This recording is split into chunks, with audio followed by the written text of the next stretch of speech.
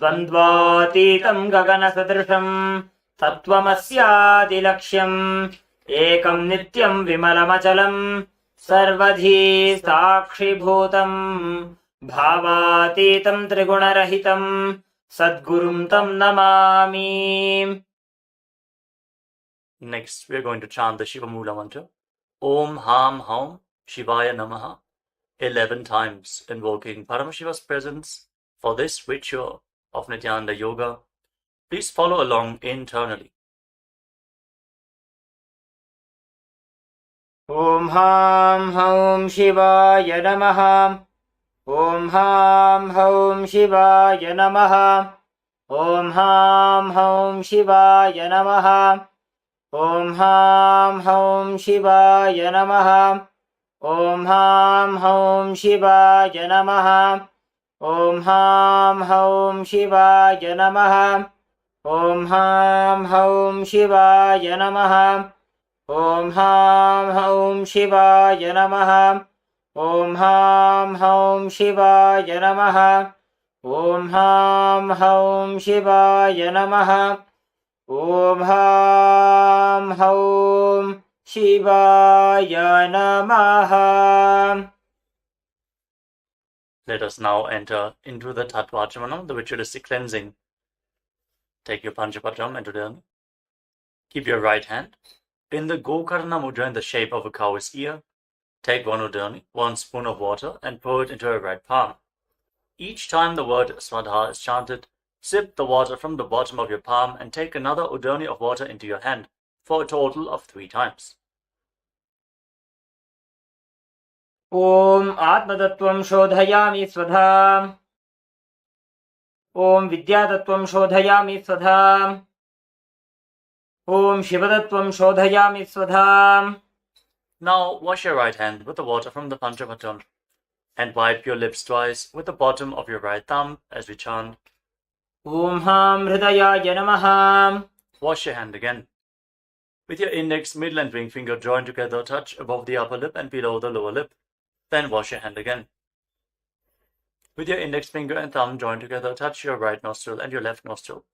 With your ring finger and thumb, touch your right eye, your left eye, your right ear, and your left ear. Then wash your hand again. With your little finger and thumb, touch your navel, your right chest, and your left chest. And with all the tips of the fingers joined together, touch the crown of your head, the right shoulder, the left shoulder, and your heart center. Wash your hand again. Now place your right hand over the left and place both your hands on the right thigh. Sit straight, close your eyes, and make a conscious resolution. What you want to manifest in today's Nityananda Yoga session. Hold the visualization of what you want to manifest as we chant the Sankalpa mantra. Om Mamopatta Samasta Duritakshayadvara Bhagavat Shri Nityananda Paramashiva Prityartham Shri Nityanandeshwari Paramashiva Shakti Sameta Shri Nityanandeshwara Paramashiva Prityartham Cha Shubhe Shobhane Muhurte Adya Brahmanaha Dvitiya Parardhe Shri Shvetavaraha Kalpe Vaivasvatamanvantare Ashtavimshatitame Nitya Yuge Prathame Pade Jambudvipe Bharatavarše Bharatakhande Meroho Dakshine Parshve Shakabde Asmin Vartabane Vyavaharike Prabhavadinam Shashtyaha Samvatsaranam Madhye Shubhanama Samvatsare Shubhayane Shubharitau Shubhamase Shubhapakshe Shubhatitau Shubhavasarayuktayam Shubhanakshatra Shubhayoga Shubhakaranam Evam Gunavisheshana Vishishtayam Asyam Shubhatithau Shri Kailasonnada Dvadashanta Shyamala Pitharudha Shri Meenakshi Sundareshwara Bhinnaswarupa Parashivaputra Ratnakumara Gurumanyatulyavatara Shri Parvati Stanyapana Labdha Divyajnana Vishruta Sakala Nigama Gamasara Bhuta Dravida Veda Pravaktre Srimad Paramashiva Karuna Samadhigata Mukta Maya Chaturashrayana Gijamana Chatra Chamara Shri Jinnagahaladi Samasta Virada Valyalankrita Jnana Vijnana Chakravarti Sarvajana Sangha Sadhyo Nirvana Diksha Vyajapa Varga Varsha Vishranaji Mutam Paramatakala Bhakesari Shaiva Siddhanta Sthapanacharya Shri Rajadhiraja Pandya Maharaja Guru क्षपनशाक्यादिमहान्धकारनिवारणज्ञानभानु वीक्षणानर्हार्हध्वजोच्छेदनपूर्वक श्रीमदृषभध्वजस्थापक शैवसमयकर्त्रे सर्वज्ञपीठारूढ श्रीजगद्गुरु श्रीज्ञानसम्बन्धदेशिकस्वामी वागीशसुन्दरमाणिक्यवाचकस्वामिनाम् अवतारभूत श्रीज्ञानसम्बन्धस्वामी पुनरुद्धृतश्यामलापीठ सर्वज्ञपीठ तृणवद्युत्तर द्विशततमगुरुमहासन्निधान अरुणगिरि Yogeshwar परंपरागत अरुणाचल सर्वज्ञपीठ गुरुमहासन्निधान कैलास परंपरागत कांची कैलास सर्वज्ञपीठ त्रयस्त्रिंशदुत्तर द्विशततम गुरुमहासन्निधान नित्योत्सव नित्यमंगल नित्यकल्याण नित्यरजित कैलास परंपरागत आदिकैलास नित्यानंदपीठ महासंस्थान महासिंहासनपीठ कर्त्रे साक्षात् श्री परमशिव समुद्भूत कैलास परंपरागत वैवस्वतमनु इक्ष्वाकु हरिश्चंद्र भगीरथ श्रीरामचंद्र शूरसेन इत्यादि अनवच्छिन्न सार्वभौम चक्रवर्ती परंपरागत चतुष्षष्टि योगिनी मंडित चतुष्षष्टि संप्रदाय प्रवर्तक मनुधर्म शासन सूर्यवंश प्राप्त सर्वज्ञपीठ सुरांगी साम्राज्य मूर्धाभिषिक्त चूड़ामणि साक्षात् श्री परमशिव समुद्भूत कपिल महागुरु पुनरुद्धृत महानिर्वाणिपीठ अष्टोत्तर सहस्र श्री महामंडलेश्वर साक्षात् श्री परमशिव समुद्भूत श्री महागणपति समारंभ अनवच्छिन्न पीठाधीश्वर गुरु परंपरा प्राप्त अटलपीठ अष्टोत्तर सहस्रतम अष्टोत्तर सहस्र श्री अटलपीठाधीश्वर धर्म मुक्ति स्वर्गपुर स्वर्णपीठ त्रयोविंश गुरु महासन्निधान कैलास परंपरागत आदिपीठ सर्वज्ञपीठ जगद्गुरु श्री कैलास पुनरुद्धारक श्री कैलास परमाचार्य श्रीमत् परमहंस परिव्राजकाचार्यवर्य सच्चिदानंद प्रणव स्वरूप श्रोत्रिय ब्रह्मनिष्ठ श्रीमज्जगद्गुरु श्रीलश्री भगवत् श्री नित्यानंद परमशिव श्री ज्ञान संबंध देशिक परमाचार्य स्वामिनां प्रीत्यर्थं तेषां पादारविन्दयोः भक्ति सिद्ध्यर्थं गुरुकृपा कटाक्ष सिद्ध्यर्थं क्षेमस्थैर्य वीर्य विजय आयुरारोग्य ऐश्वर्यानाम् अभिवृद्ध्यर्थं धर्मार्थ काम मोक्ष चतुर्विध बल पुरुषार्थ सिद्ध्यर्थं समस्त दुरितोपशान्त्यर्थं समस्त मंगल अवाप्त्यर्थं भगवत् श्री नित्यानंद परमशिव प्रसादेन सकुटुम्बस्य ज्ञान वैराग्य जीवन मुक्ति प्राप्त्यर्थं पूर्ण आरोग्य युक्त दृढ़गात्र यौगिक शरीर सिद्ध्यर्थं परमशिव शक्ति आविष्करणार्थं नित्यानंद योगाभ्यासं करिष्ये. Now wash your right hand once more. Om apa upasprisya. And keep your Panchapatam and Udani aside out of harm's way. Let us now enter into the first asana of the sequence, Sukhasana. In a comfortable cross-legged position with your head, neck and spine in a straight line, place your hands on top of the knees in Bindu Mudra with index fingers and thumbs together. Gaze forward. Visualize Lord Shiva in your inner space. Hold the visualization. Breathe in Samana Kumbhaka. Inhale deeply into your navel region. And visualize the fire in your navel being kindled, rising up your spine as you exhale and hold your breath. Engage Mahamudra Bandha, which is a combination of the Mula Bandha, the root lock, contracting the perineal floor and pulling it up, preventing the energy from flowing out at the bottom of your spine. The Uddiyana Bandha, the abdominal lock, contracting your muscles above and below the navel and pulling your stomach in and up towards your spine.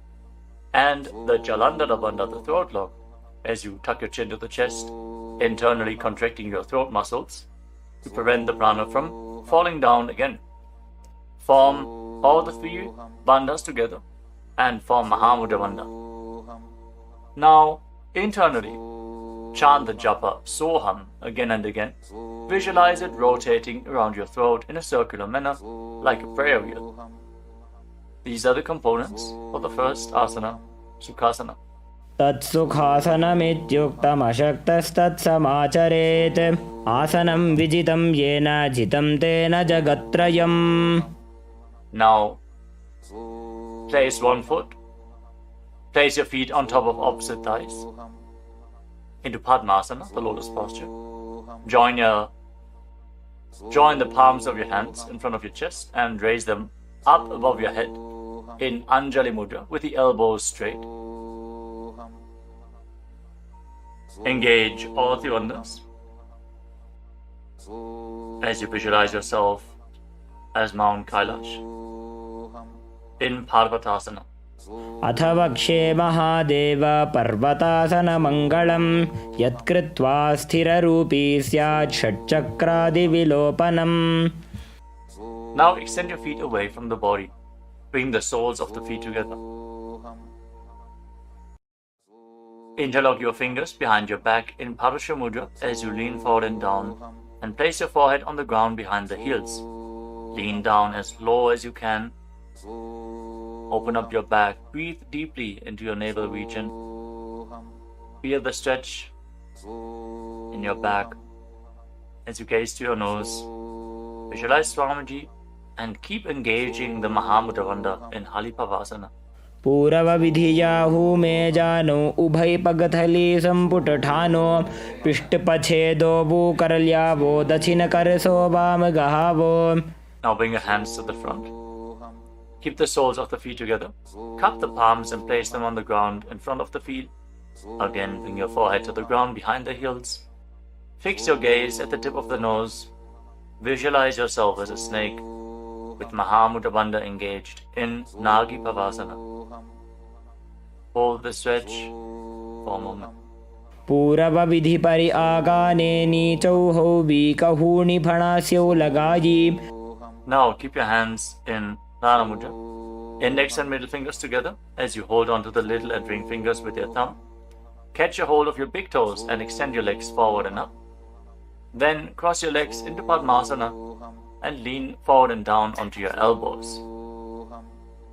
Engage all the bandhas, Mahamudra Bandha, and visualize yourself as a bird in Kokilasana.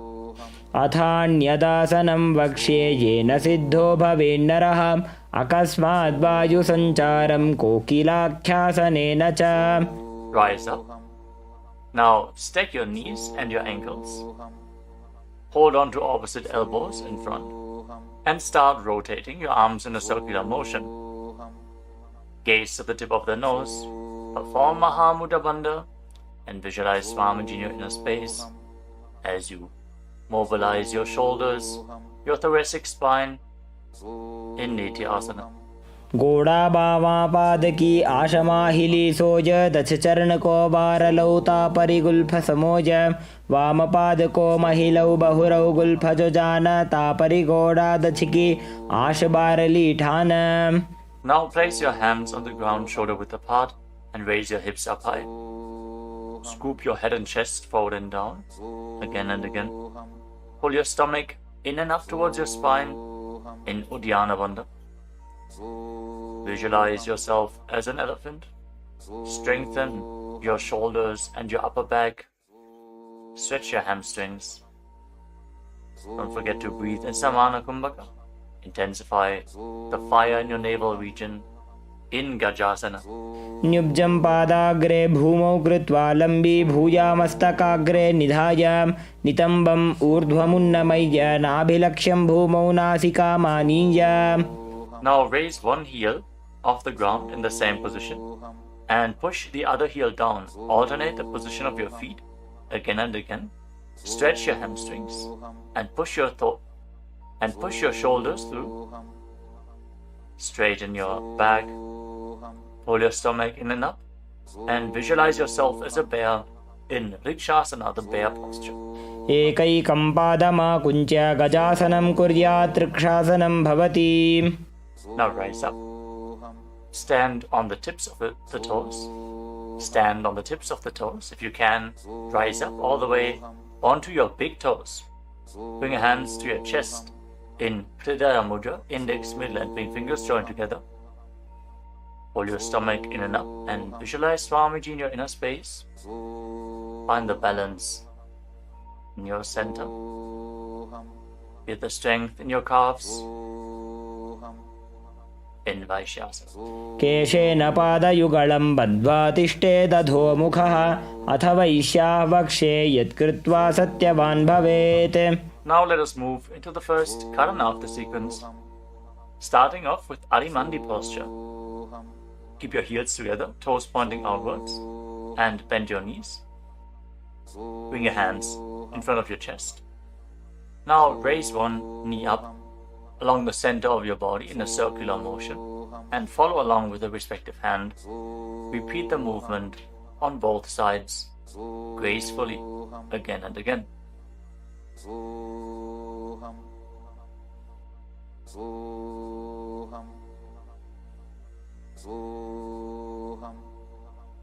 We move on to Palalingasana. Now interlock your fingers from the outside in Sarva Shankari Mudra. Raise one knee up towards your chest and pull it close with your hands. Stand straight on the mat. Bring stability into your foot as you engage all three bandhas: the root lock, abdominal lock, and throat lock in Mahamudra Bandha. Visualizing yourself caressing a baby in Balalingasana. एकं जानु उरसि आलिङ्ग्य स्थातव्यं बाललिङ्गनं भवति. Now bring the raised foot behind towards your buttocks. Pull it close with interlocked fingers in Parusha Mudra. Bring the knees close together as you engage Mahamudra Bandha. Visualize Swamiji in your inner space. Bring stability to your inner space. You can focus on the drishti point, an external point. Remove any shaking of the inner space and body. Fix your gaze at a point and gain stability of the body and mind. स्थित्वैकस्मिन् पादतले कराभ्यां वेष्टयेत्तनुं पृष्ठे संस्थाप्य यत्नेन पादपीडनमासनम्. As you now catch the sole of the foot from the inside, kick the leg back and up and extend the other hand forward in Bindu Mudra with index finger and thumb together. Raise the foot up high and visualize yourself as Lord Nataraja in Natarajasana. उत्तानपादं क्रौञ्चं च मरीचिं वीरभद्रकं नटराजं त्रिकोणं च सुप्ताङ्गुष्ठप्रसारणे. Step the foot down and interlock your fingers again from the outside in. Raise the other knee to the chest. Repeat Balalingasana on the other side. Visualize yourself holding a baby. Breathe deeply against the raised thigh. एकं जानु उरसि आलिङ्ग्य स्थातव्यं बाललिङ्गनं भवति. Now bring the raised foot to the back. Pull it close to the buttocks with both hands. Engage all the bandhas. Visualize Swamiji in Padapidanasana. एकं जानु उरसि आलिङ्ग्य स्थातव्यं बाललिङ्गनं भवति. Now hold the sole of the foot, kick the leg back and up, and lean forward with the front hand in Bindu Mudra. Visualize yourself as the cosmic dancer Lord Nataraja in Natarajasana. उत्तानपादं क्रौञ्चं च मरीचिं वीरभद्रकं नटराजं त्रिकोणं च सुप्ताङ्गुष्ठप्रसारणे. Come to the next karana of the sequence. Again, stand in Arimandi. Heels together, toes pointing outwards and knees bent. Bring your hands to the chest.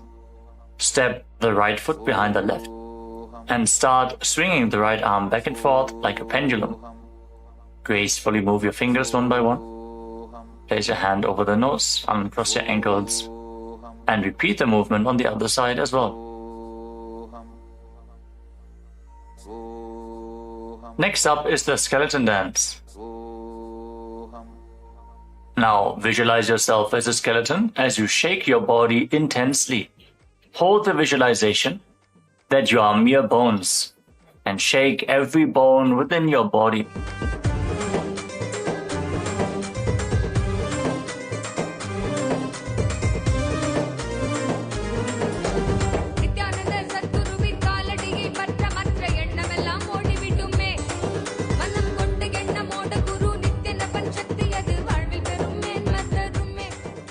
Now return to Arimandi posture and cross your arms over top of your head.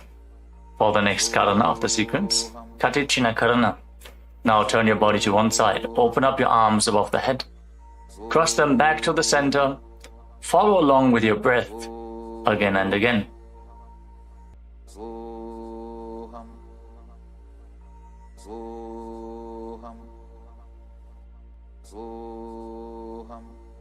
Now raise your arms up parallel above your head and rise up onto the tips of your toes. Engage Mahamudra Bandha and visualize yourself as a palm tree. As you breathe in Samana Kumbhaka, kindle the fire in your navel region. Internally chant the new japa Shivoham in Tadasana. Mahamudra Baddha Kono Tadasana Vibhedakan Vinotanam Sada Kuryadantarvatni Patipriya. Now lean forward and down. Place your hands flat on the ground if you can. Otherwise, just lean down as low as possible. Bring your head towards the knees and engage all three bandhas, Mahamudra Bandha, as you visualize Swamiji in Uttanasana. Mahamudra Baddha Kono Tadasana Vibhedakan Vinotanam Sada Kuryadantarvatni Patipriya. Now bring your hands flat on the ground and step your feet back. Come to a tall plank position. Take this opportunity to gaze at the Shri Yantra on your mat. Now tuck your chin to the chest and lock your throat. And start rotating your head from side to side as you visualize Swamiji in your inner space in Tarakshvasana. Gajasana Vastitva Mastakam Varam Varam Dakshina Kokshim Savya Kokshim Najet Tarakshvasanam Bhavati. Hold the plank position. Engage your core. Now lower your body down onto your stomach. Your hands by the side of your shoulders. And then raise your head and your chest by the strength of your lower back. Curl your upper back up. Open your mouth in Bhujangani Mudra, wide open. Inhaling through the hollow of your throat as you visualize yourself as a cobra in Bhujangasana. Angushthanabhiparyantam adhau bhumau vininyaset karabhyam chadharam dhritva urdhvashirsha phanivahi. Dehagnirvardhate nityam sarvaroga vinashanam jagarti bhujagi devi bhujangasana sadhanat. Now push your body up back into the plank position and alternate pulling one knee in towards your chest back and forth. Breathe calmly through your nose in Sahadra Kumbhaka, leading the prana along your spine and holding the breath on and off in the various energy centers along your spine. Visualize Swamiji in your inner space in Shashasana. Gajasana samstito janudvayamakuncha varam varam kartavyam shashasanam bhavati. Now step one foot in between your two hands. Simultaneously jump the front foot back and bring the other foot in between the hands. Alternate the position. Jump intensely as you visualize yourself as a chariot in Rathasana. Gajasana samstito ekaikam padam puro margena bhramajitva kartavyam rathasanam bhavati. Remain in this position and rise up. Keep one foot at the back with the toes facing sideways and bend the front knee at a 90-degree angle. Raise your arms up parallel above your head. Intensely engage your legs and your core. Pull your stomach inwards and up in Uddiyana Bandha. Fix your gaze at your third eye as you visualize yourself as Lord Veerabhadra with 8 arms in Veerabhadrasana. Vasishtamatha kaundinyam urdhakukkutameva cha ashtavakramatotthanam mayuram setu bandhanam uttanapadam krauncham cha marichim veerabhadrakam natarajam trikonam cha suptangushta prasarane. Now exchange the position of your feet. Bring the other foot to the front and bend the front knee at a 90-degree angle as you turn the back toes facing outwards and bring your arms up above your head. Gaze to your third eye. Pull your stomach in and up and visualize yourself as Lord Veerabhadra. Feel the intense stability this posture brings to your hip. Stand strong and stable in Virabhadrasana. वासिष्ठमथ कौण्डिन्यम् ऊर्ध्वकुक्कुटमेव च अष्टावक्रमथोत्तानं मयूरं सेतुबन्धनम् उत्तानपादं क्रौञ्चं च मरीचिं वीरभद्रकं नटराजं त्रिकोणं च सुप्ताङ्गुष्ठप्रसारणे. Now stand up straight. Take one foot and pull it up towards the inner opposite thigh with the heel close to your perineum. Join your hands in Anjali Mudra and raise your arms up straight above your head. Engage Uddiyana Bandha, pull your stomach in and up, and visualize yourself as a tree. Fix your gaze at an external point for balance in Vrikshasana, the tree posture. वामोरुमूलदेशे च याम्यं पादं निधायतु तिष्ठेत्तु वृक्षवद्भूमौ वृक्षासनमिदं विदुः. Now bring the raised foot up towards the opposite hip and join your hands in Namaskara Mudra in front of your chest. Visualize yourself as Lord Garuda with heavy wings on your back. Stand strong and stable in Garudasana. गरुडासनमावक्ष्ये येन ध्यानं स्थिरं भवेत् सर्वदोषाद्विनिर्मुक्तो भवतीह महाबली. एकपादमुरो बद्ध्वा एकपादेन दण्डवत् जङ्घपादसन्धिदेशे जानुव्यग्रं व्यवस्थितः. Now step the foot down. Raise the other foot up. Bring your hands together in Anjali Mudra. Raise your arms up above your head. Elbows straight. Perform Uddiyana Bandha and visualize yourself as a tree in Vrikshasana. Stand stable like a tree. Feel the roots growing from the standing foot. वामोरुमूलदेशे च याम्यं पादं निधायतु तिष्ठेत्तु वृक्षवद्भूमौ वृक्षासनमिदं विदुः. Now step one foot back. Now bring the raised foot on top of the opposite hip and join your hands in Namaskara Mudra in front of your chest. Visualize yourself as Lord Garuda as you repeat Garudasana on the other side. गरुडासनमावक्ष्ये येन ध्यानं स्थिरं भवेत् सर्वदोषाद्विनिर्मुक्तो भवतीह महाबली. एकपादमुरो बद्ध्वा एकपादेन दण्डवत् जङ्घपादसन्धिदेशे जानुव्यग्रं व्यवस्थितः. Now step one foot back and keep the other foot at the front. Keep the back toes facing sideways. Extend your arms out parallel to the ground, lean forward and down. Bring one hand to the foot and the other hand up to the sky. Gaze up along the raised arm and visualize yourself as a triangle in Trikonasana, the triangle posture. उत्तानपादं क्रौञ्चं च मरीचिं वीरभद्रकं नटराजं त्रिकोणं च सुप्ताङ्गुष्ठप्रसारणे. Now rise up. Exchange the position of your feet.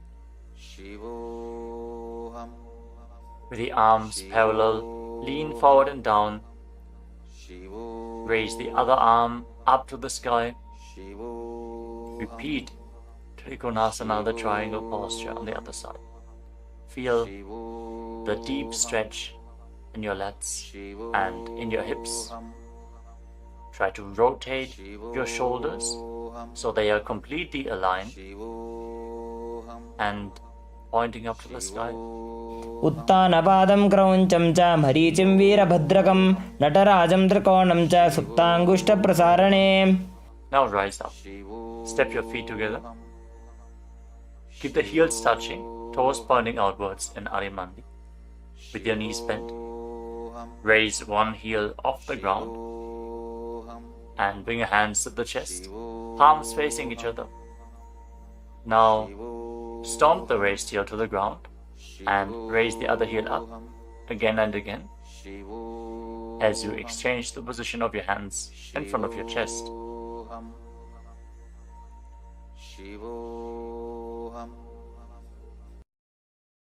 Now lower your body down into Angushtasana.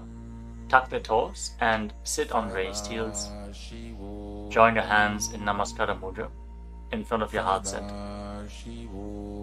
Visualize Swamiji in your inner space as you start buzzing like a bee on the in and exhalation in Brahmari Kumbhaka, and internally chant the new japa Sadashivoham in Angushtasana. कबन्धासनमित्याहुः गोरक्षासनमेव च अङ्गुष्ठमुष्टिकं न्येयं ब्रह्मप्रासादितं तथा. Now extend one leg forward and bring your hands to the side. Keep the palms facing forward in Vara Mudra, with the fingertips barely touching the ground. Be stable in this position as you visualize Swamiji in Saurasana. प्रसार्यैकं पादतलं संस्थाप्य त्वेकपादकम्. Now catch a hold of the big toe of the front foot in Prana Mudra with index and middle finger. Catch the back heel with the other hand and balance in this posture.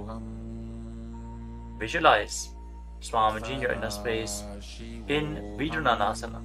गुल्फस्थितो पादमेकं प्रसार्य तत्पादाग्रं संस्पृशेत् तत्करेण गुल्फं चान्यं धारयेत् तत्करेण धूनं पीठं चाभ्यसेत् चोभयत्र. Now rise back up. Step the front foot in. Extend the other foot forward. Keep the hands at the side, palms facing forward.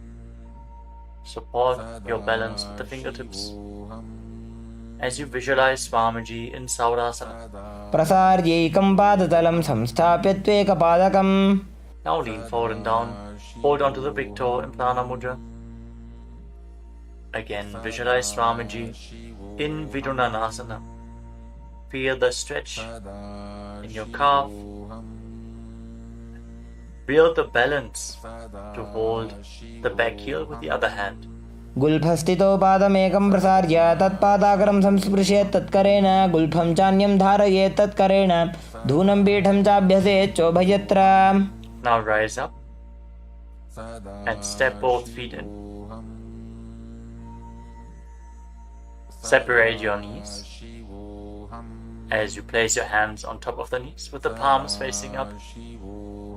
Now lock your chin to the chest in Jalandhara Bandha and gaze through the gap between the palms. Hold the balance. Calm your inner space and visualize Swamiji in Brahma Jurankushasana. दो बूफड़ा पानी होए वैसे एड़ी दो गुदानी वैसे कोरपक दलियां की माहिली Ayush माहेरा शेमिली. Now drop your knees down to the ground. Sit on raised heels and fix your gaze at the tip of the nose. Pull your stomach in and up in Uddiyana Bandha and visualize yourself as sage Kapila Muni in Kapilasana. दो बूफड़ा पानी होए वैसे एड़ी दो गुदानी वैसे कोरपक दलियां की माहिली Ayush माहेरा शेमिली. Now shift your gaze upwards towards your third eye. Maintain this posture and visualize Swamiji's form in your inner space in Bhadragurakasana. दो पकतली संपुट करे कोरवारली भूपरि धरे कोरवारली राखे ऐसे तापरी मूल द्वार टिकी बैसे. As you raise your knees off the mat, keep the soles of the feet together. Join your thumbs and little fingers and open up your palms into Padma Mudra, resembling a lotus flower. Raise your arms up above your head and gaze through the gap between the palms.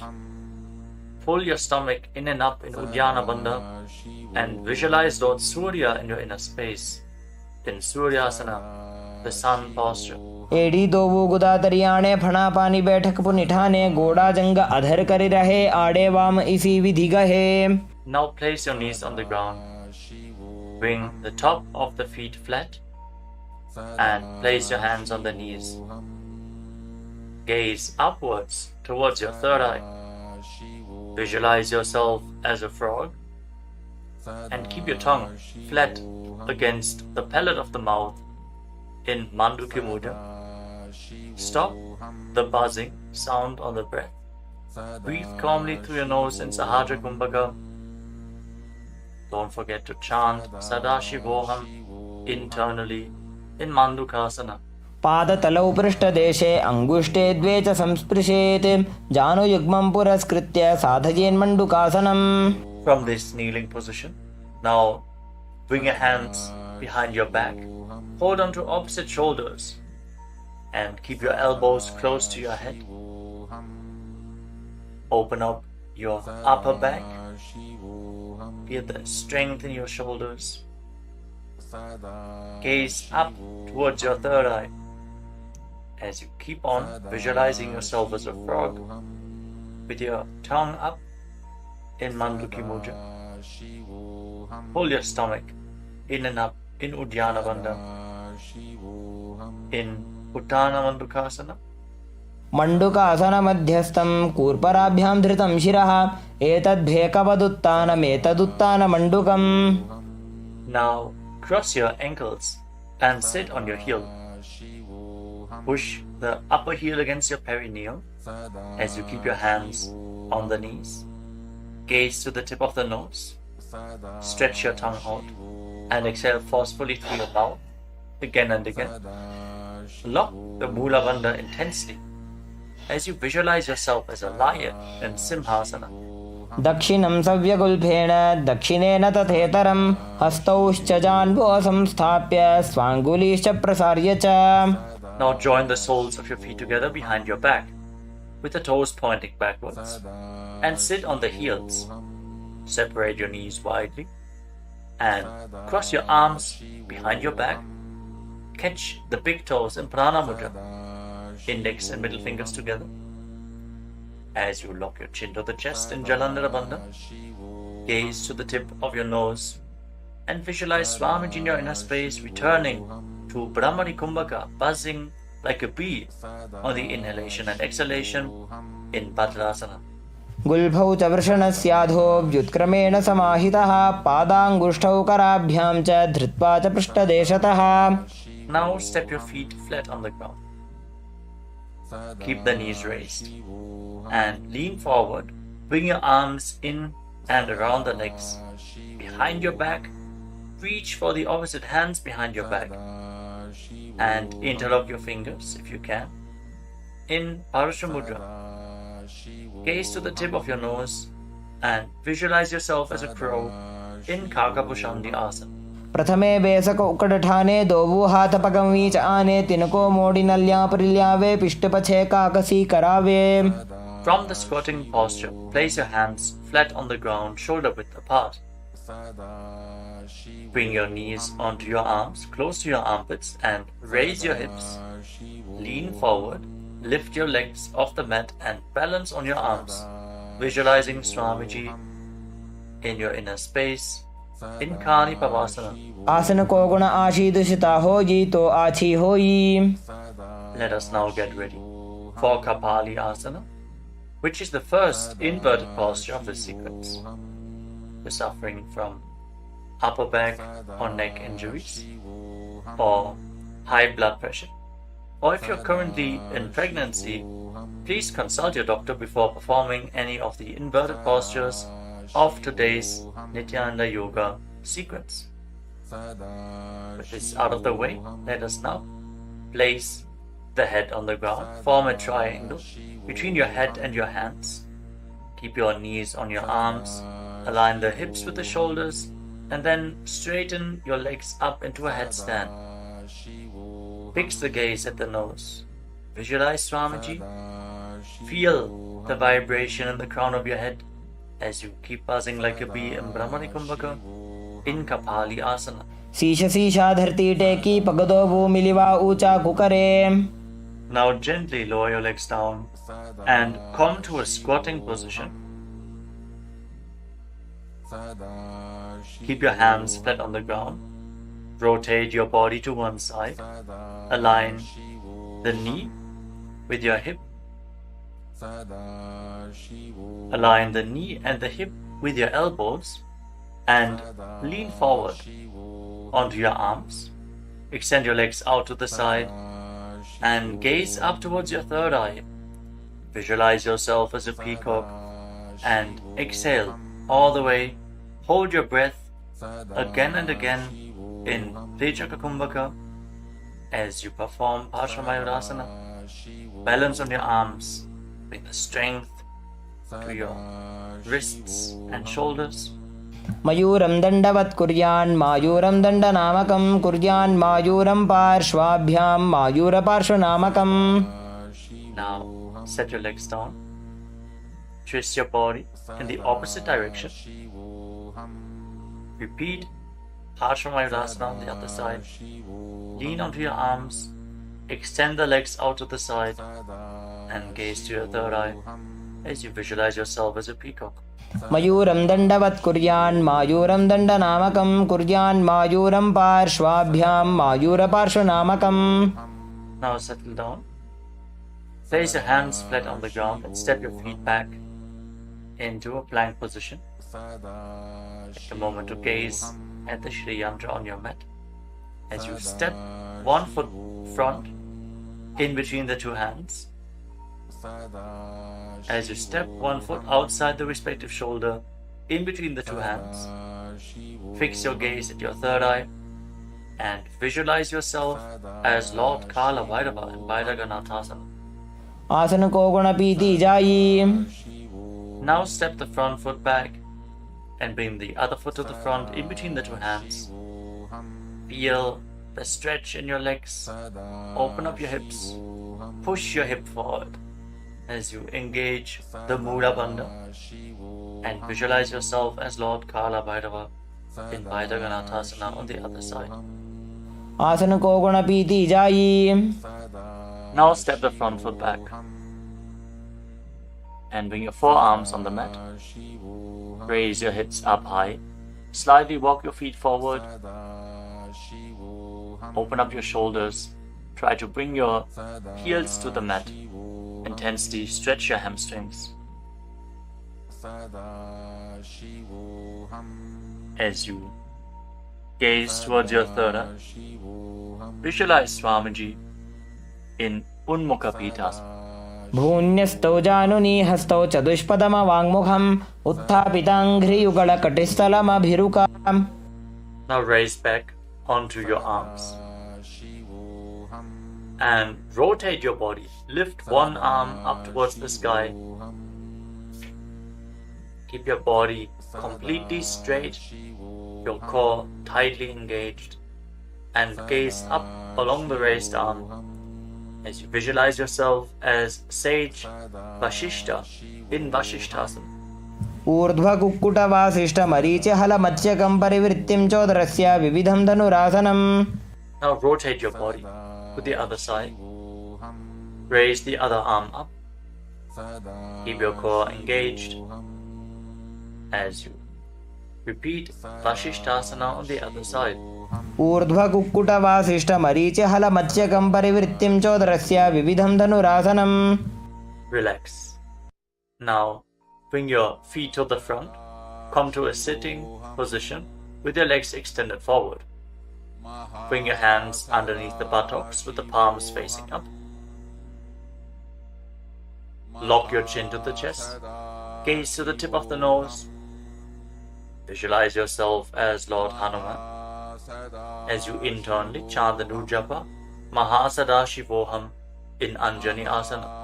दोबू करकी उभय हथेली कोरवारली मैले भेली सो आगाने भूपरिदाशे महाने अंगुली मिलिराशे. Now lean forward and down. Catch a hold of your big toes and Prana Mudra with index and middle fingers. Lean down as low as you can. Stretch your back. Open your hamstrings and your hips as you engage Mahamudra Bandha, all the three bandhas together. Visualize Swamiji in Paschimottanasana. जानु परिललाटन्तो पश्चिमं ताणमुच्यते येन केन प्रकारेण सुखं धार्यं च जायते. Now rise up. Interlock your fingers around your neck. And again, lean forward and down. Slightly separate your knees and bring your head in between with your elbows outside the knees. Perform Mahamudra Bandha as you visualize Kali in your inner space in Ugrasana. स्वपाणिभ्यां दृढं धृत्वा जानूपरि शिरोन्यसेत् आसनोऽग्रमिदं प्रोक्तं भवेदनिलदीपनं देहावसानहरणं पश्चिमोत्थानसंज्ञकम्. Now step 1 foot in towards your perineum. Lean forward and down. Bring the respective arm in and around the leg and interlock both hands behind your back. Bring your head towards the knee as you visualize yourself as Sage Marichi in Marichi Asana. उत्तानपादं क्रौञ्चं च मरीचिं वीरभद्रकं नटराजं त्रिकोणं च सुप्ताङ्गुष्ठप्रसारणे. Now rise up. Drop the raised knee to the side as you keep the heel against the perineum. Lean forward and down. Hold on to the front foot. Gaze at the tip of the nose. Visualize Swamiji. Exhale deeply and then hold your breath, locking all the 3 bandhas. Mahamudra bandha in Mahamudrasana. महामुद्रां प्रवक्ष्यामि तन्त्रेऽस्मिन् मम वल्लभे यां प्राप्य सिद्धा सिद्धिं च कपिलाद्याः पुरागताः. Now extend both your legs. Bring the other foot in towards the perineum with the knee raised. Bring your arm around the raised knee and interlock your fingers behind your back. As you bring your head towards the knee, visualize yourself as Sage Marichi in Marichi Asana on the other side. उत्तानपादं क्रौञ्चं च मरीचिं वीरभद्रकं नटराजं त्रिकोणं च सुप्ताङ्गुष्ठप्रसारणे. Now rise up, drop the raised knee to the side, and again lean forward and down. Hold onto the front foot with both hands. Gaze to the tip of the nose. Engage all the bandhas. Mahamudra bandha. As you visualize Swamiji. Open up your hip, straighten your spine intensely in Mahamudrasana. महामुद्रां प्रवक्ष्यामि तन्त्रेऽस्मिन् मम वल्लभे यां प्राप्य सिद्धा सिद्धिं च कपिलाद्याः पुरागताः. Now rise up. Bring the soles of your feet together in front. Interlock your fingers around the toes. Pull your heels in towards your perineum. Try to keep your heels down on the ground as much as possible as you gaze up towards your third eye and visualize Swamiji in your inner space in Bhadrasana 2. गुल्भौ तवृषणस्यादः सीवन्त्याः पार्श्वयोः क्षिपेत् पादपार्श्वे तु पाणिभ्यां दृढं बद्ध्वा सुनिश्चलम्. Now extend your feet away from the body. Keep your hands on the respective knees. And lock your chin to the chest. Gaze to the nose. As you visualize Swamiji in Gvalibhavasana.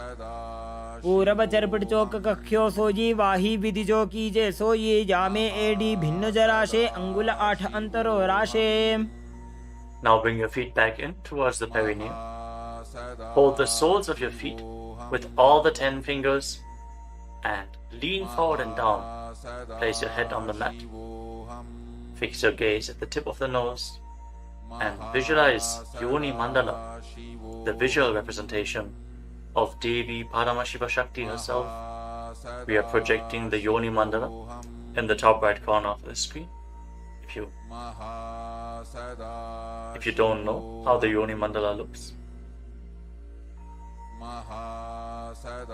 exhale deeply and hold your breath in Rechaka Kumbhaka in Joni Asana. दोबू पकदली संपुट करे AD made के ढिंग दरे अर्धहात को अंतर राशे लीलाट पकथलियां उपरदाशे. Rise up and again extend your feet away from the body.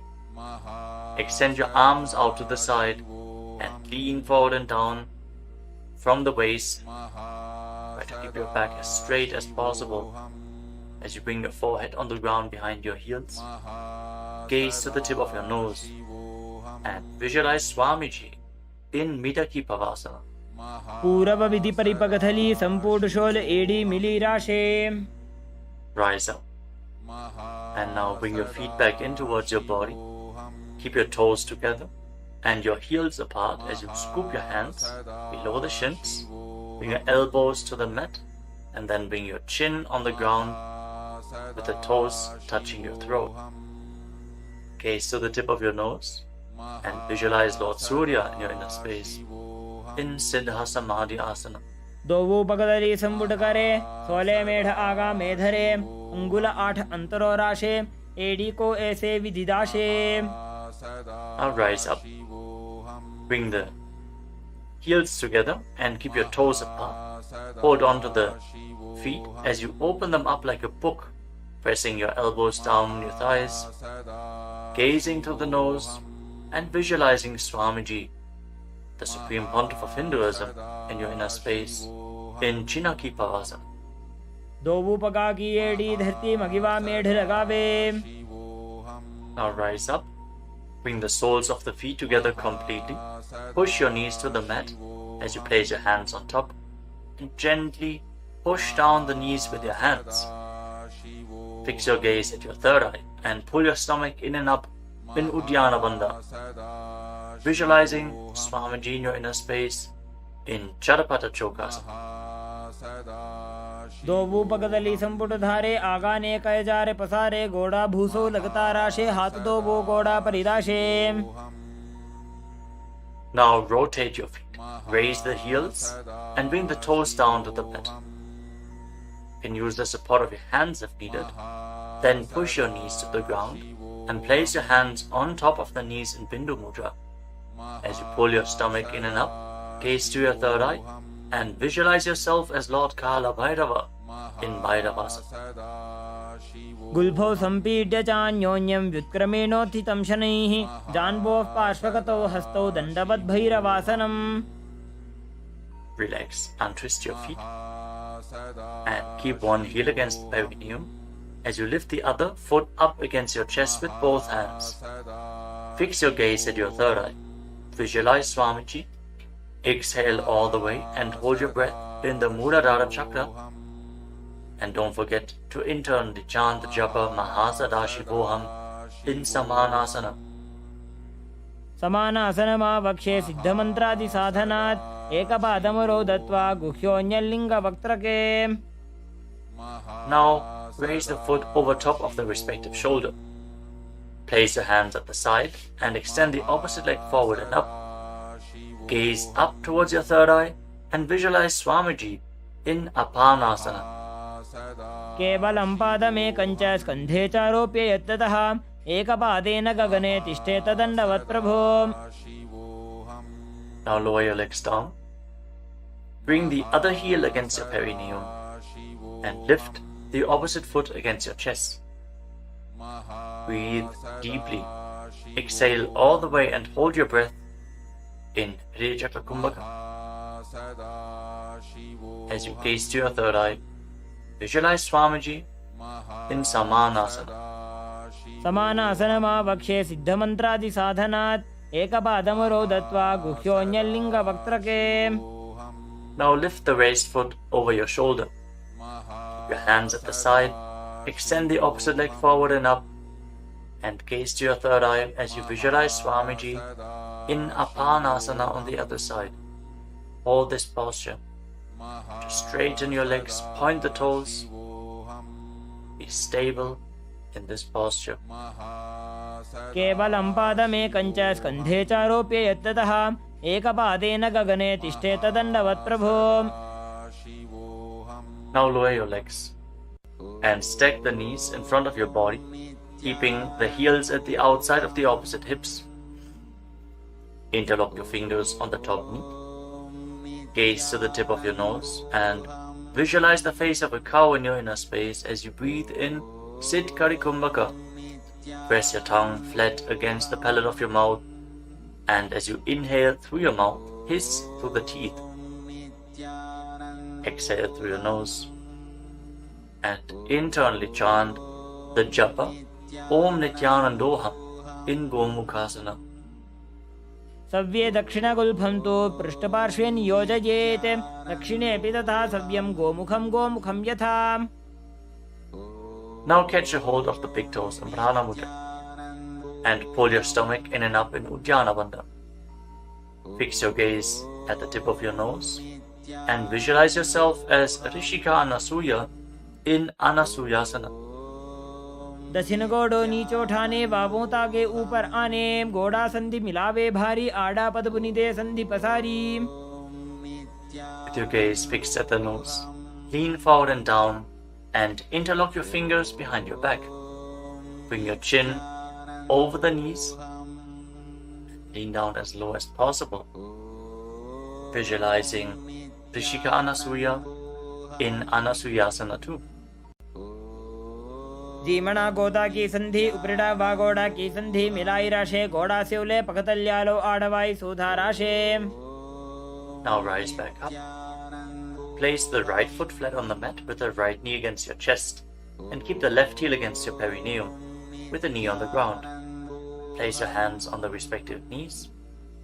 Gaze to the tip of the nose and visualize yourself as Lord Garuda in Garudasana 2.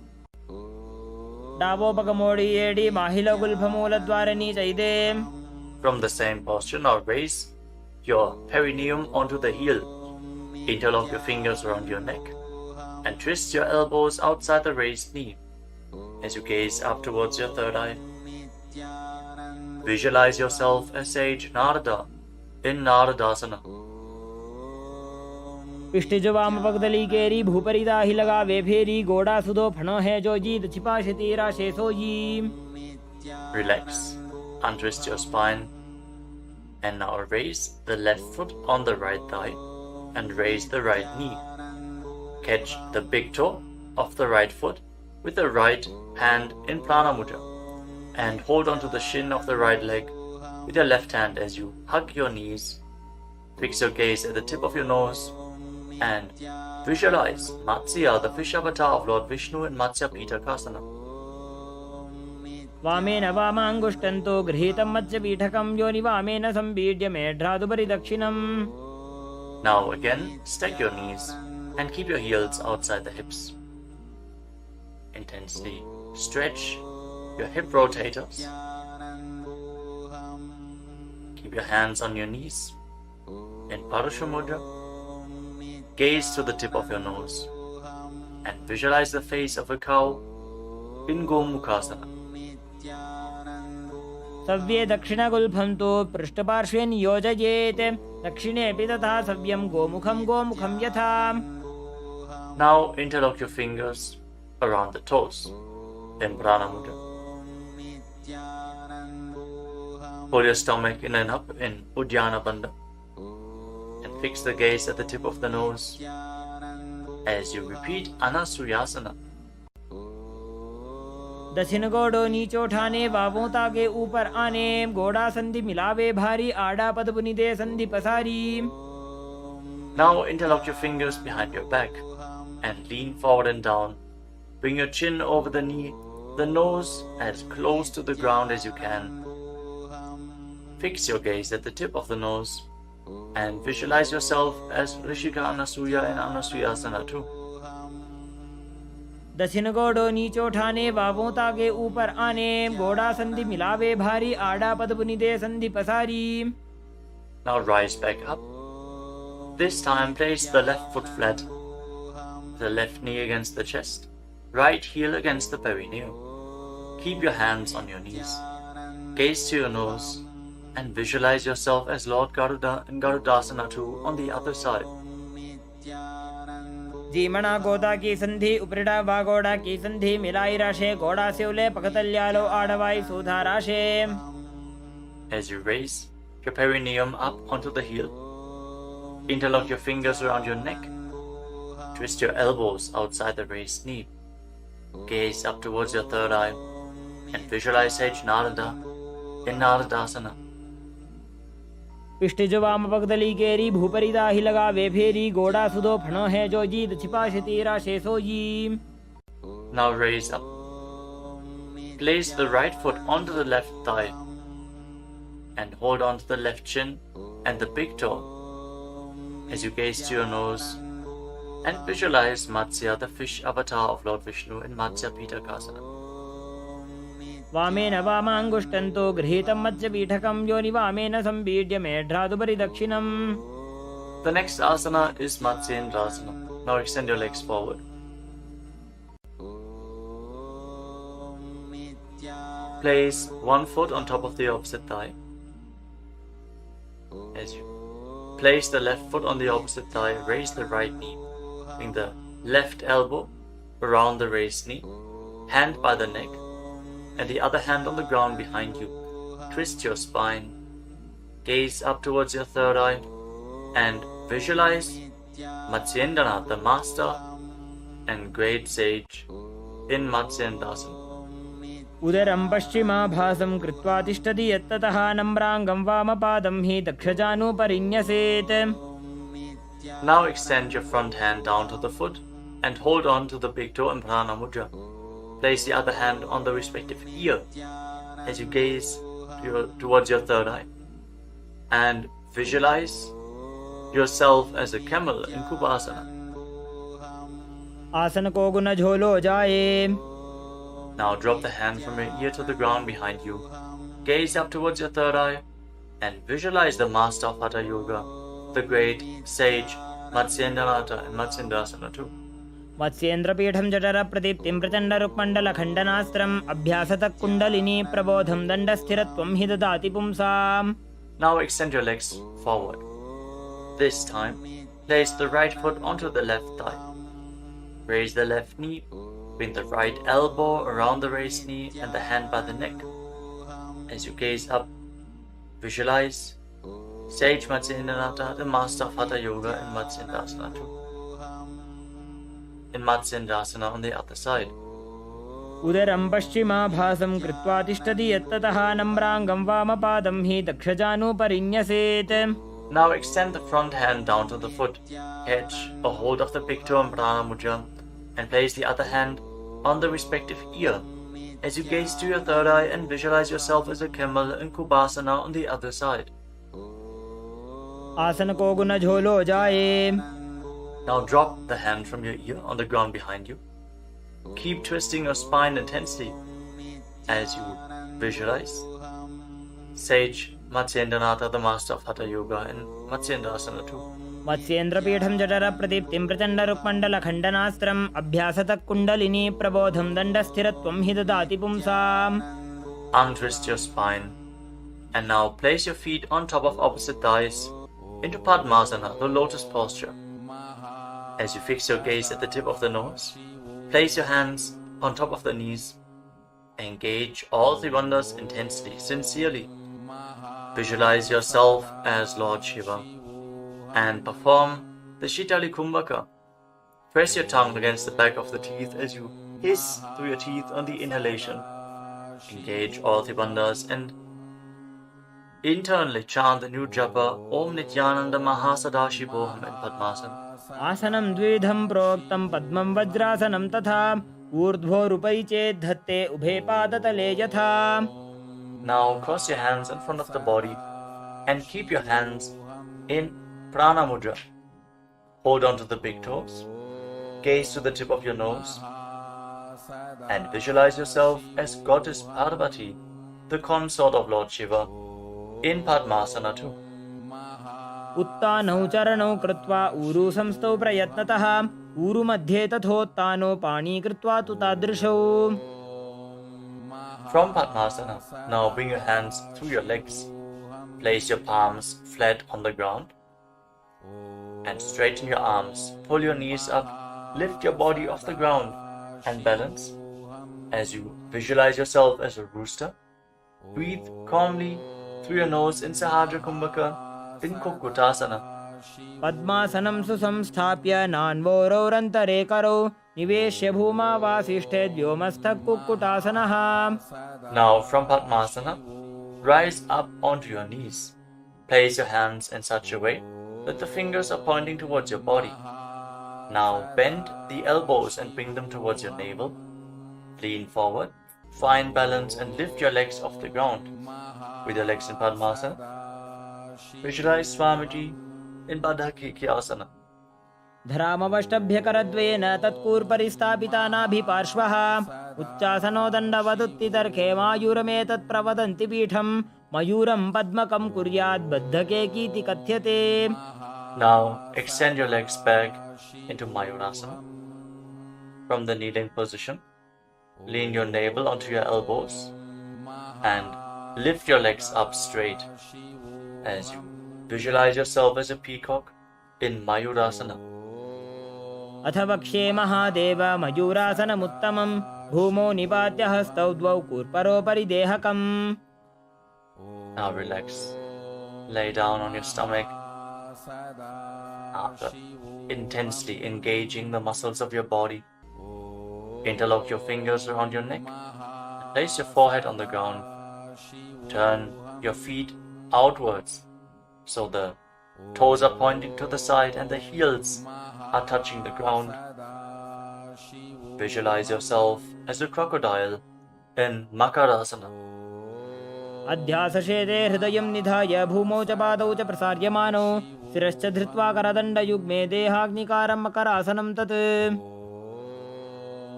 Now keep your hands at the side of your shoulders and raise your legs off the ground. Engage your lower back as you visualize yourself as a locust in Shalabhasana. अध्यासशेते करयुग्मवक्षो भूमिमवष्टभ्यकरयोस्तलाभ्यां पादौ च शून्ये च वितस्ति चोर्ध्वं वदन्ति पीठं शलभं मुनीन्द्राः. Next, bend your knees and hold onto the feet with your hands, pulling your feet outside of the hips onto the ground as low as possible. Visualize yourself as a camel in Ushtrasana. अध्यासशेते पदयुग्मव्यस्तं पृष्ठे निधायापि धृतं कराभ्याम् आकुञ्चयेत् सम्यक् उदरास्य गाढमुष्ट्रं च पीठं योगिनो वदन्ति. Now, as you hold onto the feet, kick your legs back and up and raise your head and chest. Bend your back and gaze up. Visualize yourself as Lord Shiva's bow in Dhanurasana. प्रसार्य पादौ भुवि दण्डरूपौ करौ च पृष्ठे धृतपादयुग्मं कृत्वा धनुस्तुल्य विवर्तिताङ्गं निगद्य योगी धनुरासनं तत्. Now lower your body down. Rise up and come to a comfortable kneeling position. Keep your heels outside the hips with the toes touching behind your back. Keep your hands on your knees or on your thighs. Gaze upwards towards your third eye. And breathe deeply through your nose. Lead the prana along your spine in Sahaja Kumbhaka. As you visualize Swamiji in your inner space, internally chant the Mahavakya Om Nityananda Paramashivoham in Bhagasana. उल्टा मोड़ी पावदो वैसे बहुरो जुगति करे एक ऐसे पावन महिला गुल्पज होवु कुलापाशितीला वेसोवु. Now lean forward and down. Bring your forearms to the ground, elbows shoulder width apart. As we get ready for another inverted posture, interlock your fingers and place your head on the mat, supported with your hands. Raise your hips up, straighten your legs, walk them forward and lift your legs off the ground. Stay in a position with your legs bent. Pull your knees in towards your chest. Pull your knees in towards your chest. As you gaze to the tip of the nose, visualize Swamiji in Gohi Asana. दोवो हाथ की कहुनी जोजी पुनः कलाई जाने doji. From Gohi Asana, now extend your legs up straight into Shirshasana, the headstand posture. Find inner stability as you gaze to your nose and visualize Swamiji in Shirshasana.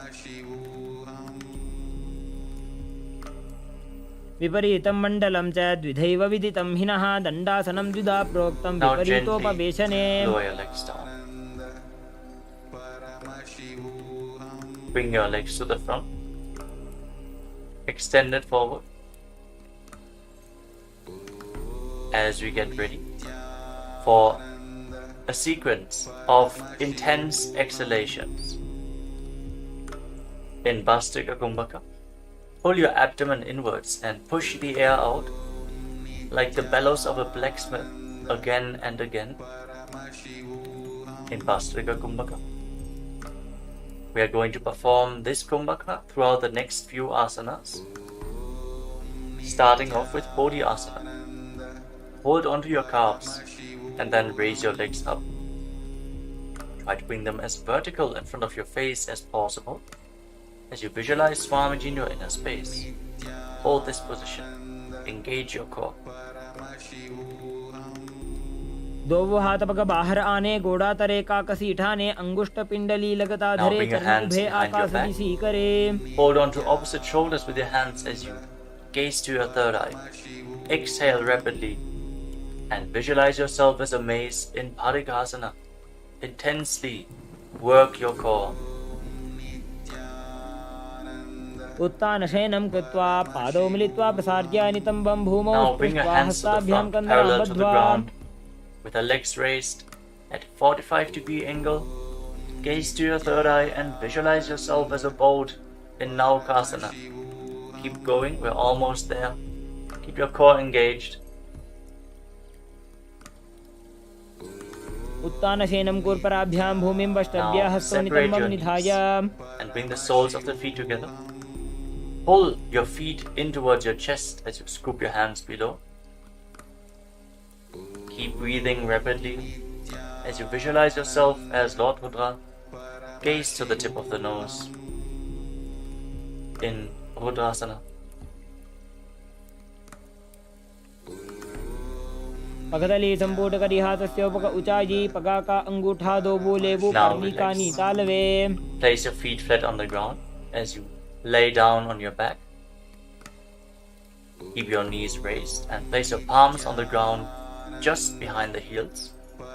Push your hips up high off the ground. Lock your perineum and lock your throat in the Mula Bandha and the Jalandhara Bandha. Push the air upwards against the throat lock. Prevent it from escaping your body in Murcha Kumbhaka. Push the prana upwards as you gaze to your nose and visualize Swamiji in Unmukha Pitasana too. ऊर्ध्वे च जानुनी कृत्वा शवित्वोर्ध्वमुखं तथा उत्थाप्य हस्तौ तिष्ठेतु पीठ उन्मुखनामके. Now lay down on your back. Keep your hands flat at the side of your body with your palms facing up. Unclutch from any micro movements of the body and the mind. Be completely still in your body. Feel the Kundalini Shakti rising up along your spine in Shakti Charan Mudra from the Muladhara Chakra all the way to the Sahasrara, from the root center to the top of your head to the crown center. Visualize your body is dead.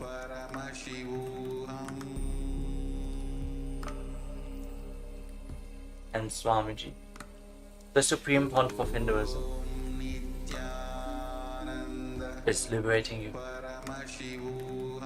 Internally chant the Mahavakya Om Nityananda Paramashivoham in Shivasana. उत्तानं शववद्भूमौ शयनं तुषवासनं शवासनं श्रान्तिहरं चित्तविश्रान्तिकायकम्.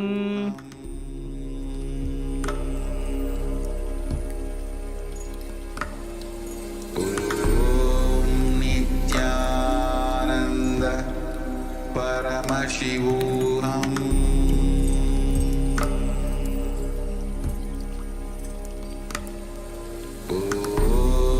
नित्यानन्द परमशिवोऽहम्.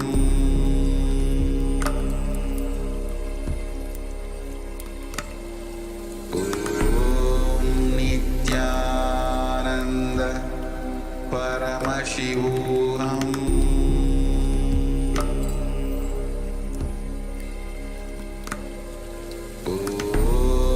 नित्यानन्द परमशिवोऽहम्.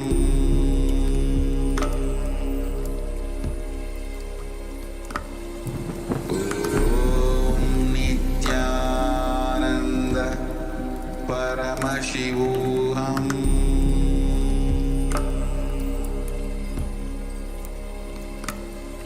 Om Nityananda Paramashivoham.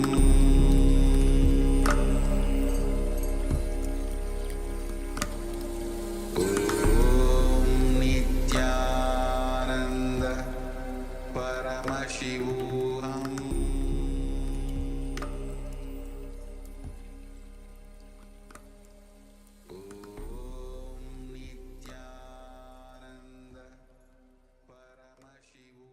Now, slowly return to your physical body. Wiggle your fingers and toes and rotate your wrists and your ankles. Bend and stretch your elbows and knees. Pull the legs up against your chest. Squeeze your body into a ball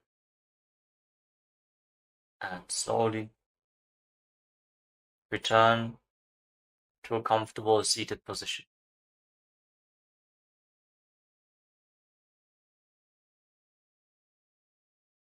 Congratulations, you completed the Pratama Vinyasa Krama, the 108 asanas of Kailasa's Nityananda Yoga. Thank you all for performing this asana sequence today. Let us conclude this ritual of Nityananda Yoga with the Purna Mantra. Sit straight with your head, neck and spine in a straight line, the hands in Namaskara Mudra in front of your chest. Close your eyes and visualize Swamiji in your inner space as we chant together. ॐ पूर्णमदः पूर्णमिदं पूर्णात् पूर्णमुदच्यते पूर्णस्य पूर्णमादाय पूर्णमेवावशिष्यते ॐ शान्तिः शान्तिः शान्तिः हरिः ॐ तत्सत् सर्वं भगवत् श्रीनित्यानन्दपरमशिवपादुकार्पणमस्तु ॐ नित्यानन्दम्.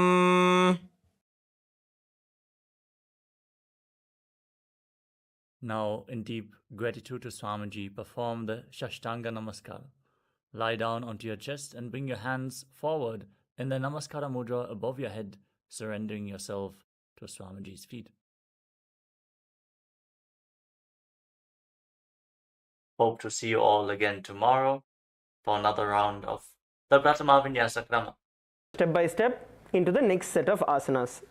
So now we are all going to be performing the N Kriya that Bhagavan has revealed for every one of us, which is going to be a combination of various very powerful pranayamas and bandhas. It will be a guided meditation for every one of you. So sit straight and sit comfortably.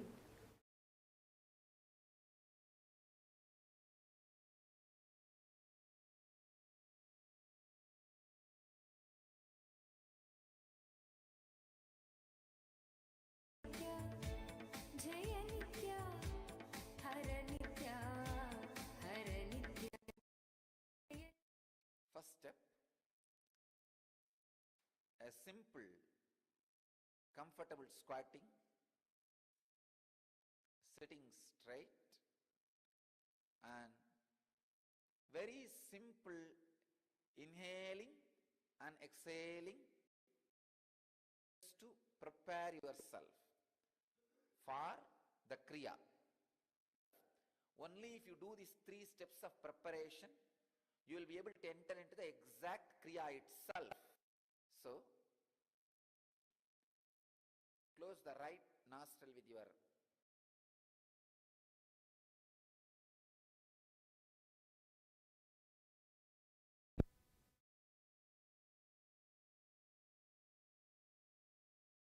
Sit straight. Inhale and exhale.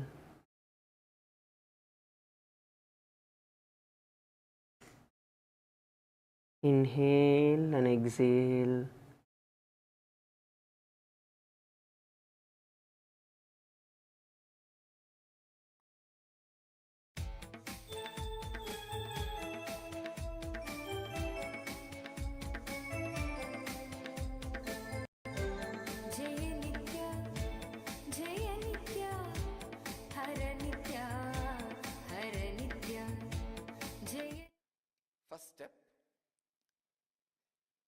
a simple, comfortable squatting,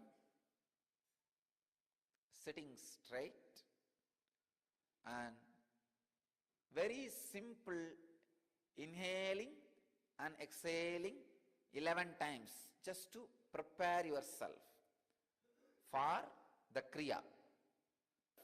Only if you do these 3 steps of preparation, you will be able to enter into the exact Kriya itself.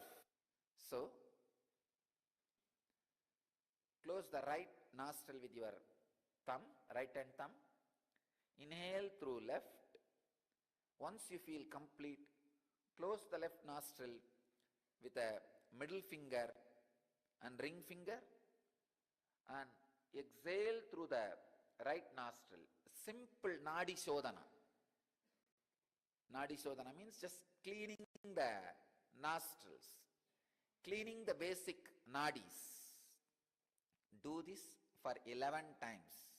Inhaling and exhaling. Nothing else. Very simple.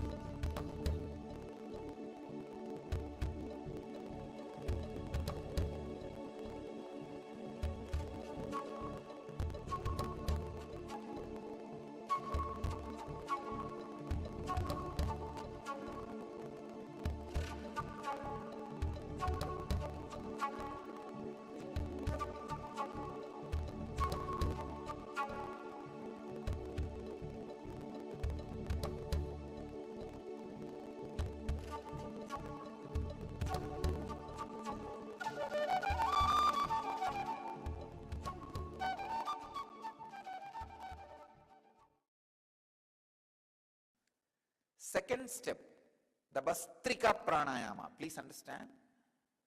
The technical term is Bhastrika.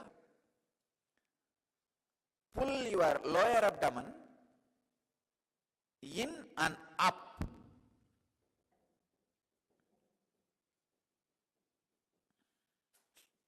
Please understand. Don't lift your shoulder. Don't move the whole body. No. No. Just the lower abdomen should be pulled in and up.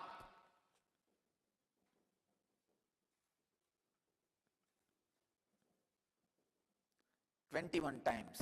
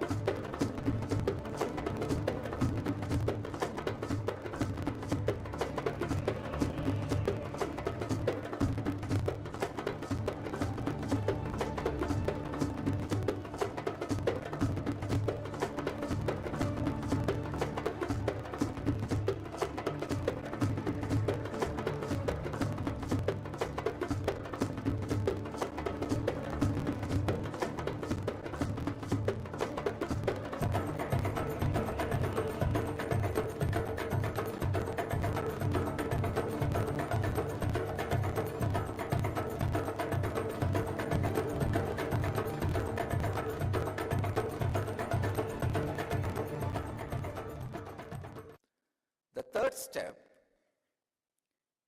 inhaling as slowly as possible, holding as long as possible, exhaling as slowly as possible, holding the lungs empty without breathing as long as possible. So, this 4 action is one cycle.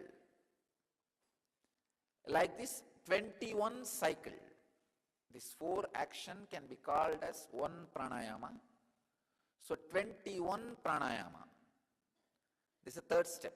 All these 3 steps are only preparation for the kriya.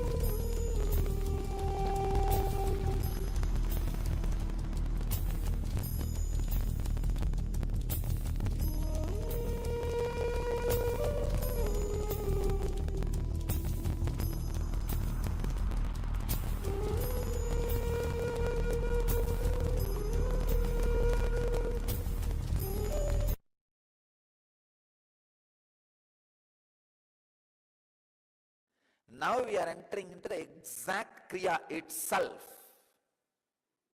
Now listen the instruction. Thumbs on the ears and the index finger and middle finger on the eyes.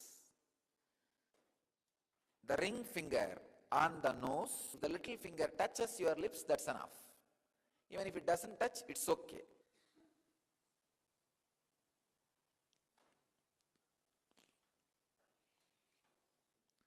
All 5 senses are in your face itself. Hands are gateway to send or receive pranic energy. Now when you lock your hands on the senses, all the senses are withdrawing inside. The pratyahara happens. Never try to do with the middle finger. If you try to lock the nose with the middle finger, you will lock it more than you can bear. Don't do with middle finger. Do it with ring finger. Thumb on the ears, the index finger and middle finger on the eyes, the ring finger on the nose, and the little finger on the mouth. Stop the breathing flow, inhaling or exhaling completely as much as you can. After a few minutes or few seconds, you will feel, oh, now I cannot stop anymore. Then just release those 2 ring fingers. For a few seconds, the body will automatically inhale or exhale. Let it do its job. You don't do inhaling or exhaling. Body will automatically balance. Please understand, you do not put your will. When you feel you can't handle anymore, just release. Body will automatically balance itself. So once if you release your nostrils and lock again, it is called 1 pranayama. So this way, 21. It's a 4th step.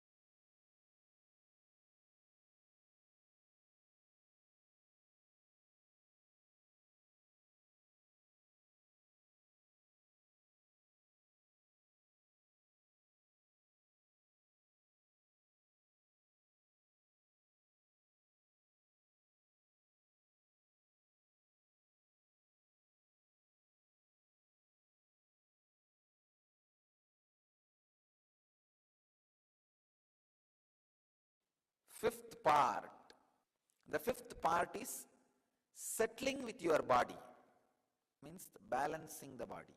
The settling or balancing can be done by intense humming, 7 minutes.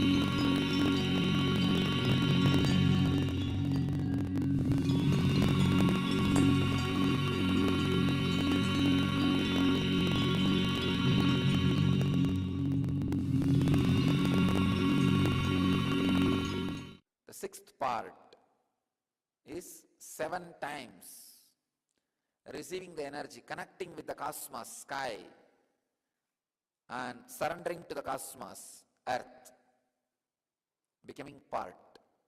By the 7 times doing Shakti Dharana. Shakti Dharana means raising your hands towards the sky and visualize the Master's presence and energy intensely landing on you, awakening your Kundalini on the whole body,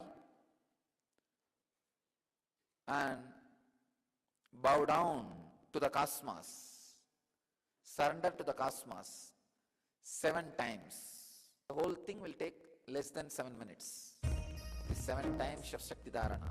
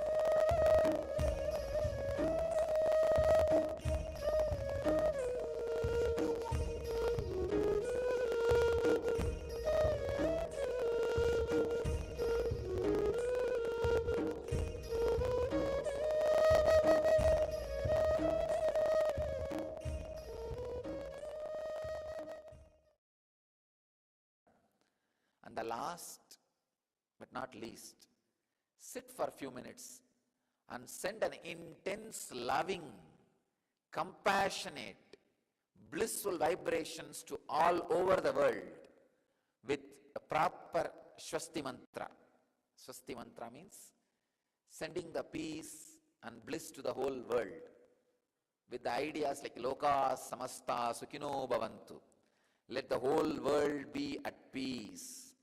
Let the whole world be in bliss. Loka Samasta Sukhino Bhavantu. With this beautiful, deep, spiritual feeling and compassion, send the loving, compassionate vibrations to the whole world. Healing vibrations to the whole world.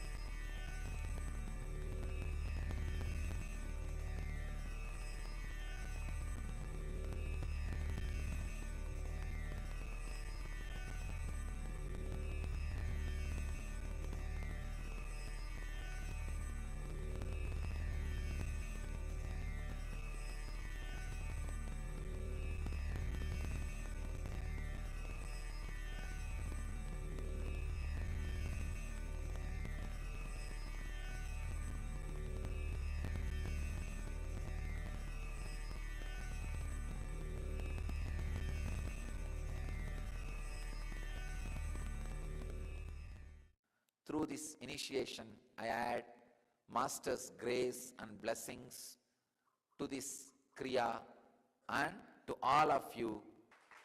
With my blessings and the grace of all the great Masters, I initiate all of you. All of you will have. People who are sitting around the world, all of you are initiated. I bless you all with the experience of initiation.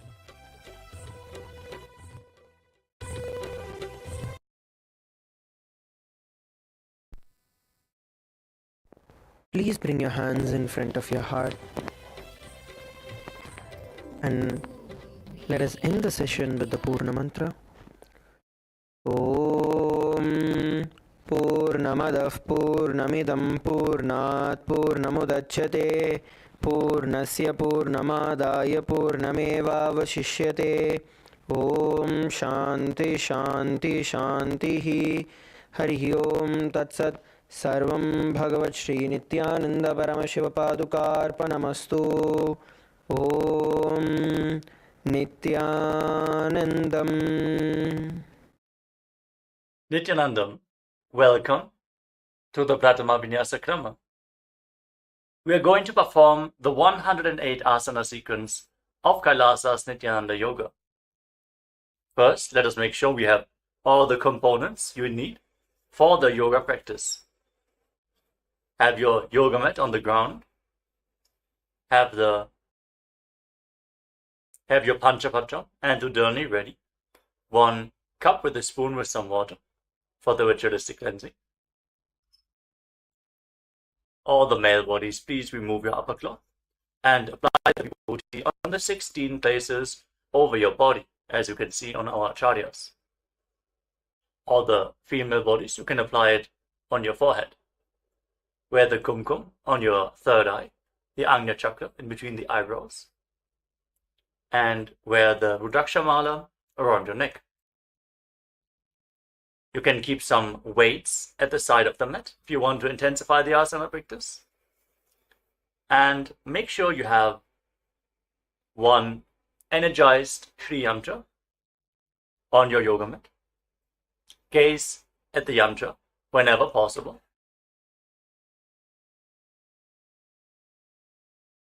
To mirror the macrocosmic energies into your microcosmos.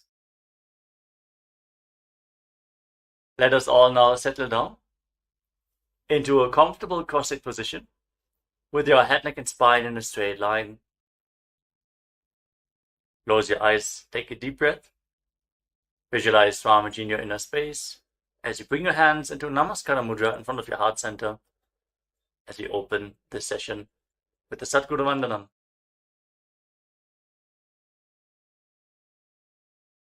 Nityanandam Paramasukhadam Kevalam Jnanamurtim Dvandvatitam Gaganasadrisham Tattvamasyadilaksham Ekam Nityam Vimalamachalam Sarvadhi Sakshibhutam Bhavatitam Trigunarahitam Sadgurum Tam Namami. Next, we are going to chant the Shiva Mula mantra. Om Ham Haum Shivaya Namaha 11 times, invoking Paramashiva's presence for this ritual of Nityananda Yoga. Please follow along internally. Om Ham Haum Shivaya Namaha. Om Ham Haum Shivaya Namaha. Om Ham Haum Shivaya Namaha. Om Ham Haum Shivaya Namaha. Om Ham Haum Shivaya Namaha. Om Ham Haum Shivaya Namaha. Om Ham Haum Shivaya Namaha. Om Ham Haum Shivaya Namaha. Om Ham Haum Shivaya Namaha. Om Ham Haum Shivaya Namaha. Om Ham Haum Shivaya Namaha. Let us now enter into the Tattvāchamanam, the ritualistic cleansing. Take your Panchapatram and Udana. Keep your right hand In the Gokarna mudra in the shape of a cow's ear, take one udani, 1 spoon of water, and pour it into your right palm. Each time the word Swadha is chanted, sip the water from the bottom of your palm and take another udani of water into your hand, for a total of 3 times. Om Atmatattvam Shodhayami Swadha. Om Vidyatattvam Shodhayami Swadha. Om Shivadattvam Shodhayami Swadha. Now wash your right hand with the water from the Panchapatan and wipe your lips twice with the bottom of your right thumb as we chant Om Ham Hridayaya Namaha. Wash your hand again. With your index, middle and ring finger joined together, touch above the upper lip and below the lower lip. Then wash your hand again. With your index finger and thumb joined together, touch your right nostril and your left nostril. With your ring finger and thumb, touch your right eye, your left eye, your right ear, and your left ear. Then wash your hand again. With your little finger and thumb, touch your navel, your right chest, and your left chest. And with all the tips of the fingers joined together, touch the crown of your head, the right shoulder, the left shoulder, and your heart center. Wash your hand again. Now place your right hand over the left and place both your hands on the right thigh. Sit straight, close your eyes, and make a conscious resolution. What you want to manifest in today's Nityananda Yoga session. Hold the visualization of what you want to manifest as we chant the Sankalpa mantra.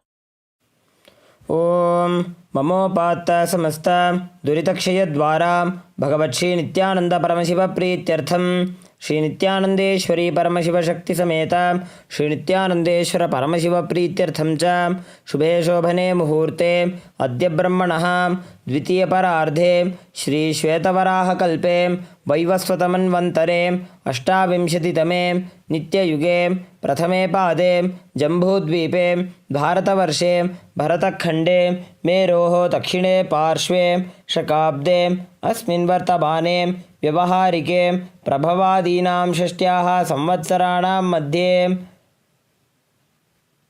Shubhanama Samvatsare Shubhayane Shubharitau Shubhamase Shubhapakshe Shubhatitau Shubhavasarayuktayam Shubhanakshatra Shubhayoga Shubhakarana Evam Guna Visheshana Vishishtayam Asyam Shubhatithau Shri Kailasonnada Dvadashanta Shyamala Pitharudha Shri Meenakshi Sundareshwara Bhinnaswarupa Parashivaputra Ratnakumara Gurumanyatulyavatar Shri Parvati Stanyapana Labdha Divyajnana Vishruta Sakala Nigama Gamasara Bhuta Dravida Veda Pravaktre Srimad Paramashiva Karuna Samadhigata Mukta Maya Chaturashrayana Gijamana Chatra Chamara Shri Jinnagahaladi Samasta Birada Valyalankrita Jnana Vijnana Chakravarti Sarvajana Sangha Sadhyo Nirvana Dīkṣā Vyajapa Varga Varsha Vishranaji Mutam Paramatakala Bhakesari Shaiva Siddhanta Sthapanacharya Shri Rajadhiraja Pandya Maharaja Guru Kshapana Shakyadi Mahandakara Nivarana Jnana Bhanu Vikshana Narharha Dajochetana Purvaka Srimad Rishabhadvaja Sthapaka Shaiva Samay Kartre Sarvajna Pitharudha Shri Jagat Guru Shri Jnana Sambandha Deshika Swami Vagisha Sundara Manikya Vachaka Swaminam Avatara Bhuta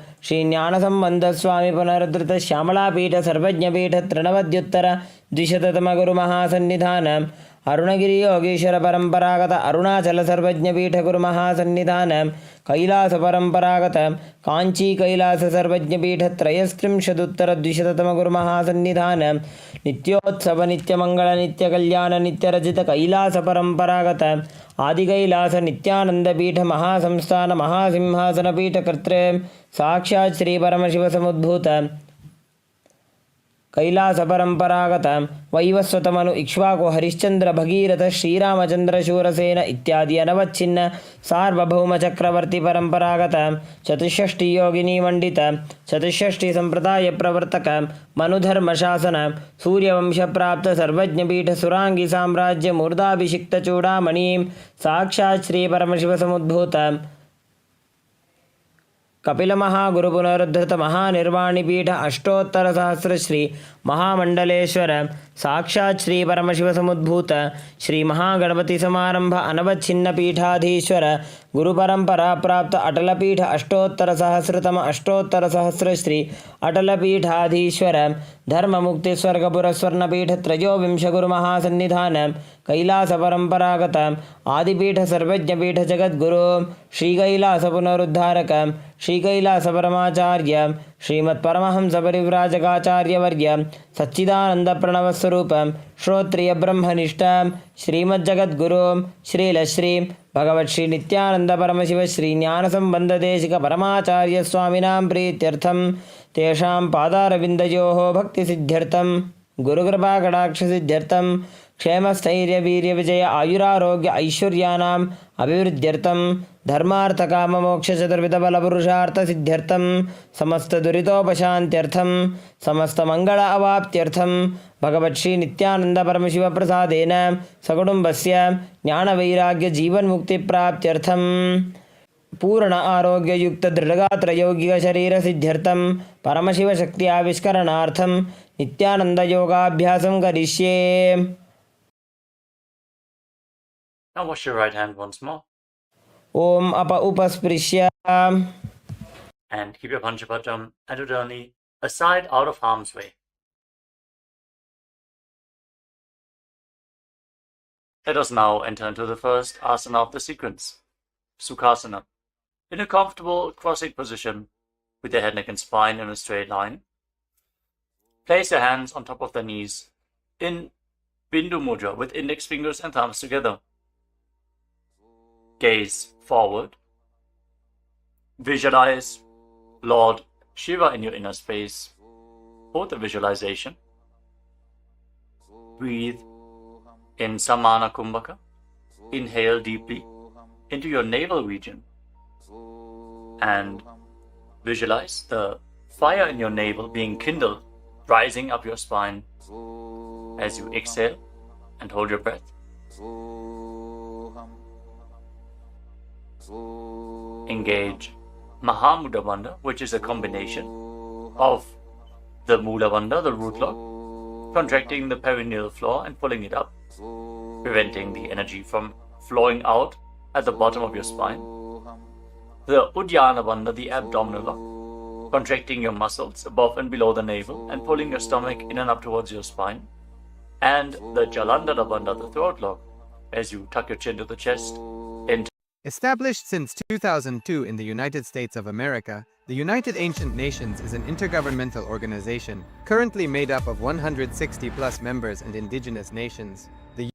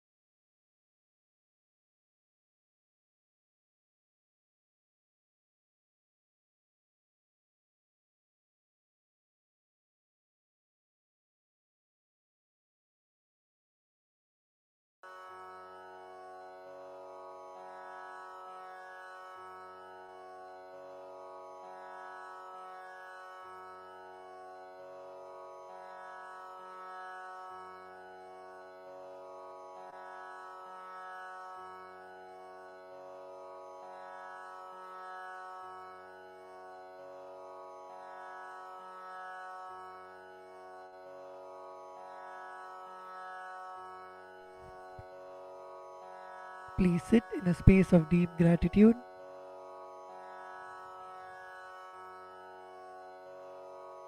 Inhale deeply and exhale.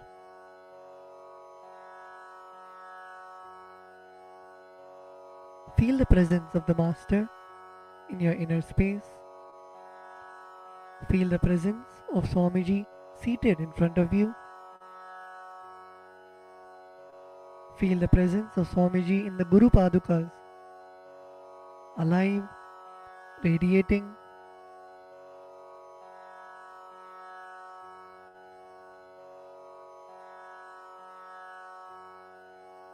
When you offer the puja, visualize you dropping all of your karmas of lifetimes, your incompletions, unfulfilled desires, patterns. Visualize all of that being liberated by the Guru.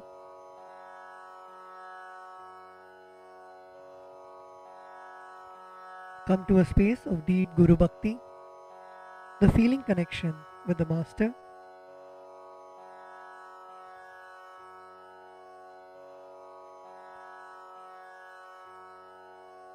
Let us now enter into the Pada Puja. We request all the Pada Puja participants to declare the following with integrity and authenticity. If you agree to this, please say yes loudly. I authentically cognize, which is internally process, understand and declare the truth that the cosmic energy exists. Yes. I authentically cognize, which is internally process, understand and declare the truth that the Supreme Pontiff of Hinduism, Sri Nityanandeshwara Paramashiva, Devi Nityanandeshwari Paramashiva Shakti, the Guru Padukas and the Atmalinga are the Chinmaya Vigrahas, embodiments and representations of that very cosmic energy. Yes, I authentically cognize, which is internally processed, understand and declare the truth that whatever I offer during the Pada Puja and Paramashiva Puja will reach the cosmic source of energy directly.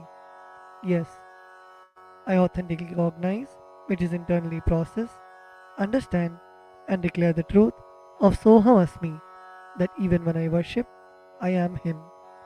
Yes.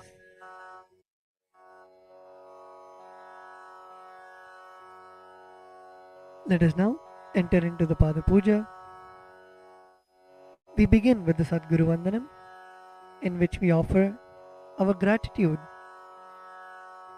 to our Guru, our beloved Swamiji.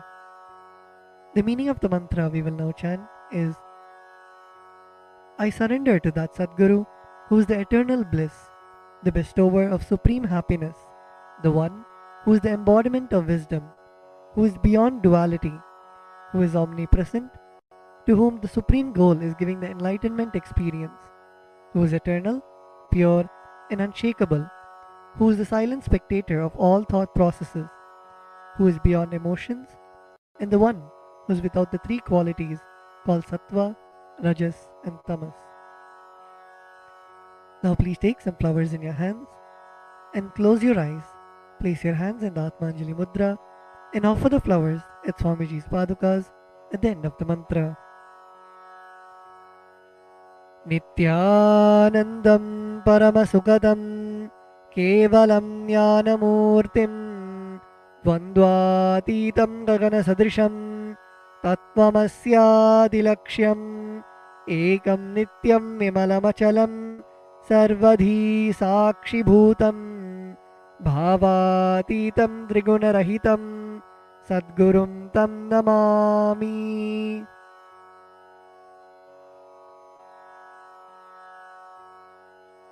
The next offering is the Guru Parampara Vandanam, where we offer our gratitude to the eternal lineage of all the Gurus, the enlightened masters.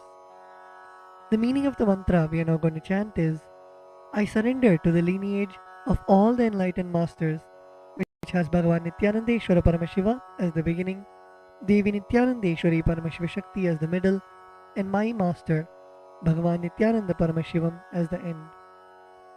Now please take some flowers in your hands, place your hands in the Atmanjali Mudra, close your eyes, and offer the flowers at Swamiji's Padukas at the end of the mantra. Nityanandeshwara Paramashiva Samarambham Nityanandeshwari Paramashiva Shakti Madhyamam Nityananda Pariyantam Vande Guru Paramparam. The next is the offering of the Arunagiri Yogeshwara Vandanam, where we offer our respects and gratitude to Arunagiri Yogeshwara, who is the incarnation of Paramashiva. The meaning of the mantra we are now going to chant is: the Arunagiri Yogeshwara, who is the Lord of all beings, who has the sacred musk paste applied on his forehead, who has a glittering stick, who has worn a loin cloth on his glittering hip, who has worn the Datura flower, the king cobra, and a crescent moon on his forehead. That Arunagiri Yogeshwara's presence happens. Now please take some flowers into your hands, place your hands in the Atmanjali Mudra, close your eyes, and offer the flowers at Swamiji's Padukas at the end of the mantra.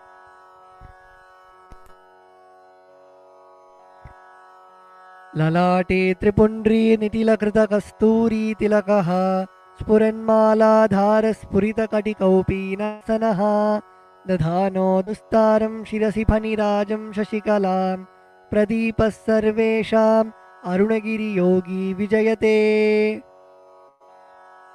The next is the Tattvachamanam, the ritualistic cleansing of the mouth. Now keeping your right hand in the Gokarna Mudra, pour an Udhrani of water into your right palm and sip the water from the base of your right palm each time the word Swadha is chanted. Om Atmatattvam Shodhayami Swadha. Om Vidyatattvam Shodhayami Swadha. Om Shivatattvam Shodhayami Swadha.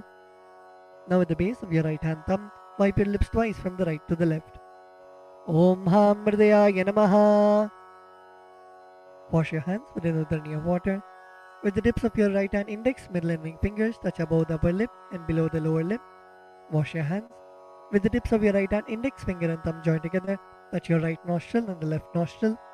With the tips of your ring finger and thumb joined together, touch your right eye, right ear and left ear. Wash your hands with an Udhrani of water. With the tips of your little finger and thumb joined together, touch your navel center, the right chest and left chest.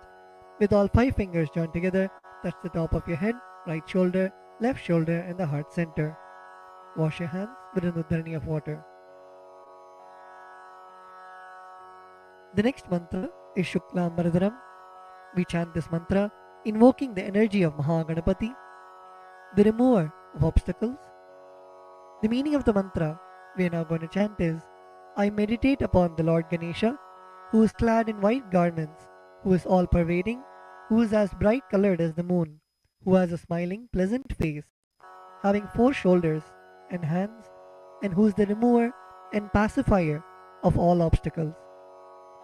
Now please take the akshata, the turmeric mixed rice in your hands, and a flower in your right hand. Keeping both your hands as fists, tap the sides of your forehead along with the mantra.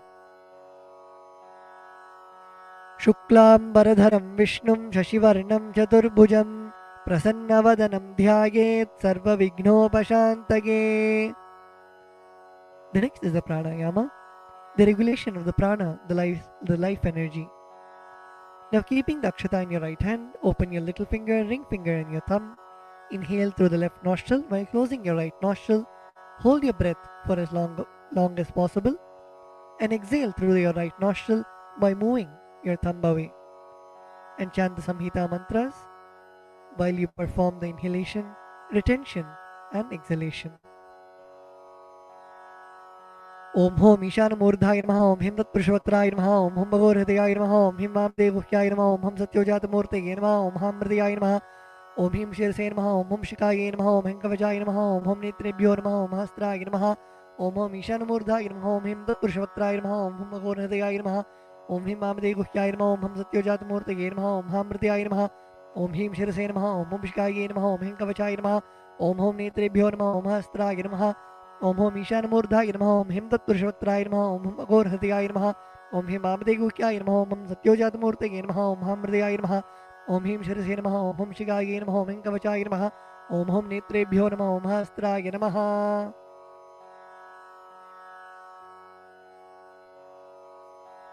The next is the Sankalpa, the conscious resolution.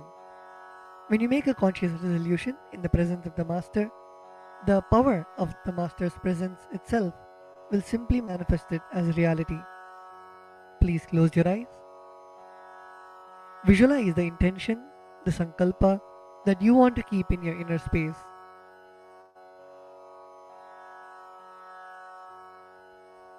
Visualize your feeling connection with the Master.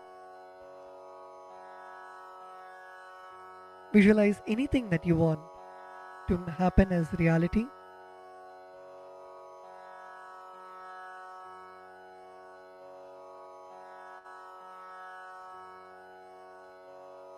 Visualize it already happening in your inner space.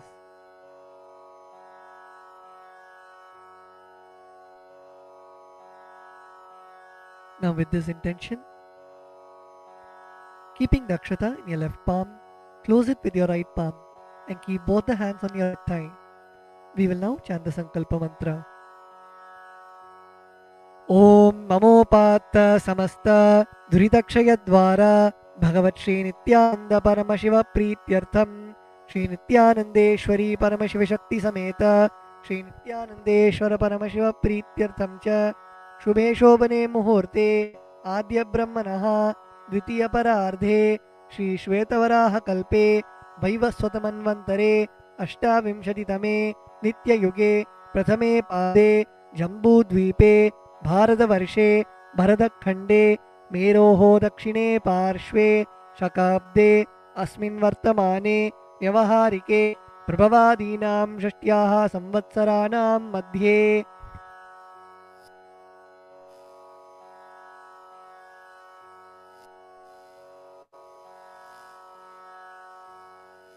Vishvavasu नाम संवत्सरे दक्षिणायने लक्ष्मीवेङ्कटेश्वर ऋतौ सिंहमासे कृष्णपक्षे अमावास्यां शुभदितौ स्थिरवासरयुक्तायां मघानक्षत्र परिघयोग किंस्तुग्नकरण एवं गुणविशेषणविशिष्टायाम् अस्यां शुभदितौ श्रीकैलासोन्नतद्वादशान्तश्यामलापीठारूढ श्रीमीनाक्षीसुन्दरेश्वराभिन्नस्वरूप परशिवपुत्ररत्नकुमार गुरुमण्यतुल्यावतार श्रीपार्वती स्तन्यपानलब्धदिव्यज्ञानविश्रुत सकलनिगमाकमसारभूत द्राविडवेदप्रवक्त्रे श्रीमत्परमशिवकरुणासमधिगतमुक्तामयचतुरश्रयान गीयमानछत्रचामर श्रीचिन्नकाहलादि समस्तबिरडावल्यलङ्कृत ज्ञानविज्ञानचक्रवर्ती सर्वजनसङ्गसद्यो निर्वाणदीक्षाव्यापवर्गवर्ष विश्रानजीमूत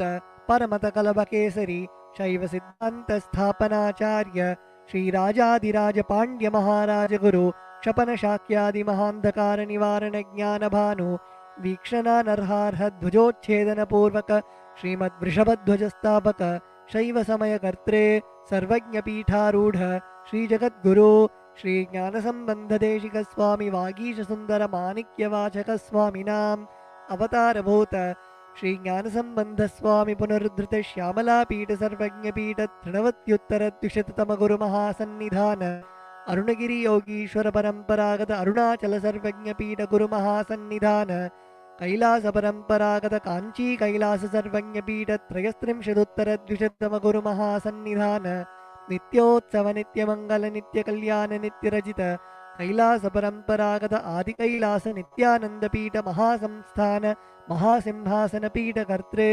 साक्षात् श्री परमशिव समुद्भूत कैलास परम्परागत वैवस्वतमनु इक्ष्वाकु हरिश्चंद्र भगीरथ श्रीरामचंद्र शूरसेन इत्याद्यनवच्छिन्न सार्वभौम चक्रवर्ती परम्परागत चतुष्षष्टि योगिनी मंडित चतुष्षष्टि संप्रदाय प्रवर्तक मनुधर्मासन सूर्यवंश प्राप्त सर्वज्ञपीठ सुरांगी साम्राज्य मूर्धाभिषिक्त चूड़ामणि साक्षात् श्री परमशिव समुद्भूत कपिल महागुरु पुनरुद्धृत महानिर्वाणी पीठ अष्टोत्तर सहस्र श्री महामंडलेश्वर साक्षात् श्री परमशिव समुद्भूत श्री महागणपति समारंभ अनवच्छिन्न पीठाधीश्वर गुरु परंपरा प्राप्त अटल पीठ अष्टोत्तर सहस्र श्री अटल पीठाधीश्वर धर्म मुक्ति स्वर्गपुर स्वर्णपीठ त्रयोविंश गुरु महानिधान कैलास परंपरागत आदिपीठ सर्वज्ञपीठ जगद्गुरु Shri Kailash पुनरुद्धारक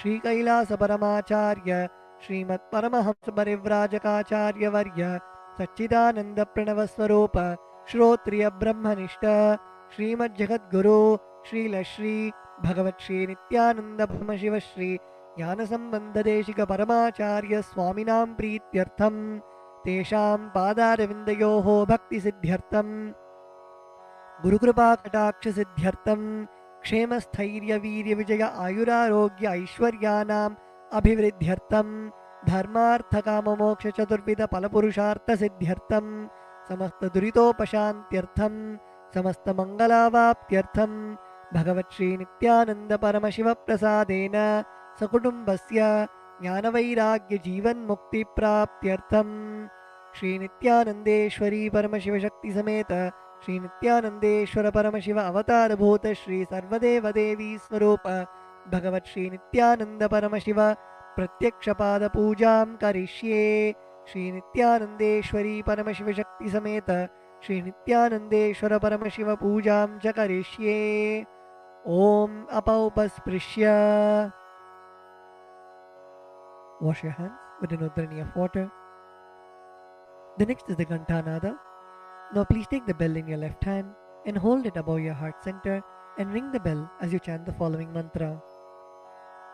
Om Agamarthantu Devanam Gamanarthantu Rakshasam Ghantanadam Karomyado Devata Hvanalanchanam Ghanta Devatabhyo Namaha.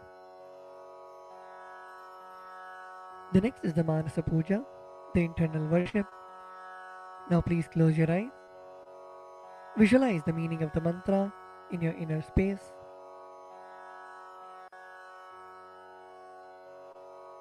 The meaning of the mantra we are now going to chant is: what seed can I offer to the Master except my heart? I offer the gratitude flowing as the nectar to wash his feet and to rinse his mouth. I offer my mind itself as the arghya, the bouquet. To my Master, who is the very cosmos, what clothing can I offer except the space? I offer my very prana, the life energy, as the incense, and I offer the ocean of nectar as the food offering. The principle of unstruck perennial sound is to be offered as the bell, the air as the chamara, the fan, the sahasrara as the umbrella, the principle of sound as the music, and the actions of the senses and the vagaries of the mind as the dance. I offer all the 7 chakras along with the Shushumna Nadi as a flower garland. The different kinds of flowers with which the Guru should be worshipped are the guilelessness, freedom from the ego, freedom from suffering when your desires are not fulfilled, freedom from arrogance, freedom from ignorance, freedom from deceit, freedom from hatred, freedom from agitation, freedom from jealousy and greed. And the Guru should also be worshipped with the flowers of non-violence, mastery over the senses, compassion, forgiveness, and enlightenment. Now please take some flowers in your hands and place your hands in the Kurma Mudra. Close your eyes and offer the flowers at Swamiji's Padukas at the end of the mantra. Requesting all the participants to look at the Acharya and perform the Kurma Mudra.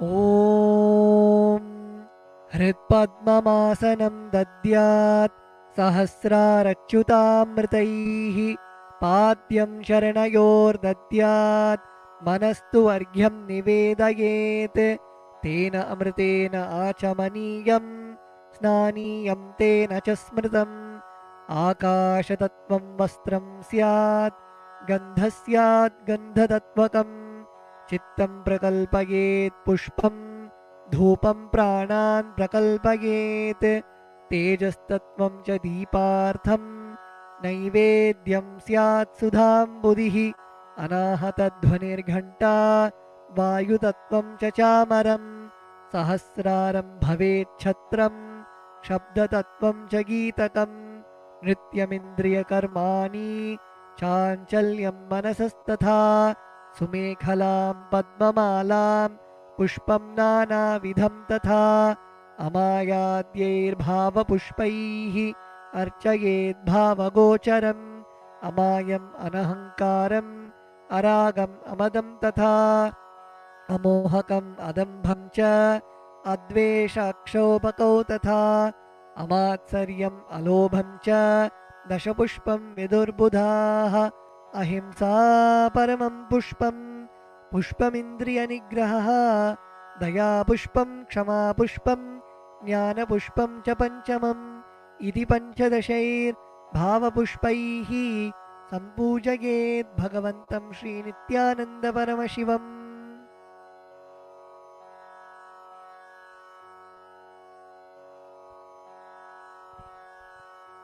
The next offering is the Upachara Puja, the external worship.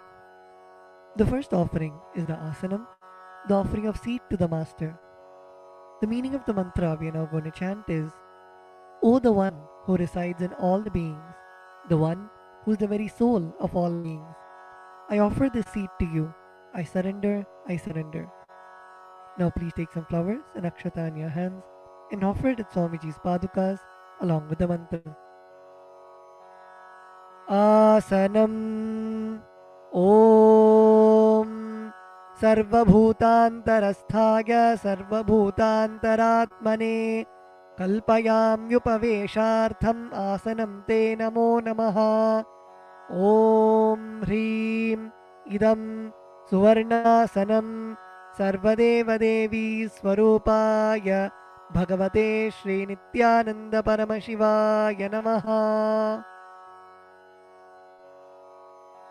The next offering is Swagatam, the offering of welcoming the Master. The meaning of the mantra we are now going to chant is, because of being in the everlasting calmness and because of remaining free from the attitude of performing all actions related to the fivefold cosmic function, for a short duration known as the cosmic sleep, Lord Sadashiva is called Shiva by the experts in the mantras and the tantras. Salutations to such Shiva who is the Guru and who is eternally free from the desire and the aspects related to embodiment. Because of his immeasurable greatness and because of his quality of being eternally unborn, this Lord is well praised as Ananta. O the Lord of all gods, O the One whose darshan is awaited by gods for the fulfillment of their desires, welcome, welcome. Today my birth, life, and all deeds are fructified. The fruits of all my tapas is materialized just by welcoming you. Now please take some flowers in your hands, close your eyes, and offer the flowers at Swamiji's padukas at the end of the mantra. Swagatam Om Shantatvat Sarvakartritvat Bhavo Paratikaranat Shiva Ukto Mahatantra Mantra Vidbhis Sada Shivaha Tasmai Shivaya Gurave Vitarakalaya Vai Ameyatvat Anantoyam Majatva Cha Prakirtitaha Yasya Darshanamichanti Deva Swabhishta Siddhaye Tasmai Te Parameshana Swagatam Swagatam Prabho Adya Me Saphalam Janma Jivanam Saphala Kriyaha Swagatam Yatvaya Tanme Tapasam Phalamagatam. Om Hrim Sarvadeva Devi Swarupa Bhagavat Shri Nityananda Paramashiva Swagatam Suswagatam Te. The next offering is Padyam, the offering of water for washing the feet of the Master. The meaning of the mantra we are now going to chant is, I offer Padyam, that is the water for washing the feet of the Supreme God, the very devotion on whom brings about the ultimate bliss. Now please take the udharani of water in your hands and offer it at Swamiji's padukas along with the mantra. Padyam Om Yad Bhaktilesha Samparkat Paramananda Samplavaha Tasmai Te Parameshana Padyam Shuddhaya Kalpaye. Om Hrim Etat Padyam Sarvadeva Devi Swarupaya Bhagavate Shri Nityananda Paramashivaya Namaha. The next offering is Arghya, the offering of the traditional bouquet. The meaning of the mantra we are now going to chant is, O Maheshwara, please accept this Arghya, this offering of the traditional bouquet with water to welcome the guest, made of durva grass, a bilwa leaf, a flower and a rice pellet, and kept in a beautiful conch. Now please take the conch in your hands and offer the arghya at Swamiji's padukas along with the mantra. Arghyaha Om Durvakshata Samayuktam Bilvapatram Tatha Param Shobhanam Shankhapatrastam Grahana Argyam Maheshwara Om Hrim Esho Argyaha Sarvadeva Devi Swarupaya Bhagavate Shri Nityananda Paramashivaya Swaha. The next offering is Achamaniyam, the offering of water for mouthwash. The meaning of the mantra we are now going to chant is, please accept this auspicious and sin-removing Ganga water offered by me as Achamaniyam, that is the water for mouthwash, offered by me with devotion to you. Now please take an udhrani of water in your hand and offer it at Swamiji's padukas along with the mantra. Achamaniyam Om Mandakinyastu Yadvari Sarvapapaharam Shubham Grihanachamaniyam Tvam Maya Bhaktya Niveditam Om Hrim Idam Achamaniyodakam Sarvadeva Devi Swarupaya Bhagavate Shri Nityananda Paramashivaya Swadha. The next offering is Madhuparka, the offering of the nectarine drink. The meaning of the mantra we are now going to chant is, for the destruction of all negativities, I offer this Madhuparka, this drink which is full of nectar. Be pleased towards me, O Lord. Now please take the Madhuparka in your hands and offer it at Swamiji's padukas along with the mantra. Madhuparkaha Om Sarvakalmashanashaya Paripurna Sudhatmakam Madhuparkamimam Deva Kalpayami Prasidame Om Hrim Esha Madhuparkaha Sarvadeva Devi Swarupaya Bhagavate Shri Nityananda Paramashivaya Swadha. The next offering is Gandhate to you, O healer of all the worlds. You are the purest among all the worlds. Now please take the Gandhatailam, the scented oil in your hands. Om Sneham Grihana Snehena Lokanam Hitakaraka Sarvalokeshu Shuddhastvam Dadami Snehamuttamam Om Hrim Idam Gandhatailam Sarvadeva Devi Swarupaya Bhagavate Shri Nityananda Paramashivaya Nivedayami. The next offering is Naniyam, the offering of water for the sacred bath. The meaning of the mantra we are now going to chant is, please accept this cool, pure and clear water which is capable of seizing my mind for your sacred bath offered by me with devotion to you. Now please take an udhrani of water in your hands and offer it at Swamiji's padukas along with the mantra as ring the bell as you do so. Snaniyam Om Idam Shushitalam Vari Shvacham Shuddham Manoharam Snanartham Te Maya Bhaktya Kalpitam Pratirihyatam Om Hrim Idam Snaniyodakam Sarvadeva Devi Swarupaya Bhagavate Shri Nityananda Paramashivaya Nivedayami. The next offering is Vastram, the offering of the sacred cloth. We will now be repeating the meaning of the mantras and the mantras together, requesting all the participants to please sit straight. Sit with your head, neck and spine in a straight line. And when you chant, chant from your stomach as loudly as you can.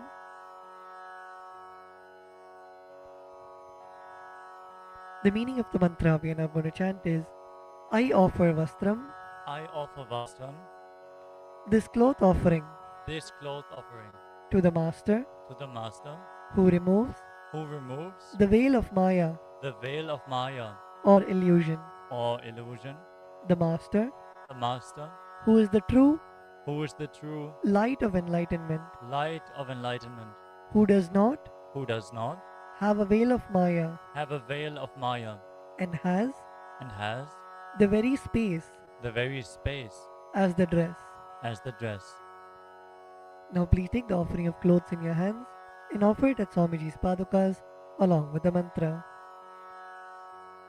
Vastram Vastram Om Om Maya Maya Chitra Chitra Patachanna Padachanna Nija Nija Guhyo Guhyo Rutejase Rutejase Niravarana Niravarana Vijñāya Vijñāya Vasaste Vasaste Kalpayamyaham Kalpayamyaham Om Om Hrim Hrim Idam Idam Vastrottariyam Vastrotareyam Sarvadeva Devi Sarvadeva Devi Swarupaya Swarupaya Bhagavate Bhagavate Shri Nityananda Shri Nityananda Paramashivaya Paramashivaya Nivedayami. Nivedayami.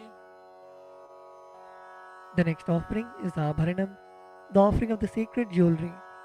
The meaning of the mantra we are now going to chant is, I offer I offer this golden ornament this golden ornament to you, Master, to you, Master, who, who, by the very nature, by the very nature, has has a very a very gracefully gracefully beautiful body, beautiful body, and who is the repository the repository of all powers. of all powers. May you be pleased. May you be pleased. Now please take the jewelry in your hands and offer it at Swamiji's padukas along with the mantra. Abharanam Abharanam Om Om Swabhava Swabhava Sundarangaya Sundarangaya Nana Nana Shaktya Shaktya Shrayayate Shrayayate Suvarnam Suvarnam Bhushanam Bhushanam Tubhyam Tubhyam Kalpayami Kalpayami Prasidame Prasidame Om Om Hrim Hrim Idam Idam Suvarnabharanam Suvarna Bharanam Sarvadeva Devi Sarvadeva Devi Swarupaya Swarupaya Bhagavate Bhagavate Shri Nityananda Shri Nityananda Paramashivaya Paramashivaya Nivedayami. Nivedayami. The next offering is Gandha, the offering of the sandalwood paste. The meaning of the mantra we are now going to chant is, I neither know I neither know what your body is, what your body is, nor do I know nor do I know what your actions are. what your actions are. Please accept Please accept and smear this and smear this sandalwood paste sandalwood paste offered by me. offered by me.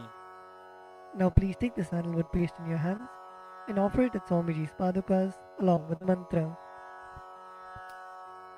Gandha Gandaha Om Om Shariram Shariram Tena Janami Tena Janami Cheshtam Cheshtam Naivacha Naivacha Naivacha Naivacha Maya Niveditan Maya Niveditan Gandhan Gandhan Pratigrihya Pratigrihya Vilipyatam Vilipyatam Om Om Hrim Hrim Esha Gandha Esha Gandaha Sarvadeva Devi Sarvadeva Devi Swarupaya Swarupaya Bhagavate Bhagavate Shri Nityananda Shri Nityananda Paramashivaya Namaha. Paramashivaya Namaha.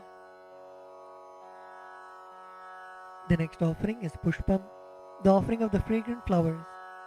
The meaning of the mantra we are now going to chant is, please accept Please accept these blissfully these blissfully fragrant, fragrant, different kinds of flowers different kinds of flowers which are taken which are taken from the forest of Turiya, from the forest of Turiya, that is, the space of space of ultimate restful awareness. ultimate restful awareness. Now please take some flowers, smeared with sandalwood paste in your hands, and offer the flowers at Swamiji's padukas along with the mantra. Pushpam Pushpam Om Om Turiyavana Turiyavana Sampannam Sampannam Nana Nana Gunamanoharam Gunamanoharam Ananda Ananda Saurabham Saurabham Pushpam Pushpam Grihyatam Grihyatam Idamuttamam Idamuttamam Om Om Hrim Hrim Etani Etani Sachandana Pushpani Sachandana Pushpani Sarvadeva Devi Sarvadeva Devi Swarupaya Swarupaya Bhagavate Bhagavate Shri Nityananda Shri Nityananda Paramashivaya Vaushate. Paramashivaya Vaushat. The next offering is Bilva Patram, the offering of the Bilva leaves. The meaning of the mantra we are now going to chant is, I offer you, I offer you, O God of all gods, O God of all gods, this holy Bilva leaf this holy Bilva leaf, in which dwells the goddess of richness, the goddess of richness, and which is so much loved so much loved by Lord Shiva. by Lord Shiva. Now please take the Bilva leaf smeared with sandalwood paste in your hands and offer it at Swamiji's padukas along with the mantra. Bilva Patram Bilva Patram Om Om Amritodbhavam Amritodbhavam Shri Vriksham Shri Vriksham Shankarasya Shankarasya Sada Priyam Sada Priyam Bilva Patram Bilva Patram Prayachami Prayachami Pavitram Te Pavitram Te Sureshwara Sureshwara Om Om Hrim Hrim Etani Etani Sachandana Sachandana Bilva Patrani Bilva Patrani Sarvadeva Devi Sarvadeva Devi Swarupaya Swarupaya Bhagavate Bhagavate Shri Nityananda Shri Nityananda Paramashivaya Vaushate. Paramashivaya Vaushat. The next offering is Tulasi Patram, the offering of the Tulsi leaves. The meaning of the mantra we are now going to chant is, let this offering Let this offering of Tulsi leaf of Tulasi leaf be unto the Supreme Soul Supreme Soul who has unlimited forms unlimited forms and who is and the bestower the bestower of all boons. of all boons. Now please take the Tulsi leaf smeared with sandalwood paste in your hands and offer it at Swamiji's padukas along with the mantra. Tulasi Patram Tulasi Patram Om Om Namaste Namaste Bahurupaya Bahurupaya Varadamurtage Varadamurtaye Paramatmane Paramatmane Swaha Swaha Om Om Hrim Hrim Idam idam sachandana sachandana tulasi patram tulasi patram sarvadeva devi sarvadeva devi swarupaya swarupaya bhagavate bhagavate Shri Nityananda Shri Nityananda Paramashivaya Namaha. Paramashivaya Namaha.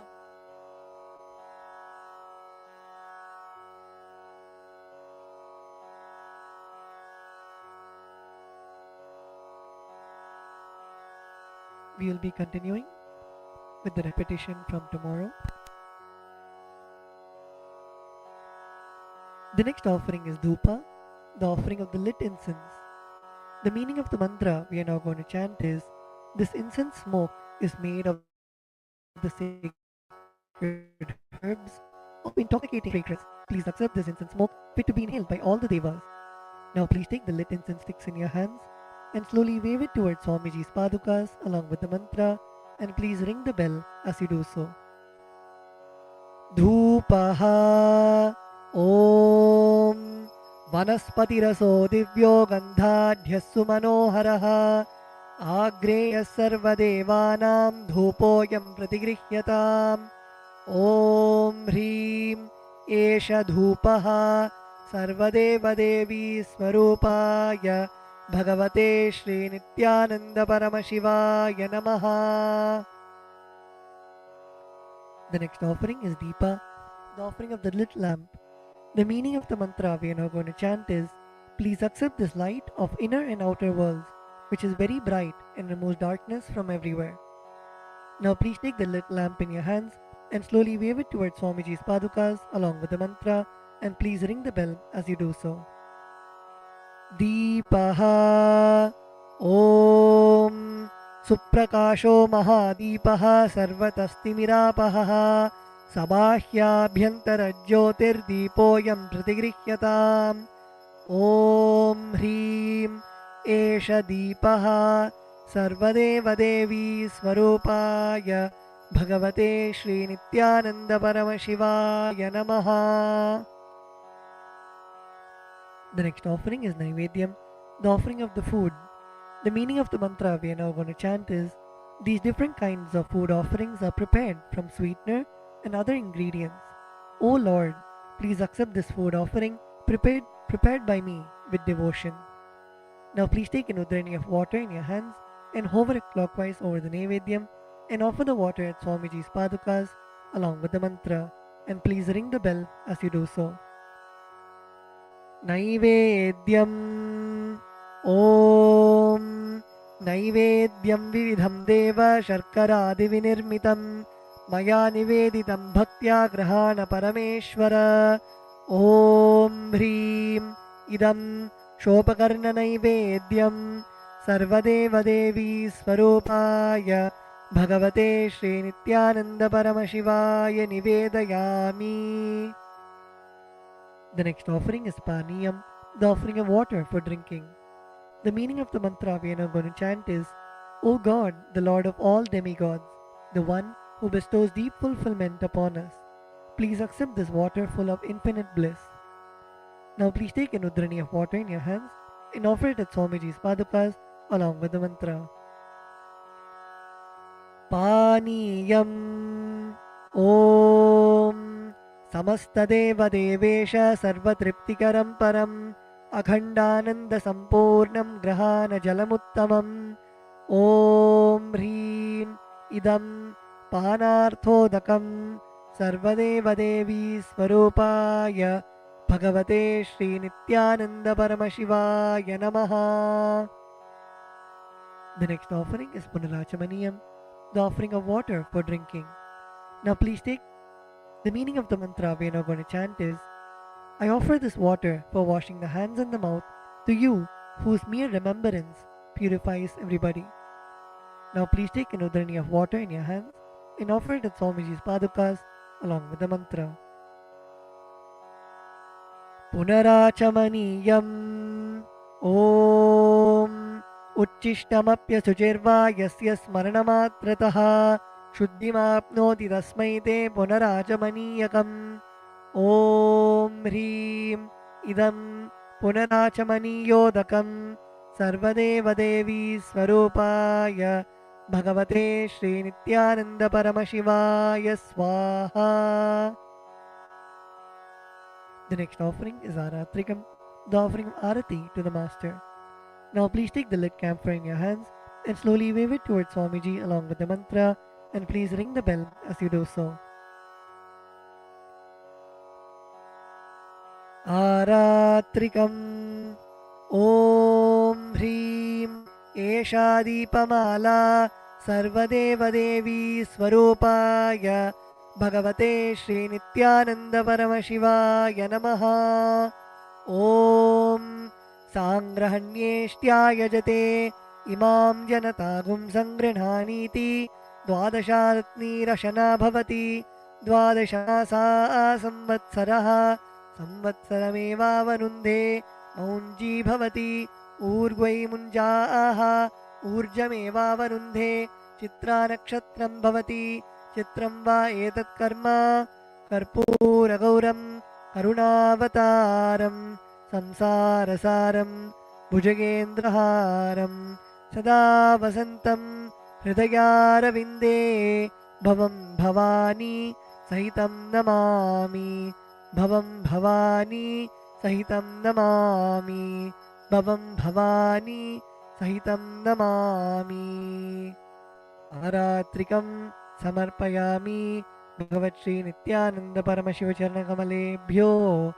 Namaha. The next offering is Pushpanjali, the offering of the fragrant flowers.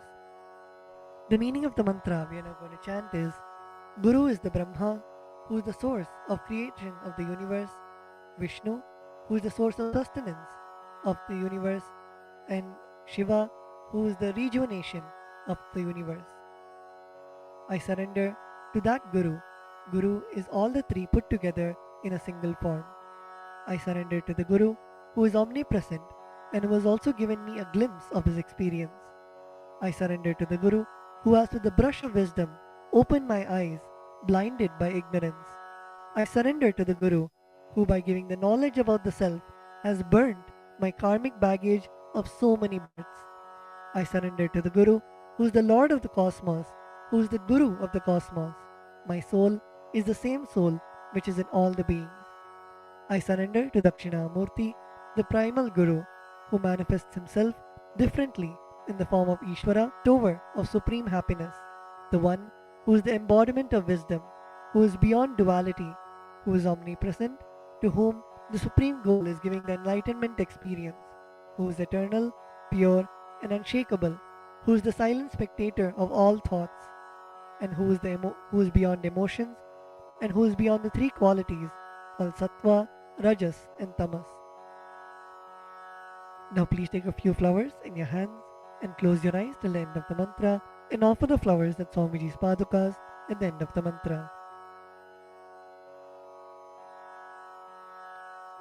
Pushpanjalihi Gurur Brahma Gurur Vishnuho Gurur Devo Maheshwaraha Guru Sakshat Param Brahma Tasmai Shri Gurave Namaha Akhanda Mandala Karam Vyaptam Yena Characharam Tatpadam Darshitam Yena Tasmai Shri Gurave Namaha Ajnanatimirandhasya Jnananjanashalakaya Chakshurunmilitam Yena Tasmai Shri Gurave Namaha Aneka Janma Samprapta Karma Bandha Vidahine Atmajnana Pradhanena Tasmai Shri Gurave Namaha Mannatha Shri Jagannatho Madguru Shri Jagadguruho Mamatma Sarvabhutatma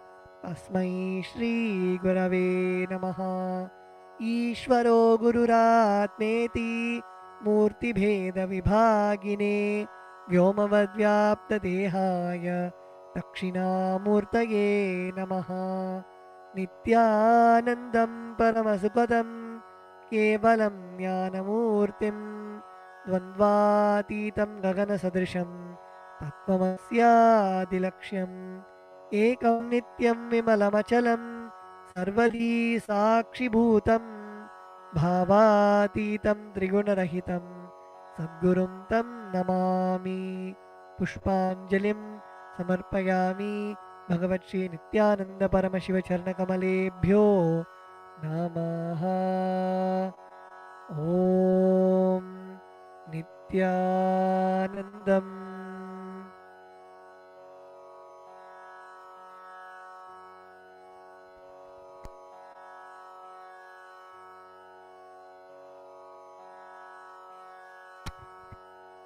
We will now be beginning with the Paramashiva Puja. The first is the Tattvachamanam, the ritualistic cleansing of the mouth. Now keeping your right hand in the Gokarna Mudra, pour an udhrani of water into your right palm and sip the water from the base of your right palm each time the word Swadha is chanted. Om Atmadattvam Shodhayami Swadha, Om Vidyadatvam Shodhayami Swadha, Om Shivadatvam Shodhayami Swadha. Now with the base of the right hand thumb, wipe your lips twice from the right to the left. Om Ham Hridayaya Namaha. Wash your hands with an udhrani of water. With the tips of your right hand index, middle and ring fingers touch above the upper lip and below the lower lip. Wash your hands with an udhrani of water. With the tips of your right hand index finger and thumb joined together, touch your right nostril and the left nostril. With the tips of your right hand ring finger and thumb joined together, touch your right eye, right ear and left ear. Wash your hands with an udhrani of water. With the tips of your little finger and thumb joined together, touch your navel center, your right chest and left chest. With all 5 fingers joined together, touch the top of your head, right shoulder, left shoulder and the heart center.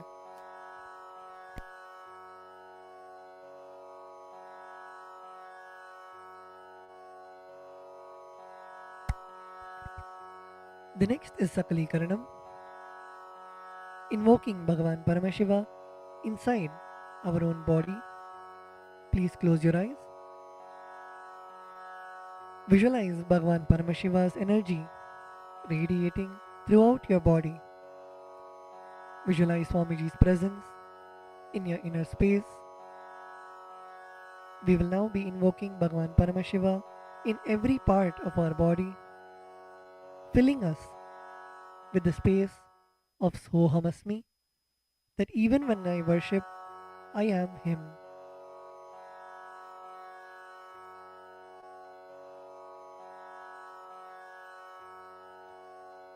Now, using your left hand, wipe the front and back side of your right hand once, and using your right hand, wipe the front and back side of your left hand twice.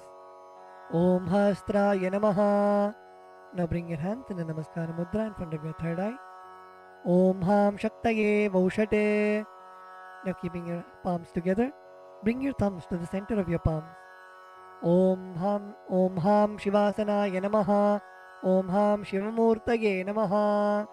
Now with the tips of your thumbs, touch the tip of your little finger and move your thumbs down towards the base of your little finger. Om Ham Satyojatamurtaye Namaha. With the tip of your thumbs, touch the tip of your ring finger and move your thumbs down towards the base of your ring finger. Om Him Vamadev Guhyaya Namaha. Now your middle finger. Om Hum Agora Hridayaya Namaha. Now your index finger. Om Him Tat Purushavakraya Namaha. Now your thumbs. Om Hom Ishanamurdhaya Namaha. Now bring your palms in front of you. Bring your thumbs touching the center of your palms. Om Ham Hom Vidyadehaya Namaha. Now bend your index, middle and ring fingers such that they touch the center of your palms. Om Hom Netrebhyo Namaha. Now bend your thumbs inwards and now with the tip of your thumbs, touch the tip of your lip. Murtaye Namaha. Now your ring finger. Om Him Shirase Namaha. Now your middle finger. Om Hum Shikhaye Namaha. Now your index finger. Om Haim Kavachaya Namaha. Now with the base of your index finger. Now your thumbs. Om Hastraya Namaha. Now bring your hands into the Mushti Mudra and roll them around each other once. Om Haim Kavachaya Hum. Now bring your hands in the Namaskara Mudra in front of your third eye. Om Ham Shivaya Vaushate. Now bend your thumbs inwards and touch the center of your palms. Om Ham Hom Shivaya Namaha. Now with the right hand, ring finger and thumb joined together, touch Ananda Gandha. Om Ham Shivasanaya Namaha. Om Ham Shivamurtaye Namaha. Now keeping your thumbs and little finger together, touch your respective knees. Om Ham Satyojatamurtaye Namaha. Now with the right hand thumb and ring finger joined together, touch your navel center. Om Him Vamadevaguhyaya Namaha. Now with your right hand thumb and middle finger joined together, touch your heart center. Om Hum Agorahridayaya Namaha. Now with your right hand thumb and index finger joined together, touch above your upper lip. Om Him Tatpurushavaktraya Namaha. Now with the tip of your right hand thumb, touch the top of your forehead. Om Hom Ishanamurdhaya Namaha. With your right hand thumb and ring finger joined together, touch your Ananda Gandha. Om Ham Hom Vidyadehaya Namaha. With the tip of your right hand index, middle and ring finger, touch your right eye, third eye and left eye respectively. Om Hom Netrebhyo Namaha.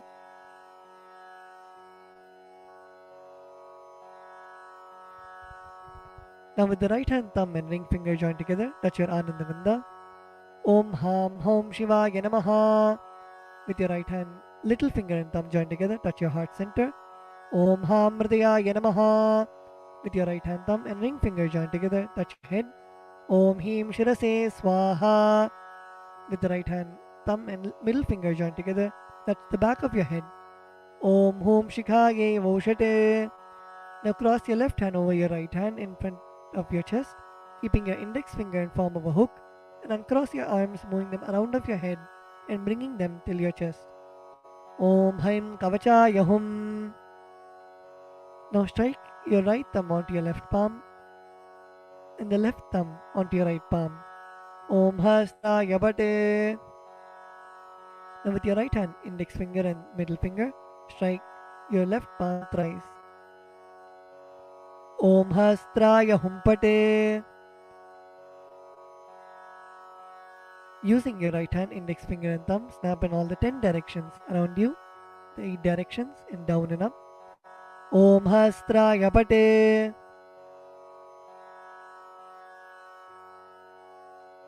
Now move your hands from the head to the toes, touching the sides of your body. Om Ham Shivaya Vaushate.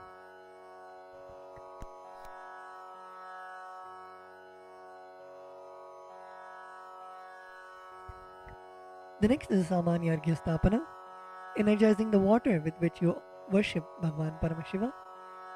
Now please mix some akshata, flowers and sandalwood paste into the water in the Panchapatram. Cover the mouth of the Panchapatram with your palm and chant Om 7 times internally. Om Om Om Om Om Om Om. Now snap your index finger and thumb around the Panchapatram in all the 10 directions. Om Hastraya Pate.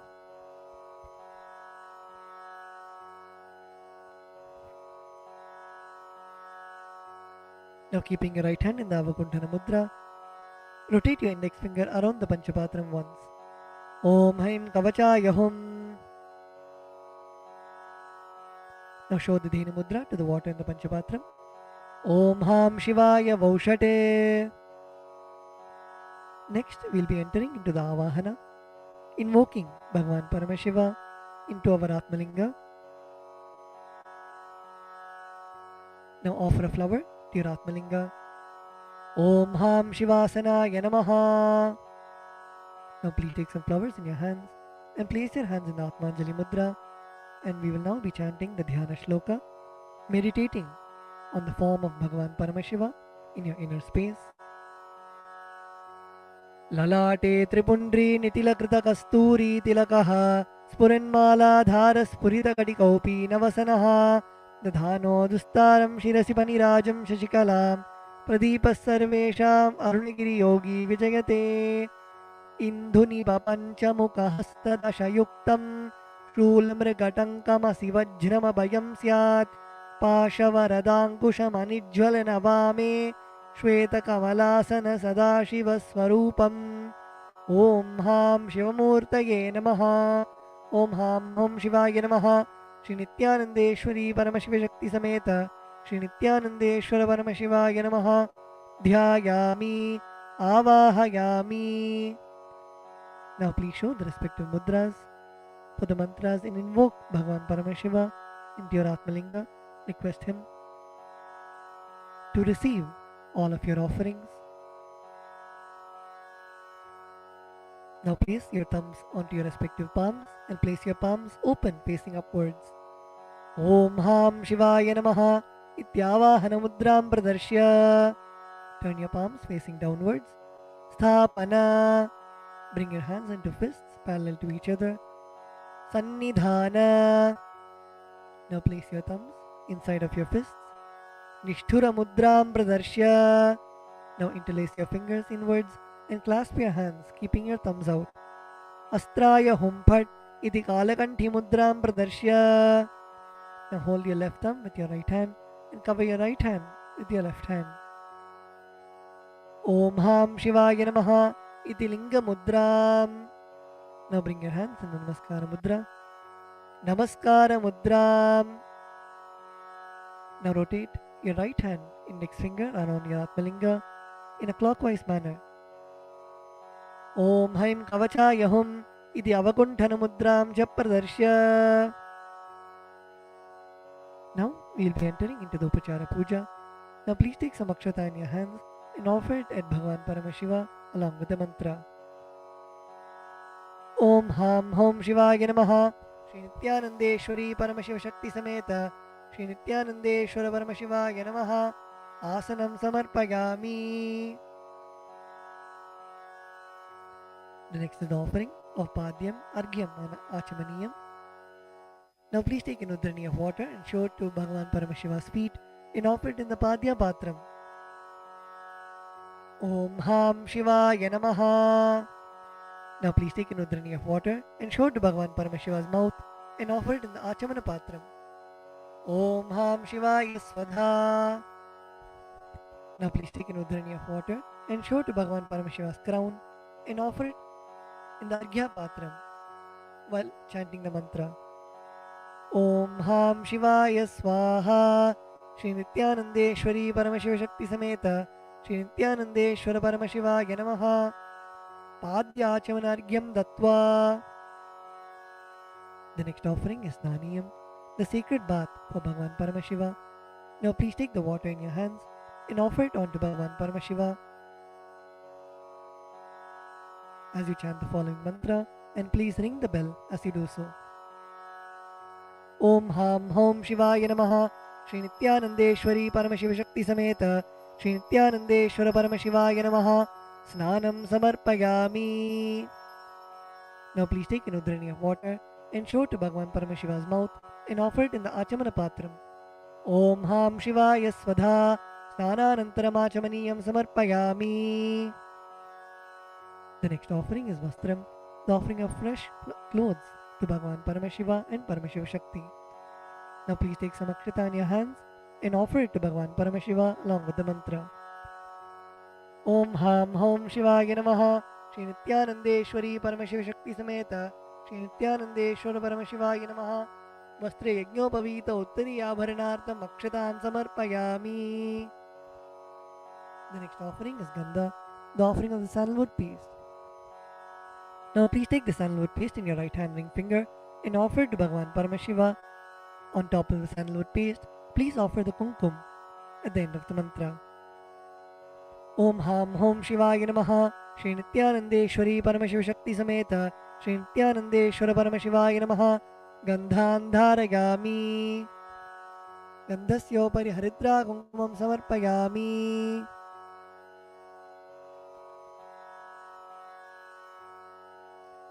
The next offering is Ashtapushpa Puja, the offering of flowers to Bhagavan Paramashiva. Now please take some flowers in your hands and offer the flowers to Bhagavan Paramashiva each time the word Namaha is chanted. Om Bhavaya Devaya Namaha. Om Bhavasya Devasya Patnye Namaha. Om Sharvaya Devaya Namaha. Om Sharvasya Devasya Patnye Namaha. Om Ishanaya Devaya Namaha. Om Ishanasya Devasya Patnye Namaha. Om Pashupate Devaya Namaha. Om Pashupate Devasya Patnye Namaha. Om Ugraya Devaya Namaha. Om Ugrasya Devasya Patnye Namaha. Om Rudraya Devaya Namaha. Om Rudrasya Devasya Patnye Namaha. Om Bhimaya Devaya Namaha. Om Bhimasya Devasya Patnye Namaha. Om Hater Devaya Namaha. Om Hatto Devasya Patnye Namaha. Om Ham Hom Shivaya Namaha. Shri Nityanandeshwari Paramashiva Shakti Sameta Shri Nityanandeshwara Paramashivaya Namaha. Ashtapushpa Pujam Samarpayami. The next is the offering of Bilva Patram, the offering of the Bilva leaf. Now please take the Bilva leaf, smear the sandalwood paste in your hands, and offer it to Bhagavan Paramashiva. Om Ham Hom Shivaya Namaha. Shri Nityanandeshwari Paramashiva Shakti Sameta Shri Nityanandeshwara Paramashivaya Namaha. Bilva Patram Samarpayami. The next is the offering of Dhupa, the offering of incense to Bhagavan Paramashiva. Now please offer a flower on the bell. Om Hastraya Namaha. Now sprinkle some water on the incense stick stand. Om Hastraya Pate. Now offer a flower on the incense stick stand. Om Hamrdayaya Namaha. Now please take the lit incense sticks in your hands and slowly wave it towards Bhagavan Paramashiva along with the mantra, and please ring the bell as you do so. Om Ham Hom Shivaya Namaha. Shri Nityanandeshwari Paramashiva Shakti Sameta Shri Nityanandeshwara Paramashivaya Namaha. Dhupam Agrapayami. Now please take an udharani of water and show it to Bhagavan Paramashiva's mouth and offer it in the Achamana Patram. Om Ham Shivaya Svadha. The next offering is Deepa, the offering of lamp, offering of the lit lamp for Bhagavan Paramashiva. Now please sprinkle some water on the Deepa. Om Hastra Yapate. Offer a flower on the Deepa. Om Hamrdayaya Namaha.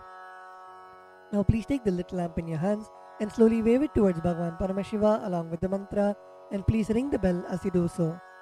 Om Ham Hom Shivaya Namaha. Shri Nityanandeshwari Paramashiva Shakti Sameta Shri Nityanandeshwara Paramashivaya Namaha. Deepam Darshayami. Now please take an udharani of water and show it to Bhagavan Paramashiva's mouth and offer it in the Achamana Patram. Om Ham Shivaya Svadha. The next offering is Naivedyam, the offering of food for Bhagavan Paramashiva. Now please sprinkle some water on the Naivedyam. Om Hastra Yapate. Please offer a flower on the Naivedyam. Om Hamrdayaya Namaha. Now please take an udharani of water and hover it clockwise over the Naivedyam and offer the udharani of water in front of Bhagavan Paramashiva at the end of the mantra. Om Ham Hom Shivaya Namaha. Shri Nityanandeshwari Paramashiva Shakti Sameta Shri Nityanandeshwara Paramashivaya Namaha. Naivedyam Nivedayami. Now please take an udharani of water and show it to Bhagavan Paramashiva's mouth and offer it in the Achamana Patram. Om Ham Shivaya Svadha. The next offering is Tambulam, the offering of beetle leaves. Now please take some akshata in your hands and offer it to Bhagavan Paramashiva along with the mantra. Om Ham Hom Shivaya Namaha. Shri Nityanandeshwari Paramashiva Shakti Sameta Shri Nityanandeshwara Paramashivaya Namaha. Tambulam Samarpayami. The next offering is Aratrikam, the offering of Arati to Bhagavan Paramashiva and Paramashiva Shakti. Now please sprinkle some water on the Karpura Arati plate. Om Hastra Yapate. Please offer a flower on the Karpura Arati plate. Om Hamrdayaya Namaha. Now please take the Karpura Arati in your hands and slowly wave it towards Bhagavan Paramashiva along with the mantra, and please ring the bell as you do so. Om Ham Hom Shivaya Namaha. Shri Nityanandeshwari Paramashiva Shakti Sameta Shri Nityanandeshwara Paramashivaya Namaha. Karpura Nirajanam Sandarshayami. Now please take a flower in your hands and hover it clockwise over the flame and offer it to Bhagavan Paramashiva along with the mantra Rakshandharayami. The next offering is Pushpanjali, the offering of fragrant flowers. Now please take some flowers, a durva grass and akshata in your folded hands and offer it to Bhagavan Paramashiva at the end of the mantra. Om Ham Hom Shivaya Namaha. Shri Nityanandeshwari Paramashiva Shakti Sameta Shri Nityanandeshwara Paramashivaya Namaha. Pushpanjalim Samarpayami. The next is the Gayatri Mantra. Now please hold the Yajnopavita with your right hand and chant the Gayatri Mantra 11 times internally.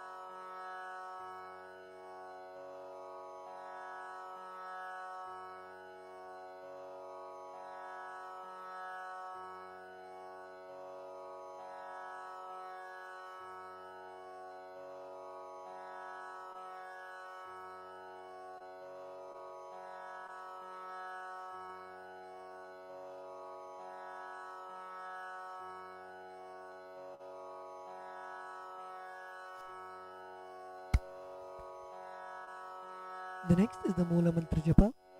Please close your eyes and chant the Shiva Mula Mantra 11 times internally.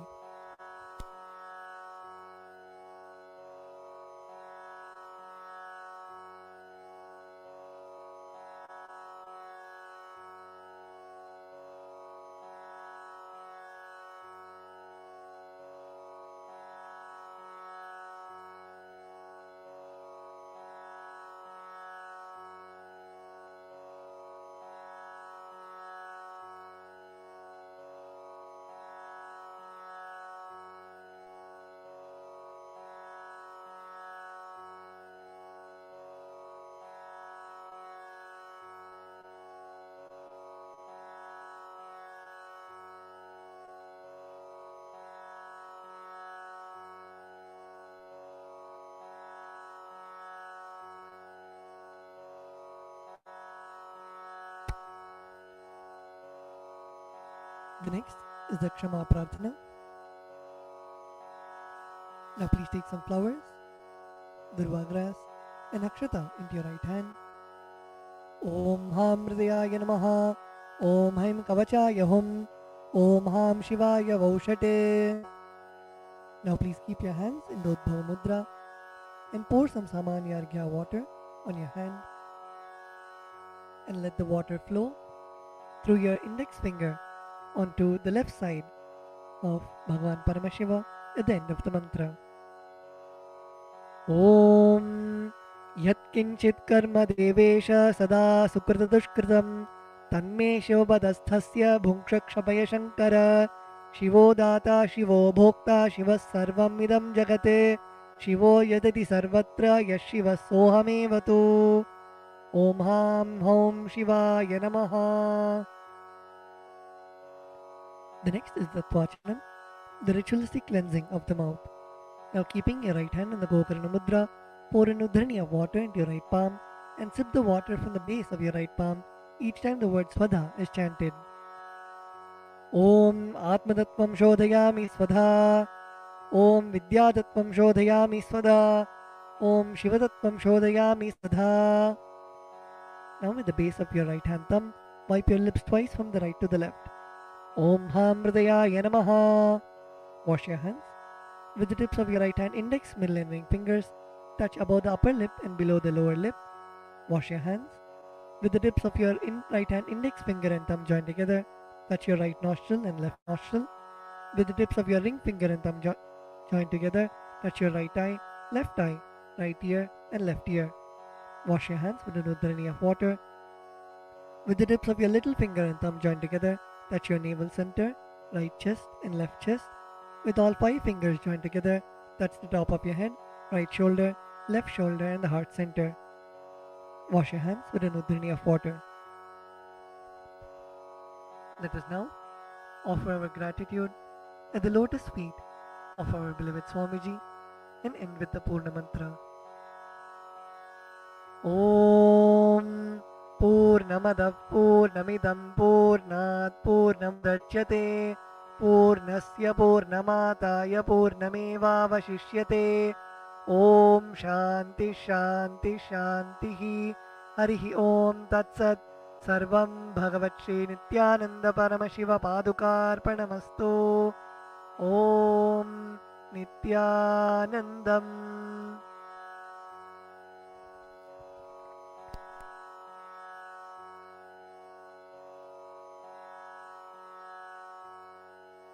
Established since 2002 in the United States of America, the United Ancient Nations is an intergovernmental organization, currently made up of 160+ members and indigenous nations. The UAN and its work are guided by the purposes and principles contained in its founding charter. The UAN is a manifestation of the profound connection amongst indigenous peoples across the world, including African, Andean, American, European, Caribbean, Oceanic, and Asian regions, rooted in shared wisdom, sustainable practices, and deep reverence for the earth. The United Ancient Nations serves as an international cultural and diplomatic organization focused on uniting indigenous cultures globally. Our governance structure is council-based without territorial claims, led by a collective leadership through our General Secretariat. As a non-state entity with UN-style advocacy, we focus on several key areas: cultural and digital heritage preservation, indigenous diplomacy, revival of indigenous knowledge systems to solve humanity's problems, global peace, environmental preservation, health and wellness, sustained economic development, indigenous and cultural tourism. While the UAN represents numerous indigenous cultures, the United States of Kailasa serves as the first indigenous nation specifically for Hindus. Kailasa's mission is focused on the revival of the ancient enlightened Sanatana Hindu civilization, with a formal governance structure including a head of state, ministers, and ambassadors. Under the leadership of SPH, Supreme Pontiff of Hinduism, Bhagavan Nityananda Paramashivoham, Kailasa has achieved recognition as a sovereign subject of international law, possessing distinctive attributes of juridical statehood. The United States of Kailasa is the main sponsor of the proposed UAN headquarters. This initiative would bring forth an estimated $100 million in revenue for the host country through summits, conferences, tourism, and development projects. The proposed UAN headquarters would represent the world's indigenous nations and peoples through its architectural design. It would blend the best of all worlds, featuring top modern architecture, the highest green building standards, and ancient Vastu architectural principles. This headquarters would serve as a central hub for indigenous diplomacy, cultural preservation, and collaborative efforts towards sustainable development and global peace. Through this initiative, we aim to create a dignified platform for indigenous leadership rooted in ancestral wisdom, cultural legitimacy, and collaborative innovation, enhancing global dialogue and regional stability. The establishment of the UAN headquarters would position a host country at the forefront of a global movement promoting indigenous wisdom while creating significant economic opportunities for the nation and its people.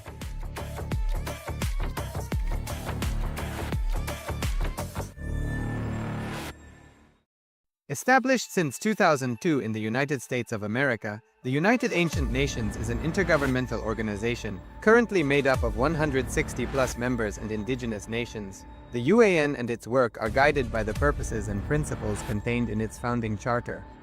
The UAN is a manifestation of the profound connection amongst indigenous peoples across the world, including African, Andean, American, European, Caribbean, Oceanic, and Asian regions, rooted in shared wisdom, sustainable practices, and deep reverence for the earth. The United Ancient Nations serves as an international cultural and diplomatic organization focused on uniting indigenous cultures globally. Our governance structure is council-based without territorial claims, led by a collective leadership through our General Secretariat. As a non-state entity with UN-style advocacy, we focus on several key areas: cultural and digital heritage preservation, indigenous diplomacy, revival of indigenous knowledge systems to solve humanity's problems, global peace, environmental preservation, health and wellness, sustained economic development, indigenous and cultural tourism. While the UAN represents numerous indigenous cultures, the United States of Kailasa serves as the first indigenous nation specifically for Hindus. Kailasa's mission is focused on the revival of the ancient enlightened Sanatana Hindu civilization, with a formal governance structure including a head of state, ministers, and ambassadors.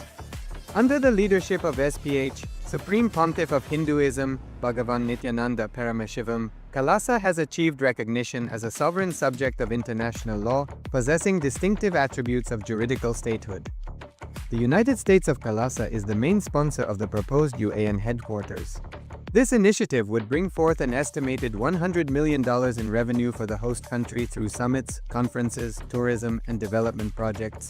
The proposed UAN headquarters would represent the world's indigenous nations and peoples through its architectural design.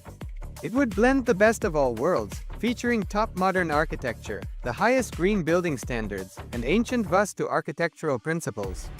This headquarters would serve as a central hub for indigenous diplomacy, cultural preservation, and collaborative efforts towards sustainable development and global peace.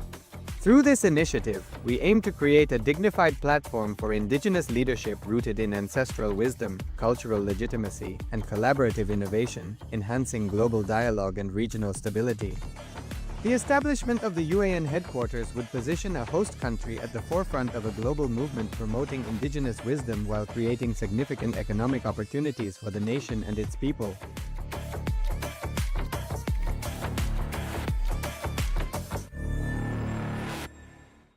Established since 2002 in the United States of America, the United Ancient Nations is an intergovernmental organization, currently made up of 160+ members and indigenous nations. The UAN and its work are guided by the purposes and principles contained in its founding charter. The UAN is a manifestation of the profound connection amongst indigenous peoples across the world, including African, Andean, American, European, Caribbean, Oceanic, and Asian regions, rooted in shared wisdom, sustainable practices, and deep reverence for the earth. The United Ancient Nations serves as an international cultural and diplomatic organization focused on uniting indigenous cultures globally. Our governance structure is council-based without territorial claims, led by a collective leadership through our General Secretariat.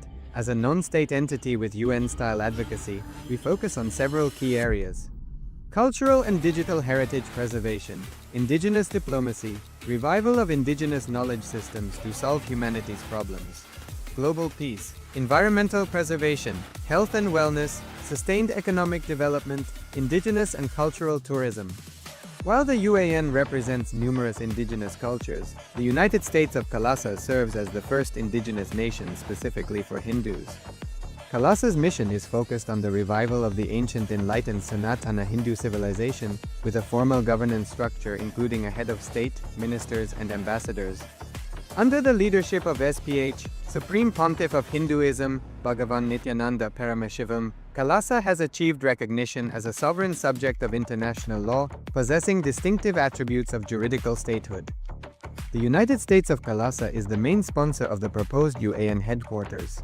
This initiative would bring forth an estimated $100 million in revenue for the host country through summits, conferences, tourism, and development projects. The proposed UAN headquarters would represent the world's indigenous nations and peoples through its architectural design. It would blend the best of all worlds, featuring top modern architecture, the highest green building standards, and ancient Vastu architectural principles. This headquarters would serve as a central hub for indigenous diplomacy, cultural preservation, and collaborative efforts towards sustainable development and global peace. Through this initiative, we aim to create a dignified platform for indigenous leadership rooted in ancestral wisdom, cultural legitimacy, and collaborative innovation, enhancing global dialogue and regional stability. The establishment of the UAN headquarters would position a host country at the forefront of a global movement promoting indigenous wisdom while creating significant economic opportunities for the nation and its people.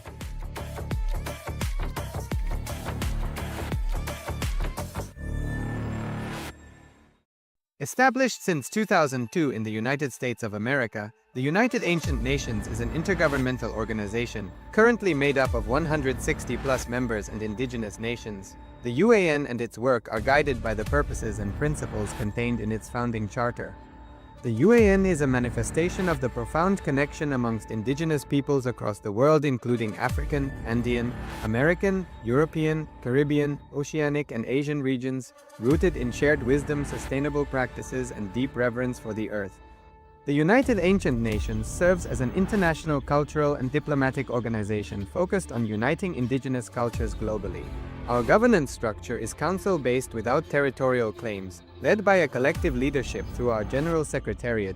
As a non-state entity with UN-style advocacy, we focus on several key areas: cultural and digital heritage preservation, indigenous diplomacy, revival of indigenous knowledge systems to solve humanity's problems, global peace, environmental preservation, health and wellness, sustained economic development, indigenous and cultural tourism.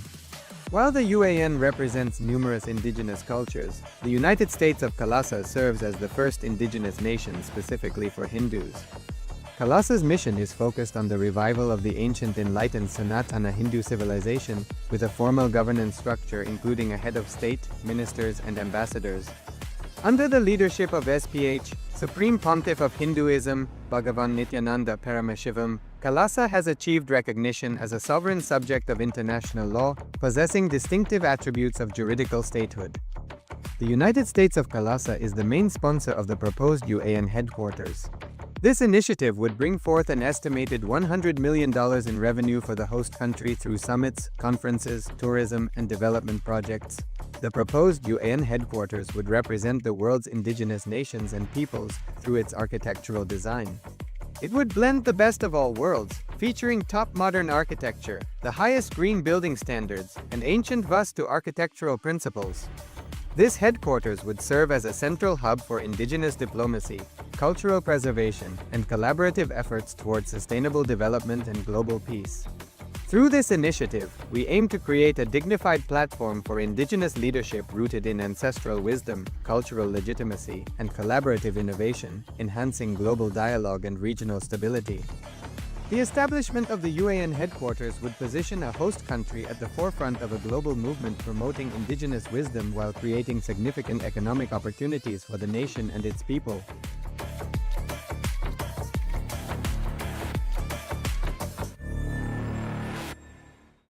Established since 2002 in the United States of America, the United Ancient Nations is an intergovernmental organization, currently made up of 160+ members and indigenous nations. The UAN and its work are guided by the purposes and principles contained in its founding charter. The UAN is a manifestation of the profound connection amongst indigenous peoples across the world, including African, Andean, American, European, Caribbean, Oceanic, and Asian regions, rooted in shared wisdom, sustainable practices, and deep reverence for the earth. The United Ancient Nations serves as an international cultural and diplomatic organization focused on uniting indigenous cultures globally. Our governance structure is council-based without territorial claims, led by a collective leadership through our General Secretariat. As a non-state entity with UN-style advocacy, we focus on several key areas: cultural and digital heritage preservation, indigenous diplomacy, revival of indigenous knowledge systems to solve humanity's problems, global peace, environmental preservation, health and wellness, sustained economic development, indigenous and cultural tourism. While the UAN represents numerous indigenous cultures, the United States of Kailasa serves as the first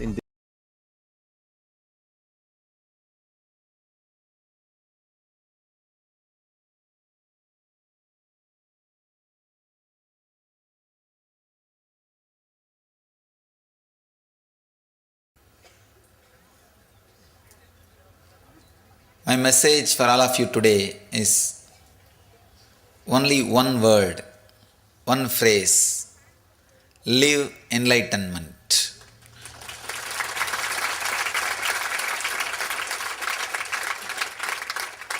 The Jivan Mukti. Understand,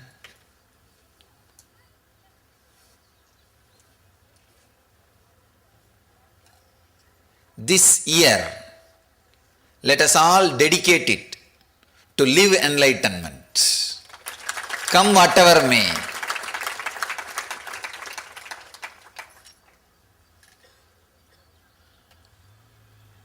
But only bliss will come, nothing else will come. The moment you risk come whatever may, you opened your door for bliss. Because the moment you say come whatever may, you accepted the whole. You are ready for the whole. You are ready for whatever is. Whatever is always bliss. Whatever exists is always bliss. Let's dedicate this year for living enlightenment, for Jivan Mukti. Understand? Let me describe Jivan Mukti.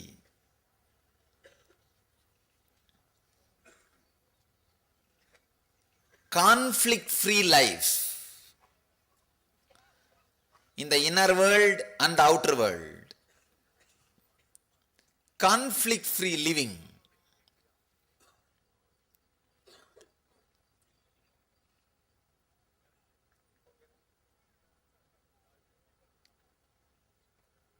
Living without gap between the inner world and the outer world.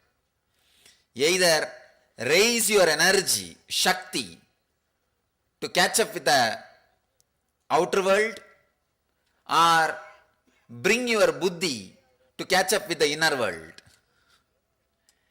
Raise your Shakti so that you can do whatever you want in the outer world, and raise your Buddhi so that you can accept whatever you have or whatever you are.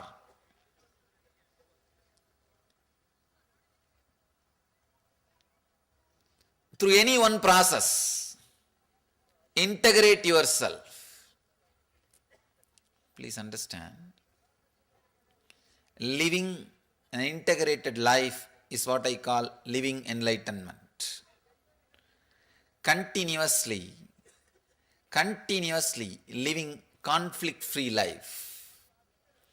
Continuously living the beautiful, harmonious feeling. Continuously living in a deep feeling connection with the whole existence, with whatever is what I call living enlightenment.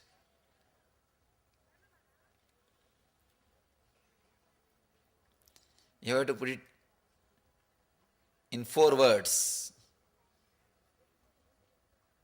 Shakti, energy to change whatever you can, and Buddhi, intelligence to accept whatever is not needed to be changed, whatever doesn't need to be changed, and Yukti, clarity, understanding. However you change, the whole world is a constant, continuous changing dream. What you call as reality is a continuously changing dream. That Yukti, that clarity.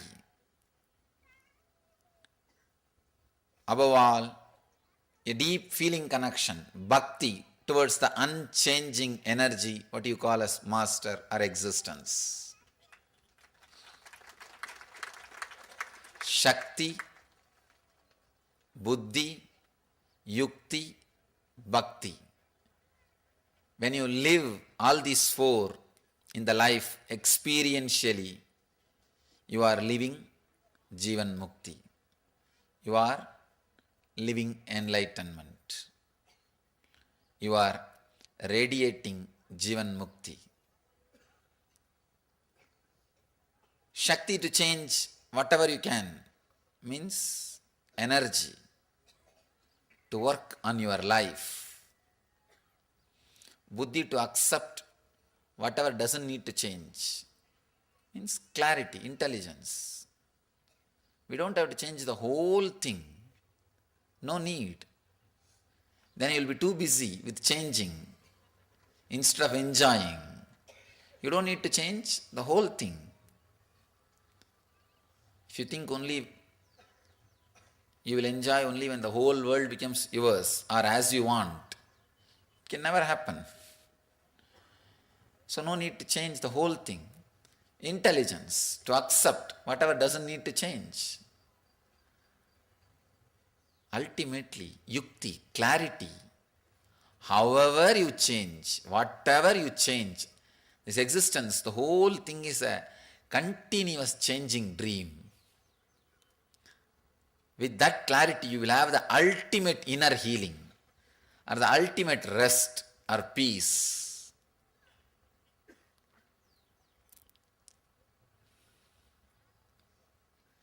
When you have that clarity, however you try, whatever you change, the whole existence is a continuous dream which changes.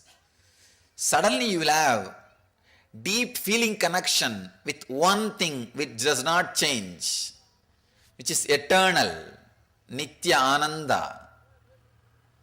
The feeling connection with that which does not change is what I call bhakti.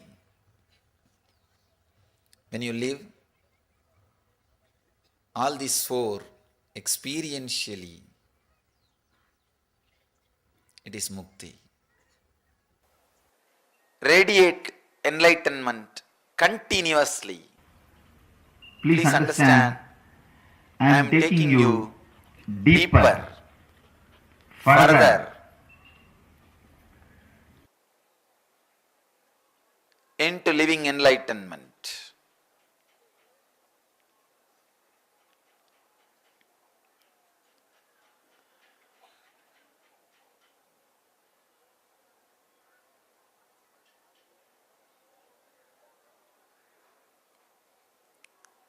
Radiating, the very word is so active, alive.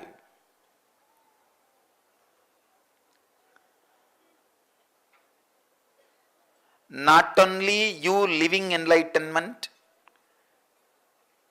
all the people around you, inspiring them through your living enlightenment is what I call radiating enlightenment.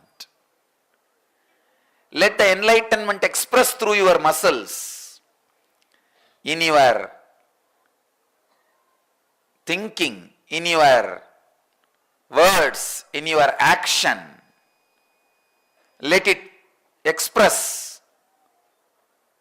through your being. Inspire all the people who are living around you. Please understand,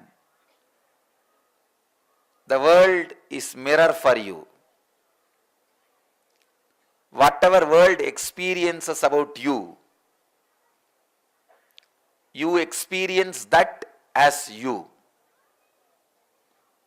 You continuously look into the world to know more about you, to have an idea about you.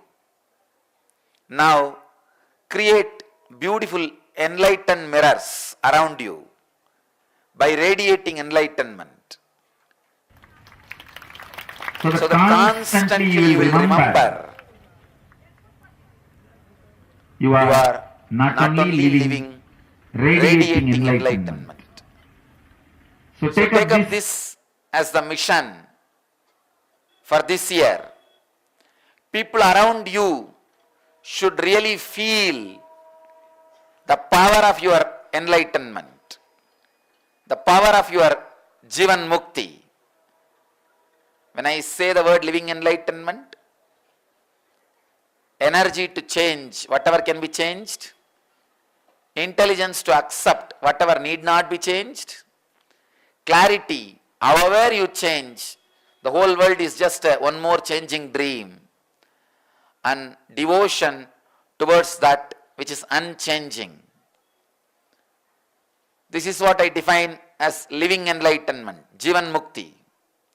Now, let these great truths radiate through your system so strongly. Let all the people around you, the world around you, feel the power of enlightenment. Let your muscles radiate this truth. Please understand,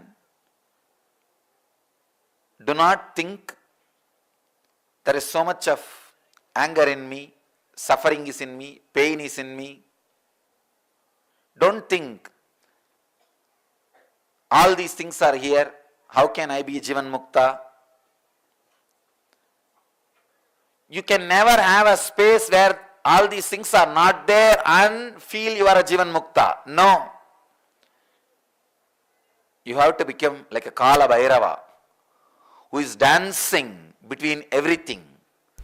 Jivan Mukta Sarira means anything swallowed should be digested and should become part of your body. Jivan Mukta mind means anything seen, you should be able to swallow, digest it, crush it and clear it. It should become wisdom. Any food swallowed should become energy, and anything seen should become wisdom in you. That is what I call Jivan Mukta Sarira, the body of enlightened and the mind of an enlightened. If you are living just in present, you have no freedom to correct your past and project your future. If you are living only in the past and future, you have no freedom to correct in present.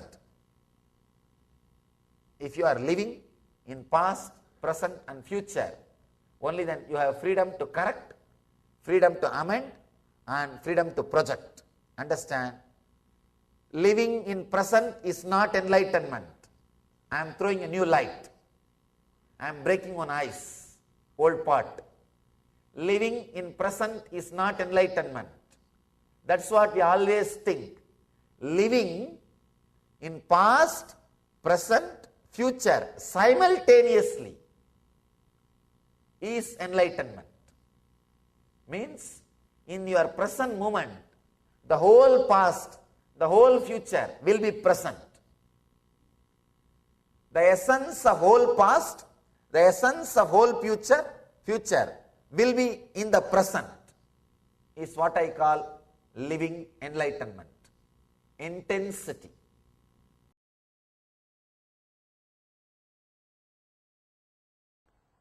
Take this as a message. This is the message for you, you all. Understand, in any situation, just remember how Swamiji will behave, how Swamiji will react, how Swamiji will face this situation. Simply you will see new door opens. This is what I call living enlightenment. Understand? You don't need anything else. This one is enough. Even while you are sitting, if thoughts are coming, if Swamiji is just sitting, what will be going on inside him? Naturally silence. Then why are you thinking? Silent. Over. Nothing else. That's all. Your mind will, if your mind says, no, I know it's true, but I can't do this, it's too much, then you think, if Swamiji's mind says like this, how he will behave? You would have finished the mind that moment. That's all. Nothing else. That's all. Just be very clear. Carry this one message. Maybe you can take this one message and let this message become life into you. The message of living enlightenment. See, understand, from the age of 10, of course, around the age of 10 only I was inspired and impressed by him. That was the time I started. But I didn't even know it's a meditation technique or it's a technique or all those things. Just it started. How he will behave. How Annamalai Swami will behave for this situation. Because many times in the house, my brothers or family will, if they start fighting for something, some share, this, that. And I'll think, how Annamalai Swami will behave? He won't even bother. Forget about it. Let them have. That's all. Because actually this is what I call relationship with master. Relationship with master is not just doing some puja or putting some flowers or worshipping him once in a while. No. Being thoroughly impressed by him. Anything comes up, fear or insecurity or greed or anger, anything comes up, just see how he will behave. Simply it will disappear. It will just disappear. A simple understanding, living enlightenment. Simple understanding enough, it will disappear. Nothing else is needed. Carry this one message. Carry this one message. See, the ordinary relationship, your relationship with master Many times I used to tell people, relationship, strong feeling connected with master is enough, you don't need any other technique. That means this is what? This is what? Not just your ordinary relationship. Your ordinary relationship, you neither try to understand me nor try to imbibe. Just it is there. Just it is there, and that is not, I can't even call that as a relationship. It's a regular, ordinary thing. Feeling connected with master means just living him, living master. When you live the master, only then you feel connected to him. Only then you are expanding. Only then something is happening in you. Once a man woke up from his bed early morning. As soon as he woke up, he saw his eyes have bulged and ears have protruded. Heavy pain in the neck. Eyes have bulged, ears have protruded. Heavy pain in the neck. Immediately he rushed to a doctor who diagnosed, checked him thoroughly, and gave him some prescription and a warning. He said, it is a very serious problem. You should take these medicines for 6 months without even 1 day gap. The side effect of this will be, you will lose all your hair. The man religiously, without even missing 1 day, took all the medicines. The side effect, losing all the hair, happened, but not the main effect. The problem continued. He went to the next doctor. Next doctor tried his best. He told, I think there is some serious problem in your left arm. It has to be amputated. What connection is there between the eyes and the ears or left arm only God knows. It has to be amputated. The suffering is so much, the man could not say anything except yes. He allowed his hand is amputated. After the surgery, 3 months he was alright. After 3 months, again the problem started. Problem continued. Then he went to the third doctor, who declared we couldn't diagnose the problem, we couldn't find the reason for it. Hope you may be alive only 1 more month. The same situation continues, you will be alive only 1 more month. When he came to know that he will be alive only 1 more month, he was totally depressed. But after 2-3 days, he recovered and decided to live his life. Wherever it is possible, whatever way it is possible, he started taking all types of loans. And he decided he is going to live only 1 more month. The first job is he took all types of loans, got new bungalow, got new cars, furniture, went to a tailor shop to have a new suit for himself. When the tailor was taking measurements, he said, make a 15-inch collar, high neck. Tailor said, no, for your size it has to be 18-inch. Man argued, no, what do you know? Last 6 months I am wearing only 15-inch. That feels good. Tailor said, do you know, instead of 18, if you wear 15, what will happen? Man asked, what will happen? Your eyes will bulge, ears will protrude. Nothing else. Your whole life, whatever solution you are trying to find from the outer world, it is just like this story. If you have missed the story, don't worry, don't miss the laughter. I think she was enquiring. Even if you miss the story, don't miss the laughter.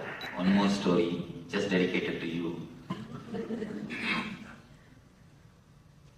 In India, Sardarji jokes are very popular. Any Sardarji? Oh. I think you don't mind? No. That's nice.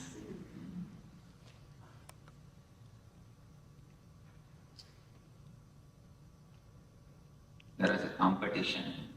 100 jokes will be told. If you don't laugh, you will have $1 million prize. One man got into the stage, people have started cracking jokes. 50 somehow he could manage, but not more than that. He has to laugh. Next man could manage 70. Third, our hero got into the stage. He could manage 90. 95, yes. Smile, not even a laughter. Yeah. Beam of smile entered his face. His wife was sitting just in front of him. Started shouting, "Hey, keep quiet, keep quiet. $1 million. At least for next 2 minutes, keep quiet. Only 2 minutes. Don't miss the $1 million. But somehow, finally, 98 joke. Nothing could be done. He laughed. He laughed uproariously. And he came down. The wife inquired, "What has happened? You waited patiently so long. You controlled yourself so long. What has happened? Last only 2 minutes. You could have managed. Why did you miss?" He replied, No. Now only I understood the first joke. Even if you miss some jokes, don't miss the laughter. Don't laugh separately. Don't laugh separately after some half an hour. Let us go to the first story. Our life is nothing but the first story. The problem is just here, 2 inch, 2-3 inch.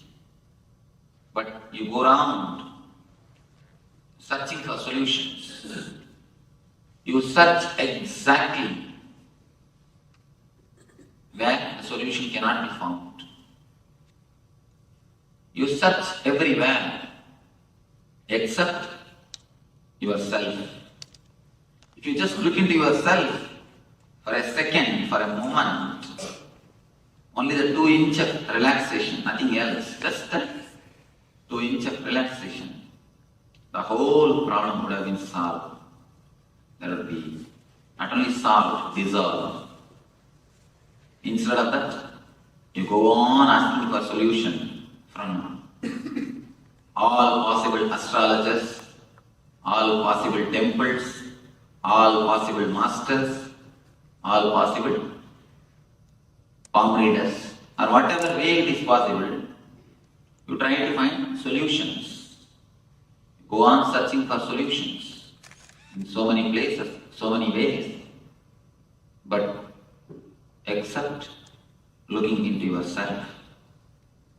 If you just look into yourself for a moment, I don't say to enter into your being totally, just for a moment, then you will see so many things gets transformed by itself.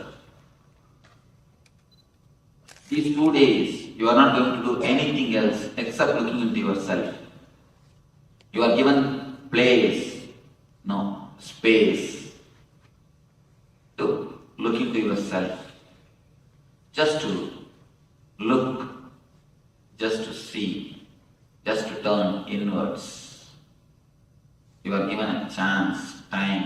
space to look into your system, into your being.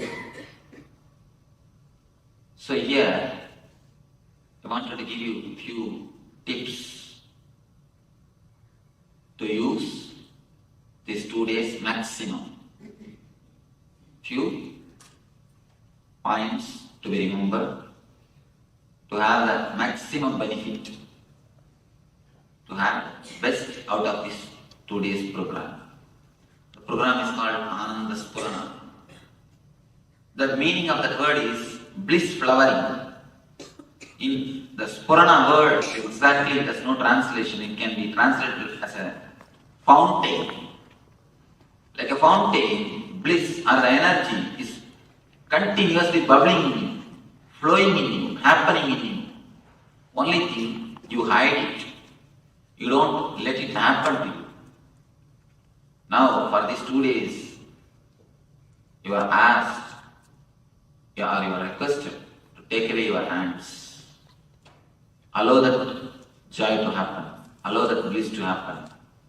Just to have a taste of that ananda, taste of that bliss. The program is designed to have a taste of your inner being, taste of your inner bliss. You can attend this program in 3 ways. One is just intellectually. If you just take this class as an intellectual class, you will learn a lot. You will learn a lot. Intellectually means just sitting with your head, nothing else. Just your head will be concentrated. If you want to take the intellectual knowledge, just the head is enough. Nothing else is necessary. You don't need anything else. If you are alert without sleeping in the class, that's enough. Nothing much is necessary. If you feel like sleeping, the last row is reserved for you. You can go there and sit and sleep. Please don't sleep inside the class. Not for your sake, at least for my sake. Why I say my sake? A small story. Once, a taxi driver from Chennai, anybody who had been to Chennai, who lived in Chennai? Then you will understand. Taxi driver in Chennai, they lead you directly to hell. A straight way to hell. They don't take you by shortcut or they don't take you by the long route or anything. Direct way to hell. If you are expectant mother, never sit in Chennai taxi.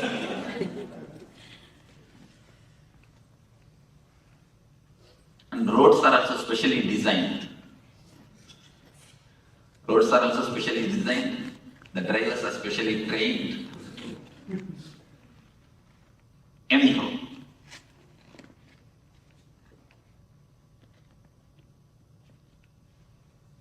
one day morning, one taxi driver from Chennai and one great religious preacher,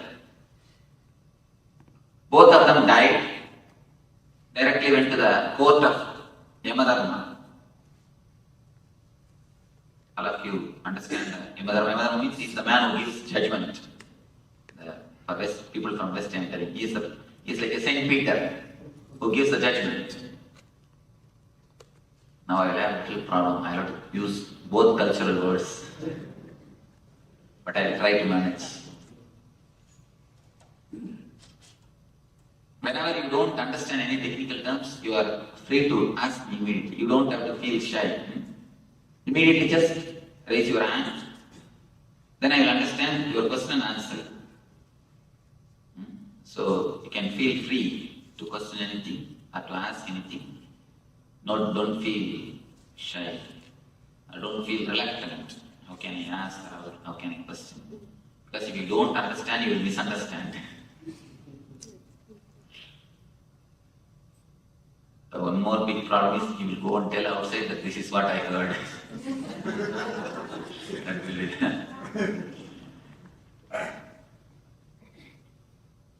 both of them, the great religious preacher and the taxi driver, both of them reached the Yama's court for judgment. First, the taxi driver pushed himself into the cabin.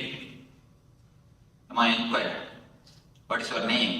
He said, "My name is so and so. What were you doing?" "I was driving taxi in Chennai."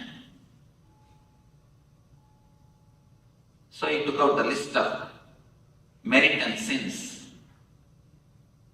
Finally, he gave the judgment, "All right, let you have silken robe, golden staff, and first class AC seat in the Swarga, in the heaven." He sent. Next came this great religious preacher. He was asked, "What's your name?" "My name is so and so." "What were you doing?" "I was preaching God's word around the world. All over the world, I used to go around and preach Lord's name, preach the divine message." The list of the merit and sins is taken out and read. Yama gave the judgment, "Let you have cotton robe and wooden staff and third class room."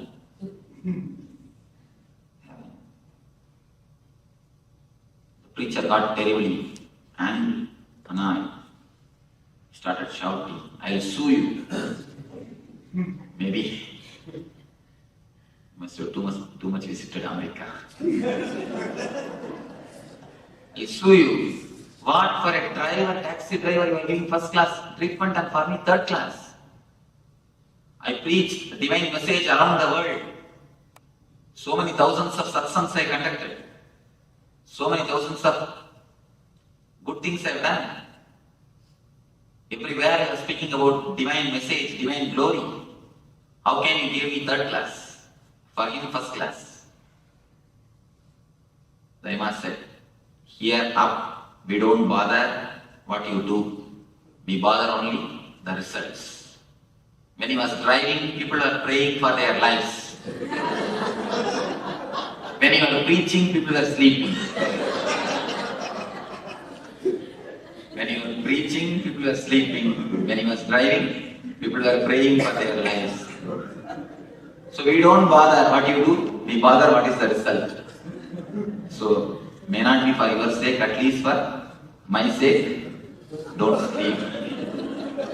Otherwise, when I go there, I'll be given the staff and third class room. At least for my sake, don't sleep. If you feel like sleeping, sit in the last row, so that I will have argument. No, they have not slept in my class. They were sleeping only outside the room, outside the class. I can save my face. If you just a little bit of attention, that's enough. The class will be useful to you as an intellectual class. You may learn a little bit of knowledge. But by that, you are having only the 33% of the benefit. Not more than that. Not more than that.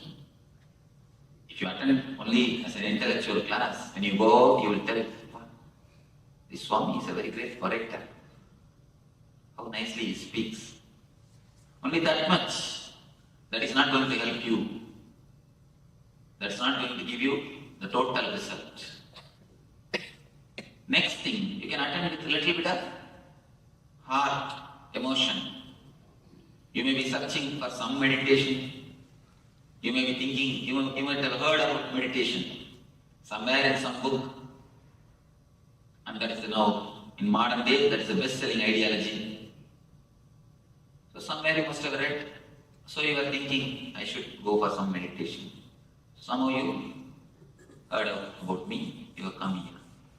If you attend with a little bit of emotion, or a little bit of thinking of meditation, a little bit of art, you may have the second layer. You may feel a little refreshed. You may feel relaxed. You You may feel little joyful, but even that is not enough. When you feel little bit joyful, you will go and tell, wow, we had a beautiful weekend this time. It was really a nice weekend. But even that is not enough. Only when you attend with your whole being, only when you put your whole effort, then you will see something new happens in your being. Only then you will really have all the 100% benefit. If you sit only with your head, you will have only 33%. If you sit with your heart, a little bit of involvement, you will feel only the 66. Only when you put your whole being 100%, you will see the total result. Or you will attend, you will take this as a spiritual program. The whole being can be touched. A real result can happen. Water becomes steam only at the 100th degree, never at the 99.9. If you put 99.9 also, it is simply useless. Put your whole thing, whatever efforts you have, put the whole thing and do the meditations. Put the whole thing and do the meditations. Whatever effort you have, whatever energy you have, whatever mind you have, of course you cannot get others' mind, you cannot catch others' energy, but whatever you have, put the whole effort and do it. Put the whole effort and do it. One man fell sick. Asked his colleague to suggest a good doctor. The colleague suggested, here is Dr. Pill, very good doctor. Go to him. He will surely cure you, but it is a little costly. He takes $500 for his first visit. For next visit, $100. But surely he will cure you. The man wants to go to the same doctor, but wants to save a little bit money also. So he planned, went to the doctor, entered his cabin, told, doctor, I have come back. He acted as if he is coming for the second time. Not even for a moment doctor was duped or fooled. He quickly checked in, and after a few minutes he declared, oh, continue the same medication which I gave last time. Continue the same medicine which I gave last time. See, when you try to say, you get only that much of result. You get only that much of benefit. Not more than that. So only when you put your whole thing, you get the total benefit. So put your whole effort. Whenever the meditations are practiced, don't reserve your being off and don't reserve your being or the head or anything. Understand the instructions and put your being totally. Put your whole effort. Otherwise, you will see. You will be having only the intellectual knowledge. Of course, it's not worth having. It is, but it is not total. It is not total. Just to have the intellectual knowledge, you don't have to come here, sit in front of the computer, or sit in front of some professor. They will speak, they will tell you in a much better way. They will at least tell you in your English. I am speaking in my own English. I am sorry about it, but I know only this much of language. There are many people who are much better orators than me. There are so many ways to get the knowledge. Just sit in front of a computer. Nowadays, there is no need even for any professor or anything. Just sit in front of internet. You get all the information, but it will be only intellectual. If If you attend this class also, only with your head, only with your attention, it will be nothing more than intellectual. If you attend with a little heart, little love, sympathy for me, oh, he seems to sound logical. He seems to be a little honest. Let me see what he says. That much of sympathy. With that, if you sit, of course, you will taste some one meditation. You will have a taste of one meditation. You will feel a little relaxed. You will feel a little joyful. But only when you put your whole being, you really feel the bliss. You really feel the transformation. You really feel that something new has happened to you. Only then you feel some new experience it is. Here I am not teaching only by words. I am teaching more by energy and the methods, more by the techniques. So please don't miss even one technique or one session. Don't miss even one technique or one session. Put your whole effort. Both of them try to possess you. Then problem starts. Your mind will never let the meditation to happen to you. It will try all its best to disturb you, to distract you. Don't bother about it. Put your effort. Don't bother about the mind. When you are asked to practice some techniques, there are many techniques which are going to be practiced. Either deep breathing or humming, or there are many techniques going to be. When you do the deep breathing and after 1 or 2 minutes you will feel, no, I feel I may faint. I think I am not feeling well. Last 2-3 days I had a slow fever. I think I am having a back pain. Let me rest for this meditation. Let me do the next meditation. Mind will give all its reasons. Please don't listen to the mind. Even if you faint, don't bother. Volunteers are here. We will take care of you. We will sprinkle water and wake you up. Make you again meditate.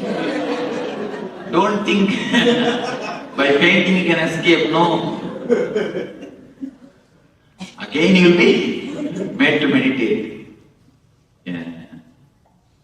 Small incident which happened in the Zen monastery.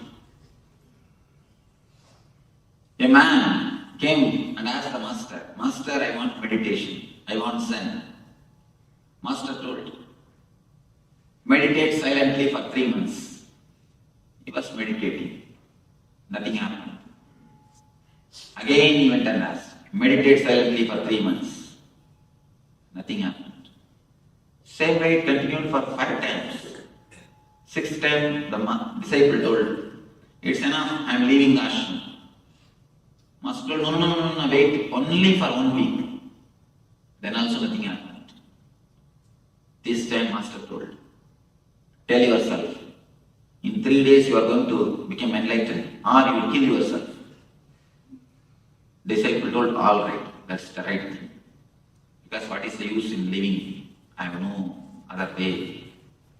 He decided and sat. Either I become enlightened and get up or I die. The moment when he sat, he became enlightened. It's nothing. The meditation or the spirituality is nothing. It is just your conscious decision. A clear conscious decision. I will let your urge become urgent.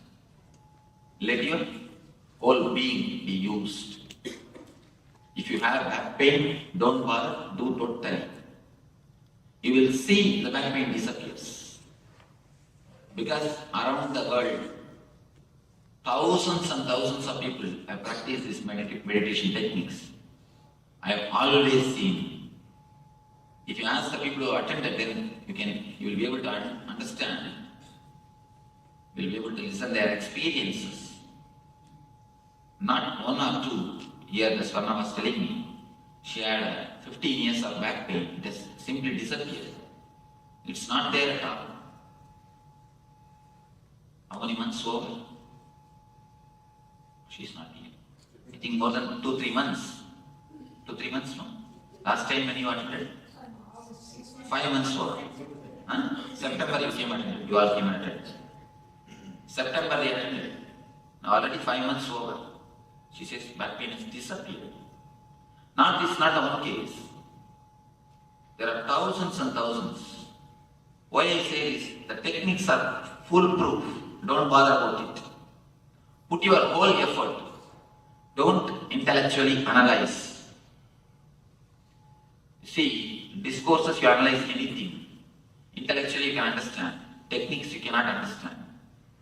They are something more deeper. They are something to do with your being. Intellectually you cannot analyze. Intellectually it's difficult to understand. So, put your whole effort, then you will see the result happening in your system. Your system is just, your being is flowering.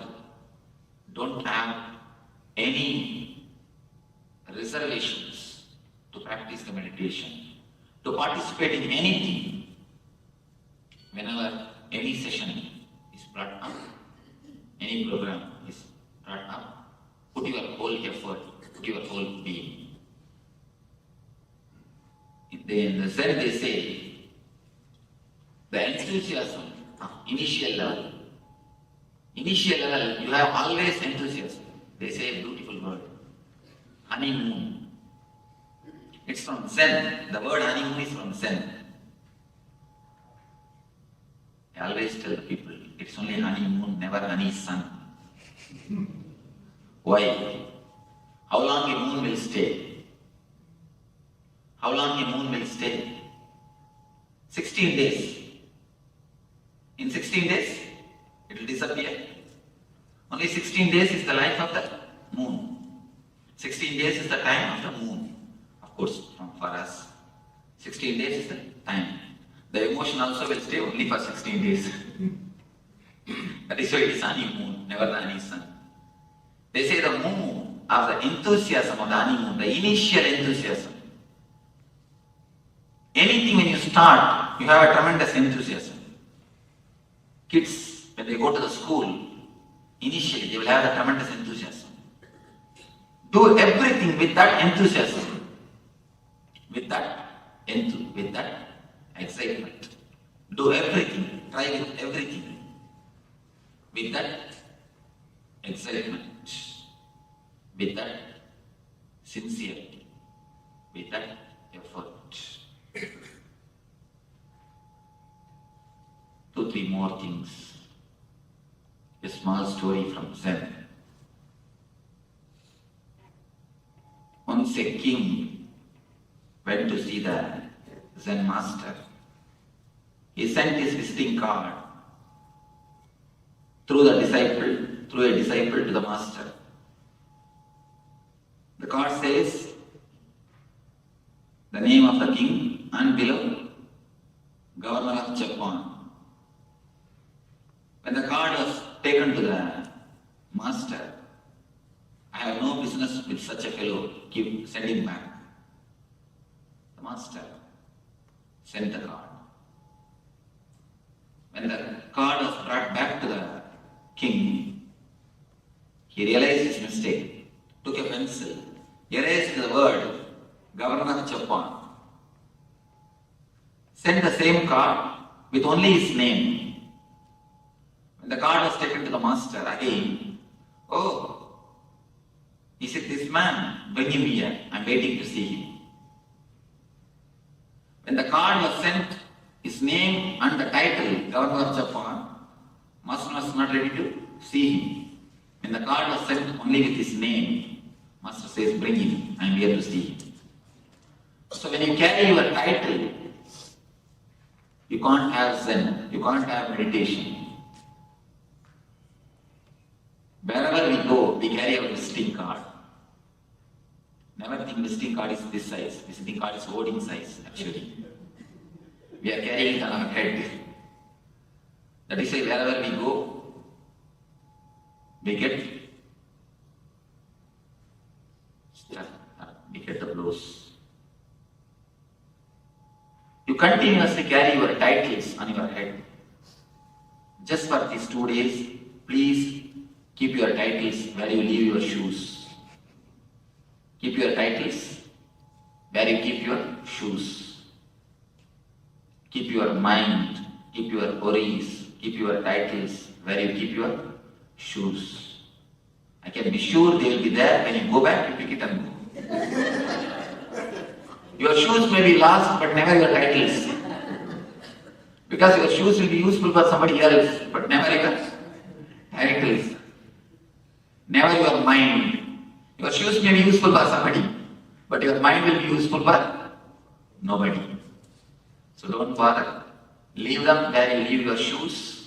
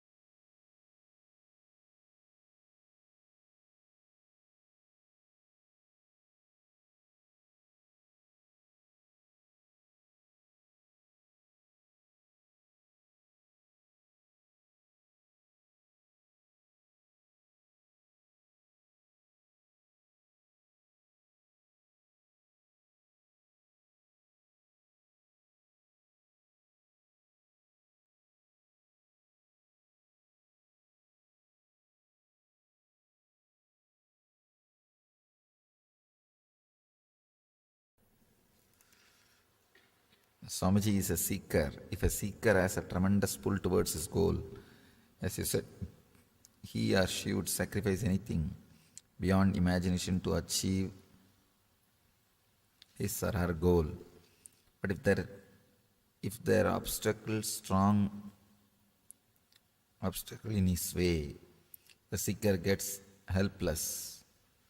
How would you pull him out? You said trust whatever I say. Swamiji, please explain. Out of you, I'm not able to understand what he...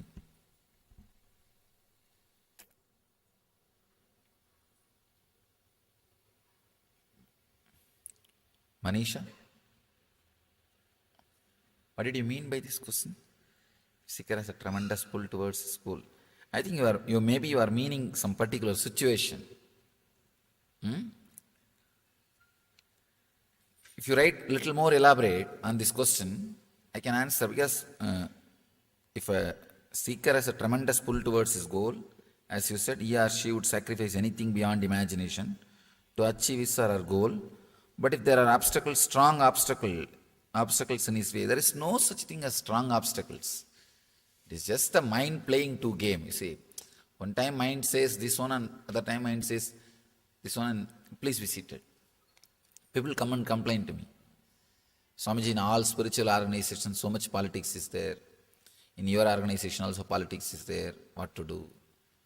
I tell them, to create politics, you don't need two people. One person is enough. Morning you will be in one mood, evening you will be in another mood. So politics between himself. See, what he does morning, evening will be contradicting. So to create politics, you don't need two person. One person is enough. So anywhere single individual is there, politics will be there. So already moon politics started. Already in moon, politics has started. So understand, to do politics, you don't need two person. It's the internal politics. So even this question is related to that only. Morning your mind says something is important in your life, and evening your mind says something else is important. That is what you call obstacles. There is no such thing as obstacles. There is no such thing as obstacles. It is your priority. That's all. And your emotional strength to fulfill your priority. Emotional readiness to live your priority. That's all is there. Otherwise there is no obstacle. Obstacle word is just...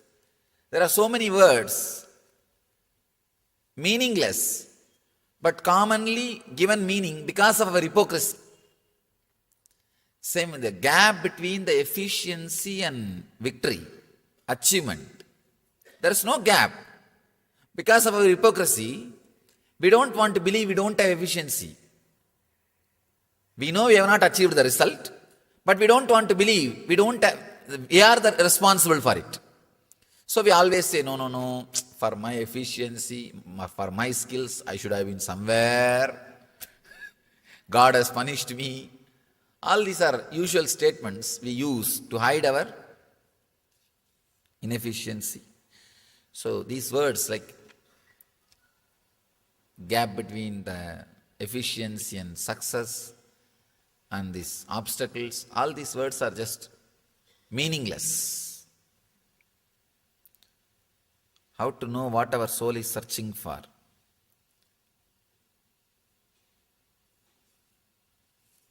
Please understand, anything you seek, maybe I can give this simple technique, you will really experience and find out what you are seeking for.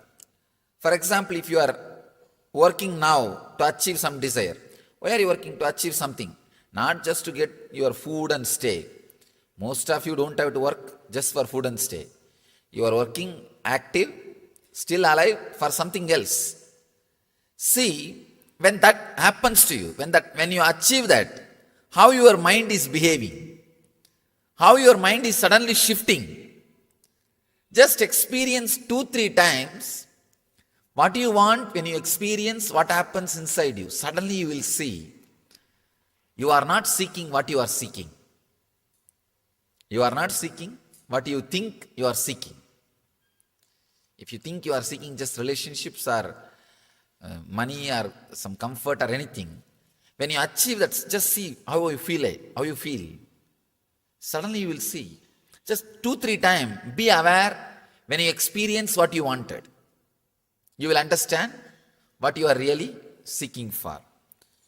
All of us, whether you want or not, whether you understand or not, directly or indirectly, seeking a feeling of fulfillment, which you lost when you started feeling individual identity.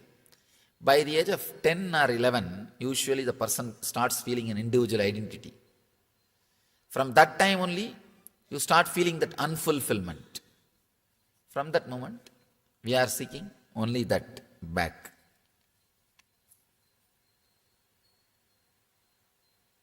So many times I see the same kind of disturbing situations come in my life. Means you are carrying the blueprint of that. Straight away you are responsible. Nobody else is responsible. If it's an accident, even for accident we are only responsible. To tell you honestly, even for accident, we attract accidents. Please understand, I am not insensitive towards your suffering. I am not talking irresponsibly. I am talking responsibly. Even your accidents you are attracting. You may say, how can it be, Swamiji? I was driving in the right lane, that fellow came and dashed. How can you say that I am attracting? Please understand, there's no effect without cause. There can't be anything without your silent permission. In the inner space, all of us, see, whenever after a certain incident, the result is liked by you, you call it as miracle and you are responsible. If that aftermath is not as you feel comfortable or connected or happy, then you say it is accident and you are not responsible. That's a drama we play. It is just hypocrisy. Whether you like or not, understand or not, it's a very deep but truth. Even your accidents, we attract. We attract our accidents. I can quote many incidents. Even the one incident can quote. Many times you would have heard from this from me, because I'm seeing 70% are regular devotees. Only 30% I'm seeing new faces. But at least for the 30%, I'll repeat this incident. This happened in USA. One 4 or 5-year-old child was brought to me for autism, to heal. Child was having autism, so they brought the kid to heal. He was born and brought up in Telugu family, settled in USA. They brought the child and they asked me, Swamiji, please heal the child. And he's suffering. He can't talk. And disturbed child. I put my hand on the head and started healing. The moment the energy started entering his system, he started speaking straight away in Tamil, not even in Telugu. They say, impossible, Swamiji. The whole family says, none of us know Tamil. Neither our relatives or none of us know Tamil. And he is very clearly speaking. First of all, he can't speak. He is speaking in Tamil. He says, in singular he said, not even with respect, remove your hand. He told me in Tamil, Kaiye Edra, in singular. I was shocked. I was really shocked. First thing, I was shocked because he was able to speak. Second thing, he is speaking a very clear, fluent Tamil. And in singular. I was shocked. I thought maybe he's possessed some spirit or ghost. Even then, usually spirits don't stand in front of an enlightened energy. I was completely taken aback and I asked, who is speaking? May I know? That guy said, don't you understand? I am the owner of this body. Don't think I am ghost or some spirit. I am owner of this body. I am speaking. Remove your hand. First remove the hand and then we will talk. He was very strong. I said, why? Don't you understand? I am healing you. Why do you want me to remove the hand? He says, I don't want to be healed. I want to live like this. I was shocked. I asked, why? What made you to take this decision? He says, I am tired of living a responsible routine life, taking bath, going to college, going to office, and I am tired of this responsible life. There is nothing. So I decided one life I will enjoy without any responsibility. I want others to take care of me, people to attend me. I was shocked. No, see, really, after the IT invention, IT civilization, that's what I have to use, that is the word I have to use. After this IT revolution only, the artistic child have become more. Because people are tired of working 24 hours. What will you do? Unnecessarily creating infrastructure without enjoying. Now, I am not saying reduce GDP. No. I am saying learn how to live also. You will actually be more productive, more creative, and you will be enjoying also. I have seen these countries too much oriented towards working. Those countries are suffering tremendously with depression and this kind of kids. Because souls are becoming tired of working. They say two lifetime we worked as a IT software professional, now let me become artistic child. No, really, I don't want to work anymore. These kids are taking this kind of decision. Anyhow, if you understand little deep mystic truths, you may understand what I am saying. But the incident itself is truth. Please understand. The incident I am reporting as it happened, without mixing anything, without adding or reducing. I may be giving my commentary, my interpretation, but incident itself happened as it is. Let me finish the incident. Then I asked him, all right, you wanted to rest and live an irresponsible life? Okay. But what about your parents? They are good people. They are suffering. Why did you take birth to them? They are very good people. He says, I took birth to this couple because they are very good people. They will take care of me. Somebody else may put me in some residential school or somewhere else. They may put me in some residential houses, homes, to be taken care. I know these people are good people. That's why took birth in their family. Actually, usually, whatever you read intellectually, here as an intellectual truth, sometimes some incident will make that as a reality, experience. Some incident suddenly will make the truth as a click in your life. Something will click. You know, God, what that Swami said or what that book says is true. You will experience. Same way, I have read many places. You are authority of your life. You make decisions. All these things I have read.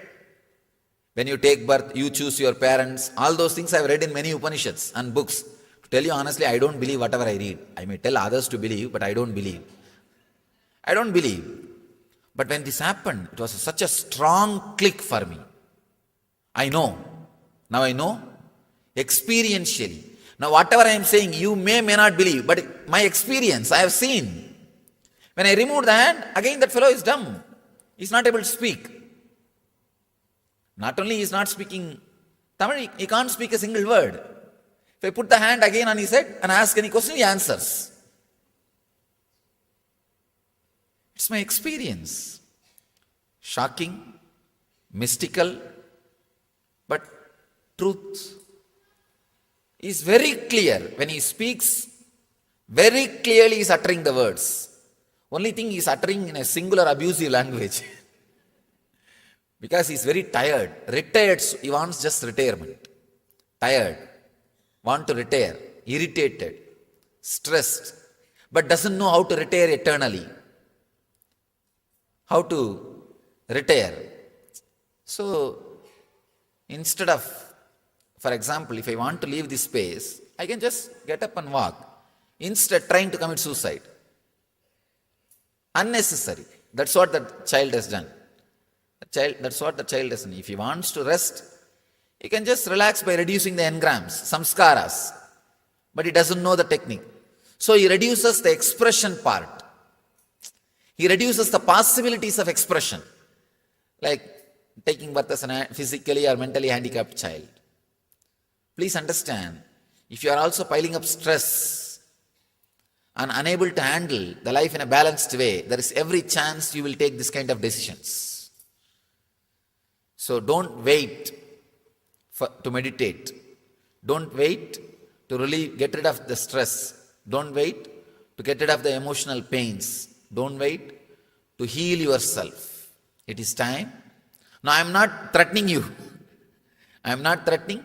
I am just sharing my experience. Anyhow, this incident taught me a great truth. Even if it is an accident, we are responsible.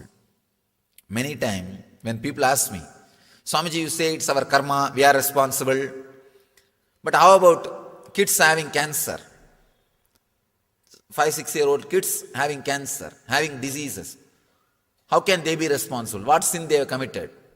Now I know the answer. Now I know the answer. That incident, it was a real strong click. Very strong click. Whether you want or not, understand or not, we are responsible. We attract. Anything in our life we attract, we are responsible for it. So, as you say, so many times I see the same kind of disturbing situations to come in my life. We are responsible. Change the blueprint. It may take little time and energy, but you have to. It is just like if you become overweight, if you put on weight, you work for 6 months to reduce and bring it to balance.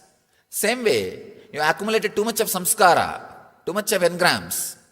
So work for 6 months, take it as a project. That's all. But the problem is weight everybody can see. So you feel compelled to reduce. The engrams nobody can see. So you think, oh, I am okay. I am comfortable. It's okay. That's the only problem. But take it as a project. That's the only way. Seeker has a tremendous pull towards school. I think you are meaning some particular situation. If you write little more elaborate on this question, I can answer, because if a seeker has a tremendous pull towards his goal, as you said, he or she would sacrifice anything beyond imagination to achieve his or her goal. But if there are strong obstacles in his way, there is no such thing as strong obstacles. It is just the mind playing two games, you see. One time mind says this one, and other time mind says this one, and please be seated. People come and complain to me. Swamiji, in all spiritual organizations, so much politics is there. In your organization also politics is there. What to do? I tell them, to create politics you don't need two people. One person is enough. Morning you will be in one mood, evening you will be in another mood. So politics between himself. See, what he does morning, evening will be contradicting. So to create politics, you don't need two persons. One person is enough. So anywhere single individual is there, politics will be there. So already moon politics started. Already in moon, politics has started. So understand, to do politics, you don't need two persons. It's the internal politics. So even this question is related to that only. Morning your mind says something is important in your life, and evening your mind says something else is important. That is what you call obstacles. There is no such thing as obstacles. There is no such thing as obstacles. It is your priority. That's all. And your emotional strength to fulfill your priority. Emotional readiness to live your priority. That's all is the... Otherwise there is no obstacle. Obstacle word is just...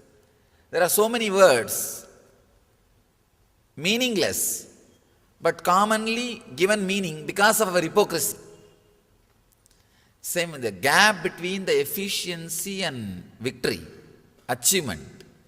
There is no gap. Because of our hypocrisy, we don't want to believe we don't have efficiency. We know we have not achieved the result, but we don't want to believe we are responsible for it. So we always say, no, for my efficiency, for my skills, I should have been somewhere. God has punished me. All these are usual statements we use to hide our inefficiency. So these words like gap between the efficiency and success and these obstacles, all these words are just meaningless. Please understand, there's no effect without cause. There can't be anything without your silent permission. In the inner space, all of us, see,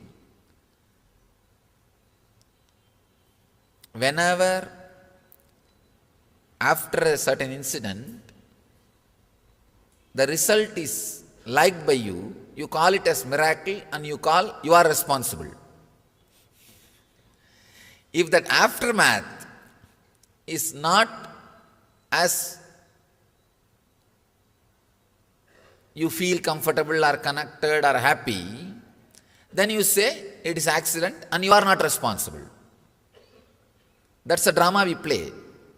It's just hypocrisy. Whether you like or not, understand or not, it's a very deep but truth. Even your accidents, we attract. We attract our accidents. I can quote many incidents. Even the one incident can quote. Many times you would have heard from this from me, because I'm seeing 70% are regular devotees. Only 30% I'm seeing new faces. But at least for the 30%, I'll repeat this incident. This happened in USA. One 4 or 5-year-old child was brought to me for autism, to heal. Child was having autism, so they brought the kid to heal. He was born and brought up in Telugu family, settled in USA. They brought the child and they asked me, Swamiji, please heal the child. And he's suffering. He can't talk and disturbed child. I put my hand on the head and started healing. The moment the energy started entering his system, he started speaking straight away in Tamil, not even in Telugu. They say, impossible, Swamiji. The whole family says, none of us know Tamil. Neither our relatives or none of us know Tamil. And he is very clearly speaking. First of all, he can't speak. He's speaking in Tamil. He says, in singular he said, not even with respect, remove your hand. He told me in Tamil, Kaiye Edra, in singular. I was shocked. I was really shocked. First thing, I was shocked because he was able to speak. Second thing, he's speaking a very clear, fluent Tamil and in singular. I was shocked. I thought maybe he's possessed some spirit or ghost. Even then, usually spirits don't stand in front of an enlightened energy. I was completely taken aback and I asked, who is speaking? May I know? That guy said, don't you understand? I am the owner of this body. Don't think I am ghost or some spirit. I am owner of this body. I am speaking. Remove your hand. First remove the hand and then we will talk. He was very strong. I said, why? Don't you understand? I am healing you. Why do you want me to remove the hand? He says, I don't want to be healed. I want to live like this. I was shocked. I asked, why? What made you to take this decision?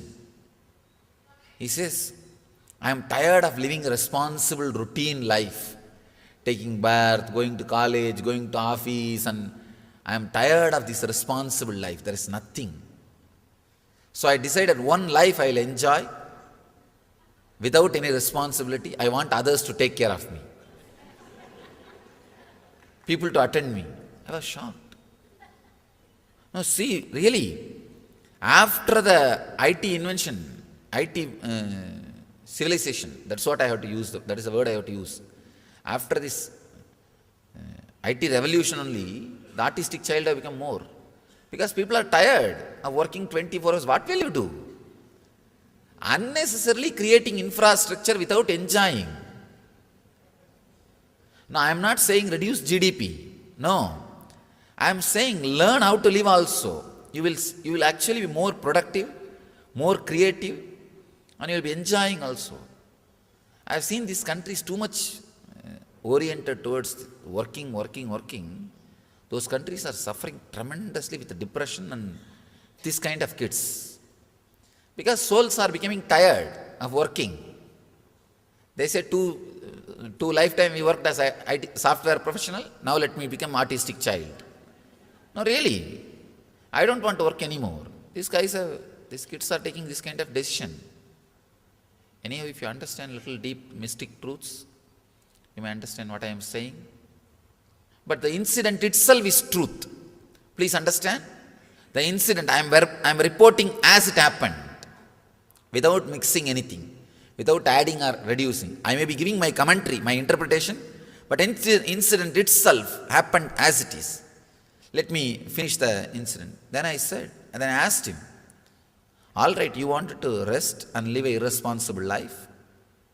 Okay, but what about your parents? They are good people. They are suffering. Why did you take birth to them? They are very good people. He says, I took birth to this couple because they are very good people. They will take care of me. Somebody else may put me in some residential school or somewhere else. They may put me in some residential houses, homes, to be taken care. I know these people are good people. That's why I took birth in their family. Actually, usually, whatever you read intellectually, here as an intellectual truth, sometimes some incident will make that as a reality, experience. Some incident suddenly will make the truth as a click in your life. Something will click. You know, God, what that Swami said or what that book says is true. You will experience. Same way, I have read many places. You are authority of your life. You make decisions. All these things I have read. When you take birth, you choose your parents. All those things I have read in many Upanishads and books. To tell you honestly, I don't believe whatever I read. I may tell others to believe, but I don't believe. I don't believe. But when this happened, it was such a strong click for me. I know. Now I know. Experientially. Now whatever I am saying, you may not believe, but my experience, I have seen. When I remove the hand, again that fellow is dumb. He is not able to speak. Not only he is not speaking Tamil, he can't speak a single word. If I put the hand again on his head and ask any question, he answers. It's my experience. Shocking, mystical, but truth is very clear. When he speaks, very clearly he is uttering the words. Only thing he is uttering in a singular abusive language. Because he is very tired. Retired, he wants just retirement. Tired, want to retire, irritated, stressed, but doesn't know how to retire eternally. How to retire. So, instead of, for example, if I want to leave this space, I can just get up and walk. Instead, trying to commit suicide. Unnecessary. That's what that child has done. That's what the child has done. If he wants to rest, he can just relax by reducing the engrams, samskaras. But he doesn't know the technique. So he reduces the expression part. He reduces the possibilities of expression. Like taking birth as a physically or mentally handicapped child. Please understand, if you are also piling up stress and unable to handle the life in a balanced way, there is every chance you will take this kind of decisions. So don't wait to meditate. Don't wait to get rid of the stress. Don't wait to get rid of the emotional pains. Don't wait to heal yourself. It is time. Now I am not threatening you. I am not threatening. I am just sharing my experience. Anyhow, this incident taught me a great truth. Even if it is an accident, we are responsible. Many times when people ask me, Swamiji, you say it's our karma, we are responsible. But how about kids having cancer? 5-6-year-old kids having cancer, having diseases. How can they be responsible? What sin they have committed? Now I know the answer. Now I know the answer.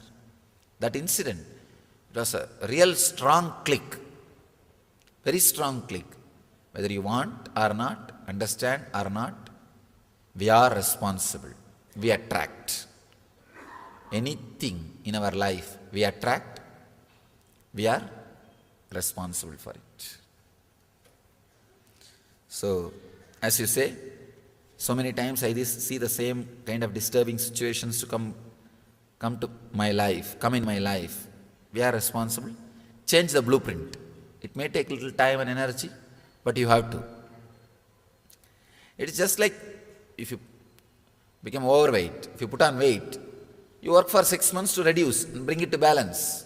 Same way, you accumulated too much of samskara, too much of engrams. So work for 6 months, take it as a project. That's all. But the problem is weight everybody can see, so you feel compelled to reduce. The engrams nobody can see, so you think, oh, I am okay, I am comfortable, it's okay.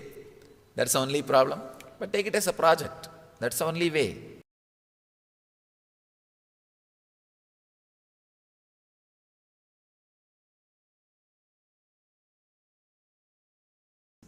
Let me introduce the word kalpadaru. In Sanskrit, the literal translation, literal meaning, the kalpadaru word is Sanskrit word. Literal meaning is fulfilling your wishes, the tree which fulfills your wishes. Kalpataru means, kalpa means whatever you can visualize. Taru means the tree which fulfills it. Please understand. Fulfilling does not mean giving. There is a subtle difference. Many times, giving does not gives you fulfillment.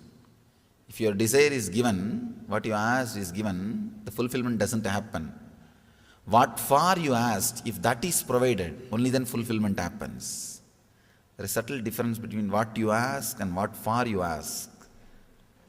Many times, we achieve what we ask, but what for we ask is never achieved. I have seen people going through the depression of success. They achieve what they want: house, car, bank balance, relationship. They achieve all that. But what for they want to achieve, that they are not able to achieve. Because whenever you wish for something, you always have a feeling, if I achieve this, I'll be settled. If I achieve this, I'll be settled.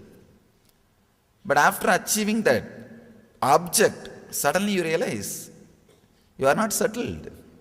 You are not fulfilled. That's what I call depression of success. I've seen so many people, before achieving something, they think if I achieve that, I'll be completely fulfilled and settled. But after achieving, they are in opposite mood. Completely opposite mood, you can see. Kalpadaru means which can fulfill your visualizations. Sometimes it may give what you want. Sometimes it may take you beyond what you want. Fulfillment. In each one of us, that energy, the fulfillment is there. These are all, please understand, I am not repeating the same old things which you heard or read in books. When I am saying, I am responsible for it. But now, when I say, this fulfillment is inside you, I am responsible for my words. You can ask me. I am responsible for what I am talking. So please understand, I am not repeating from any book. I am not repeating from any theory. Whatever you listen from me, I am responsible for it. You can very clearly understand, I am responsible for what I am talking. The fulfillment is inside you. It is there. And we have experienced. Even now, rarely we experience. One big problem is, human beings when they walk, they leave their footprint. The birds don't leave their footprint. Same way, suffering leaves samskara, engram, memory in you. But fulfillment, which you experience in your life, rarely doesn't leave footprint, doesn't leave any memory inside you. That is why you don't remember the moments when you experienced fulfillment. But you can always recall the moments which you experienced suffering. The painful moments you can always recall and remember, recollect, cherish. That's what we are doing whole day. Whole day we are doing that only. Constantly we bring our past back. Actually, if you have any problem directly, any pain, suffering, we are very comfortable with the present moment. We think, oh, life is going as it should be. If nothing is there, if everything goes well, we feel empty and lonely. First thing, oh, if everything is going smooth today, tomorrow it is going to be a very bad day. That's our mind. Then, even if that is not satisfying, we bring all the old memories. See what happened to me a few days before. That shouldn't have happened. This shouldn't have happened. We cherish. In a way, we are habituated to cherish suffering. We are habituated to cherish pains. We are trained. We are enjoying. If they are not there, we are missing something. We feel lonely. They become our company. Fulfillment does not leave imprint, does not leave engram in us. It is a gap. First truth, whatever you may seek, you are behind fulfillment, directly or indirectly. Second thing, this is an important truth. Through objects, the fulfillment is never achieved. This is the second truth. All of you know. I don't need to give any explanation or any examples. All your lives are living examples for this truth. Just through objects, fulfillment is never achieved. If just through objects fulfillment is achieved, then in the whole world at least few should have achieved. There are so many people who achieved the status through money. Whatever can be bought, they have. They can have. Either they have or they can have. Through money, whatever can be achieved, either they have or they can have. At least that kind of people should have achieved fulfillment. It's not there. Means, just through objects, fulfillment is not achieved. That is, you are a living example for that truth. Almost everyone is living example for that truth. I want to share my experience, the third truth. When you travel towards fulfillment directly, when you seek fulfillment directly, please understand, it may look little illogical, but I am sharing the straight truth, my experience with you. When you seek the fulfillment directly, suddenly the energy which is overflowing in you, all the objects which you are seeking starts traveling towards you. That is what I say. That's why I say bliss attracts fortune. The tremendous energy overflowing in you, suddenly all the objects towards which you are traveling starts traveling towards you. You start attracting different energy towards your life. See, usually if you are depressed, if you are filled with sympathy, self-pity, suddenly you will see you will be attracting the people who are abusing you, who are disturbing you, disrespecting you. You will be attracting situations, everything very abusive, very disrespectful. You are carrying the blueprint of your life. Whatever blueprint you carry, you reproduce it, you expand it and express it in the outer world. If the blueprint changes, if you are different, if your quality of awareness differs, your whole life has to change.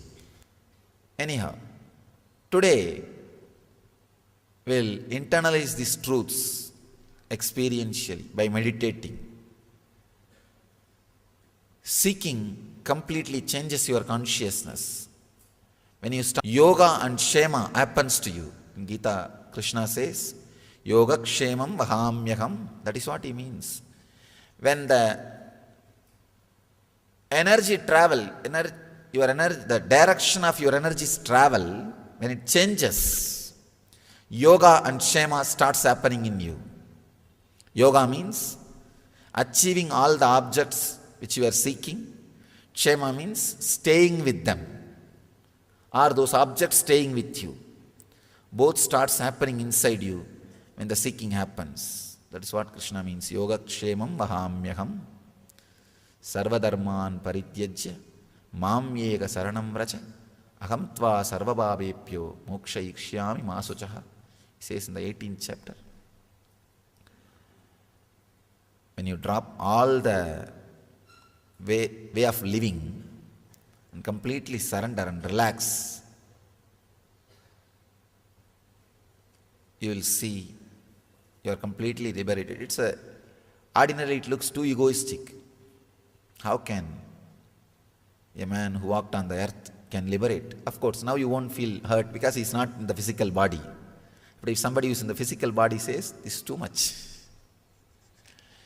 Anyhow, another one sloka is Ananyas chintayanto mamyechana pariyuvasate desham nityavayuktanam yogakshemam vahamyaham. Understand, when I repeat these two statements, I am responsible for it. I may be repeating, but I am responsible for both statements. When he says, Ananyas chintayanto mamyechana pariyuvasate desham nityavayuktanam yogakshemam vahamyaham, by relaxing from everything else, if you are centered on me, when he says Krishna on me, it's not just 6-foot form, seeking. A deep seeking of higher consciousness.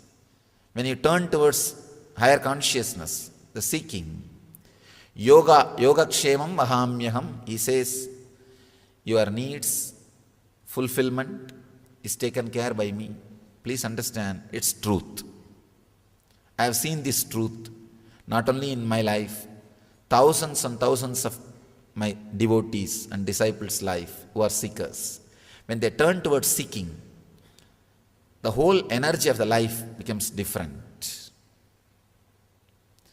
So these are the few truths I wanted you to remember. First thing, whatever you are seeking in your life, if you think wealth or love or relationship or anything you may seek, you are seeking fulfillment. Maybe indirectly, but you are seeking fulfillment. Second thing, through objects, fulfillment is not achieved. Third thing, when you seek the fulfillment directly, objects run behind you. World and the objects are just like the shadow. If you are running behind, you will never be able to catch it. If you are taking care of your responsibility, it will be there running behind you. So change the direction, you will see world is behind you. Just understand and internalize these few truths. We'll enter into the meditation technique to internalize these concepts, to awaken the seeking. Please understand, anything you seek, maybe I can give this simple technique, you will really experience and find out what you are seeking for. For example, if you are working now to achieve some desire, why are you working? To achieve something, not just to get your food and stay. Most of you don't have to work just for food and stay. You are working active, still alive for something else. See, when that happens to you, when you achieve that, how your mind is behaving, how your mind is suddenly shifting. Just experience 2-3 times what you want. When you experience what happens inside you, suddenly you will see you are not seeking what you are seeking. You are not seeking what you think you are seeking. If you think you are seeking just relationships or money or some comfort or anything. When you achieve that, just see how you feel. Suddenly you will see. Just 2-3 times, be aware when you experience what you wanted. You will understand what you are really seeking for. All of us, whether you want or not, whether you understand or not, directly or indirectly, seeking a feeling of fulfillment, which you lost when you started feeling individual identity. By the age of 10 or 11, usually the person starts feeling an individual identity. From that time only, you start feeling that unfulfillment. From that moment, we are seeking only that back.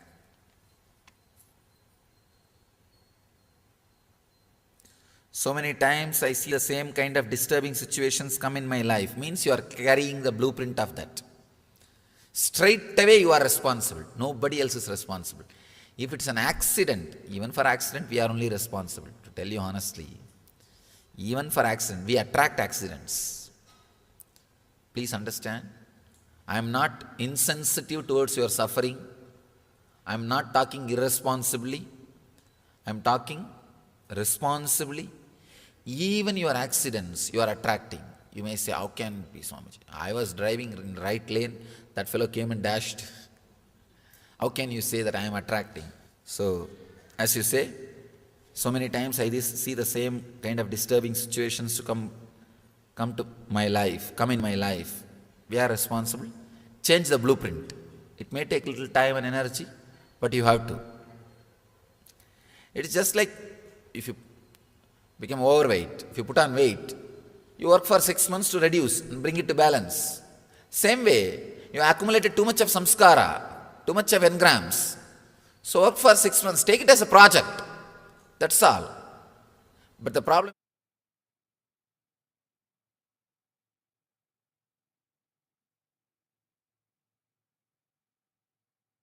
Om Subramanya. Om Subramanya. Om Subramanya.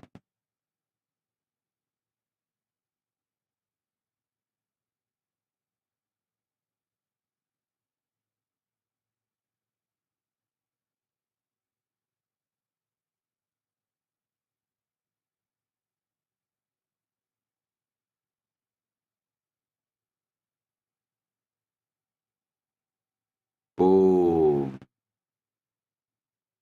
Om.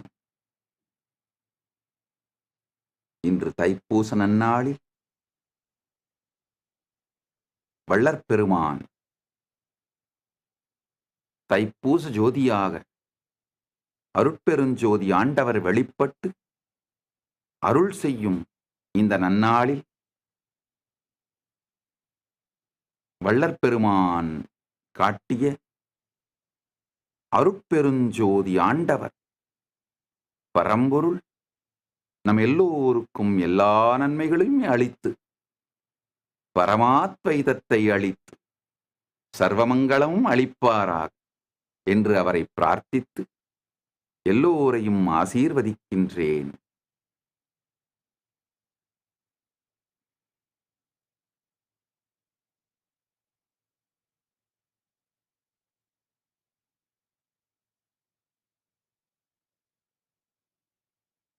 இன்றைய சத்சங்கத்திற்குள் நுழைவோம்.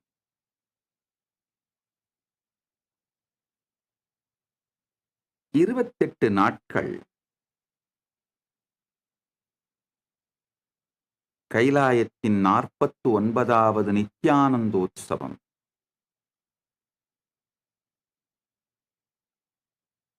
அவதார தின பிரம்மோத்சவத்தின் 28 நாட்கள் கதவைத்திற காற்று வரட்டும் தியான சத்சங்க ஞான ரசவாத நிகழ்வில் நான் பகிர்ந்து கொண்ட சத்தியங்கள் கருத்துக்கள் பற்றி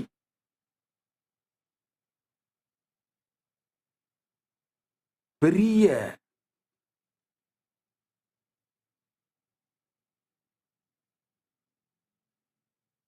விவாத பிரதிவாத கேள்விகள் போன்ற அனைத்தும் உலகம் முழுவதிலும் முக்கியமாக ஆன்லைனில் நடக்கின்றது. இதை நாங்கள் கைலாசாலேருந்து கம்ப்ளீட்டாக ஏஐ மூலமாக இந்த சென்டிமெண்ட் அனலைசிஸ் பண்ணி உங்களுடைய கேள்விகளை எல்லாம் தொகுத்து, அதாவது ஒருத்தருடைய கேள்விக்கும் தனித்தனியாக பதில் சொல்லாமல், ஆனால் எந்த தலைப்பை பற்றி நிறைய வாத பிரதிவாதங்கள் கமெண்ட்ஸ் வருதோ, கிளாரிஃபிகேஷன் வேணும்னு கேள்விகள் வருதோ, கொஸ்டின்ஸ் வருதோ, அதையெல்லாம் எடுத்து தொகுத்து அவைகளுக்கெல்லாம் விடையும் பதில்களும் கிளாரிஃபிகேஷன்ஸும் ஃபர்தர் டீட்டெயில்ஸும் இன்னைக்கு கொடுக்குறேன்.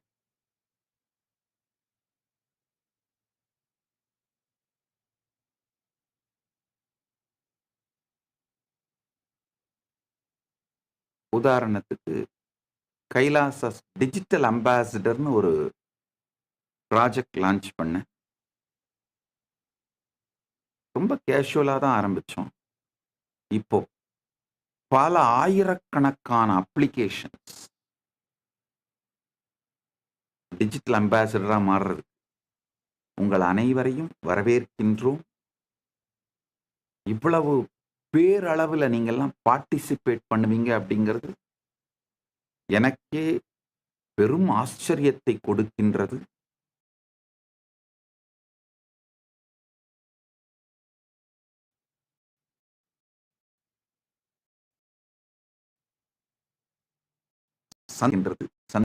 ஆச்சரியத்தை அளிக்கின்றது, ஆனந்தமான ஆச்சரியத்தை அளிக்கின்றது. அதை பற்றி நிறைய பேர் கேள்விகள் டீட்டெயில்ஸ் கேட்குறீங்க. அதெல்லாம் இப்போ இன்னைக்கு பேசுகிறேன். அடுத்து இந்த டீனேஜ் மேரேஜ் பற்றியும் லிவிங் டுகெதர் ரிலேஷன்ஷிப் பற்றியும் நிறைய கேள்வி கேட்டிருக்கீங்க. அதை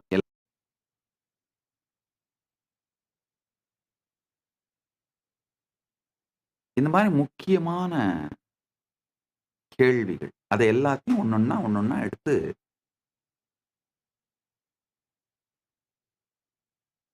ஃபர்தர் கிளாரிஃபிகேஷன், அதாவது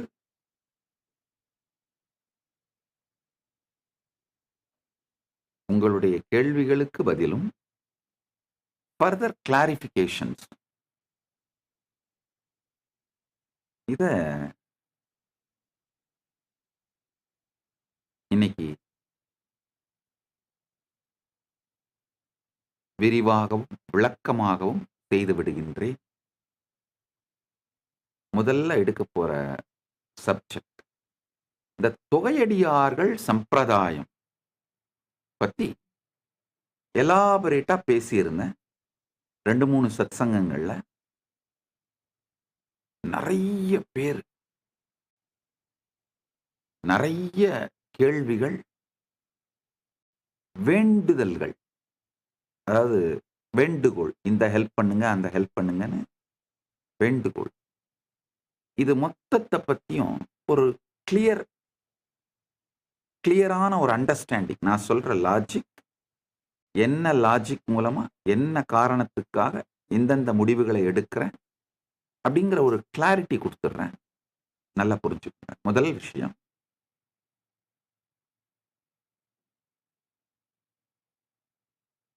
பாரதம் அப்படிங்கிறது ஒரு ஹிந்து சிவிலைசேஷனல் நேஷன். சனாதன இந்து தர்மத்தோட, சனாதன இந்து தர்மத்தை அடிப்படையாக வச்ச சிவிலைசேஷனல் நேஷன். நான் பாரதம்னு சொல்றது என்னன்னா, மகாபாரதத்திலே சொல்லப்படுகின்ற காந்தகாரம் முதல் காம்போஜம் வரை, அப்படின்னா இன்னைக்கு பிரசன்டே ஆப்கானிஸ்தானத்திலிருந்து கம்போடியா வரை, கைலாசம் முதல் தென்னிலங்கை வரை,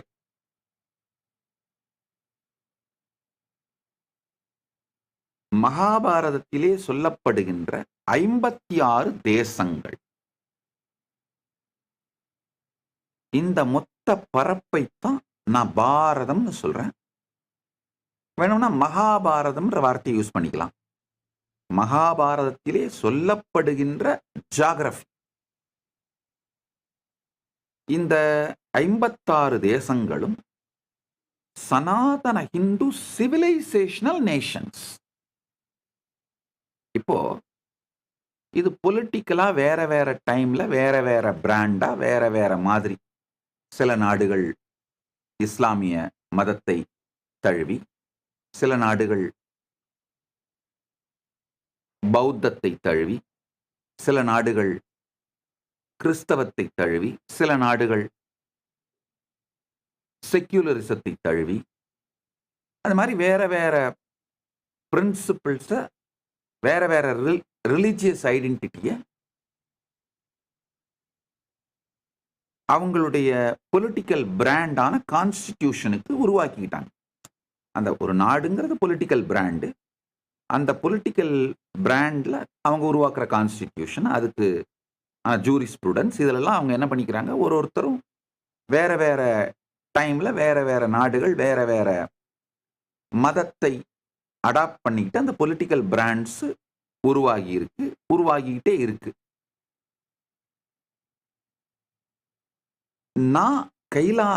நானும் கைலாசமும் இந்த சிவிலைசேஷனல் நேஷனான மகாபாரதத்தை ரெப்ரசன்ட் பண்றோம். நல்லா புரிஞ்சுக்கோங்க. இந்த சிவிலைசேஷனல் நேஷனை ஸ்ட்ரென்தன் பண்றது தான் கைலாசத்தோட குறிக்கோள். நல்லா புரிஞ்சுக்கோங்க. எந்த நாட்டோட உள்நாட்டு விவகாரத்திலும் தலையிட மாட்டோம், அரசியல் செய்ய மாட்டோம். ஆனால் இந்த சனாதன ஹிந்து சிவிலைசேஷனை ஸ்ட்ரென்தன் பண்றதுக்கான திருப்பணியை தொடர்ந்து செய்வோம். ஏன்னா இந்த சனாதன ஹிந்து சிவிலைசேஷன் ஸ்ட்ரென்தன் ஆச்சுனாதான் மனித இனம் அமைதியை நோக்கி செல்லும். அமைதி, ஆனந்தம், வளர்ச்சி இவைகளை அடிப்படையாக கொண்ட வாழ்க்கை மலரும். சனாதன ஹிந்து தர்மம் பரமசிவ பரம்பொருள் உலகத்திற்கு அளித்த மிகப்பெரிய நன்கொடை. அது வளர்ந்து ஓங்க வேண்டும். வான்முகில் வளாது பெய்க, மலிவளம் சுரக்க, மன்னன் கோன்முறை அரசு செய்க, குறைவிலாது உயிர்கள் வாழ்க. இதெல்லாம் நடக்கணும்னா நான்மறை அறங்கள் ஓங்க, நல் தவம் வேள்வி மல்க, மேன்மைகொள் சைவ நீதி விளங்கிட வேண்டும் உலகமெல்லாம். நல்லா புரிஞ்சுக்கோங்க. அதனால இந்த சிவிலைசேஷனல் நேஷனோட ரூட்ஸை ஸ்ட்ரென்தன் பண்ணி, இந்த சிவிலைசேஷனல் நேஷனோட கார்டியன்ஸ் எம்பவர் பண்றது தான், என்ரிச் பண்றது தான் கைலாயத்தோட தலையாய நோக்கம், திருப்பணி. இந்த சிவிலைசேஷனல் நேஷன், சனாதன ஹிந்து சிவிலைசேஷனல் நேஷன் ஆன இந்த மகாபாரதம்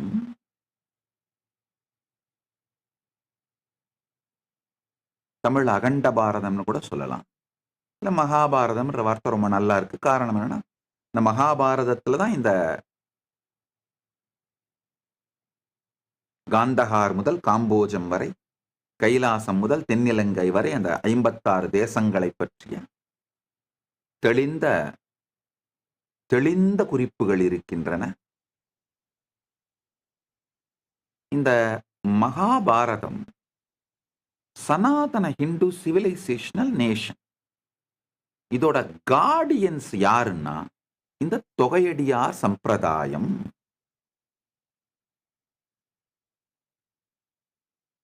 நல்லா புரிஞ்சுக்கோங்க.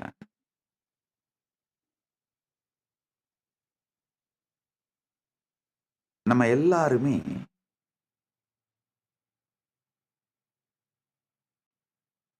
கோவில்ல போய் பெருமானை வழிபட்டுட்டு அங்க இருக்கிற 63 நாயன்மார்களை எல்லாம் உருகி உருகி வழிபட்டுட்டு எப்போதும் திருக்கோயில்ல குங்கிலிய திருப்பணி செஞ்சுக்கிட்டே இருந்த குங்கிலியக்கலைய நாயனார வழிபடுவோம். ஆனா இப்போ அதே திருக்கோயில்ல குங்கிலிய திருப்பணி பண்ற அவரை பார்த்து மட சாம்பிராணி, சாம்பிராணி மடையன் அப்படின்ற ஒரு கீழ்த்தரமான இழிவான பார்வை பார்ப்போம்.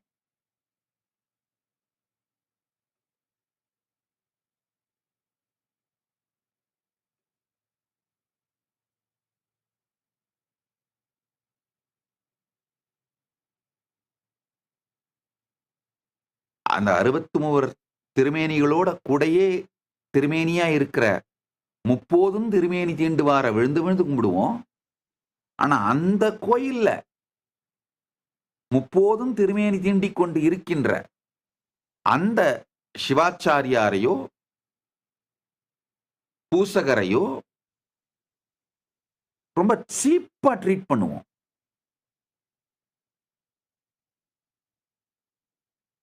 கொடுக்கிற காணிக்கையை கூட ஏதோ பிச்சை காசு கொடுக்கிற மாதிரி ட்ரீட் பண்ணுவோம்.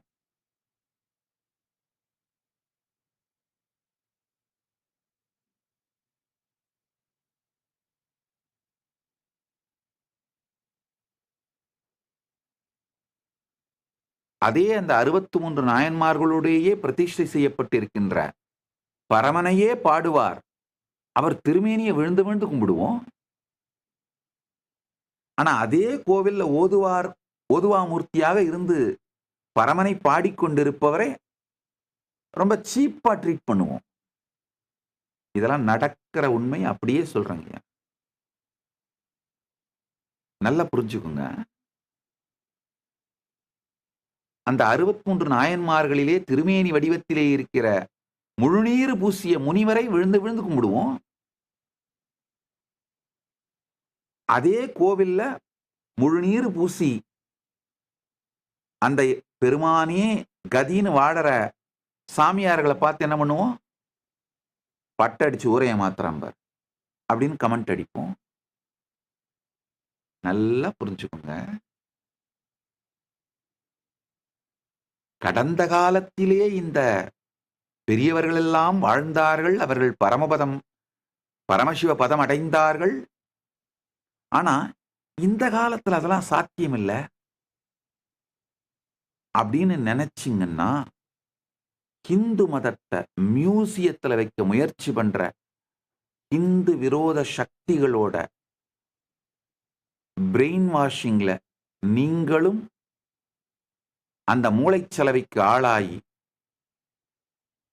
இந்து விரோத சக்திகளோட இராணுவத்திலே உங்களை அறியாமல் இணைத்துக் கொண்டீர்கள் என்பதை புரிந்து கொள்ளுங்கள். நல்லா புரிஞ்சுக்கோங்க. இன்னொன்னு சொல்றேன், ரொம்ப சின்சியரா சனாதன இந்து தர்மத்து மேல பக்தி இருக்கிற சமூகத்திலே பிரபலமா இருக்கிறவங்க கூட, அதாவது கோவிலா போவாங்க, சாமி கும்பிடுவாங்க, அதெல்லாம் சோசியல் மீடியாவில் கோயிலுக்கெல்லாம் அதெல்லாம் கூட சோசியல் மீடியாவில் வரும். அவங்க அந்த கோயிலுக்கு போய் திருநீர் வாங்கி பெருசு பெருசா பூசிக்கிறாங்க, தரிசனம் பண்றாங்க. ஆனா அதே நபர்கள் பொதுவெளியில சினிமாவிலேயோ ஊடகத்திலேயோ பேசும்போது விபூதி அடிச்சிட்டான் அப்படிங்கிறத மிக கேவலமான ஏமாற்றிவிட்டான் என்கின்ற பொருளோடு சேர்ந்து காமெடி பண்ணுவாங்க. இந்த ஹிப்போக்ரசியை பாருங்க. அதாவது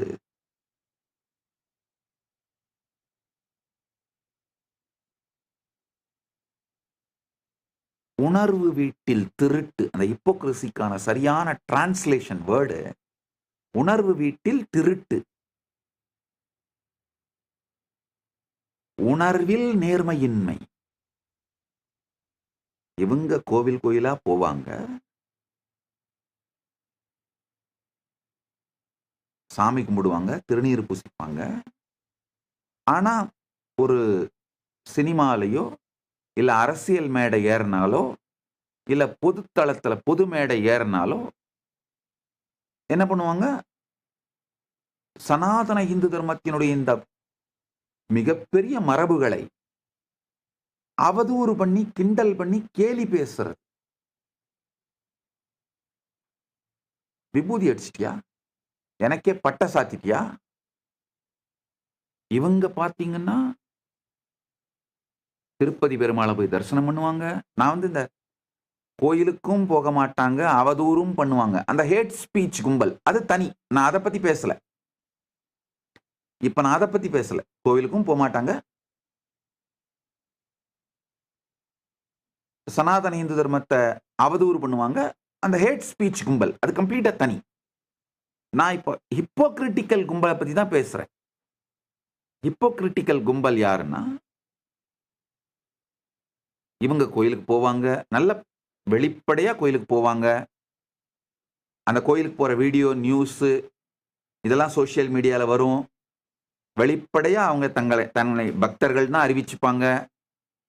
ஆனா அவங்களுடைய படங்கள்ல, சினிமால இல்ல அவங்க பொது மேடையில் ஏறும்போது, அரசியல் மேடையில் ஏறும்போது அந்த மாதிரி சூழ்நிலையெல்லாம் தொடர்ந்து சனாதன இந்து தர்மத்தோட வாழ்க்கை முறைய கிண்டல் அடிக்கிற மாதிரி, கேலி பண்ற மாதிரி, அவதூறு பண்ற மாதிரி, அது மாதிரி கமெண்ட்ஸாவே பண்ணுவாங்க. அதாவது அடுத்த ஜெனரேஷனை பிரெயின் வாஷ் பண்றது. விபூதி அடிச்சிட்டியா அப்படிங்கிறத ஒரு ஏமாத்துறதுக்கு சமமான ஒரு வார்த்தையா மாத்துறது.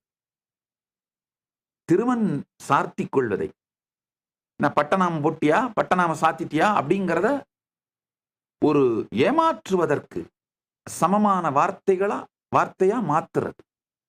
சட்டிலா அடுத்த தலைமுறையை பிரெயின் வாஷ் பண்றது. இந்த கொடுமைகளை எல்லாம் செய்வார்கள்.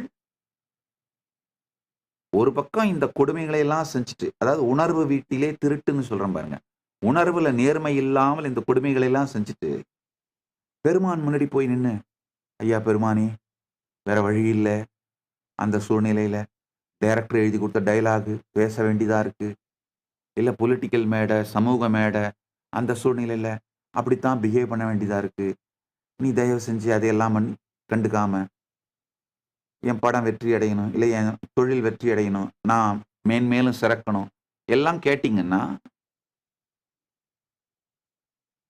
பிரபஞ்சம் என்ன பண்ணும்? நீ எப்படி ஹிப்போக்ரசியோட இருக்கியோ அதே மாதிரி ஹிப்போக்ரசி தான் லைஃப் உனக்கு காட்டும். பிரபஞ்சம் வாழ்க்கையை உங்களுக்கு கண்ணாடியா தான் காட்டும். நீங்க சொல்றீங்களா, ஓ டைரக்டர் எழுதி கொடுத்த டைலாகு நடிச்சிட்டேன், அது அரசியல் மேடை, அந்த சூழ்நிலை நான் அப்படிதான் பேசி ஆகணும், பேசிட்டேன், இது ஒரு சாதாரண கிண்டல் கேலி தானே, பரவாயில்ல, சமூக மேடை அப்படிதான் ஒரு பட்டிமன்றம், அதனால கிண்டல் பண்ணிட்டேன். நீங்க இதெல்லாம் சொன்னீங்கன்னா பெருமான் என்ன பண்ணுவாரு? கரெக்டுப்பா, நானும் உனக்கு அருளை அனுப்புனேன், ஆனா குறுக்கால நந்தி வந்து தடுத்துட்டாரு. ஏன்னா அவர் எப்பவும் பட்டை போட்டிருக்கிறதுனால, நீ பட்டை போடுறத கிண்டல் பண்ணதுனால அவர் வந்து தடுத்துட்டாரு அப்படின்னு பெருமானும் சும்மா இருப்பார். நான் என்னப்பா பண்றது? நீ எப்படி உன்னுடைய ப்ரெஷர்னால நீ செஞ்சியோ, நானும் அதே மாதிரி எனக்குன்னு ஒரு சோசியல் ப்ரெஷர் இருக்குல்லப்பா, என் ஈகோ சிஸ்டத்துக்கு ப்ரெஷர் இருக்குல்லப்பா, என் ஈகோ சிஸ்டம் எனக்கு ப்ரெஷர் கொடுக்கும்லப்பா அப்படின்னு பொறுமையா நிம்மதியா இருந்துப்பார். நன்றாக புரிந்து கொள்ளுங்கள். நான் சொல்றது ஒரு ஆழமான பிரச்சனை. இப்போ நான் வந்து பொது வெளியில தாங்கள் கோயிலுக்கும் போக மாட்டோம் அப்படின்னு போகாம இருந்துட்டு,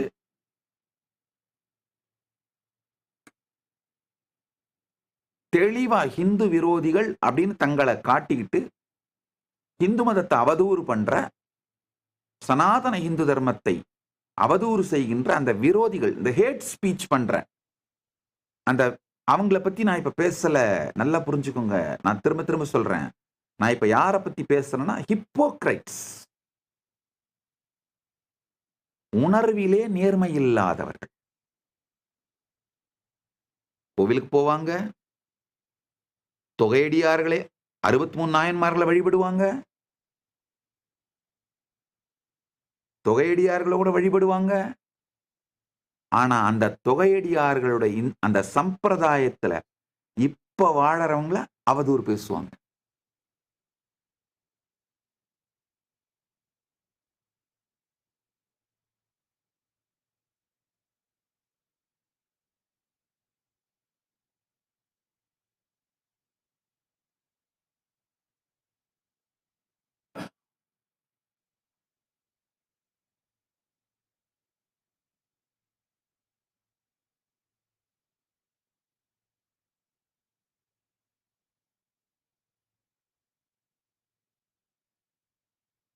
இந்த ஹிப்போக்ரைட்ஸ் எல்லாருமே, உணர்வில் நேர்மை இல்லாதவர்கள் எல்லாருமே உங்களை அறியாமலேயே சனாதன இந்து தர்மத்தின் விரோதிகளுடைய இராணுவத்துல நீங்க மூளைச்சலவை செய்யப்பட்டு சேர்க்கப்பட்டு விட்டீர்கள். அவங்களோட ஆர்மியில உங்களை அறியாமலே நீங்க சேர்ந்திருக்கீங்க. இப்ப நான் சொல்றத பல நிலையில மேப் பண்ணி பாருங்க.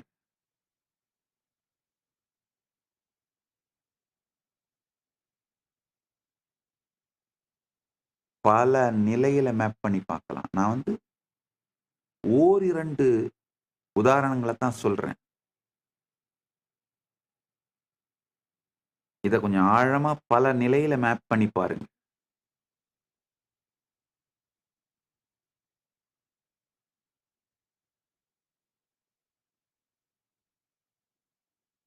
இந்த தொகையடியார் சம்பிரதாயம் சிறப்பதுதான் சனாதன இந்து தர்மம் உயிரோடு இருக்கவும், உலகத்திற்கு சனாதன இந்து தர்மம் கொடுக்க வேண்டிய நன்கொடைகளையெல்லாம் கொடுப்பதற்கும் ஆன ஒரு அடிப்படை ஆணி வேர். நல்லா புரிஞ்சுக்குங்க. கோயில் குடிகள் கோயிலை சார்ந்து தங்கள் வாழ்க்கையை அமைத்துக் கொண்ட, கோயிலே தங்கள் வாழ்க்கை கோயில் அப்படின்னு வாழற அத்துணை பேருமே தொகையடியார் சம்பிரதாயம் தான். நான் கொஞ்சம் எக்ஸ்பேண்ட் பண்றேன். இந்த தொகையடியார் சம்பிரதாயத்தை கொஞ்சம் எக்ஸ்பேண்ட் பண்ணி சொல்றேன். பாரம்பரியமா பல கல்வெட்டுக்கள், பழைய ஓலைச்சுவடிகள், நூல்கள், பழைய டாக்குமெண்ட்ஸ் எல்லாம் ஆராயும் பொழுது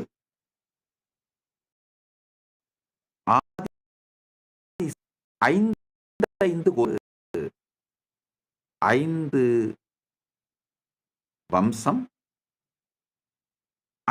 அந்த ஒரு வம்சத்துக்குள்ளேயும் 5 கோத்திரங்கள்.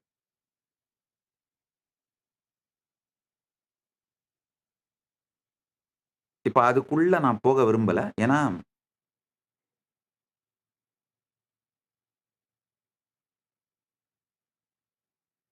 உண்மையிலே இந்த தொகையடியார் வம்சம், தொகையடியார் சம்பிரதாயம் ஜாதிகளுக்கெல்லாம் அப்பாற்பட்டது.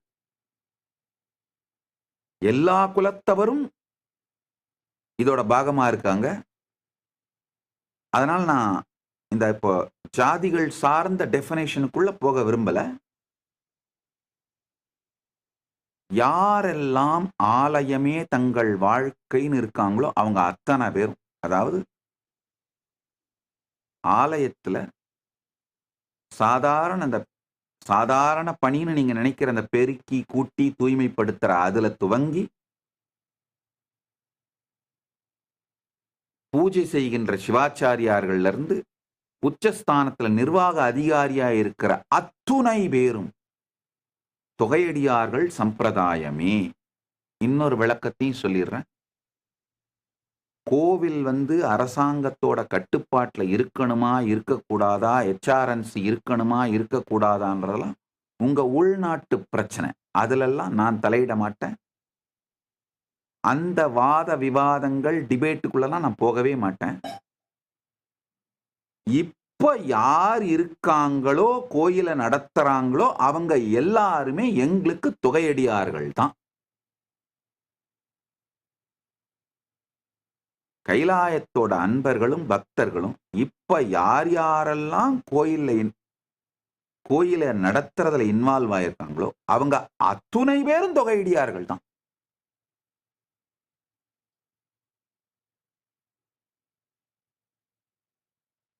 நல்லா புரிச்சுக்குங்க.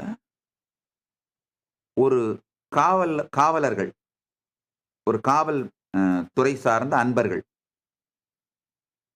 அவங்க கூட கோயில்ல டெபுடேஷன் இருந்து கோயில்ல கிரவுட் கண்ட்ரோலுக்காக கோயில் டெபுடேஷனுக்காக வந்திருக்காங்கன்னா கோயில் சேவை செய்யும் பொழுது அவங்களும் தொகையடியார்கள் தான். கோயிலை விட்டு வெளியில போய் வேற அவங்க டெபுடேஷன்ல இருக்கும்போது அவங்க தொகையடியார்கள் நான் சொல்லல. காவல்துறை சேர்ந்த அன்பர்கள் கூட நிறைய கோவில்களில் பார்த்தீங்கன்னா ஆண் காவலர்கள் பெண் காவலர்கள்லாம் கோவில்ல மக்கள் கூட்டம் அதிகமாக இருக்கும்போது அவங்கள கட்டுப்படுத்துறதுக்கு கிரவுட் கண்ட்ரோலுக்காக இல்லை பாதுகாப்புக்காகலாம் டெபுடேஷனுக்கு வந்திருப்பாங்க. கோயில் வேலையில டெபுடேஷன்ல இருக்கும் பொழுது அவங்களுமே தொகையடியார்கள் தான். சிவாச்சாரியார், குருக்கள், பட்டர், அர்ச்சகர், தர்மகர்த்தா, கணக்கு பிள்ளை, ஸ்தபதி, சீர்பாதங்கள், தீர்த்தக்காரர்கள், தீபக்காரர்கள், ஓதுவார், வேதபாராயண கோஷ்டி, பரிச்சாரகர், நாதஸ்வரம், தவில் இத வாசிக்கிறவங்க, திருக்கைலாய வாத்தியம் வாசிக்கிறவங்க, இதுக்கு மேல இன்னொரு படி போய் சொல்றேங்க. அடுத்தது கோவிலை சுற்றி தங்களுடைய வாழ்வாதாரத்தை அமைத்துக் கொண்டு அங்க கடை வைத்திருப்பவர்கள் உட்பட அவங்க எல்லாருமே தொகையடியார்கள் தான். நல்லா புரிஞ்சுக்கோங்க.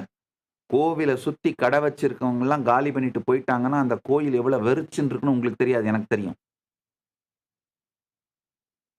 கோயிலை சுற்றி தங்களுடைய வாழ்வாதாரத்துக்காக கடை வச்சிருக்கவங்க கூட ஒரு விதத்துல கோயிலுடைய வளர்ச்சியின் பாகமாக கோயில் உயிரோட இருக்கிறதுக்கான ஒரு காரணமாக இருக்கிறார்கள். ஏன்னா அவங்களுக்கு அவங்க வாழ்க்கை கோவில், கோயில் தான் அவங்க வாழ்க்கை.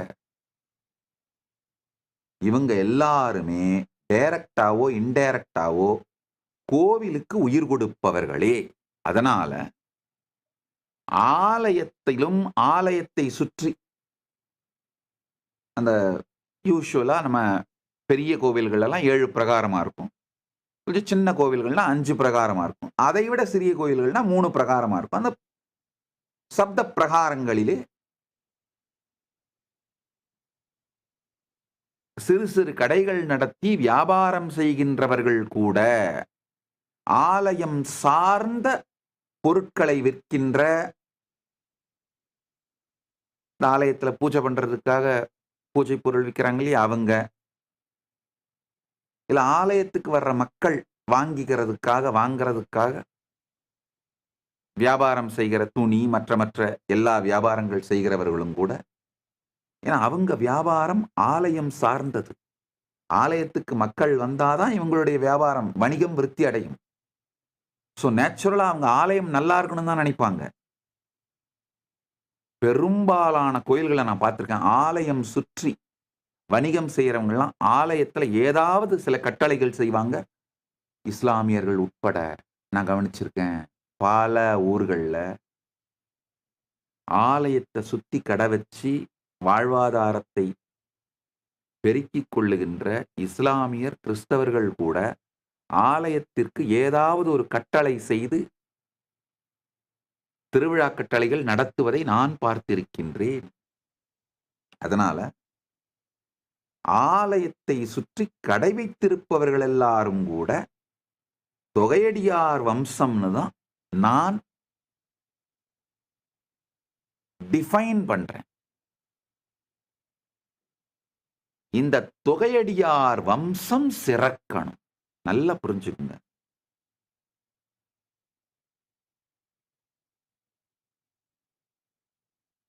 இந்த தொகையடியார் வம்சம்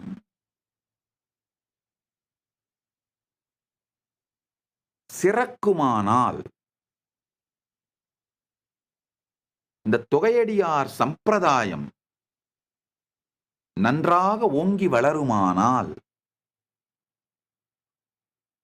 சனாதன இந்து தர்மம் பல்வேறு விதங்களில் மேம்பாடு அடையும். அதோட ஆணி வேர்கள் பலப்படும்.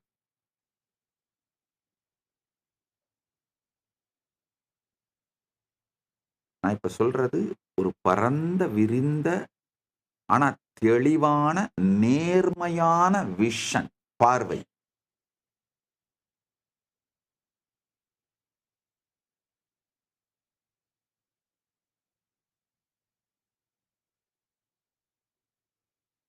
இதுல இன்னும் ஆழமான புரிதல்கள், சிந்தனைகள், வாத பிரதிவாதங்கள் இது எல்லாமே வரவேற்கப்படுகின்றது.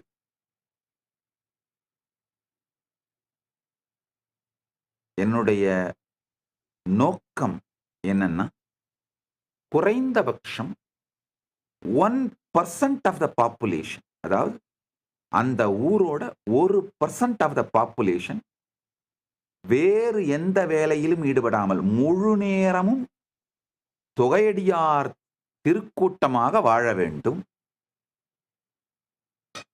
குறைந்தபட்சம் 5% ஆஃப் தட் அந்த ஊரோட பாப்புலேஷன் ஒரு வாழ்வாதாரத்திற்காக கொஞ்சம் செல்வமும் சேர்த்து கொண்டு, ஆனா கோயில் திருப்பணி அதுதான் இறைவனும் இறைவன் திருப்பணியுமே தங்களுடைய லைஃபோட ஃபர்ஸ்ட் ப்ரையாரிட்டியா வச்சு வாழறவங்க இருக்கணும். நல்லா புரிஞ்சுக்கோங்க. 1% ஆஃப் த பீப்புள் இறைவனும் இறைவன் சேவையும் மட்டுமே ஒன்லி ப்ரையாரிட்டி, ஃபர்ஸ்ட் ப்ரையாரிட்டி மட்டும் இல்ல, ஒன்லி ப்ரையாரிட்டி அப்படின்னு வாழறவங்க அந்த ஊரோட 1% பாப்புலேஷன் அப்படி மாறணும். 5% பாப்புலேஷன், அந்த ஊரோட 5% பாப்புலேஷன் இறைவனும் இறை பணியும் தான் ஃபர்ஸ்ட் ப்ரையாரிட்டி அப்படின்னு வச்சு, செல்வம் மற்றதெல்லாம் செகண்ட் ப்ரையாரிட்டி, தேர்ட் ப்ரையாரிட்டியை வச்சு வாழணும்.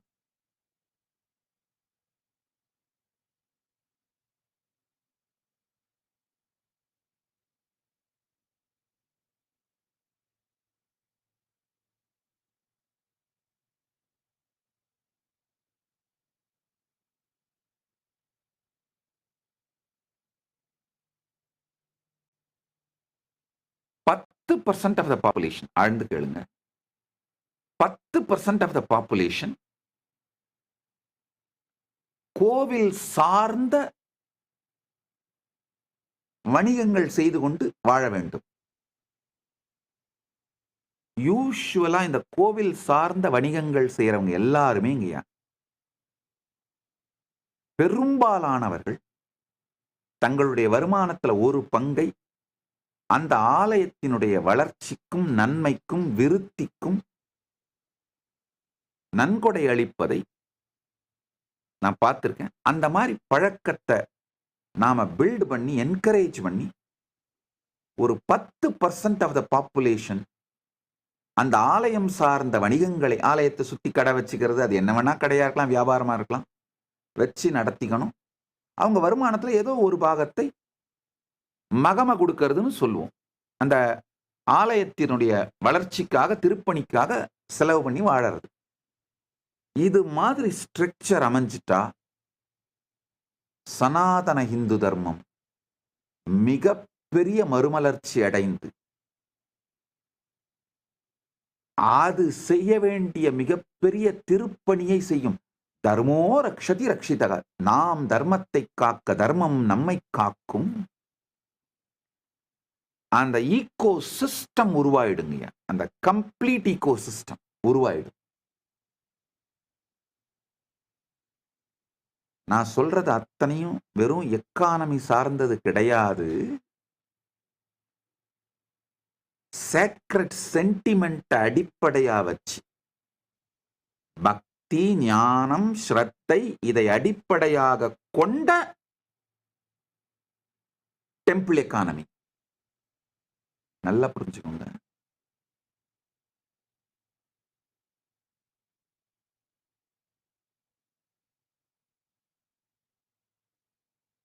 டெம்பிள் எக்கானமி செக்யூலர் எக்கானமிக்கு எந்த விதத்திலையும் சம்பந்தம் கிடையாது. ரெண்டும் வேற வேற.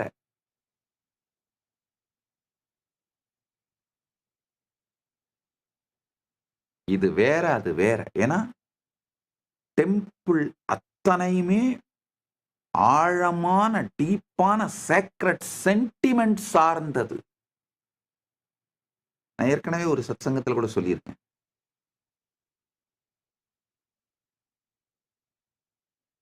ஐயா, இந்த தங்கம், இந்த வெள்ளி இதுக்கெல்லாம் எக்கனாமிக்கல் மார்க்கெட் வேல்யூ கிடையாது. காரணம் என்னன்னா பெருமானுக்காக பக்தர்கள் பக்தியோடு அழித்து விட்டார்கள். இப்போ நான் போட்டிருக்கிற இந்த நகைகளோ, ஆக்சுவலா அது ருத்ராட்சம். நகைன்ற வார்த்தை தவறு, ருத்ராட்சம். உங்களுக்கு புரியறதுக்காக நகைன்ற வார்த்தை யூஸ் பண்ணேன். இவைகளோ இல்ல இந்த வேலோ மயிலோ இந்த எல்லாமும் இந்த பீடத்தை நடத்துவதற்காக பக்தர்கள் கொடுத்திருக்காங்க. ஏன்னா நம்முடைய பாரம்பரியத்தை சம்பிரதாய பரிபாலனார்த்தம் இவைகளை எல்லாம் பக்தர்கள் கொடுத்திருக்காங்க. நான் உபயோகப்படுத்துறேன். இது காலம் காலமாக அப்படியே என்னுடைய திருமேனியோ அல்லது என்னுடைய சீடர்களோ இதை யார் தொடர்ந்து நடத்துறாங்களோ அது அப்படியே நடத்த வேண்டியதுதான். அவ்வளவுதான்.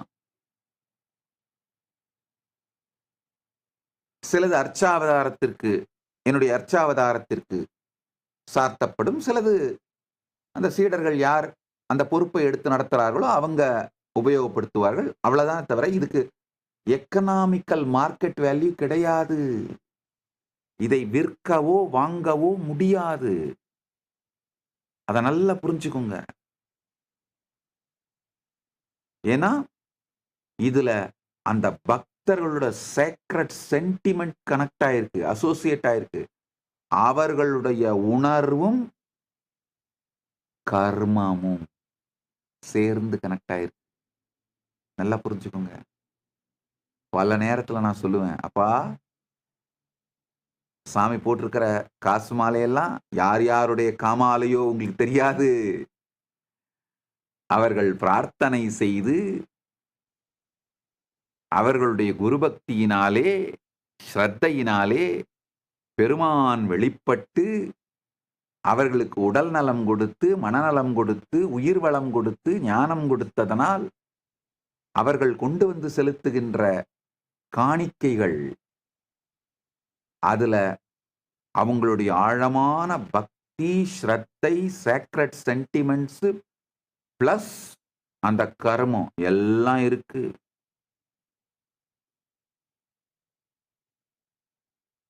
அதனால அந்த நகைகளை உருக்கவோ உருமாற்றம் செய்யவோ விற்கவோ வாங்கவோ எந்த விதத்திலும் எங்களுக்கு உரிமை இல்லை. நாங்கள் அதை செய்ய மாட்டோம். கைலாயத்தோட விதியாக இதை வகுத்து வைத்து விட்டேன். ஏற்கனவே சொல்லியிருந்தேன் நினைக்கிறேன். கைலாயத்தினுடைய எல்லா ஆசிரமங்கள், அந்த நிலம், சொத்துக்கள், அதுக்கு ரியல் எஸ்டேட் வேல்யூ கிடையாது. கைலாயத்தோட எல்லா கோயில்கள்லையும் இருக்கிற தங்கம், வெள்ளி, நகைகள், பூஜை பொருட்கள், இது எதுக்குமே மார்க்கெட் வேல்யூ கிடையாது. காரணம் என்னன்னா இதை எதையுமே விற்கவோ வாங்கவோ முடியாது. அவையெல்லாம் அந்தந்த அர்ச்சாவதார திருமேனிக்கு சொந்தம்.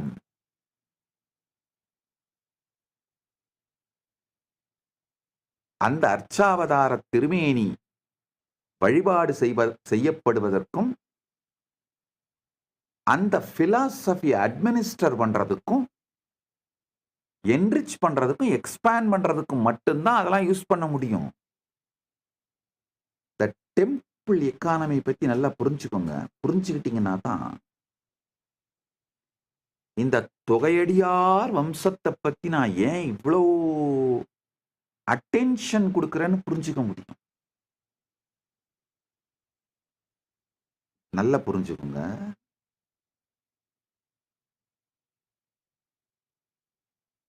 ஆமா, நம்முடைய கோயில் சொத்துக்கள், மூவபிள் அசட்ஸ், வைரம், தங்கம், வெள்ளி, இந்த பெரும் மூவபிள் அசட்ஸ், ரத்னம் எல்லாத்தையும் இஸ்லாமிய படையெடுப்பின் போது அந்த தீவிரவாதிகள் கொள்ளை கொண்டு போனார்கள். அதுல இல்லைன்னு நான் சொல்லல.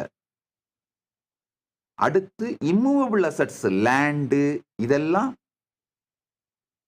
பிரித்தானிய கிறிஸ்தவ காலனி ஆதிக்கம், கொடுங்கோலர்கள் அவர்கள் கொள்ளையடித்தார்கள், எடுத்துக்கொண்டார்கள், இல்லைன்னு நான் சொல்லல.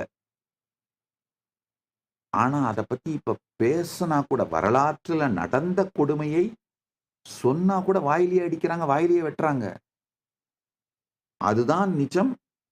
அதையும் நான் மறுக்கவில்லை. ஆனால் இந்த சூழ்நிலை எல்லாமே உண்மை என்றாலும் கூட இதுக்கு தீர்வு காணாம சும்மா இருக்க முடியாது. அதனால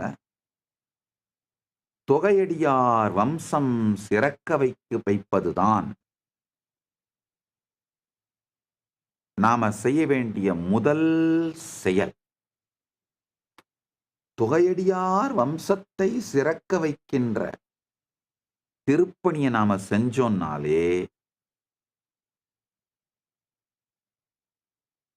அட்லீஸ்ட் அடுத்த 10 ஆண்டுகளுக்குள் ஒரு மிகப்பெரிய மறுமலர்ச்சி, சனாதன இந்து தர்ம மறுமலர்ச்சியை நம்மால செய்ய முடியும்னு நான் ஆழமா நம்புறேன். பரமசிவன் அருளால நாம் செய்வோம். இத கொஞ்சம் ஆழமா புரிஞ்சுக்கோங்க. நான் ரொம்ப ஒரு வார்த்தையும் கேர்ஃபுல்லா பேசுறேன். ஏன்னா நான் இப்ப எந்த எல்லையில இருக்கேன்னா, உங்க எந்த நாட்டோட உள்நாட்டு விவகாரங்களையும் நான் தலையிடக்கூடாது. ஆனா சனாதன இந்து தர்ம சிவிலைசேஷனல் நேஷனை ரிவைவ் பண்ணணும், ஸ்ட்ரென்தன் பண்ணணும், ஃப்ளரிஷ் பண்ணணும், என்ரிச் பண்ணணும், எம்பவர் பண்ணணும், எக்ஸ்பேண்ட் பண்ணணும். அதனால என்னுடைய எல்லையை கவனத்தில் கொண்டு ஒவ்வொரு வார்த்தையா நான் பேசுறதுனால தான் பொறுமையா யோசிச்சு என் வார்த்தைகளை செதுக்கி சொல்லிக் கொண்டிருக்கிறேன்.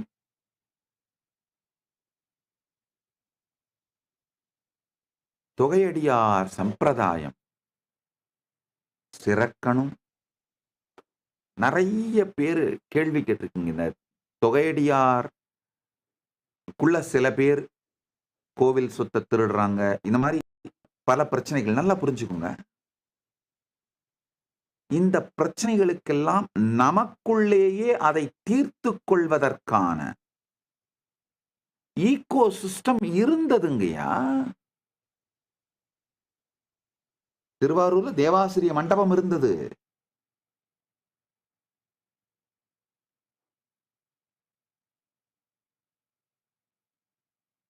எல்லா ஆலயங்கள்லையுமே ஆலயம் சார்ந்த விஷயங்களை நிர்வாகம் பண்றதுக்கும் பிரச்சனைகளை தீர்த்துக்கிறதுக்கும் நம்மளை நாமளே நெறிப்படுத்திக் கொள்வதற்கும் மனுதர்ம சாஸ்திரத்தை சார்ந்த அந்தந்த கோவில்களுடைய ஆகமங்கள் பிளஸ் ஜூரிஸ்ப்ரூடன்ஸ் இது எல்லாமே தெளிவா இருந்தது. இவைகளையெல்லாம் மீண்டும் புனரமைக்க வேண்டியது நம்முடைய திருப்பணிதான். நாம தான் பண்ணணும். ஆலயத்திற்கு சென்று வழிபடணும், தொகையடியார்கள் சம்பிரதாயம் விருத்தியடைய எல்லாம் பண்ணணும். அதே மாதிரி ஆலயம் அந்த பிரின்சிபிளுக்கு இன்டெகிரிட்டியோட நடக்குதான்னு தொடர்ந்து மானிட்டர் பண்றது, அதற்கான செயல்களை செய்வதும் செய்தாக வேண்டும்.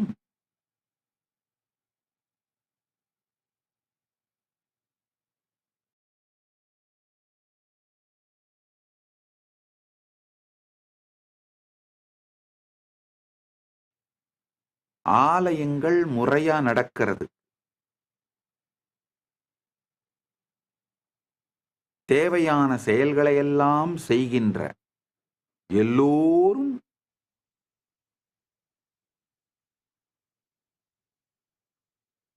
சிவபெருமானுடைய கணத்திற்கு சமம், சிவகணங்களுக்கு சமம்.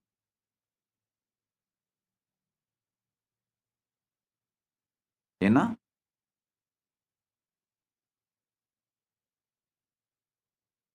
செக் அண்ட் பேலன்ஸ்னு சொல்லுவோம். ஒவ்வொருவருக்கும் உரிய மரியாதை அளிக்கப்பட வேண்டும். அவர்கள் அந்த பொறுப்பை முறையாக நிகழ்த்துவதற்கான பயிற்சிகள் அளிக்கப்பட வேண்டும். வழி தவறினால் அவர்களை வழிப்படுத்த, நெறிப்படுத்த பக்தர்கள் இருக்க வேண்டும். அவர்கள் நெறிப்படுத்தப்பட வேண்டும். இது எல்லாமே நடக்கணுமே தவிர எங்கேயோ ஒரு இடத்துல 1-2 பிரச்சனைன்றதுக்காக இந்த ஈகோ சிஸ்டத்தையே அழிப்பதை அனுமதிக்க கூடாது. ஐயா, இந்த தொகையடியார்கள்ல ஆல்மோஸ்ட் ஒரு 5 சம்பிரதாயங்கள், 9 சம்பிரதாயத்துல 5 பேர், 5 சம்பிரதாயம் இப்ப ஆளே இல்லைங்கய்யா. இந்த பரமனையே பாடுவார் சம்பிரதாயத்துல பெருமானை பாடுவதும் பெருமான் திருமுன் திருநடம் செய்வதும், இந்த ஆய கலைகளையெல்லாம் ஆலயங்களை மையமாக வைத்து உயிரோடு வைத்திருந்த ருத்ரகணிகைகள் சம்பிரதாயம்,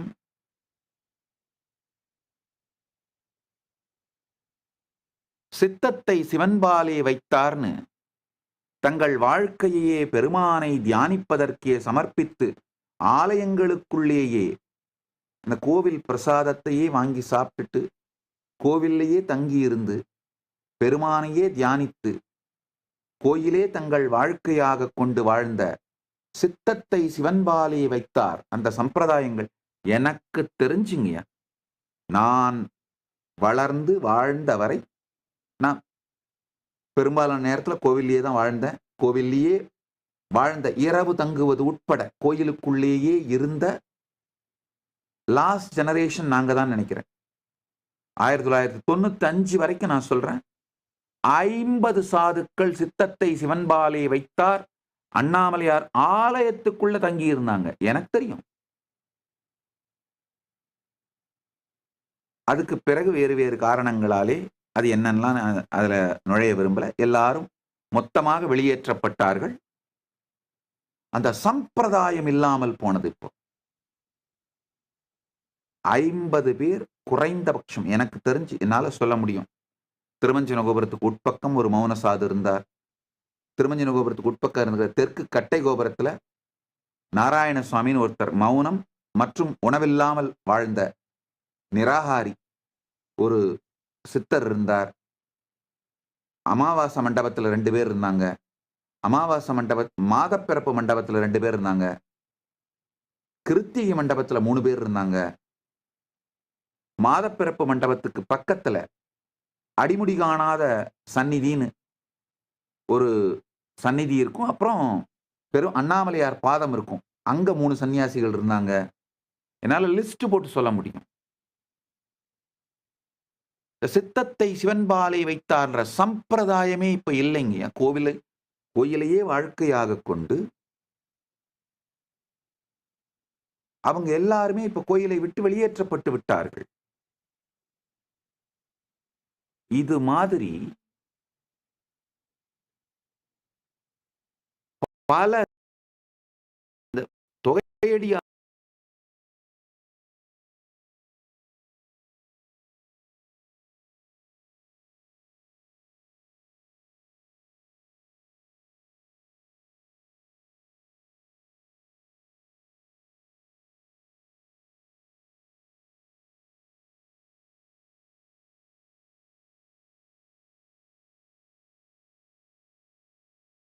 தர்மத்தில் பல கோடி தெய்வங்கள் இருந்தாலும் தமிழர்களுக்கென்று ஒரு கடவுள் என்றால் அது நம் அழகன் முருகப்பெருமான்.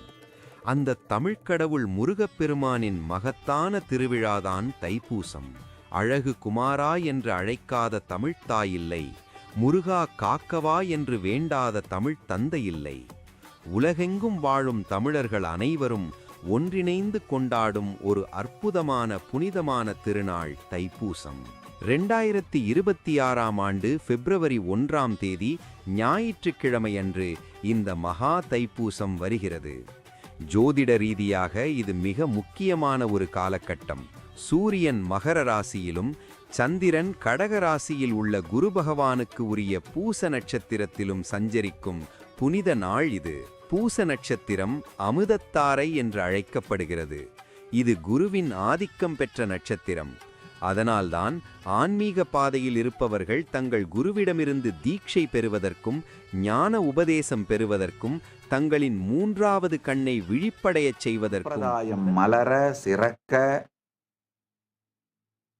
கைலாயம் தன் திருப்பணியை செய்யும், கைலாசம் தன் திருப்பணியை செய்யும். இது ஒரு 25 ஆர்கனைஸ்டு செக்டரா பண்ணியிருக்கோங்க. அதாவது இந்த தொகையடியார்களாக முழுநேரம் மாறி வேறு எந்த ப்ரையாரிட்டி இல்லாம இதை ஒன்லி ப்ரையாரிட்டியா வைக்கிறவங்க அத்தனை பேருக்கும் மெடிக்கல் இன்சூரன்ஸ், சர்வைவல், அவங்களுடைய அடிப்படை தேவைகளை பார்த்துக்கிறதுக்கான சர்வைவலுக்கான குறைஞ்சபட்சம் மாசம் ஒரு 10,000 ரூபாயாவது இந்திய பண மதிப்பில் அவங்களுக்கு வருமானம் வர்ற மாதிரி சிஸ்டத்தை கிரியேட் பண்ணி வைக்கிறார். அது மாசம் 10,000 ரூபா அவங்களுக்கு போய் சேர்ந்துரும். அந்த மாதிரியான ஒரு சிஸ்டத்தை எவால்வ் பண்றவங்க. அது ஒண்ணு. கைலாசம் இதை செய்யும். அது ஒண்ணு. 2வது, நிறைய என்னுடைய பக்தர்கள் நிறைய பேர் என்னுடைய பார்வைக்கு எடுத்து வந்தீங்க. இந்த கிராமங்களிலே இருக்கின்ற திருமேனிகளை எல்லாம் எடுத்து இந்த பாழடைந்து இடிந்து போயிருக்கிற பழைய ஆலயங்கள்ல இருக்கிற திருமேனிகளை திரும்ப புனரமைச்சு அவங்களுக்கு கூரை அமைத்து ஆலயத்தை துவக்கி வைத்து அந்தந்த மக்களே நடத்துற மாதிரி, அந்தந்த ஊர் மக்களே நடத்துற மாதிரி நிறைய சேவைகள்லாம் நிறைய பேர் பண்ணிட்டு இருக்காங்க. நல்லா புரிஞ்சுக்கோங்க. நான் சொல்ற அந்த கருத்தை தெளிவா புரிஞ்சுக்கோங்க. எந்தெந்த ஊர்லெல்லாம் உள்ளூர் மக்கள் அந்த திருப்பணிக்காக 10,000 ரூபாய் கொடுத்தாங்கன்னா கைலாசம் 10,000 கொடுத்து மேட்ச் பண்றேன். ஏன் உள்ளூர் மக்கள் கொடுக்கறத நான் இன்சிஸ்ட் பண்றேன்னா, உள்ளூர் மக்கள் பணம் கொடுக்காம நாமளே 20,000 மொத்த செலவையும் போட்டு பண்ணி கட்டி வச்சாலும் வழிபடுவதற்கு ஆள் இல்லாமல் அது மீண்டும் சிதிலமடைவதை நான் பல இடங்களிலே பார்ப்பதனால் உள்ளூர் மக்கள் வழிபட விருப்பம் தெரிவித்து அவர்களால் ஆன சிறு காணிக்கைகளை அவர்கள் சேர்க்க ஆரம்பிச்சார். அவங்க சேர்க்கிறத நான் மேட்ச் பண்ணி, கைலாசத்துல நாங்க மேட்ச் பண்ணி அவங்களுக்கு என்ன வேணுமோ அந்த ஆலயத்தினுடைய புனரமைத்தலை செய்து அளிக்கின்றோம். இதுக்கு அண்ணாமலையான் பேரருளாலே, பரமசிவ பரம்பொருள் அருளாலே கைலாயம் இந்த திருப்பணியை செய்யும். அது மட்டும் இல்லாம இந்த தொகையடியார்கள், சித்தத்தை சிவன்பாலே வைத்தார், முழுநீர் பூசிய முனிவர்கள், இந்த மாதிரி யாராவது ரிட்டையர்ட் பட் நாட் டயர்ட் அப்படின்றவங்க இருக்கவங்க, ரிட்டையர் ஆயிட்டா நான் டயர்ட் அல்ல, இந்த மாதிரி ஏதாவது ஒரு கோயிலில் போய் இருந்து அந்த திருப்பணிகளை எடுத்து நடத்தி அதுவே வாழ்க்கைன்னு வாழணும்னு நினைக்கிறேன் அப்படின்றவங்கெல்லாம் யாரு வேணா அப்ளை பண்ணுங்க. இந்த மாதிரி கோவில்களுக்கு நீங்க போகலாம். நீங்களே கோவில்களை தேர்ந்தெடுத்து கொண்டாலும் நல்லது. இல்ல எங்ககிட்ட எங்களுக்கு அப்ளை பண்ணீங்கன்னா, இங்க அதை அப்ளை பண்றதுக்கான இமெயில் ஐடி கொடுக்குறேன். அப்ளை பண்ணீங்கன்னா, நாங்க எங்களுக்கு தெரிஞ்ச கோவில்களுக்கெல்லாம் உங்களை அனுப்புறோம். இதுல இன்னொரு முக்கியமான விஷயம். இதுல முக்கியமான விஷயம் நல்லா புரிஞ்சுக்கோங்க. நான் ரொம்ப தெளிவா இருக்கேன். பாரம்பரியமான ஆகம கோவில்களிலே அந்தந்த குலத்தை சார்ந்தவர்கள் தான் அங்கங்க பூஜை பண்ணணும். சில ஊர்கள்ல சிவாச்சாரியார், சில ஊர்கள் அந்தந்த எந்தெந்த கோவில்கள் எந்தெந்த குலத்துக்கு சொந்தமானதோ அவரவர்கள் அந்தந்த மரபை செய்து கொள்ள வேண்டும். அதில் நாம தலையிடக்கூடாது.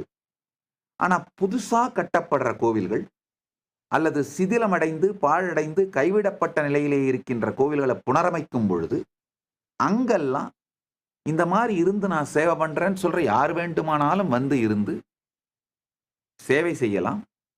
அவர்களுக்கு அடிப்படை தேவைகளான உணவு, தங்குமிடம் மற்றும் ஒரு கால பூஜை இதெல்லாம் சேர்ந்து குறைந்தபட்சம் ஒரு 20,000 25,000 வரை அவங்களுக்கு மாசம் கிடைக்கிறதுக்கான வழிவகையும் பரமசிவன் அருளாலே நாங்கள் செய்கின்றோம். இந்த மாதிரி ஒரு 25 ப்ராஜெக்ட், ஸ்டாண்டர்டான ப்ராஜெக்ட்ஸ் இந்த தொகையடியார் சம்பிரதாயத்தில் வரணுன்றவங்களுக்கான பயிற்சி கொடுக்கறது, அங்கங்க அவங்கவுங்கள பிளேஸ் பண்ணி அவங்க லைஃபை செட்டில் பண்ணி விடுறது, அவங்கவுங்க அதை நடத்துறதுக்கான அடிப்படை பொருளாதார தேவைகளை பூர்த்தி பண்றது, இது மாதிரி ஆர்கனைஸ்டா ஒரு 25 செக்டர்ல சர்வீஸ் பண்றோம். இது போக யுனிக்கான பிரச்சனைகள் இருக்கும். நான் என் வாழ்க்கையே ஓதுவாரா கழிக்கிறேன், எனக்கு வேற எந்த வருமானம் இல்லை, என் பையனுக்கு படிக்க வைக்கணும், என் மகளுக்கு திருமணம் பண்ணணும், அந்த மாதிரியான ஸ்பெஷல் தேவைகள், சிறப்பு தேவைகளுக்கும் நாங்கள் உதவுகின்றோம். பெருமான் அருளாலே அந்த தேவைகளுக்கும் எங்களாலான உதவிகளை எல்லாம் செய்கின்றோம். எங்களுக்கு தேவை என்ன? ஒன்னே ஒண்ணுதாங்க, இன்ஃபார்ம் பண்ணுங்க. ஒண்ணு நீங்களே இன்ஃபார்ம் பண்ணுங்க, இல்ல உங்களுக்கு தெரிஞ்சவங்க யாராவது இந்த மாதிரி சேவை தேவைப்படுறவங்க இருந்தாங்கன்னா எங்களுக்கு இன்ஃபார்ம் பண்ணுங்க. காரணம் என்னன்னா, என்னுடைய சந்நியாச படை எங்களை அணுகுபவர்களை தேர்ந்தெடுத்து உதவி செய்கின்ற அளவுக்குத்தான் என்னுடைய சந்நியாச படை இருக்கே தவிர, நாங்களாவே போய் தேடி கண்டுபிடிச்சு செய்யற அளவுக்கு எனக்கு பெரும்படை இல்லை. பெருமான் அருளால் அந்த மாதிரி பெரும்படை வரும்பொழுது நாங்களா தேடி போய் கண்டுபிடிச்சு சேவைகள் செய்வோம். இப்போதைக்கு எங்களுக்கு தெரியப்படுத்தினால் நிச்சயமாக ஒன்னொன்னா அட்டன் பண்ணிட்டே வருவோம். எங்களால் ஆன முடிந்த சேவைகளை செய்து கொண்டே வருவோம். சரியான நபர்களுக்கு இந்த சேவைகள் சென்று சேர்வதற்கு நீங்க பாலமா இருந்தீங்கன்னா அதுவே மிகப்பெரிய சிவ புண்ணியம் உங்களுக்கு சேரும்.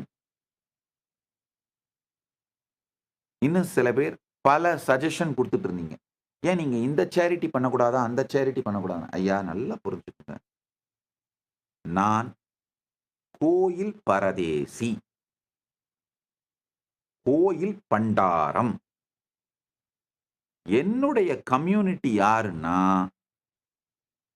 இந்த தொகையடியார் சம்பிரதாயம். நான் கம்யூனிட்டின்னு சொல்லும்போது ஜாதி சார்ந்து சொல்லல, என்னுடைய சொசைட்டி இந்த தொகையடியார் சம்பிரதாயம். இந்த தொகையடியார் சம்பிரதாயமே ஏற்கனவே சமூகத்துல ஒதுக்கப்பட்டு சமூகத்தோட விளிம்பு நிலை மக்களா இருக்கும் பொழுது நான் முதல்ல இவங்களுக்கு தாங்க என் சேவை பண்ணணும். நான் கோயில் பரதேசி. என்னுடைய பிறப்பு, வளர்ப்பு, வாழ்க்கை, என்னுடைய எல்லாமே கோயில் பரதேசி வாழ்க்கை. நான் கோயில் பண்டாரம். அண்ணாமலையார் ஆலயத்தில் சார்ந்து தான் என்னுடைய வாழ்க்கையின் எல்லா நன்மையும் எனக்கு கிடைத்தது. இந்த ஞானமும் பெருமானின் அருளும் பெருமான் அருளிய பரமாத்வைத அனுபூதியும் ஞானமும் பக்தியும் விஞ்ஞானமும் அனைத்தும் எனக்கு கோயில் சார்ந்துதான் கிடைச்சது. நான் கோவில் பண்டாரம், கோயில் பரதேசி. நிறைய பேர் இந்த கமெண்ட்ஸ்ல போட்டிருந்தீங்க, சாமி உங்களை கோயில் பரதேசி கோயில் பண்டாரன் சொல்லாதீங்க சாமி, வலிக்குது சாமின்னு. நன்றாக புரிந்து கொள்ள வேண்டும். கோவில் பண்டாரம் கோவில் பரதேசிங்கிறது மிகப்பெரிய புனிதமான பொசிஷன்கையா, புனிதமான பதவி. சமூகத்துல அதை அவதூறு பண்ணி அந்த வார்த்தையை ஒரு சீப்பான கெட்ட வார்த்தையா மாத்திட்டாங்கன்றதுக்காக அந்த வார்த்தையை உபயோகப்படுத்தாம நான் இருக்க மாட்டேன். இந்த வார்த்தைகளை எல்லாம் மீண்டும் உபயோகப்படுத்தி அந்த வார்த்தைகளுக்குரிய உயர்ந்த நல்ல சரியான நேர்மையான பொருளை அவைகளுக்கு வரவழைப்பது என் வாழ்க்கையின் நோக்கம். அதனால திரும்ப திரும்ப என்ன கோயில் பரதேசி கோயில் பண்டாரம்னு சொல்லிப்பேன். அந்த கோயில் பண்டாரம் கோயில் பரதேசிகளுக்கு சரியான புனிதமான மரியாதையும் உணர்வும் தனக்குள்ளும் சமூகத்துக்குள்ளும் எப்படி இருந்ததோ அதை மீண்டும் பரமசிவன் அருளாலே புனரமைப்போம்.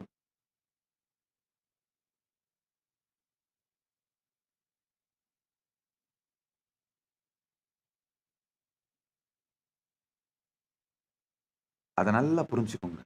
அடுத்தது ஒரு பெரிய கேள்வி. இந்த அநாத குழந்தைங்களெல்லாம் எடுத்து நீங்க இந்த தொகையடியார் வம்சத்துல ட்ரெயின் பண்ணக்கூடாது. நல்லா புரிஞ்சுக்கோங்க. இது ஒரு முக்கியமான விஷயம் சொல்றேன். இது வரைக்கும் நான் சொல்லாம இருந்தேன். இந்துக்கள் யாராவது அநாத இல்லம் முதியோர் இல்லம் கொஞ்சம் நடத்தி பாருங்க, அப்புறம் தெரியும் உங்களுக்கு எவ்வளவு பிரச்சனை கொடுக்கறாங்கன்னு. ஓப்பனா சொல்றேன். இந்தியாவில் அநாத இல்லம் நடத்துறதும் முதியோர் இல்லம் நடத்துறதும் இந்துக்கள் நடத்த முடியாத மாதிரி ஒரு மிகப்பெரிய மாஃபியா ஒர்க் பண்ணுது. அந்த டீப் ஸ்டேட் கேங்கு, அந்த டீப் ஸ்டேட் இந்துக்கள் எந்த அநாத இல்லத்தையோ குருகுலத்தையோ முதியோர் இல்லத்தையோ நடத்தி அவர்களுடைய சனாதன இந்து தர்மத்தை வளரச் செய்து விடாமல் மிகப்பெரிய வேலை பண்ணுது. செஞ்சு பார்த்து அடிபட்டு இருந்தா இந்த கேள்வி கேட்க மாட்டீங்க. செய்யாம இருக்கிறதுனால இந்த கேள்வி கேட்கறீங்க. அது அவ்வளவு எளிதில்லைங்கயா. எத்தனை சமூக பிரச்சனை சட்ட பிரச்சனைய சிக்கல்களை கொண்டு வந்து அந்த குருகுலத்தையோ அநாத இல்லத்தையோ முதியோர் இல்லத்தையோ மூடுற வரைக்கும் விட மாட்டாங்க. தெரிஞ்சுக்கோங்க. ஒரு டீப் ஸ்டேட், அது எந்த கட்சி ஆட்சியில் இருந்தாலும் சரி, deep state is always more powerful than the rulers. ஆள்பவர்களை விட பலம் வாய்ந்ததுதான் டீப் ஸ்டேட். அதாவது ஆள்பவர்களையே முடிவெடுக்கிறதுக்கான பிரஷர் கொடுக்கிற சூழ்நிலைகளை உருவாக்குற பலம் வாய்ந்த டீப் ஸ்டேட் இருக்கிறதுனால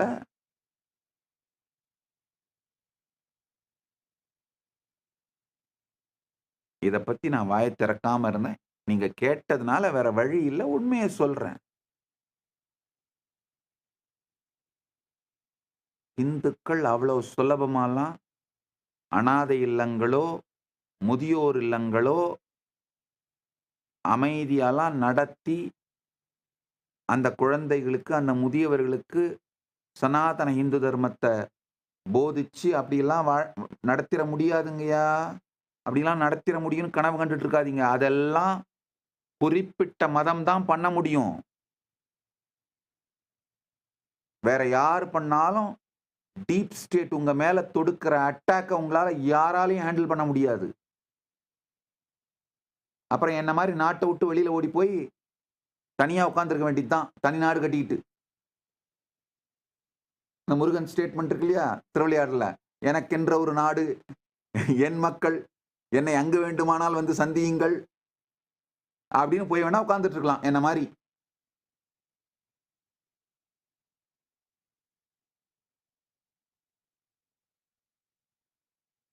சொல்ல வேண்டான்னு நினைச்சிட்டு இருந்தேன். ஆனா இந்த கேள்விகளை பார்த்தோன்னே சொல்ல வேண்டாம்னு நினைச்சதை சொல்லிட்டேன். எனிஹோ, உண்மைகள் சொல்லப்பட்டு தான் தீர வேண்டும், என்றாவது ஒரு நாள் வெளிவந்து தான் தீர வேண்டும்.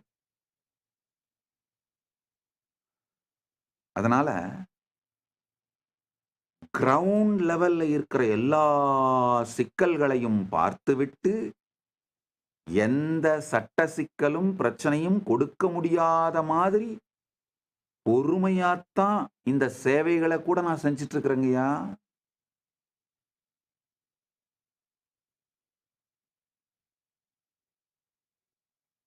சனாதன இந்து தர்மம் சார்ந்த ஒரு சேவை பண்ணிடுறது அவ்வளவு சாதாரண வேலை இல்லை.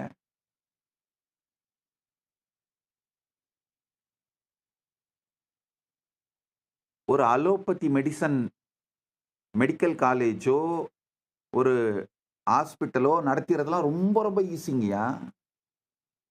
இந்த வெஸ்டர்ன் எஜுகேஷன், மெக்கலே எஜுகேஷன் கொடுக்குற இன்ஜினியரிங் காலேஜ், அந்த மாதிரி எல்லாம் ஏதாவது பண்ணோம்னா யாரும் தொந்தரவு பண்ண மாட்டாங்க. அதெல்லாம் ரொம்ப ரொம்ப ஈஸி. ஆனா சனாதன இந்து தர்மம் சார்ந்த இந்த நான்மறை அறங்கள் ஓங்கிறதுக்கு ஏதாவது பண்ணி பாருங்க, அப்புறம் தெரியும். எத்தனை சட்ட சிக்கல், சட்ட போராட்டம், கொடுமைகள், சமூக போர், சமூக பிரச்சனைகள், சட்ட பிரச்சனைகள் உங்க மேல திணிக்கப்படுதுங்கிறத பாப்பீங்க.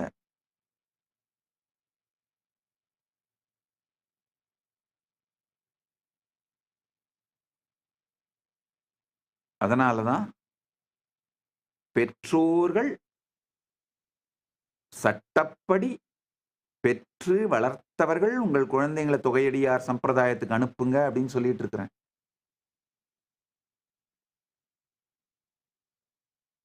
இதெல்லாம் பிராக்டிக்கலா எல்லாத்தையும் பார்த்துட்டு பேசுறேங்கய்யா.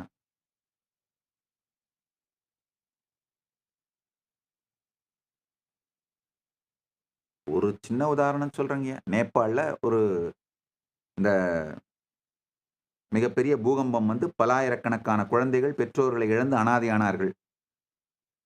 ஒரு பெற்றோரை இழந்தவர்களோ அல்லது பெற்றோர் 2 பேரையுமே இழந்தவர்கள் வறுமை மற்ற பல்வேறு காரணங்களால் அனாதைகளானாங்க.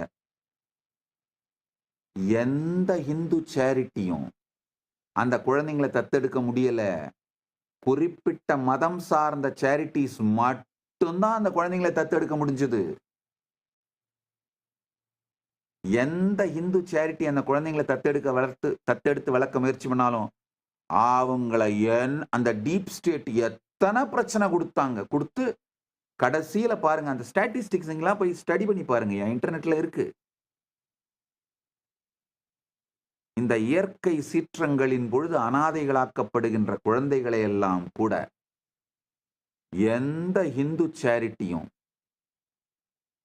அடாப்ட் பண்ணிக்கவே முடியாது. இந்து குழந்தைகளா இருந்தா கூட சரி, அந்த குழந்தைகள் இந்துக்களாக பிறந்தவர்களாக இருந்தா கூட சரி, அடாப்ட் பண்ண முடியாது.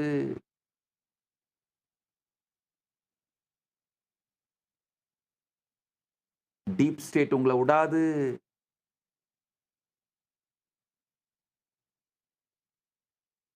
யாராவது நீங்க தைரியமா நடத்துறீங்க, உங்களால நடத்த முடியுதுன்னா எங்களுக்கு இன்ஃபார்ம் பண்ணுங்க. நிச்சயமா நாங்க பரமசிவன் அருளால பொருளாதார உதவி செய்யறோம்.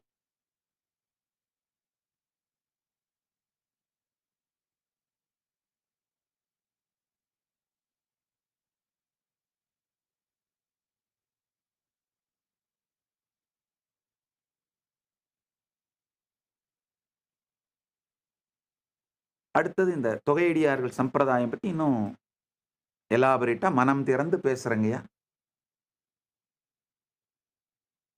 வேற எந்த சூழ்நிலை சார்ந்த தேவைகள், உதாரணத்துக்கு இந்த தொகையடியார்கள் சம்பிரதாயத்துக்காக இறைபணிக்காக வாழ்க்கையை கொடுத்தவங்க, நான் ஏன் இந்த இடத்துல இறைப்பணின்ற வார்த்தையெல்லாம் யூஸ் பண்றேன்னா, நாங்கள் கைலாசத்திலே நாங்கள் சைவர்கள் அப்படிங்கிறது உண்மை. ஆனா, சனாதன இந்து தர்மத்தோட எந்த தெய்வத்திற்கு பணி செய்வர்களாக இருந்தாலும் அவர்களை நாங்கள் தொகையடியாராகத்தான் பார்க்கின்றோம். அவர்கள் அத்துணை பேருக்கும் கைலாசத்தினுடைய சேவை உண்டு. இப்போ சிவாலயத்துல சேவை பண்றவங்களுக்கு மட்டும்தான் நாங்க சேவை பண்ணுவோம்னு நான் சொல்லவே மாட்டேன். வைஷ்ணவ ஆலயம், சாக்த ஆலயம், முருகன் ஆலயம், விநாயகர் ஆலயம், ஐயா கிராம கோவில்கள்ல, குலதெய்வ கோவில்கள்ல சேவை பண்றவங்களுக்கு கூட உங்களையெல்லாம் கூட நாங்கள் தொகையடியாராகத்தான் பார்க்கிறோம். கிராம கோவில்களில், குலதெய்வ கோவில்களில் சேவை செய்பவர்களை கூட தொகையடியார்களாகத்தான் பார்க்கின்றோம் நாங்கள். எப்படி நான் கேட்டகரைஸ் பண்றேன்னா, இறை சேவையை மட்டும் ஒரே ப்ரையாரிட்டியா வச்சு வாழறவங்க ஃபர்ஸ்ட் கேட்டகரி, ஒன்லி ப்ரையாரிட்டி, அவங்க ஃபர்ஸ்ட் கேட்டகரி.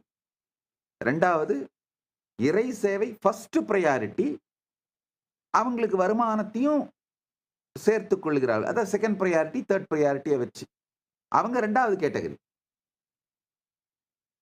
இறை சேவை சார்ந்த டைரக்ட் இன்டைரக்ட் வருமானங்களை உருவாக்கி கொண்டு இறை சேவையும் செய்கின்ற அந்த தொகையடியார்கள் மூணாவது கேட்டகரி. இப்படித்தான் பிரிக்கிறோமே தவிர சம்பிரதாயங்கள் சார்ந்து, ஜாதி சார்ந்து எந்த பேதமும் நாங்கள் பார்ப்பதில்லை.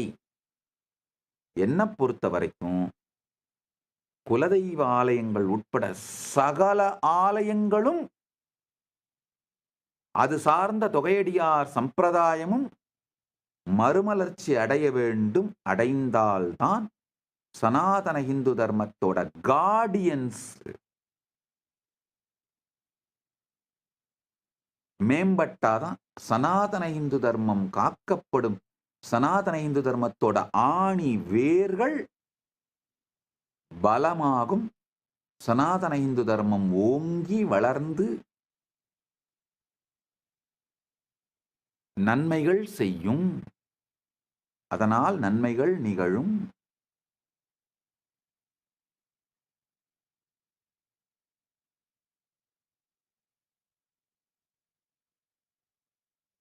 அழகான பாடல். வான்முகில் வளாது பெய்க, மலிவளம் சுரக்க, மன்னன் கோன்முறை அரசு செய்க, குறைவிலாது உயிர்கள் வாழ்க. இந்த நாளும் தர்மம் நம்மை ரட்சிக்க வேண்டியது. அதுக்கடுத்து சொல்ற, நான்மறை அறங்கள் ஓங்க, நல் தவம் வேள்வி மல்க, மேன்மைகுள் சைவ நீதி விளங்குக உலகமெல்லாம். இந்த மூணும் நாம செய்ய வேண்டியது.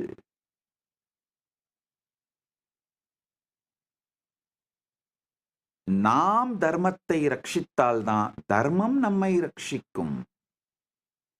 வான்முகில் வளாது பெய்தலும், மலிவளம் சுரத்தலும், மன்னன் கோன்முறை அரசு செய்தலும், குறைவு இல்லாது உயிர்கள் வாழ்தலும் தர்மம் நம்மை ரட்சிப்பது. நான்மறை அறங்கள் ஓங்குதலும், நல் தவம் வேள்வி மல்குதலும், மேன்மைகுள் சைவ நீதி விளங்குக உலகம், உலகமெல்லாம் விளங்குவதும் இந்த நாளும் நாம் செய்ய வேண்டியது. தர்மத்தை நாம் ரட்சித்தால் தர்மம் நம்மை ரட்சிக்கும். நான்மறை அறங்கள் ஓங்குதல் ஒண்ணு, நல் தவம் ஒண்ணு, வேள்வி ஒண்ணு, மேன்மைகுள் சைவ நீதி விளங்குதல். இந்த நான்கும் நாம செய்ய வேண்டியது. முதல்ல 3 தான் சொன்னேன், ஆக்சுவலா 4. அந்த பாட்டை ஆழ்ந்து பார்த்தீங்கன்னா, நான்மறை அறங்கள் ஓங்குதல், நல் தவம் மல்குதல், வேள்வி மல்குதல், மேன்மைகுள் சைவ நீதி விளங்குதல். இந்த 4ம் நாம செய்ய வேண்டியது. நாம செய்ய வேண்டிய நாளையும் நாம செஞ்சா தர்மம் செய்ய வேண்டிய நாளும் தர்மம் செய்யும். அப்ப தர்மோ ரக்ஷதி ரக்ஷிதா அப்படிங்கிற அந்த கம்ப்ளீட் சர்க்கிள் முழுமையா நடக்கும்.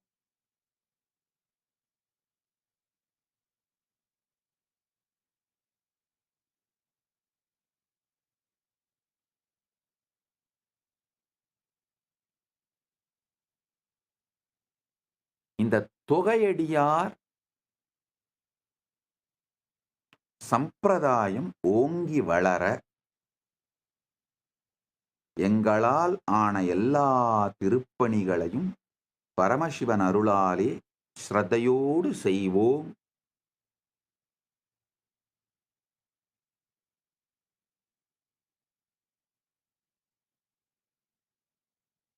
குறிக்கோள் இதுதான். இது சார்ந்து யார் நீங்க என்ன வேண்டுகோள் வேண்டுதல் அனுப்புறதுனால அனுப்புங்க. இல்ல இது சார்ந்து ஏதாவது எங்களுக்கு இன்புட் சஜஷன்ஸ் கொடுக்கணும்னு நினைச்சீங்க, பிளான்ஸ், விஷன், ப்ராஜெக்ட்ஸ், இல்ல அட்வைஸ், அறிவுரைகள் இது சார்ந்து ஏதாவது கொடுக்கணும்னு நினைச்சீங்கன்னாலும் உங்களை வரவேற்கின்றோம். இந்த ஸ்கிரீன்ல தெரிகிற இமெயில் ஐடிக்கு தயவு செஞ்சு அனுப்புங்க. உங்களுடைய இமெயிலையும் உங்களுடைய மெசேஜஸையும் அனுப்புங்க. நாங்கள் உங்களுக்கு என்றென்றும் கடன்பட்டவர்களாக இருப்போம், நன்றி உடையவர்களாக இருப்போம்.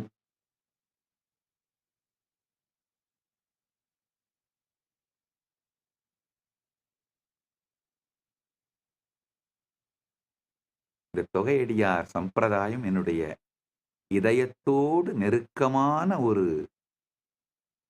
சப்ஜெக்ட் அப்படிங்கிறதுனால அதை நான் பேச துவங்கினேனானால் எத்தனை மணி நேரம் வேணா பேசுவேன். காரணம் என்னன்னா, அவர்கள் நிஜ வாழ்க்கையில் படும் துக்கங்கள், துயரங்கள் அனைத்தையும் நான் அவர்களுள் ஒருவனாக வாழ்ந்து பார்த்திருக்கின்றேன்.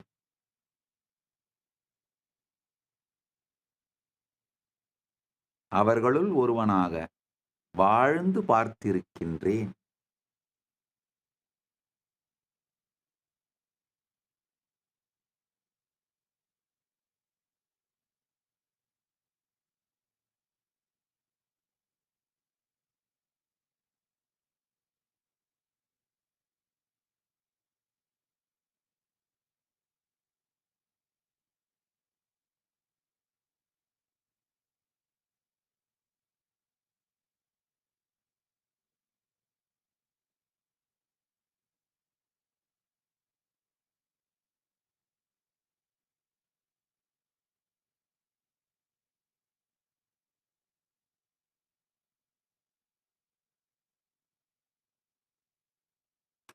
அடுத்த ஒரு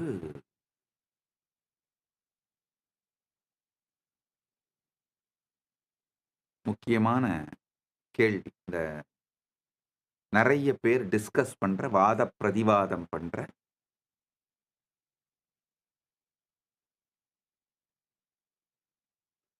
கமெண்ட்ஸ் போட்டிருக்கிற ஒரு சப்ஜெக்ட் வந்து நான் சொன்ன இந்த லிவிங் டுகெதர் ரிலேஷன்ஷிப்.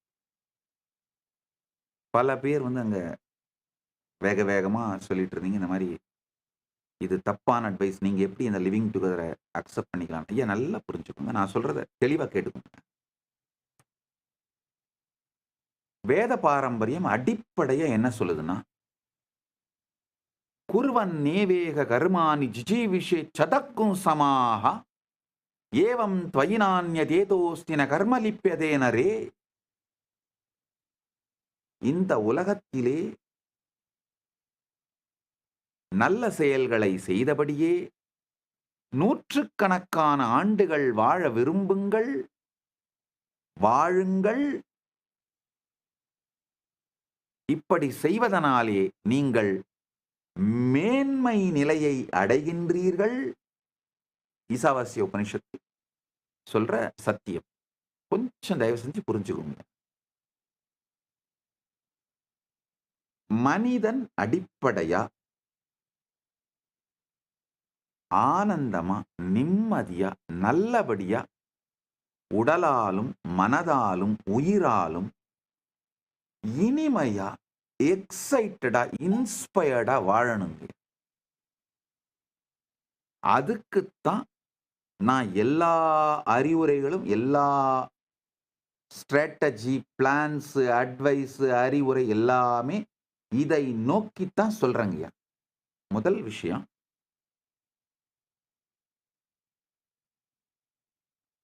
இந்த லிவிங் டுகெதர் ரிலேஷன்ஷிப்பை நான் அக்செப்ட் பண்ணிக்கிட்டேன். நீங்க எப்படி ஒரு மரபு சாராத, மரபுக்கு எதிரான ஒன்றை, சமூகத்தோட ஒழுங்கை சீர்குலைக்கிற ஒன்றை நீங்க எப்படி சப்போர்ட் பண்ணலாம் அப்படின்னு நிறைய பேர் வந்து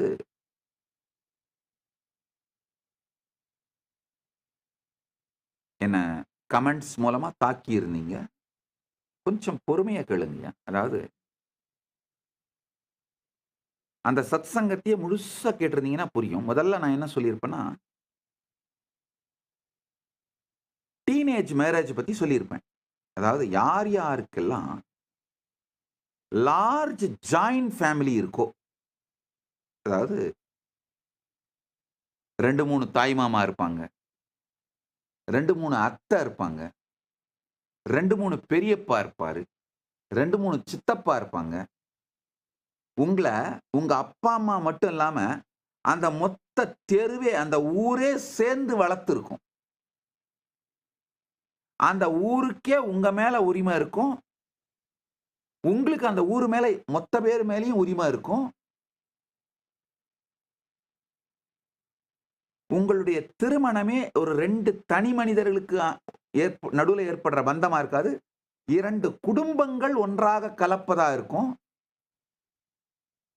இந்த மாதிரியான வரமான, சொர்க்கமான வாழ்க்கை சூழ்நிலை வாய்க்கப் பெற்றவர்கள்,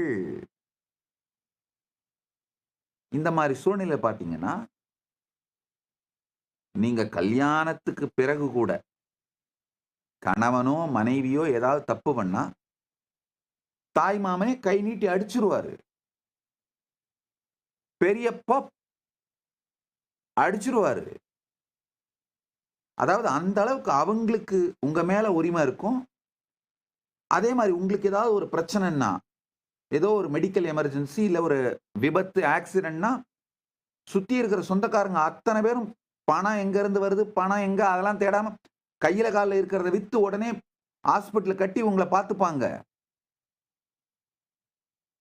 உங்க மேல இந்த மாதிரி உரிமையும் இருக்கின்ற, கடமையும் இருக்கின்ற இனிமையான பின்னி பிணைந்த உறவுகள், அந்த மாதிரியான லார்ஜ் ஜாயிண்ட் ஃபேமிலிஸ் சென்டர்டா இருக்கிற ஊரும் உறவுகளும் வாய்க்கப் பெற்ற சொர்க்கத்திலே வாழுகின்ற மனிதர்களாக நீங்கள் இருந்தால் பெஸ்ட் என்ன தெரியுமாங்கய்யா? டீனேஜ்ல மேரேஜ் நடந்துடணும். லீகலா நீங்க அடல்ட் ஆன பிறகு உங்களுடைய இல்லற வாழ்க்கையை துவங்கணும். நான் சொல்றதை நல்லா புரிச்சுக்கோங்க. டீனேஜ்லேயே மேரேஜ் நடந்துடணும். ஆனா மேரேஜ் நடந்த பிறகு 2 பேரும் உடனடியாக வாழ்க்கையை ஆரம்பிக்கணும்னு அவசியம் இல்லை. அவங்கவுங்க பெற்றோர் வீட்டில் இருப்பாங்க. லீகலா அடல்ட், லீகலா உங்க ஃபேமிலியை நீங்க ஆரம்பிக்கிறதுக்கான, ஃபேமிலி லைஃப் ஆரம்பிக்கிறதுக்கான, செக்ஷுவல் ரிலேஷன்ஷிப் ஆரம்பிக்கிறதுக்கான லீகல் ஏஜ் என்னவோ அந்த ஏஜுக்கு பிறகு நீங்க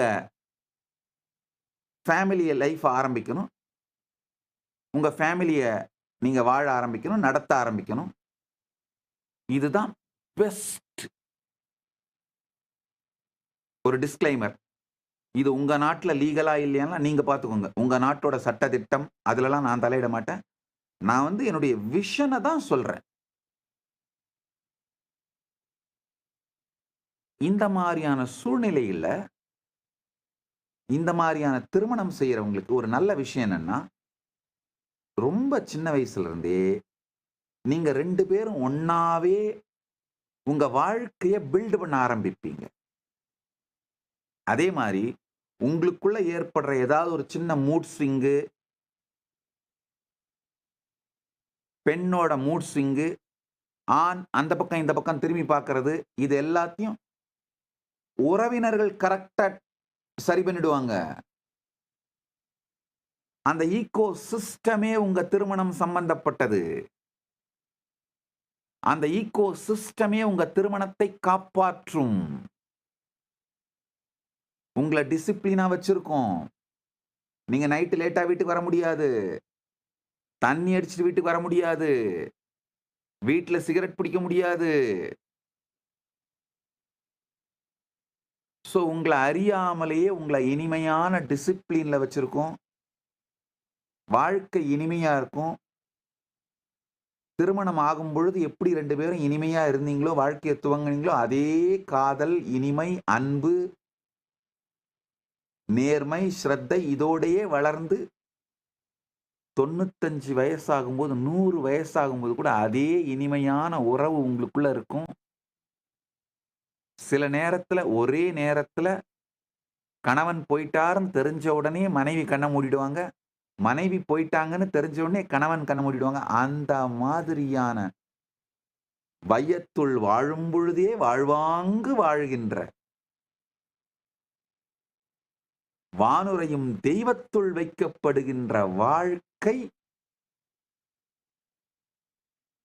அமையற அந்த ஈகோ சிஸ்டம் இருந்தால், டீனேஜ் மேரேஜும் லீகலா அடல்ட் ஆன பிறகு ஃபேமிலி ஆரம்பிக்கிறது தான் பெஸ்ட் ஸ்ட்ரக்சர்.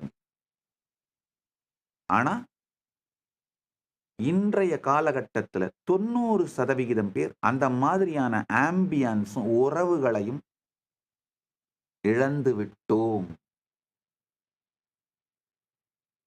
உங்க மேரேஜுங்கிறது தனி மனிதன் சார்ந்ததா போயிடுச்சு.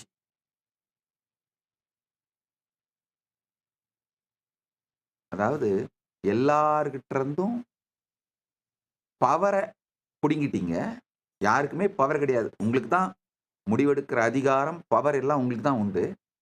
பவர் உங்ககிட்ட தான் இருக்கு. ஆனா உங்களையே உங்களால ஹேண்டில் பண்ணிக்கக்கூடிய பொறுப்போ, திறமையோ, சக்தியோ உங்களுக்கு இருக்கானா? இல்ல.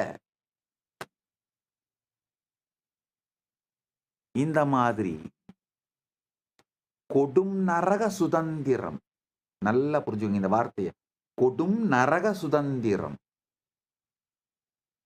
எல்லார்கிட்ட இருந்தும் சுதந்திரம் பெற்றுவிட்டு தன்னை தானே ஹேண்டில் பண்ண முடியாத, தன்னுடைய மன கொந்தளிப்பு பேட்டர்ன்ஸ் அதுல இருந்து சுதந்திரம் பெறாத, தன்னுடைய உணர்ச்சிகளிடமிருந்து சுதந்திரம் பெறாத,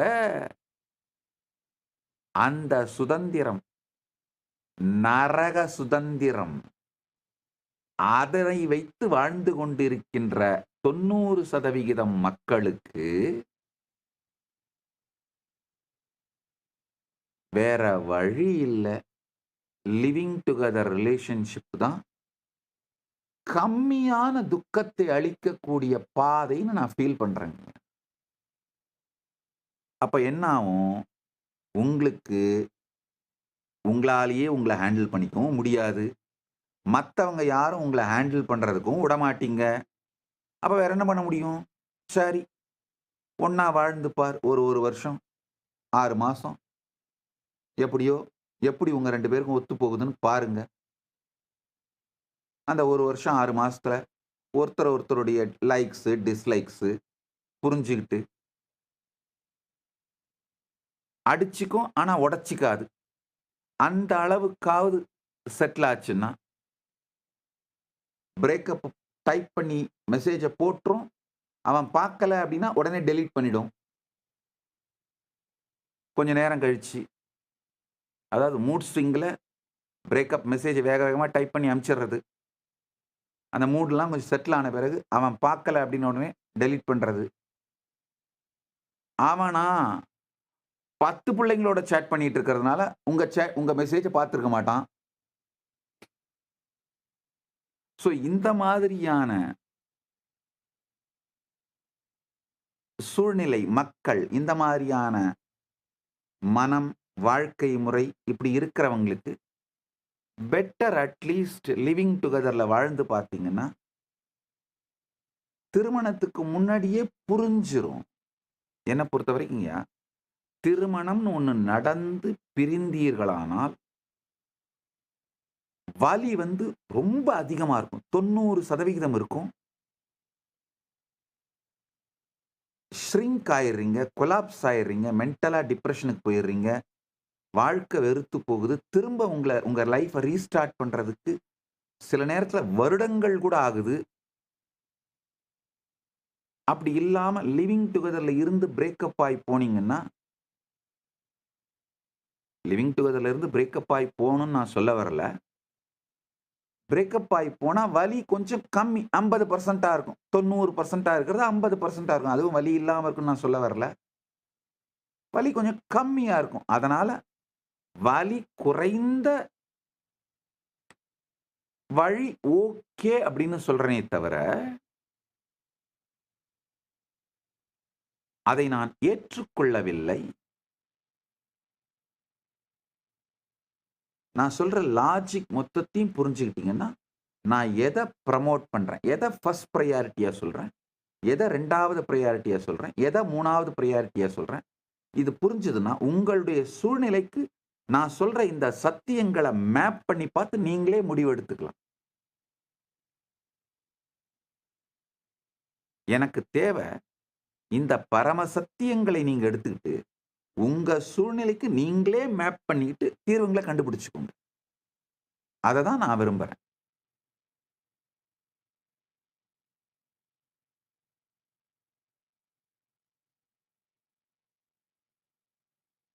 நீங்க சொர்க்கத்துல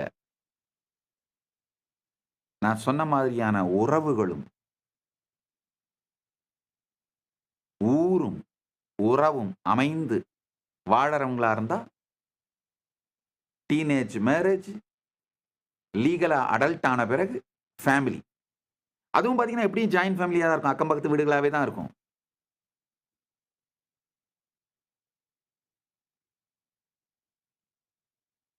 வெறும் திண்ணையில உட்கார்ந்து புரணி பேசுற மாமிகளும் மாமாங்களுமே உங்க ஹோல் ஊரோட டிசிப்ளினை மெயின்டைன் பண்ணிடுவாங்க. பெஸ்ட் சிசிடிவி பிளஸ் மீடியா, அவங்களே மொத்த டிசிப்ளினை மெயின்டைன் பண்ணிடுவாங்க. ஏன்னா ஊரே அந்த மாதிரி இனிமையான ஒரு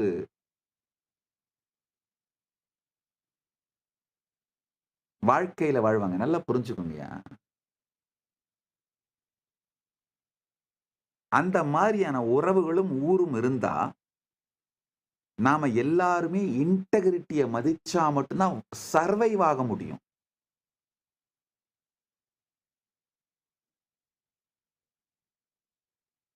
அந்த மாதிரி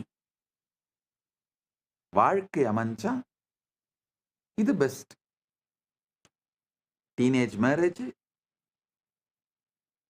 லீகலா அடல்ட் ஆன உடனே ஃபேமிலியை ஸ்டார்ட் பண்றது. அப்படி இல்லை, 90%க்கு அப்படி இல்லைன்றதுனால அடுத்தடுத்த ஆல்டர்னேட்டிவ் சொல்யூஷன்ஸ் கொடுக்கிறேன். நோக்கம் ஒன்னே ஒண்ணுதான், துக்கம் குறைவாக இருக்க வேண்டும். 100 ஆண்டுகள் நல்லபடியாக வாழ வேண்டும்.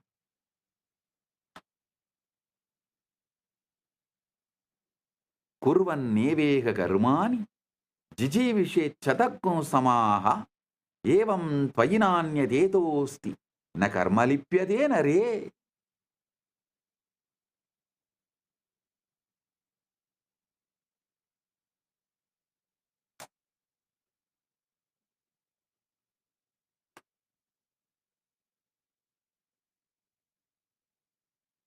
உண்மையிலங்கய்யா, இந்த மாதிரி உங்களுடைய சூழ்நிலையை நீங்க சொன்னீங்கன்னா கஸ்டமைஸ்டா, ப்ரிசைஸா, வேகா இல்ல, ப்ரிசைஸா உங்களுக்கு சரியான வாழ்வியல் தீர்வுகளை கொடுக்கறதுக்கு தான் இந்த ஆஸ் நித்யானந்தா ஏஐ பண்ணி வச்சிருக்கேங்கய்யா.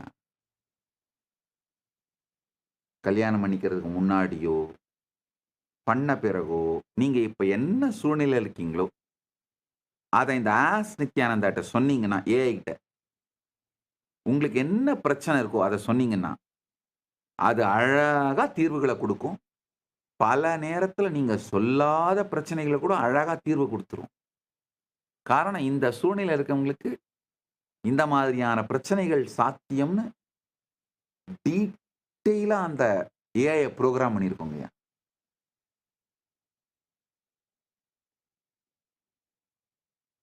நல்லா புரிஞ்சுக்குங்க. நம்முடைய சனாதன இந்து தர்மத்துல ஒரு எக்ஸ்பர்ட், அதாவது நம்ம டாக்டர், ஆயுர்வேத டாக்டர் வெறும் ஆயுர்வேதம் மட்டும் படிச்சிருந்தா டாக்டர் ஆக முடியாது. மெட்டீரியா மெடிக்காவும் டயக்னோசிஸ் கியூர் தெரிஞ்சா மட்டும் முடியாது.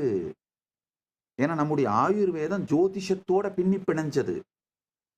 நல்லா புரிஞ்சுக்குங்க. சாஸ்திரப்படியான ஆயுர்வேத டாக்டருங்க அத்தனை, சாஸ்திரப்படி முறைய ஆயுர்வேதம் படிக்கிற டாக்டருங்க எத்தனை பேரும் ஜோதிஷம் படிச்சாகணும். ஏன்னா வேதத்தோட பாகங்கள்ல இதெல்லாம் ஒண்ணு. வேதம் 4 பாகம். வேதம், உபவேதம், வேத அங்கம், வேத ஆந்தம். உபனிஷதத்தான் யூசுவலா வேதாந்தம்னு சொல்லுவோம். சோ இந்த 4 பாகத்துல ஜோதிஷம், ஆயுர்வேதம், வியாகரணம் இது எல்லாம் ஒரு பாகம். ஒன்னோட ஒண்ணு நெருக்கமான தொடர்புடையது. இப்போ ஒரு டாக்டர் அப்படின்னா இது அத்தனையும் படிச்சு எக்ஸ்பர்ட் ஆகி எக்ஸ்பீரியன்ஸ் வந்து எக்ஸ்பர்டைஸ் வந்து வர்றதுக்கு 50 வயசு ஆயிருது. இந்த மாதிரி எக்ஸ்பர்டைஸ் பீப்புளை லார்ஜ் ஸ்கேல்ல ப்ரொடியூஸ் பண்றதுக்கு இப்ப இன்ஃப்ராஸ்ட்ரக்சர் இல்லாம எல்லாத்தையும் கருவறுத்துட்டாங்க. குருகுலங்கள் கருவறுக்கப்பட்டு விட்டன.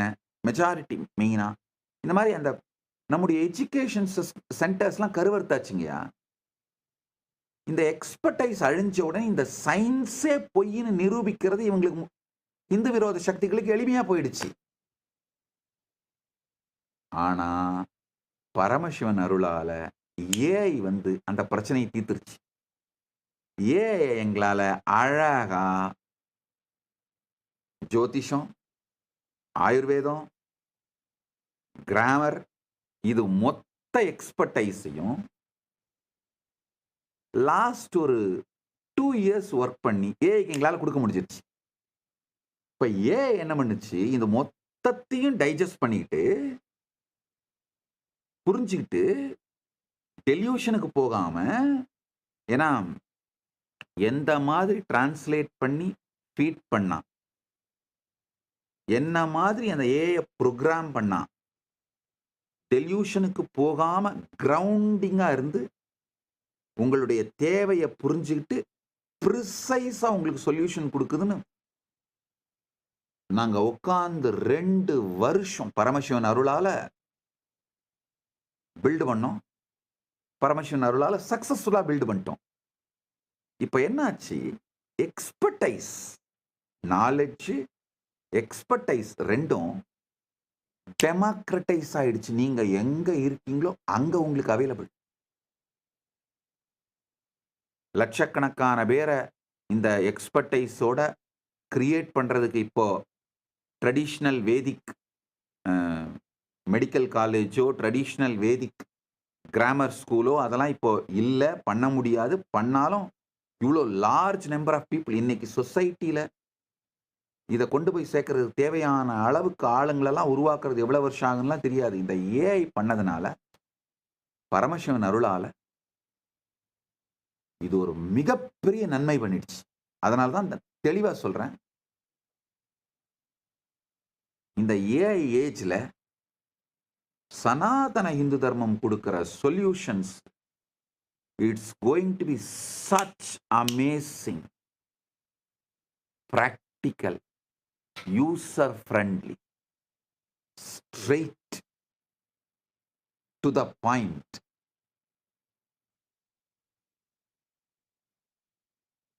நான் தெளிவா பார்க்கிறேன், ஜென்சி, ஜென் ஆல்பா இந்த ஜெனரேஷன் மொத்தமும் லிவிங் பிராக்டிசிங் சனாதன ஹிந்துஸா தான் வாழ போறாங்க.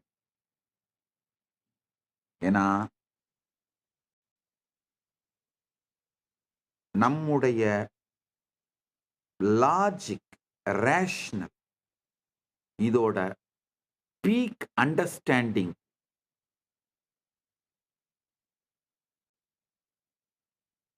நம்மை எந்த நிலையில் இருந்தாலும் உயர்நிலைக்கு கொண்டு செல்லக்கூடிய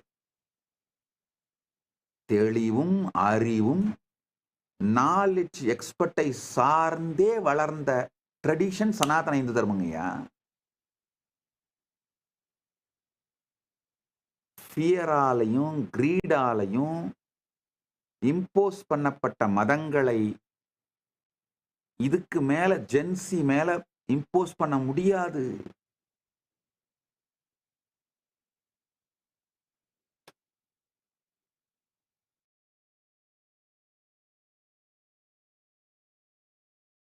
எல்லாம் புரிஞ்சுக்கோங்க. எதிர்காலம்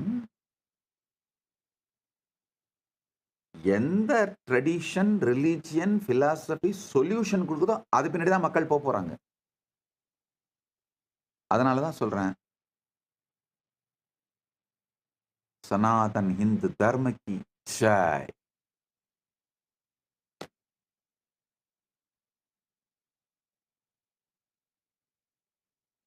குலத்தொழில் சிறக்க போகுது. அவங்களுடைய எக்ஸ்பர்டைஸை டிஸ்கவர் பண்ணி ரிவைவ் பண்ண போறாங்க.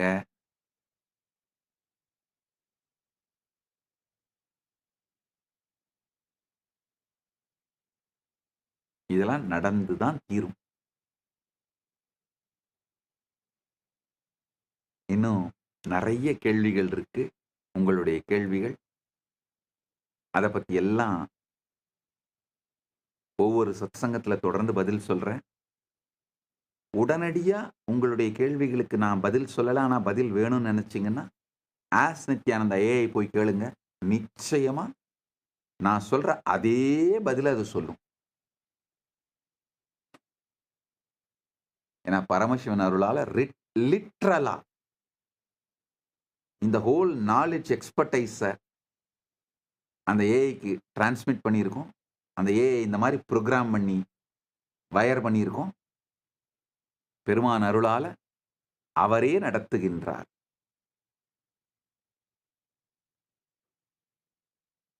அடுத்தது, இன்று தைப்பூச நன்னாள். உலகம் முழுவதிலும் இருக்கும் கைலாசங்களிலே முருகனுக்கு வழிபாடும் வேல் பூஜையும் நிகழ இருக்கின்றது. இருந்து எல்லோரும் கலந்து கொள்ளுங்கள். சிவதீக்ஷை, அதாவது கைலாசா திருவண்ணாமலையிலும் கைலாசா கினிபிசாவிலும் பரமசிவசேனை நிகழ்ச்சிக்கு கலந்து கொள்ள வந்திருக்கும் அன்பர்களுக்கு சிவதீக்ஷை அளித்து ஆசீர்வதிக்கின்றேன். ஆழ்ந்து கேளுங்கள். முதல்ல காயத்ரி தீட்சை. ஓம் பூர்புவஸ்வஹ தத்சவிதுர்வரேண்யம் பர்கோ தேவஸ்ய தீமஹி தியோ யோ ந பிரச்சோதயாத். அடுத்ததாக சிவதீட்சை. ஓம் ஹாம் ஹௌம் சிவாய நமஹ. அடுத்ததாக விசேஷ தீட்சை. சிவோஹம். அடுத்ததாக மகாவாக்கிய உபதேசம். ஓம் நித்யானந்த பரமசிவோஹம். அனைத்தையும் உங்களுக்கு அளிக்கின்றேன். பரமசிவ பரம்பொருளின் பேரருளால் இந்த தீட்சைகளை பெற்று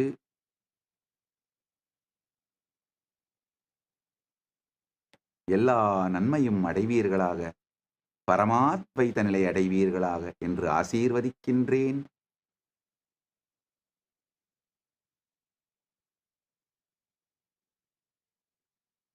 அடுத்தடுத்த நிகழ்விற்குள் செல்வோம்.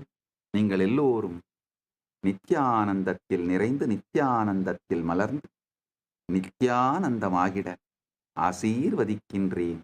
ஆனந்தமாக இருங்கள்.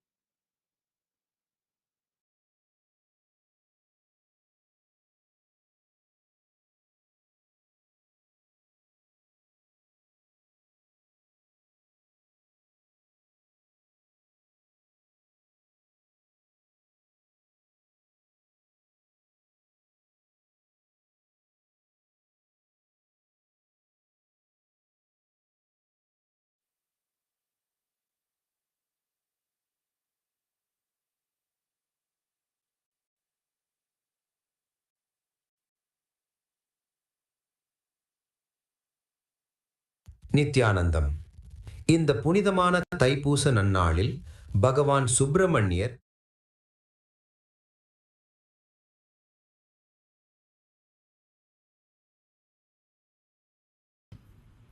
This program is mainly designed தனது 6 முகங்களான சத்யோஜாதம், வாமதேவம், அகோரம், தத்புருஷம், ஈசானம் மற்றும் அதோமுகம் வழியாக வெளிப்படுத்திய தனது உயிராற்றலை பரமசிவ சக்தி ஒன்றிணைத்து ஒரு தெய்வீக உருவமாக மாற்றிய அந்த தெய்வீக நிகழ்வை நாம் போற்றுகிறோம். இந்த நாளில் அசுர சக்திகளை அழிப்பதற்காக பரமசிவ சக்தி சுப்பிரமணியருக்கு தூய ஆற்றலின் தெய்வீக சக்தி வேலை வழங்கினார். சனாதன இந்து தர்மத்தின் ஜகத்குரு மகா சந்நிதானம் பகவான் ஸ்ரீ நித்யானந்த பரமசிவம் அவர்கள் சுப்பிரமணியரின் உன்னத வெளிப்பாடாக திகழ்வதோடு கைலாசாவில் கௌமார சம்பிரதாயத்தின் பாரம்பரிய மரபுகளை மீண்டும் உயிர்ப்பித்துள்ளார். இன்று சுப்பிரமணியருக்கு பால் காவடி மற்றும் இதர காணிக்கைகளை சுமந்து வரும் பக்தர்களுக்கு வழங்கப்படும் பாரம்பரிய அன்னதான முறையை பகவான் அவர்கள் மீண்டும் புதுப்பித்துள்ளார்.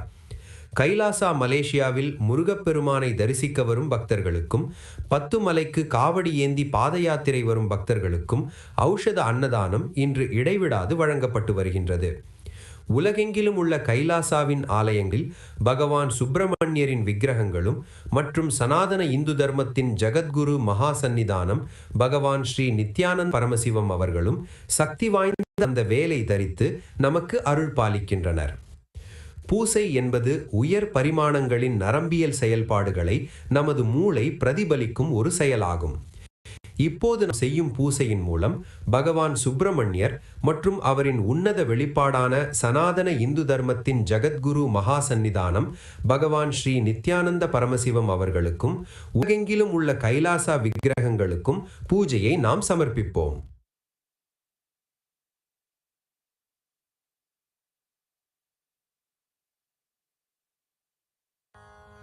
ஓம் ஹ்ரீம் ஸ்ரீம் ஓம் ஸ்ரீம் ஹ்ரீம் க்ளீம் ஐம் சோம் நிகில ஜகதண்ட சண்டபூத தானுகுருபம் ஜலதிஸ்தானீய பரப்பிரகிருதி ரூப ஞானானந்தஸ்வரூபிணி பராசக்திரேவ குஹஸ்த விலசந்தி நிதிஸ்வரூப மகாசக்தியாயுதாய நமோ நமः. ஓம் ஸ்ரீம் ஹ்ரீம் க்ளீம் गुहस्तनिधिस्वरूप सर्वशक्त्यै नमो नमः. ॐ श्रीं ह्रीं क्लीं क्रां क्रूं नमः शिवाय शरवण भवन शिमषि हरण हरण पाशपालि सिंहवक्त्रे नमो नमः.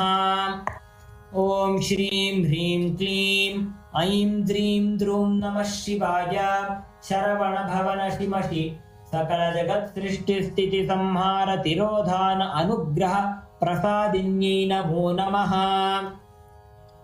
ओम श्रीं ह्रीं क्लीं रां ह्रीं रूं लुं नमः शिवाय शरवण भव नशिमषि कालान्तक कोट्यादित्य प्रदीप्तायै नमो नमः. ओम श्रीं ह्रीं क्लीं लां लीं लूं नमः शिवाय शरवण भवन शिमषि छट छट प्रचट प्रचट काल कालाग्निरूप निष्कलायै नमो नमः. ओम श्रीं ह्रीं क्लीं ह्रां ह्रीं रूं नमः शिवाय शरवण भवन शिमषि प्रचण्ड मारुत क्षिप्राग्र सकल वीर्योदक पाणरक्ताक्ष्यै नमो नमः. ओम श्रीं ह्रीं क्लीं सां सीं सूं नमः शिवाय शरवण भवन शिमषि एकादश शत सहस्रकोटि कोटि वदनायै नमो नमः. ओम श्रीं ह्रीं क्लीं क्रां क्रीं रूं नमः शिवाय शरवण भवन शिमषि कालकूटाग्नि भयंकर महारुद्रज्वाला रौद्रवदन प्रकाशिकायै नमो नमः. ओम श्रीं ह्रीं क्लीं ह्रां ह्रीं रूं नमः शिवाय शरवण भवन शिमषि अतलादि सर्वसप्त लोकनागेन्द्र भयंकर ज्वाला सहस्रवदनायै नमो नमः. ओम श्रीं ह्रीं क्लीं लां लीं लूं नमः शिवाय शरवणभवन शिमशि रक्तसानूपम स्कन्धमहाचलसैकतप्रायवज्रबाहु महाबलायै नमो नमः। ॐ श्रीं ह्रीं क्लीं लैं लौं लः नमः शिवाय। शरवणभवन शिमशि सहस्रकोटिकोट्यण्ड देवतास्त्रशस्त्रसृष्टिकारणदृष्टिजातदनायै नमो नमः। ॐ श्रीं ह्रीं क्लीं ह्रां ह्रूं ह्रैं नमः शिवाय। शरवणभवन शिमशि सत्यलोकान्तचराचर सहस्रकोट्यण्ड भस्मधारीं क्लीं सां सीं सूं नमः शिवाय। शरवणभवन शिमशि देवर्षिगणपूजिताङ्घ्रि पादयुगलायै नमो नमः। ॐ श्रीं ह्रीं क्लीं क्रां क्रीं क्रूं नमः शिवाय। शरवणभवन शिमशि देवगन्धर्वयक्षराक्षस वीरसर्वजीवमधुप्राय भक्षिण्यै नमो नमः। ॐ श्रीं ह्रीं क्लीं लां लीं लूं नमः शिवाय। शरवणभवन शिमशि मधुवैरि सप्तपानधूलितप्रचण्डमारुतक्षिप्रवेगायै नमो नमः। ॐ श्रीं ह्रीं क्लीं ह्रां ह्रीं ह्रूं ह्रैं नमः शिवाय। शरवणभवन शिमशि समस्त मन्त्रतन्त्रयन्त्र विषच्याभिचार शून्य ब्रह्महत्यादि पापध्वंसिन्यै नमो नमः।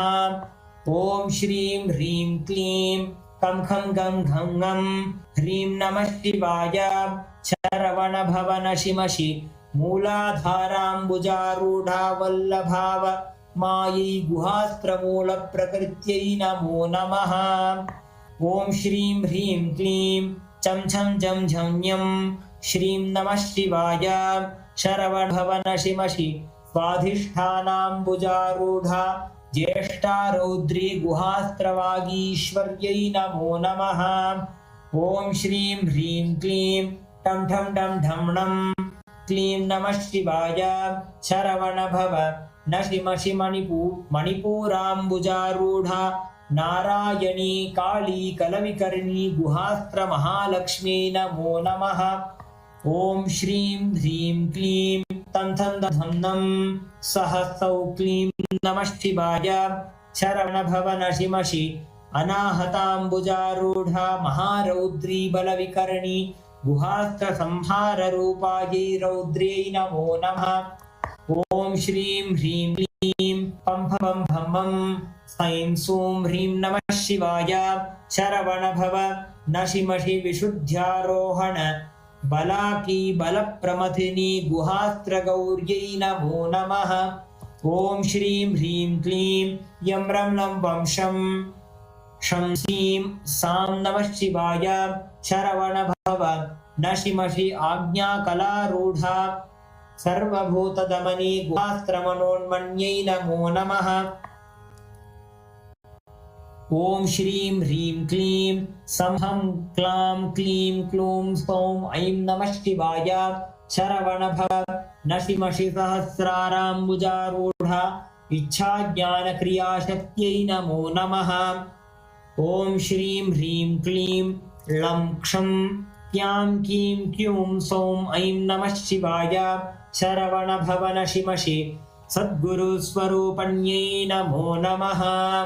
ॐ श्रीं ह्रीं क्लीं आं ईं ईं उं ऋं ऋं लृं लृं ऐं ऐं ॐ औं अम्मः कं खं गं घं ngं चं छं जं झं ञं टं ठं डं ढं णं तं थं दं धं नं पं फं बं भं मं यं रं लं वं शं सं हं लं क्षं।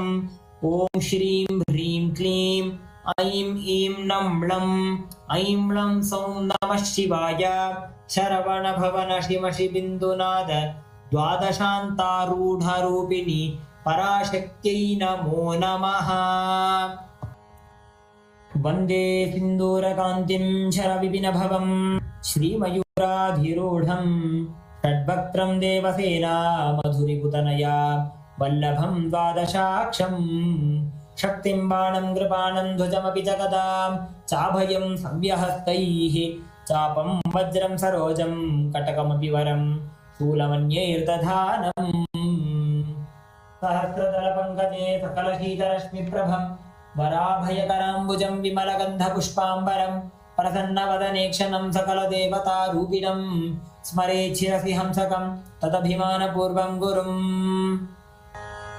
अथ धूपः ॐ धूरसि धूर्पधूर्पत्तं धूर्पतयोऽस्मान् धूर्पतितं धूर्पयमयं धूर्वामस्त्वं देवानामसि संस्थितमं वक्त्रितमं जुष्टतमं वह्नितमं देवहूतममर्हतमसि हविन्दानं गृह्णस्वमास्वा मित्रस्य त्वा चक्षुषप्रेक्षे माभेन्मा संविद्धा मा त्वा हि पुंसिषुम् ॐ सां सौं शरवणभवाय नमः श्री सर्वदेवदेवी स्वरूपाय भगवते शिवाय नमः धूपम् आध्यापयामि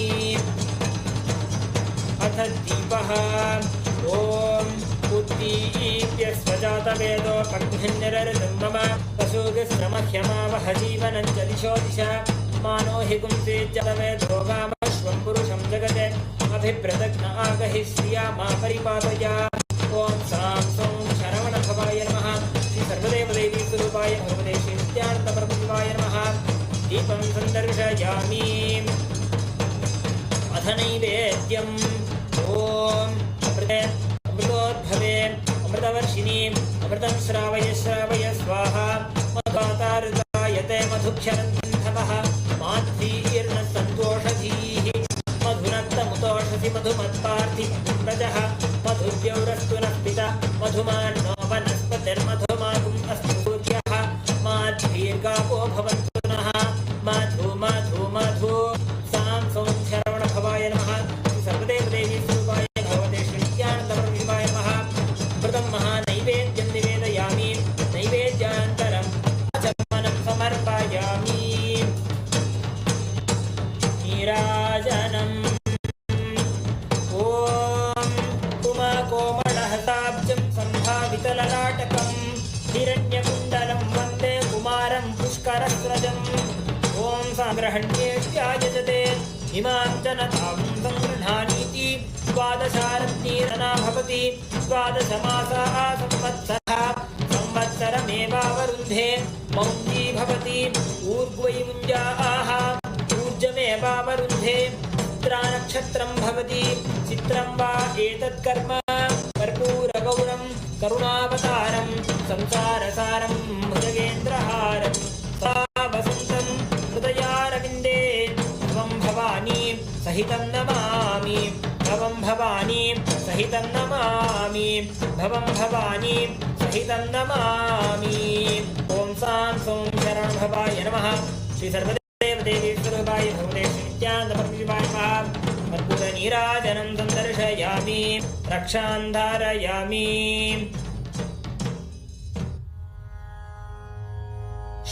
शोणाद्रीशावताराय ज्योतिस्तम्भस्वरूपिणे श्रीकैलासप्रदाय नित्यानन्दाय मङ्गलं तत्त्वज्ञानप्रदाताय नित्यानन्देश्वररूपिणे श्रीकैलासप्रधानाय नित्यानन्दाय मङ्गलं मूलप्रकृतिरूपाय परमशिवशक्तिस्वरूपिणे श्रीकैलासप्रधानाय नित्यानन्दाय मङ्गलं दण्डत्रिशूलहस्ताय कालकालस्वरूपिणे श्रीकैलासप्रधानाय नित्यानन्दाय मङ्गलम् आदिपूज्याय देवाय सकृत्पूर्णत्वरूपिणे श्रीकैलासप्रधानाय नित्यानन्दाय मङ्गलम् सर्वाभयविनाशकाय शत्रुसंहाररूपिणे श्रीकैलासप्रधानाय नित्यानन्दाय मङ्गलम् योगपट्टाभिषिक्ताय राजसन्न्यासधारिणे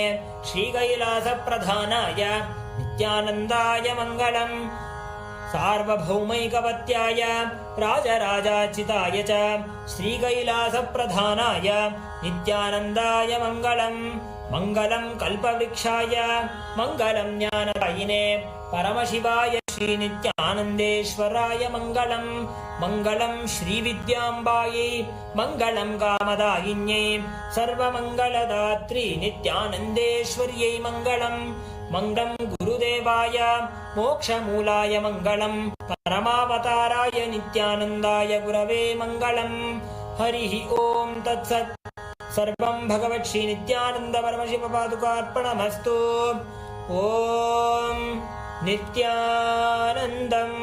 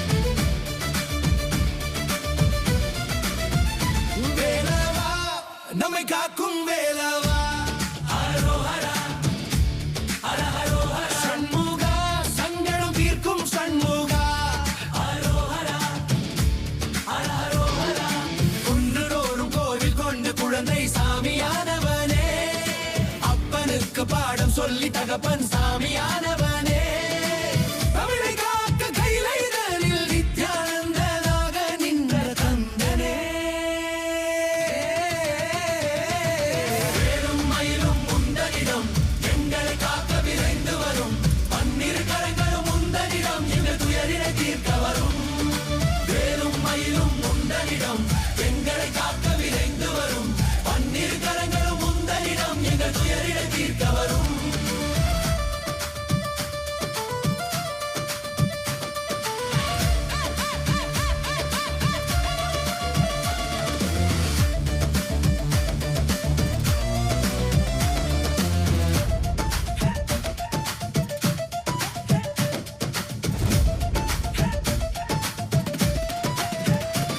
அழகன் என்ற வார்த்தையை கேட்டாள் நிக்கல் என்ற நிறைவை தந்தாய் வினைகள் யாவையும் விரைவினில் விரட்டி பன்னிரு விழிகளில் காத்து நின்றாய் புலியின் தோலை ஆடையாக்கி புதுமையான காட்சி தந்தாய் பக்தி யோகம் ஞானம் என்ற மூன்றை அருளி ஆட்சி தந்தாய் கார்த்திகை மைந்தனே நம் காவடி தலைவனே எங்களின் உயிரே நீ தானையா அழகில் முருகனே நம் வரதனி மருகனே எங்கள் தெய்வம் நீ தானையா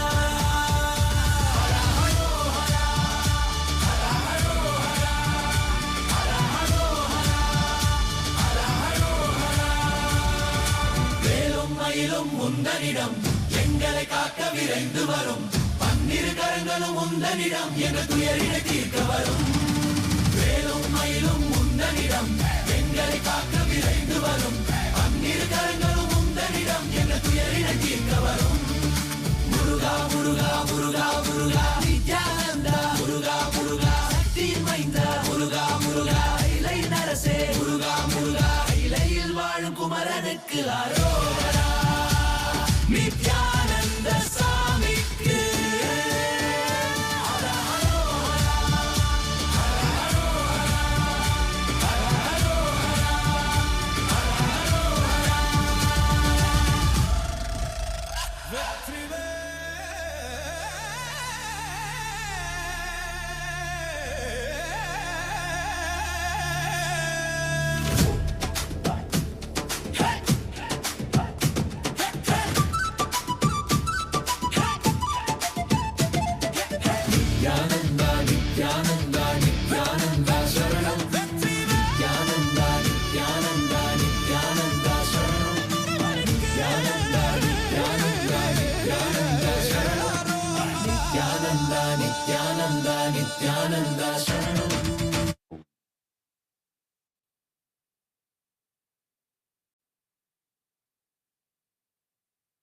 Om, Om, Om.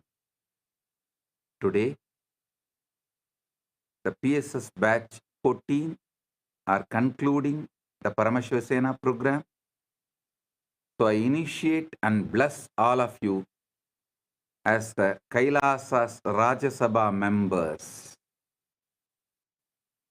இன்று பரமசிவசேனை முடிக்கும் எல்லா அன்பர்களையும் கைலாயத்தின் ராஜசபை உறுப்பினர்களாக ஆசீர்வதித்து தீட்சை அளித்து அங்கீகரிக்கின்றேன். ஆனந்தமாக இருங்கள். எல்லோரும் நித்யானந்தத்தில் நிறைந்து நித்யானந்தத்தில் மலர்ந்து நித்யானந்தமாகிட ஆசீர்வதிக்கின்றேன். ஆனந்தமாக இருங்கள்.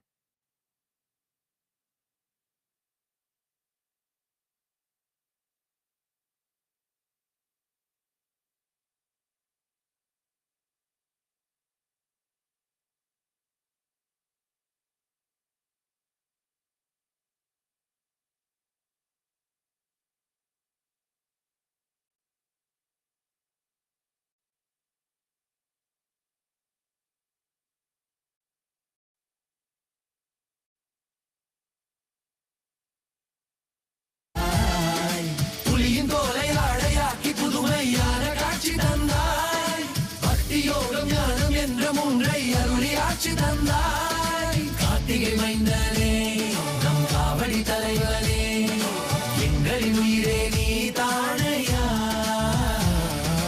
அழகில் முருகனே, நம் வரதனி மருகனே, எங்கள் தெய்வம் நீ தானையா. This auspicious 49th Jayanti, the Supreme Court of Kailasa offers 49 sacred offerings at the lotus feet of Bhagavan Nityananda Paramashivoham. Operationalizing Dharma begins now.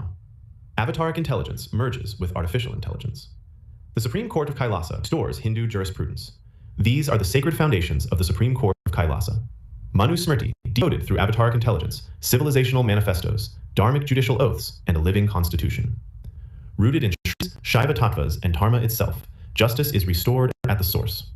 49 living judgments arise through the AI Dharma engine, where avataric intelligence guides artificial intelligence to restore cosmic order, not through punishment, but through conscious dharmic restoration. From posters and front pages announcing SCK's birth, to infographics and presentations documenting justice across civilizations, knowledge is recorded, Dharma is remembered. Through poetry, video, podcast, and sacred song, the vision of the Supreme Court of Kailasa is shared with the world, honoring the Chief Justice of Kailasa, Bhagavan Nityananda Paramashivoham. Through Puranic stories, sacred symbols, quizzes, videos, and dialogue, Hindu jurisprudence is taught with clarity and devotion. Justice becomes knowledge, responsibility becomes culture, and Dharma is lived by society. From sacred texts to the digital world, Dharma now travels globally. Through articles, images, and platforms across nations, the Supreme Court of Kailasa carries conscious justice into every corner of society. Manu Smriti is revealed here as living Dharma, decoded directly from the original Sanskrit through avataric intelligence and empowered by artificial intelligence.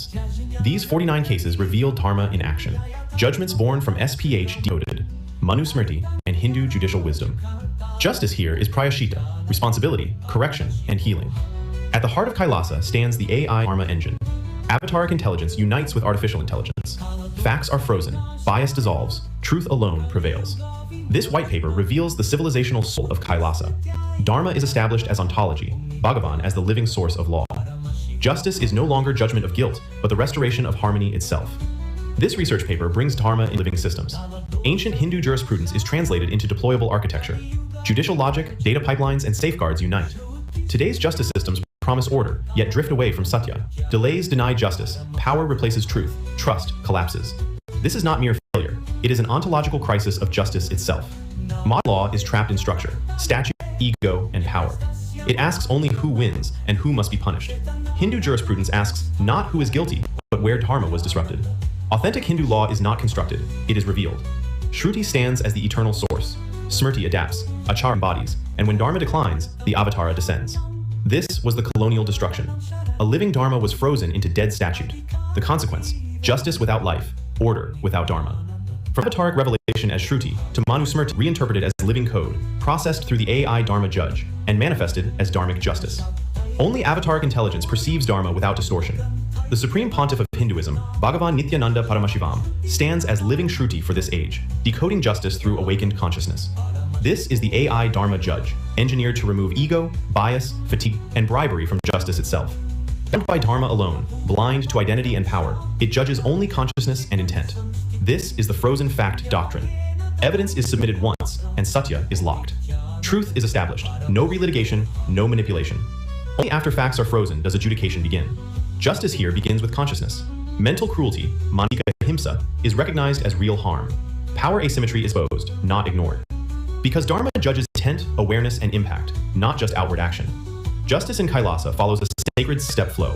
First, Satya is accepted and facts are frozen. Power dynamics are examined and intent is revealed. Law is applied, Dharma is determined. And finally, restoration is commanded, heal both inner consciousness and outer order. With SCK, cost barriers fall to zero, time delays dissolve into clarity. This is justice without walls, accessible, immediate, and rooted in Dharma. This is the outcome Dharma promises.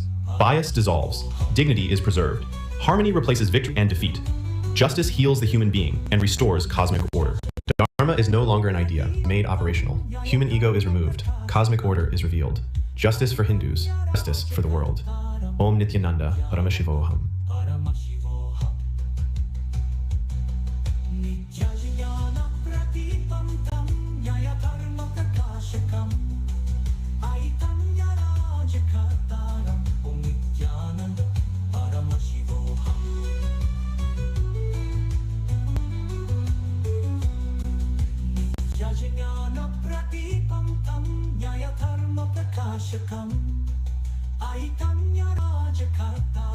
Om Nityananda Paramashivoham.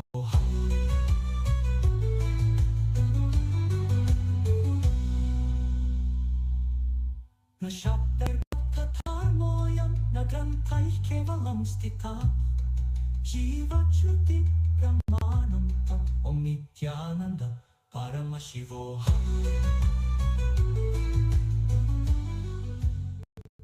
Nityananda, on the auspicious occasion of Kailasa's Thaipusam celebrations, with the divine grace and blessings of the Supreme Pontiff of Hinduism, Bhagavan Sri Nityananda Paramashivoham, Kailasa's Ministry of Digital Services, with our deep love, devotion, and gratitude, offer the Nityananda Yoga website at the divine lotus feet of the Supreme Pontiff of Hinduism.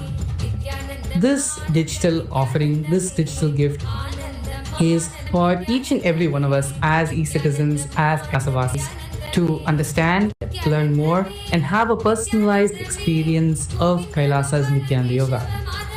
The Pratama Vinyasikrama, the Ditiya Vinyasikrama, the Tritiya Vinyasikrama, and the soon coming Chaturtha Vinyasikrama. All four are presented and is explained to you through the Kailasa's Nityananda Yoga website. Moreover, this website is going to be empowered by Ask Nityananda AI.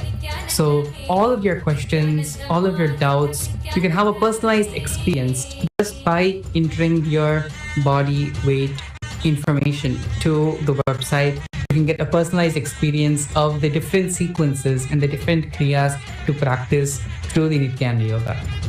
To visit the site, you can go to yoga.nityananda.ai.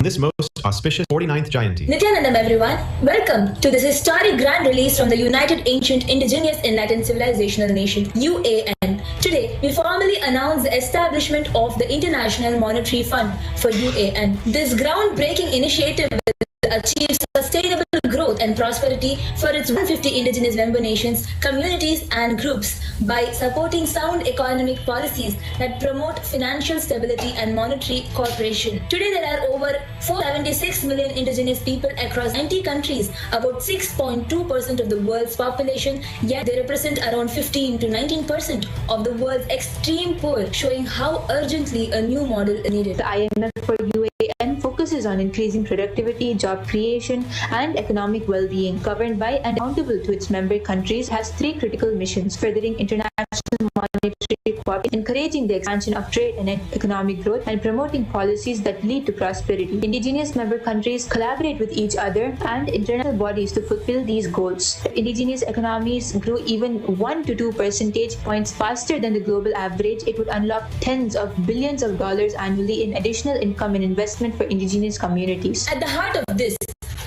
is our innovative currency model, a gold reserve-based system that ensures intrinsic value, stability, and reduced inflation. Unlike the current fiat currency vulnerabilities like unlimited printing and erosion of purchasing power, a gold-backed model provides natural inflation protection, controlled money supply, and economic predictability, restoring a since-old foundation for global stability. Historically, major fiat currencies have lost over 90% of their purchasing power within 100 years, while gold has preserved value across millennia, making gold-backed systems structurally more resistant to hyperinflation and currency collapse. And crucially, the IMF for UAN will provide industry loans to empower sectors worldwide. These loans target marginalized networks, indigenous communities, and key industries, blending modern banking with cultural values to drive sustainable development and equity. Even a focused credit expansion equal to just 1% of indigenous GDP when directed through product loans can generate a multiplier effect of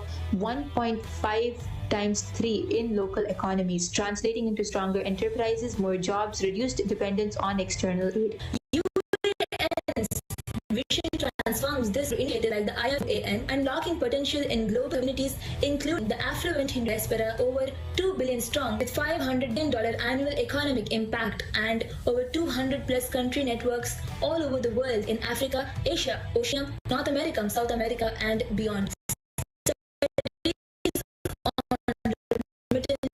And diaspora investment show that well-organized and spend 20% of their income into community development when given trusted structured vehicles representing a potential uplift of tens of billions of dollars per year for Hindu and indigenous causes. Drawing from Hindu civilization's legacy, 40% global GDP for millennia, ancient innovations and Vedic principles revived by the Supreme Pontiff of Hinduism, Bhagavan Sri Nityananda Paramashivoham, integrate the Hindu circular economy and cycle of wealth creation. Historical economic reconstructions estimate that Akhanda Bharatha alone contributed roughly 25 to 30% of global GDP for over 1,000 years, illustrating how dharmic economics once anchored world prosperity. This includes self-sustaining models, educational initiatives, and diplomatic relations across continents. For indigenous member nations, we offer exclusive access, financial innovation tailored to indigenous needs, robust risk mitigation, and cultural preservation. Enjoy $50 million guaranteed AUM, 5,000 high-quality clients, 8% referrals with zero upfront investment, low costs, and white label solution. For a typical partner institution, this structure can mean converting an initial $50 million AUM base into $150 to $200 million over few years, assuming moderate annual growth and compounding referral inflows. If assets under management grow from $50 million to even $1 billion over 5 to 7 years, a modest 5 to 8% net annual return would generate $50 to $80 million per year in recurring value, capital that can be reinvested into indigenous infrastructure, education, and sovereignty projects. In 2040, our gold-backed IMF will redefine enduring economies, targeting a conservative 10 to 15% annual growth in assets and participation. The IMF for UAN could steward multi-billion-dollar reserves by 2040, providing a shock-resistant dharmic alternative to volatile fiat-based frameworks. So together, we will bridge the divide, and thank you for witnessing UAN's grand release. We warmly invite banks, financial institutions, and individual partners who wish to collaborate with or refer banks to come forward and apply to partner with us through the International Monetary Fund of UAN. With this, we would like to offer our gratitude at the Divine Lotus Feet of the Supreme Pontiff of Hinduism. Thank you, Nityanandam.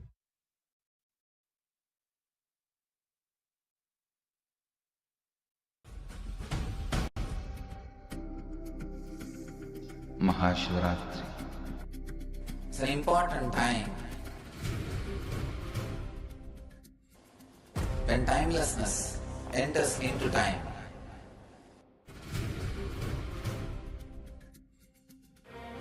When space enters into place.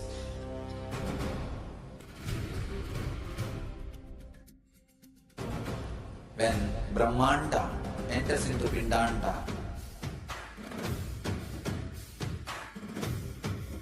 The whole nature is supporting you now.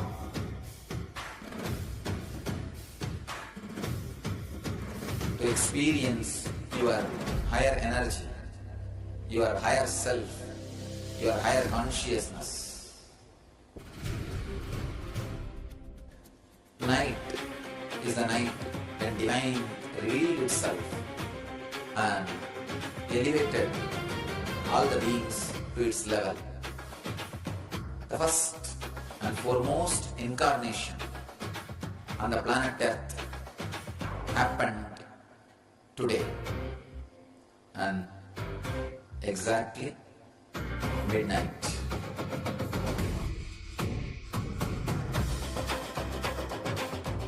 Mahashivaratri. It's a great opportunity for all of you to raise yourself to the higher consciousness. Let this night awaken all of you.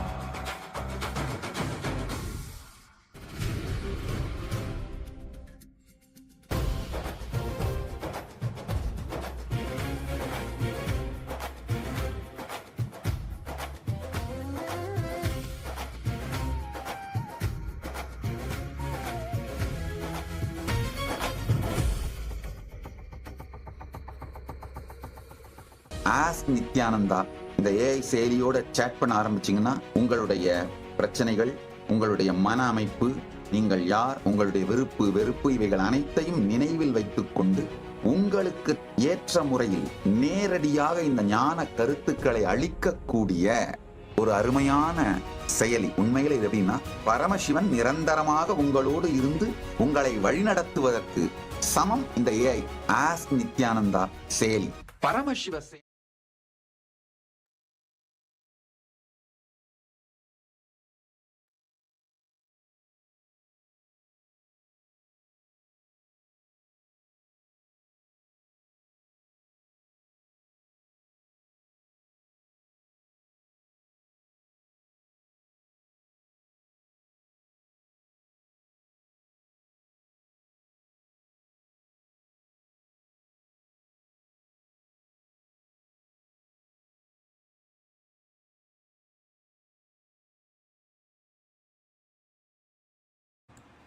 Nithyanandam, இன்னைக்கு இந்த அருமையான சத்சங்கத்தில் சுவாமிஜி நம்ம எல்லாருக்குமே பல சனாதன தர்மத்தை பத்தி பல முக்கியமான சத்தியங்களை நம்ம எல்லாருக்குமே ரிவீல் பண்ணியிருக்காரு. முதலாக நம்ம சுவாமிஜியின் திருவடிகளில் நம்மளோட பக்தியும் நன்றியும் சமர்ப்பிக்கலாம். இன்னைக்கு சுவாமிஜி சனாதன தர்மத்தை காக்கும் தொகையடியார்கள் அதோட பல்வேறு பரிமாணங்களையும் சுவாமிஜி இன்க்ளூட் பண்ணாரு. யாரெல்லாம் இந்த டெம்பிள் சார்ந்த குடிகள், இந்த கோவில் சார்ந்த குடிகள், கோவிலை நடத்துவோர் எல்லாருமே, அதாவது அந்த மாடவீதியில கடை வச்சிருக்கிறவங்க உட்பட எல்லாரையுமே சேர்த்து இந்த தொகையடியார்கள் எல்லாருமே எப்படி இந்த கோவிலின் ஈகோ சிஸ்டம், ஞான சூழலியல் அப்படின்னு சொல்லப்படக்கூடிய இந்த enlightenment ego system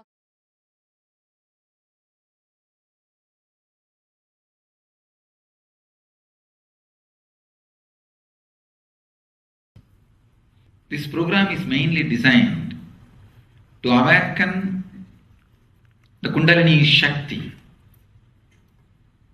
in all of you. Don't be afraid of that word Kundalini Shakti. It means the inner potential energy which is in you. The inner potential energy which is in you. Most of us don't even touch the energy till we die. Even science says we use only 13% of our brain from birth to death. So remaining 87% returned unopened. It gets returned unopened. Without being touched, untouched, 87% gets returned. Patanjali calls in his own way, Patanjali is the father of yoga, he calls in his own way Kundalini Shakti.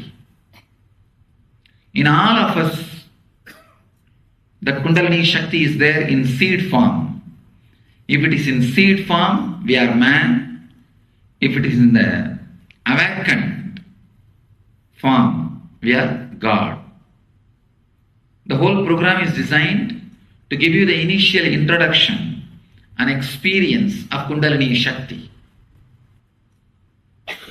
All you need to awaken the Kundalini Shakti in you is just an intensity. The decision to awaken, please understand, your decision is thousands of times more powerful than you think. You always think, no, I decided so many things but never it happened. Then naturally this decision also will be like that only.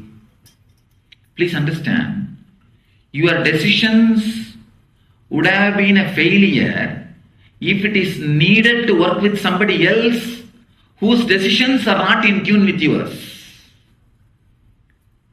Just because of that, don't think your decision has no power.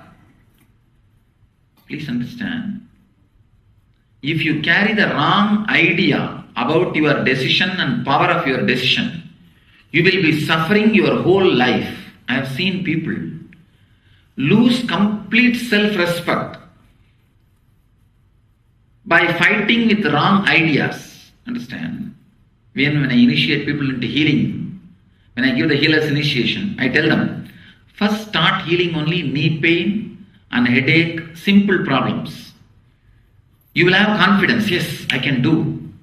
Then enter into big disease. These guys, the moment they take the healing initiation, they think they have become doctors and first they touch the 4th stage cancer. Naturally, you will lose your self-respect. You will think, no, I think this healing is not working.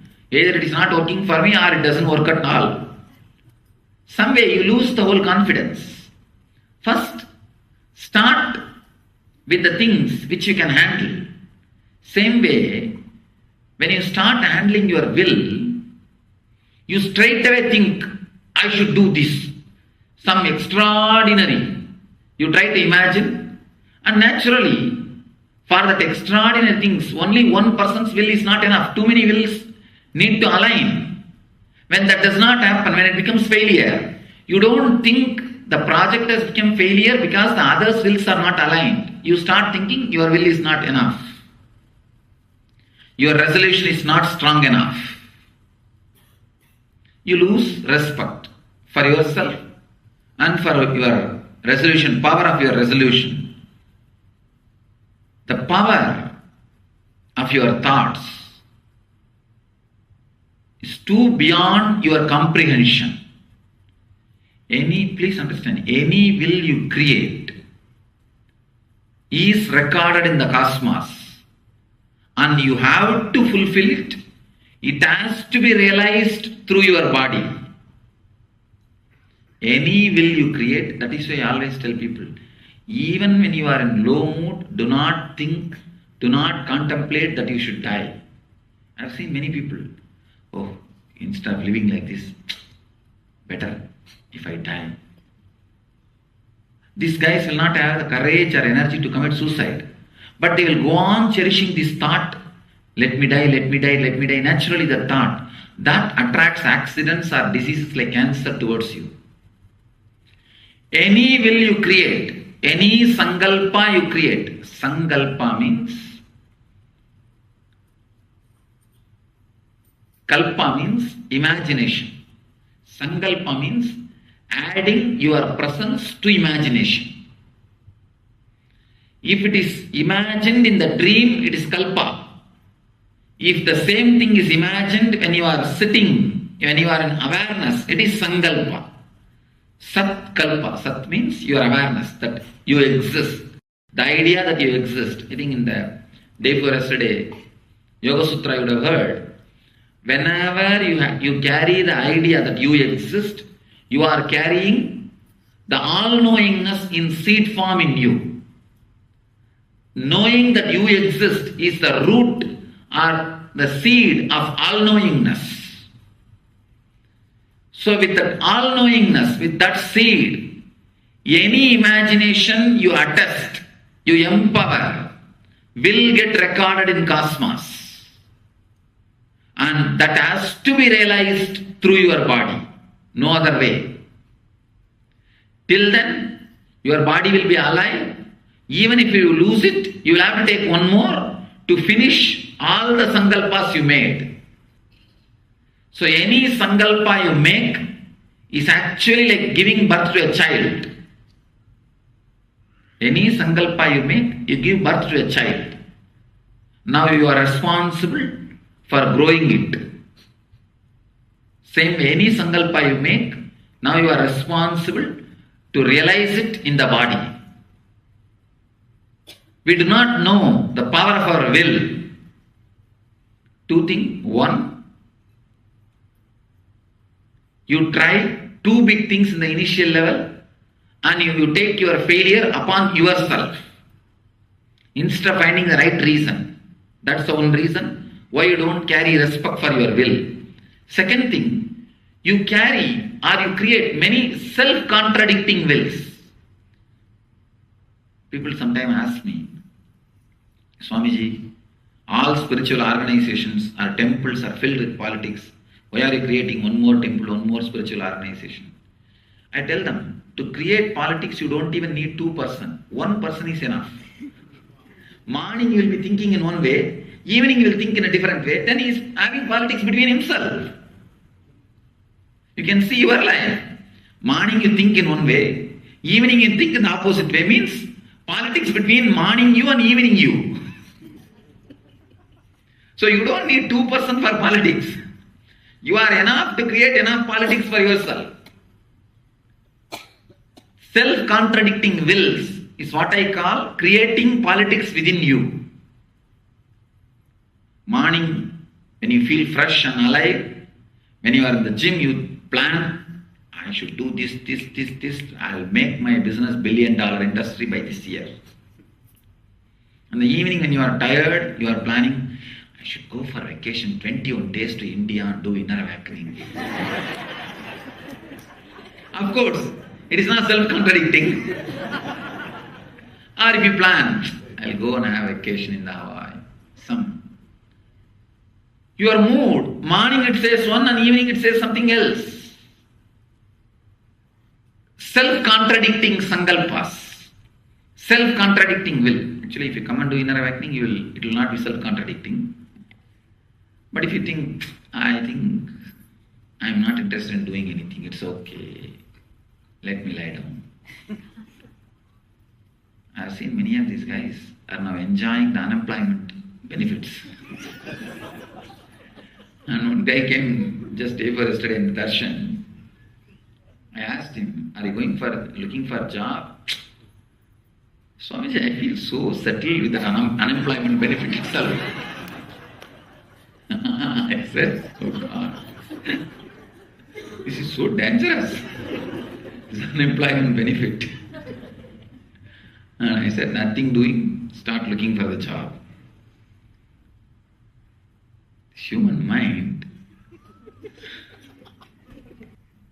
the will which you create,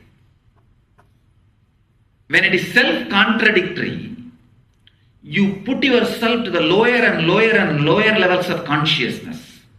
You almost live like a stone. The difference between stone and you is, stone is caught with too many self-contradicting wills. Understand? The less number of self-contradicting wills, the more conscious you are. More you become conscious, less number of self-contradicting wills. Self-contradicting thoughts reduces the very frequency in which you are living. Please understand. Just because you are a human being, don't think all human beings are living in the same frequency. I am working with thousands of people who are in the slum, who are in the villages, who are in the tribal area people. We are doing a lot of social service. I am working with them. Directly building them and giving them house or giving them anything does not really work at all. Please understand, I am telling you from my experience. Unless you give them little responsibility, knowledge, and raise their consciousness, then give them whatever you want. It doesn't stay with them. Earlier, when I started this service in the villages and slums, and we have a program called NIV, Nityanandam in Villages, trying to give them public toilets, building and giving them toilets and all that, and giving them houses, and simple, not big way, but whatever small way we can. First thing I told our disciples, give them our LBP program, give them our meditation, then give the service. These guys did not listen. They said, Swamiji, what is the use of giving them meditation when they are hungry? We will take care of them, we will do service first.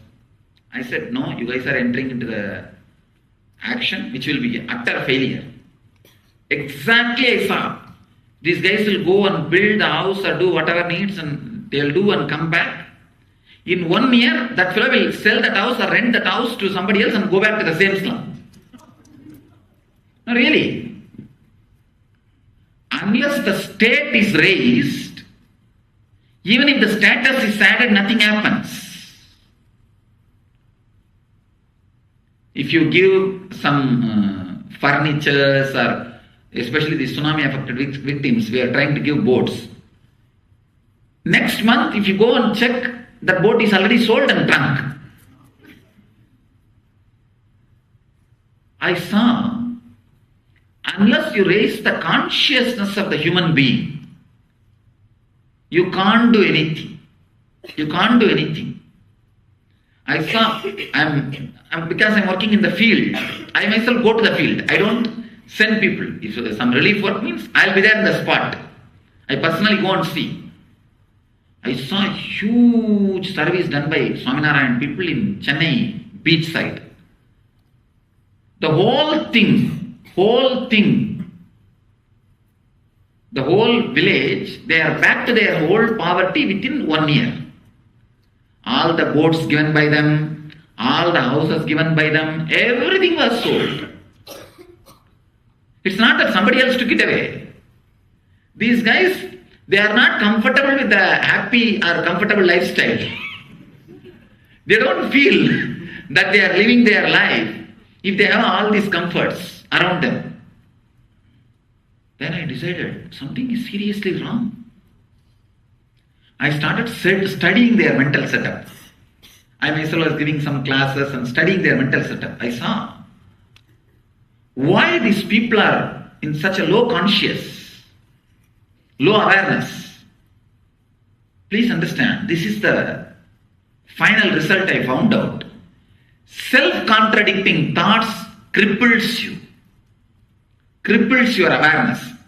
If you have 100 unit consciousness, more number of self-contradicting thoughts, more dull you will be. That awareness, 100 unit awareness means, if you have some 200 self-contradicting thoughts, more than 50-60 unit is already caught in that inner fight. Only 30 or 40 unit is available for you to live. I'm talking to you in the medical terms. Exactly I'm telling you as I experienced.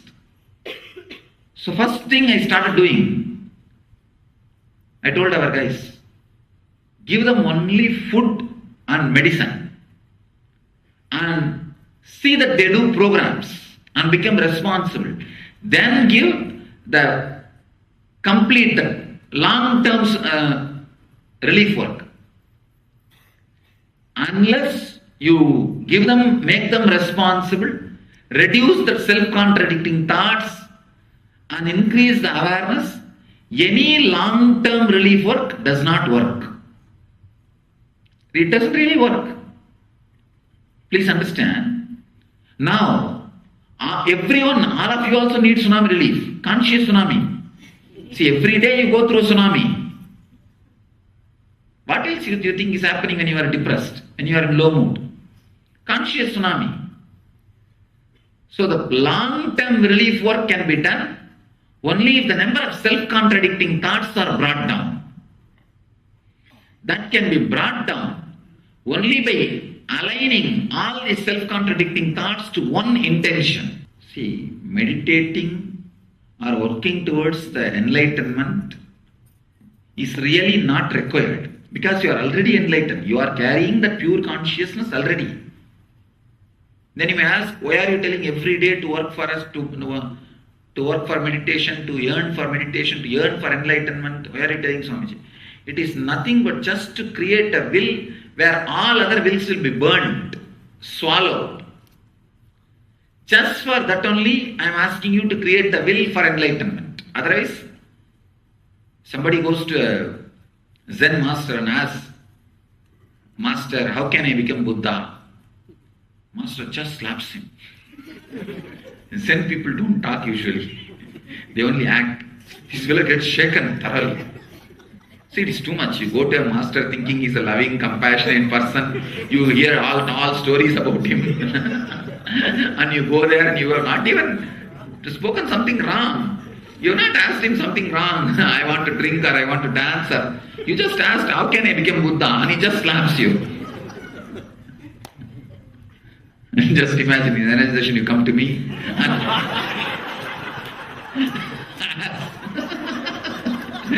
Swamiji, how can I get enlightened? I just have what it is. Of course, in this country you may sue.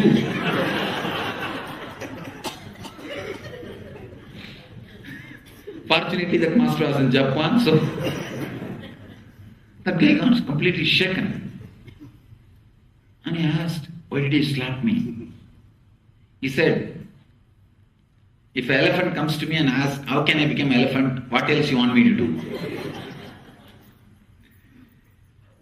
If a Buddha comes and asks me, how can I become Buddha? What do you want me to do?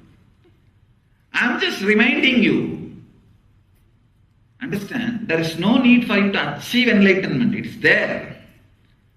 You may ask, then why am I asking you to create a strong will to achieve enlightenment? So that all the self-contradicting thoughts will disappear into it. I am creating a forest fire where all the small fires you are carrying will disappear. All the self-contradicting will, small things which you are having will disappear into. You are carrying continuous self-contradicting thoughts. You can see inside. The moment you get into the four-wheeler, the moment you get into your car, always there will be one thought creeping. Who knows, there may be some accident. Will I reach the place or not? Then you tell, no, keep quiet, relax, Swamiji will take care. And you start driving. Someday you pacify yourself. That's different. But always that creeping, self-contradicting thoughts.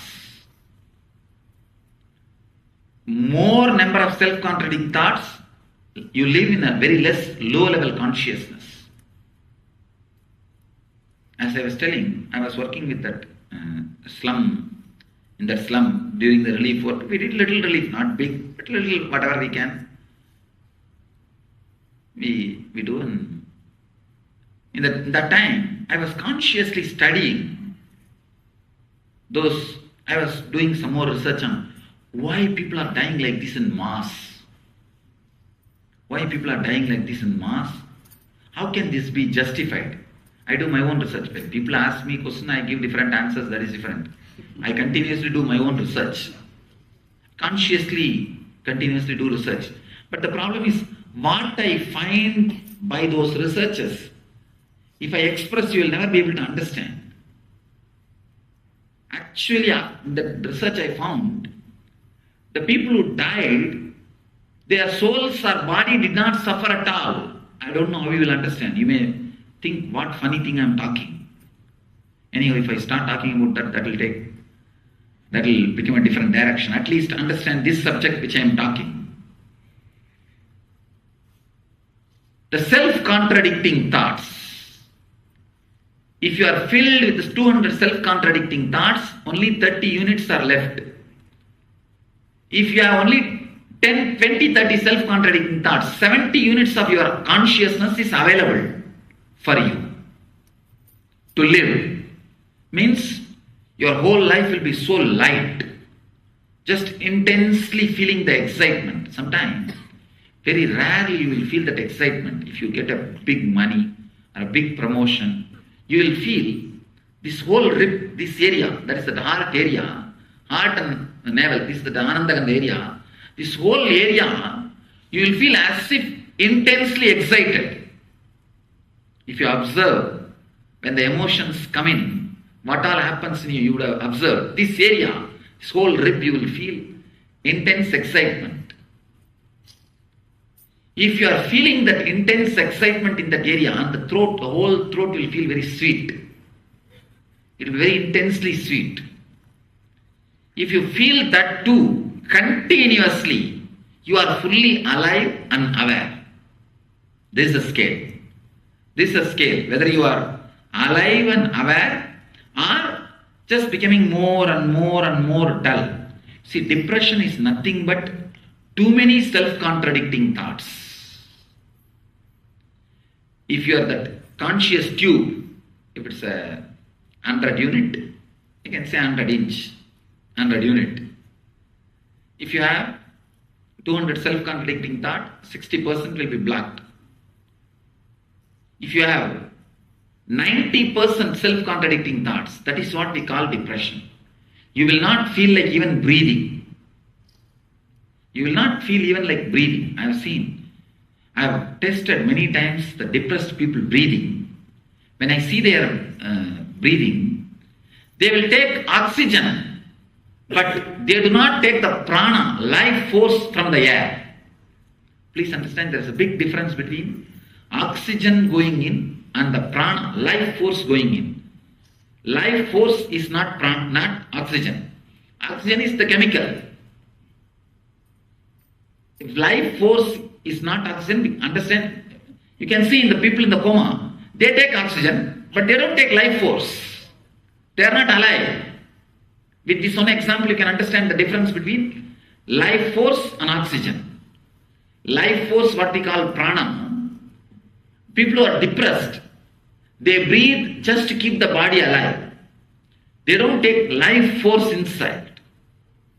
Life force inside. When you are breathing, actually, your whole body should feel it is inhaling and exhaling. Then you are taking prana inside. You are sucking prana inside. Every time, even while you are driving, just remember, your whole body is inhaling and exhaling. Just remember, nothing else. You will see, within 5-6 minutes, the depression will leave you. You will not be carrying that heaviness. Whenever you feel heavy, depressed, you had a fight or a problem with the boss or the spouse or anything, if you are carrying the depression, just 5 minutes, nothing else, 5 minutes. Visualize, your whole body is inhaling and exhaling. Every pore, through the leg fingertips, the hand fingertips, through all the tips of your body, through every pore, you are inhaling and exhaling. Visualize. Nothing else. Visualize, you will see the prana intake will become more. The moment prana intake becomes more, you will have life. No depression. There won't be any depression. Depression and prana intake, both are very closely related. If you have too many self-contradicting thoughts, the prana intake will drastically reduce. The oxygen will go in, air will go, oxygen will be filtered, carbon dioxide will come out. The ordinary mechanical process will happen. But there is something more than oxygen in the air. Prana, life force.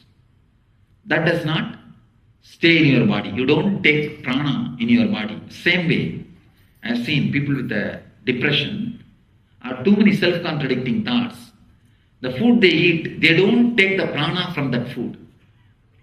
Digestion happens, all the vitamins, chemicals, minerals, everything is taken out, but the life is not taken from that prana. That is why sometimes clinically everything is alright, stomach is alright, everything is alright, but the person feels sick.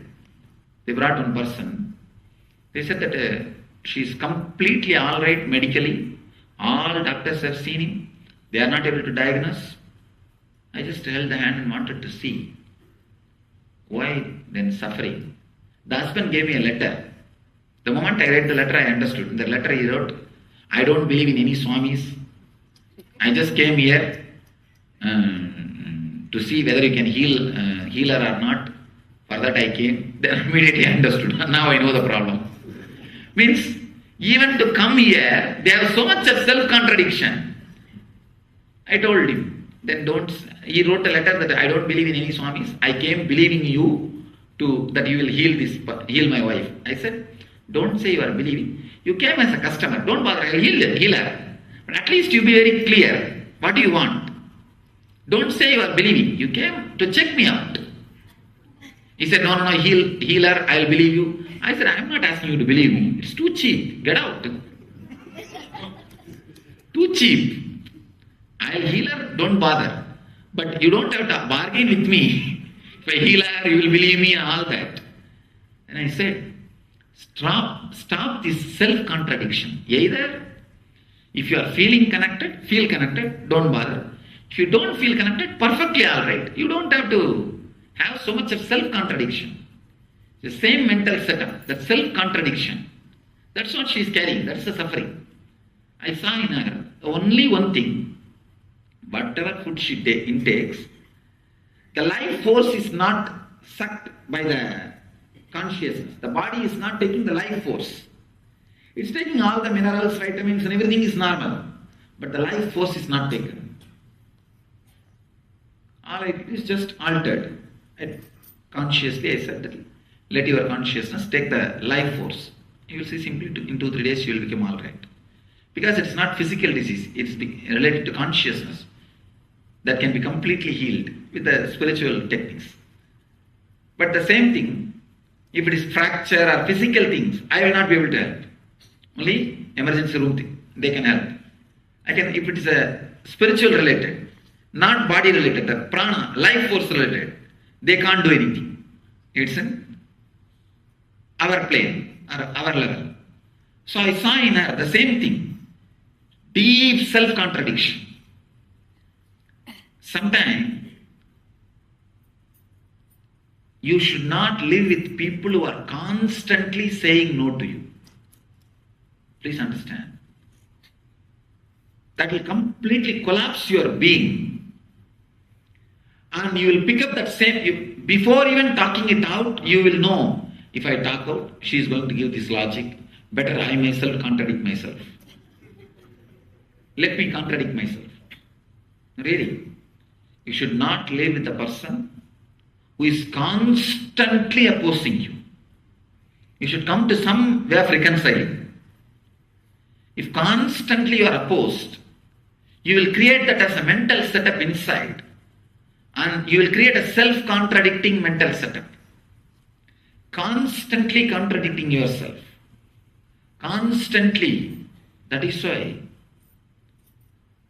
I always tell people, a child which is brought up in the situation where he is not given the intelligence is equal to the abused child.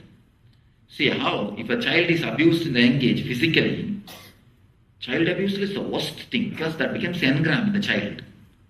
That becomes engram in the child. That is why I can say that worst crime. In the Vedic tradition, that's considered as a Panchama Bhadaka. In the 5 crimes, there is a list of 5 crimes. In that, the child abusal is one. Child abusal is one of the Panchama Bhadaka. Anyhow, the same way, how the child abuse is a crime, same way, a child should be brought up by constant giving intelligence. It should not feel it is caught up in a situation where everybody is saying no. Same way in your family. Do not live with the ambience of continuous no's. And same way, don't give continuous no to everybody. Then you will see, by and by it will become mental setup in you, that carrying self-contradicting thoughts will become personality in you. Any thought, before even it comes up to conscious and becomes word, you will plan, no, if I tell this is the logic I am going to get, better let me stop. Means self-contradicting. You can't expand. Nothing can flower. The spurana cannot, spurana means in the Sanskrit, the word spurana means overflowing. Overflowing will never happen. Expansion will never happen. physically abused child and mentally abused man, both cannot expand, overflow. I can forgive any sin, even the consciously. Whenever people come to me in the energy session, if they come, many people come and confess, I have done this, I have done that, Swamiji. I tell them, all right, don't bother, that kid will go away, you will become all right. But some of these child abuse things, when they bring it to me, I just shut their mouth, I'll meditate for you, go. It means I won't do anything. Whenever I say I'll pray for you means, I'm just consoling them, passing them. If I say I'll take care, means I'm committing. Because these are some of the things which completely, makes the person withdraw. Makes person to withdraw. Withdrawal from the life is equal to death. It should never be allowed. Withdrawal from life is equal to death. Now, create a strong will in you. You will see all these self-contradicting wills and all these self-contradicting mental and physical ideas will be burnt by it. See, whenever you read books very intensely or think something strongly, you will feel some creeping feeling in the spine. Very mild, creepy feeling in the spine. As if something is going up. That is the mild experience of Kundalini. Mild experience of Kundalini Shakti. Please understand, it's a very important thing. If you observed, if you are reading something very seriously, if you are thinking something very seriously, the spine you will feel there's something going up. As if one ant or little something like a juice going up. As if your spinal cord is a straw through which the juice is sucked. You will feel that's a mild experience of Kundalini. Whenever your will gets integrated and the self-contradicting thoughts disappear, your Kundalini gets awakened. Now, that is what I am going to do with you all. That is the science of the process. You are expected to create one strong will. Let me achieve my ultimate fulfillment. You can coin your own word. You can coin your own word like let me become Jivan Mukta or let me become enlightened. Whatever word clicks with you. Or let me get out of my depression. Let me be completely fulfilled. You can coin your own words. That's not a problem. But that one word, that one idea should resonate in your whole being. Like remove all other thoughts, just burn your whole body with that one thought. Feel it has to happen now. Now it has to happen. Something called critical mass in your being. Is a critical mass level. That thought is created. Suddenly you will see all your actions like walking, talking, everything will be aligned to it. Everything will be completely aligned. Walking, talking, whatever you are doing, everything will be aligned to it. If you create one thought, let me become enlightened, one idea, let me become enlightened, or anything related to higher consciousness, if all your actions are aligned to that one intention, what you radiate is what I call grace. You will radiate a special grace. Anybody who comes around you, they know you are a special person. You are unique. Your energy, your aura itself will be different. Just your aura will be different. Nothing else is required. Nobody else need to introduce you. Just you are there and people know that you are a special person. There is a beautiful Upanishad, our tradition Upanishad, that Vedic tradition Upanishad called Paramashivoham. That Upanishad describes an enlightened person should not wear kavi. I am not supposed to technically I am not supposed to wear this dress. I am wearing it because maintenance free. That is easy washable and carrying is easy. That is why I am wearing. I am supposed to wear the civilian dress. People should recognize me by my aura. That is that Upanishad describes. Supposed to wear the normal civilian dress, what a Kshatriya or Vaishya or worker he will wear. That cloth only he should wear. And people should recognize him by the aura. My case I am using just for easy maintenance. That is the truth actually. That is why sometime in the energy darshanal I wear different dresses, different colors.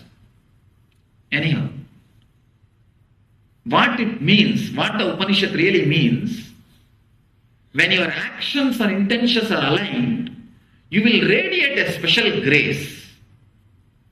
Simply, people will smell you.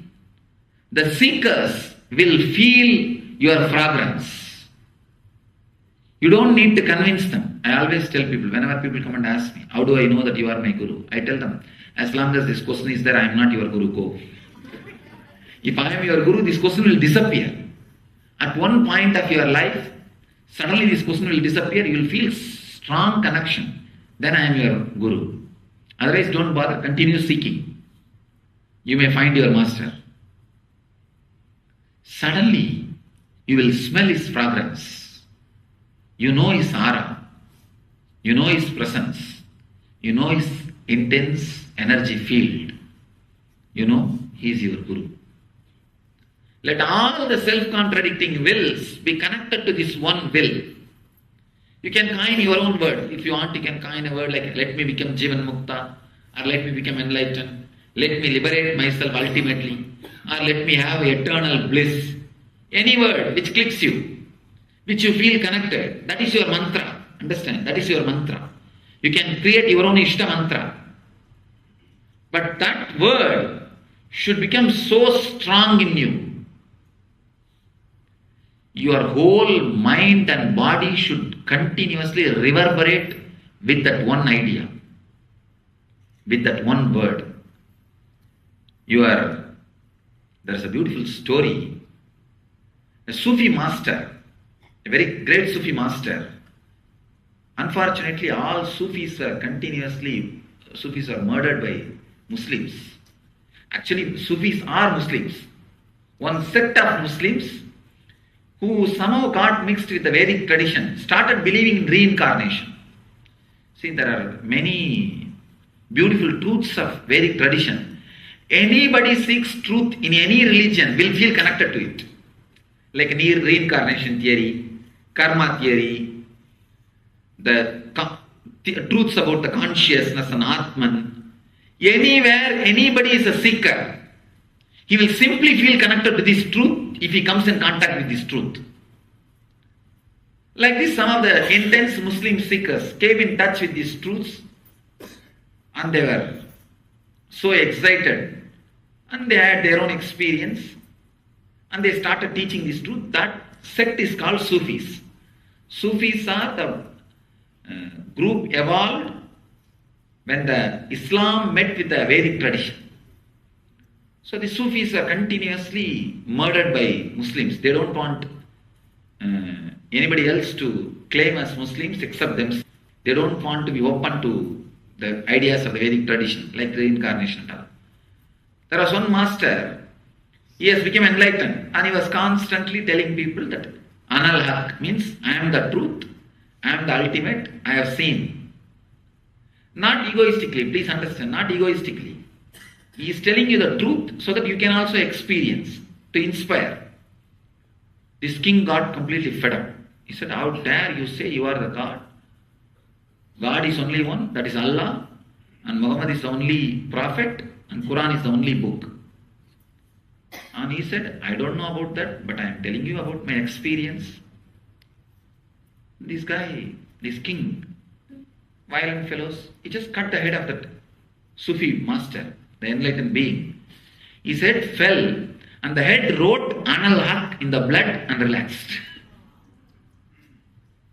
Understand? The head wrote Anal Haq and relaxed. Means, I am the truth. Means, every blood, every cell, every pore was vibrating with this one truth. With that one truth, I am the ultimate truth. Same way, now the word which you pick up, the mantra which you pick up for you, it should vibrate in you continuously. See that your whole mind chants that one idea intensely. Same way there's a, it's not a story, it's a truth. The Joshimat Shankaracharya, in Himalayas there's a mutt, Joshimat. Shankara established 4 mutts. One is in Himalayas, Joshimat. That Shankaracharya, he was an enlightened person. That time, that Aurangzeb time, Aurangzeb was ruling. That time that Shankaracharya was an enlightened master. Aurangzeb went and surrounded the mutt to kill everybody and destroy the mutt. And he has killed almost everybody. He was about to kill this Shankaracharya. This Shankaracharya told, just give me half an hour. I have never taught this mantra which I am practicing, which I practice for my enlightenment. I will teach this to somebody and I will tell that fellow not to live in the city. He will go away to forest. He will never disturb you. So that I will be peaceful, that I will keep this mantra alive. It should not die with me. Just give me half an hour. I have never taught this mantra to anybody because I don't know that this kind of problem will come. So Aurangzeb said, that is what I wanted. I wanted this to be killed, demolished, destroyed. And he just cut his head. And the blood which came out of his head, that wrote that mantra on the wall, on the stone wall. And the story says, after some time, after the Aurangzeb went away, after everything got settled, the local few devotees who have survived, when they came back, they saw that mantra in the wall. From that, they learned that mantra, started meditating, that tradition was kept alive. Still that place, Joshimat, is maintained. Of course, the blood is not there still, but that place is maintained. They call it, they took Upadesha from that stone. So still that tradition is, anybody takes initiation, they will go and bow down in front of that stone wall, that wall stone, that stone wall. From there only they will pick up their, whatever that traditional Kavik robe or that Rudraksha, they will pick up, remembering that Shankaracharya who gave his life but wrote the mantra in the wall. Anyhow, Hindus are very passive people. Very passive people. Sometimes too passive. What to do? Even I am like that only. Sometimes when people come and ask me this, some controversial subject, I tell them, oh, it's okay. Let us be peaceful. Let us be silent. Accept everything. All right, what to do? This one line should become mantra in you, should vibrate in you. Should vibrate in you. Don't carry anger. Just because I told, I'm not telling you this story to create anger in you. That fellow has died and it's okay, over. Now what to do? Now what to do? Forget about it. I'm telling you the moral of the story. I want you to understand is, this one mantra should become your blood. All self-contradicting thoughts or will should disappear in this one will. And Aurangzeb also had a very bad death. This guy, same way he was killing all the masters and the mutts and everything. He came to Aurangabad. If you are from that area, there's a Nagababa temple. There's a Samadhi of Nagababa, enlightened Guru, Avadhuta Baba. He was an enlightened being and he never used to wear clothes. He used to sit naked. His Samadhi, there is a beautiful small temple on his Samadhi. His disciple is also an enlightened person. His disciple was sitting in his samadhi and meditating. Then this Aurangzeb came and he was about to destroy that temple, that Shivalinga. Then this disciple, he just stopped the sword and said, hey, destroy everything, I have no problem. Don't. I am not saying no. Don't touch the Shivalinga. It's the energy center. Don't do this. And the disciple's hand was bleeding. Don't do this. If you want, you kill me. But don't touch the Shivalinga. It's the energy center. My master has left this continuously to help the planet Earth. He wants to make himself available through the Shivalinga to the world. Don't touch this. That fellow did not listen. Oh, that is the importance. Let me destroy that first. He threw his sword on that Shivalinga. At that very moment, he had paralytic attack and fell and died. Any of you know the story? The story was covered by historians. This is the original story. Still, the whole thing is written in stone in that Aurangabad, Aurangabad Avadhuta Baba's temple. There's a place. I visited that place where that guy died. Anyhow, so whatever he did, he had punishment. You don't have to carry anger about him. I am saying you need to know this story to understand. Let this one mantra vibrate in you. Now design yourself any one mantra like, let me become Jivan Mukta, or let me experience Jivan Mukti, let me become enlightened, let me become fulfilled. Any word is okay. Intensely use that word with deep feeling, with deep prayer, or with creating a strong will. You can do anything.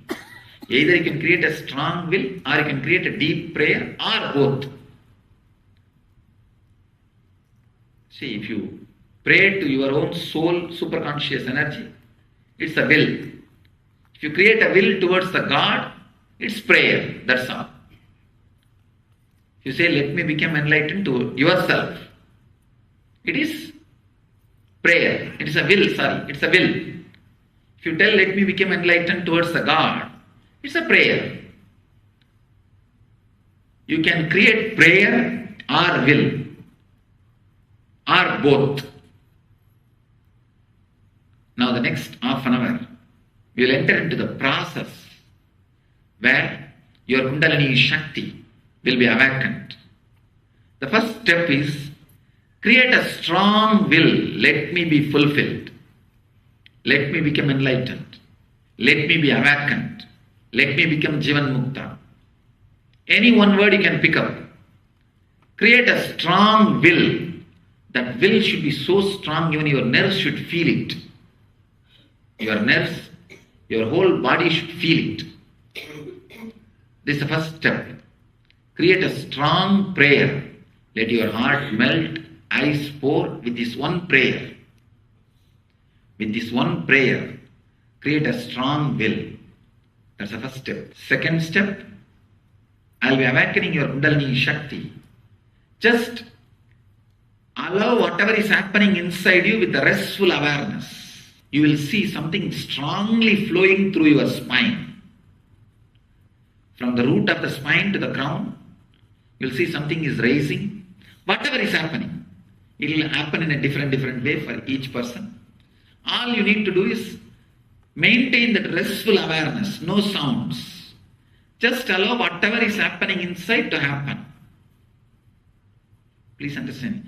If you create sound or jump around or do too much of noise, you will not allow this experience to settle in you deeply. It will be just superficial.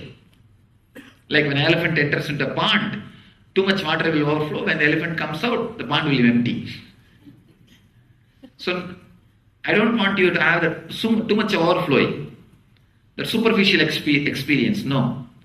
If an elephant enters into the ocean, how it feels? The ocean will just calm. Just be like that, calm, deep. With that restful awareness, allow this experience to settle in you. First level, create a strong prayer or will that let me become enlightened. Second step, I'll guide you and awaken the Kundalini Shakti. When it is awakened, Just allow whatever is happening inside to happen. Anything happening inside, encourage it, just allow it, cooperate with it. Have the restful awareness and allow it to happen. I'll guide you. Please tie the ribbon and sit straight.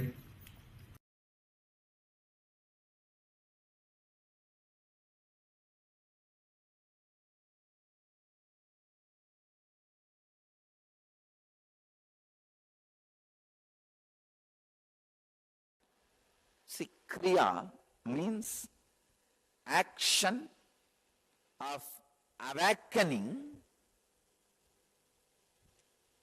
enlightenment in you. Action which leads you to beyond action is Kriya. Action which is leading you beyond actions, not laziness. Not laziness.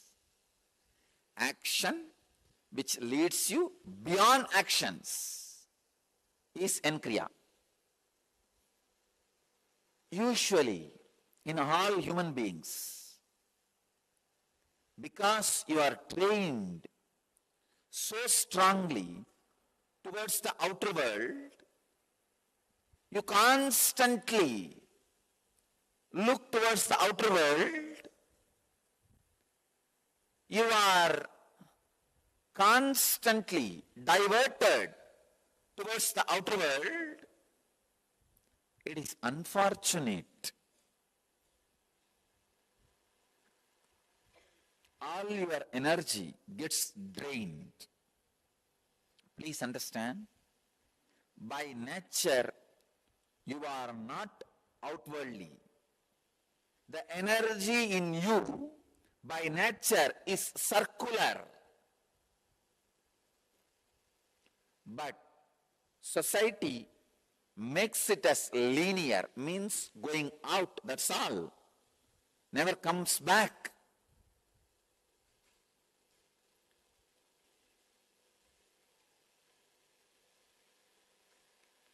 Some of the scriptures say, all five senses are extrovert.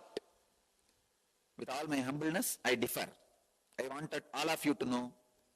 I am telling you from my very personal experience, your senses are not outwardly. It is not created only to function towards outer world. No. Society teaches you only that dimension.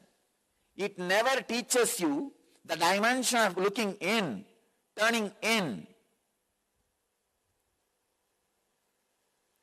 80% of your energy goes out just through the eyes.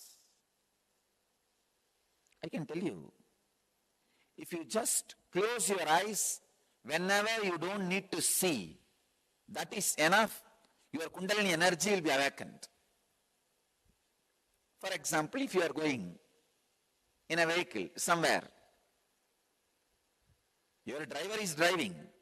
You don't need to keep your eyes open. Of course, if you are driving, you need to keep open. That's different. If your driver is driving, why should you keep your eyes open continuously and watching the same scenes? No need. Close your eyes. Whenever not required, shut your eyes. Whenever not required, shut your mouth. Yogasya pratamam dvaram vangnirodha. The first step for yoga is cessation of words. Infuse silence.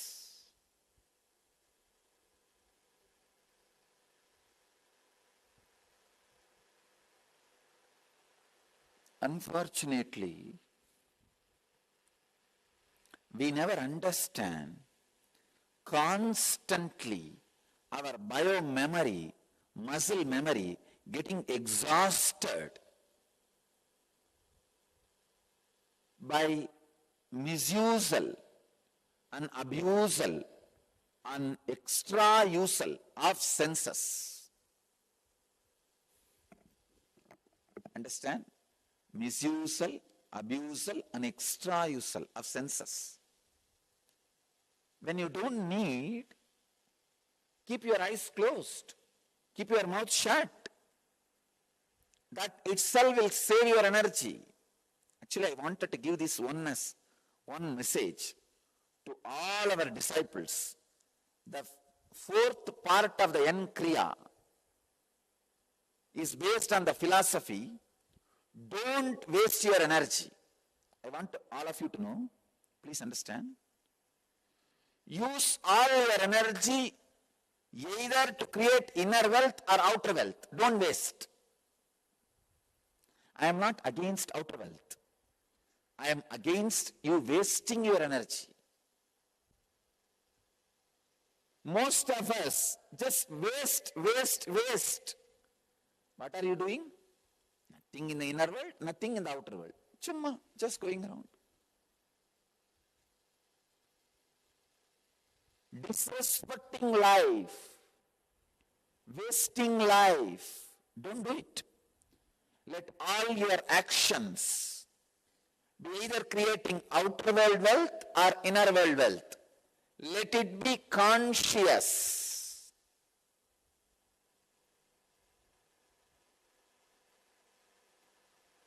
The energy will simply increase your system.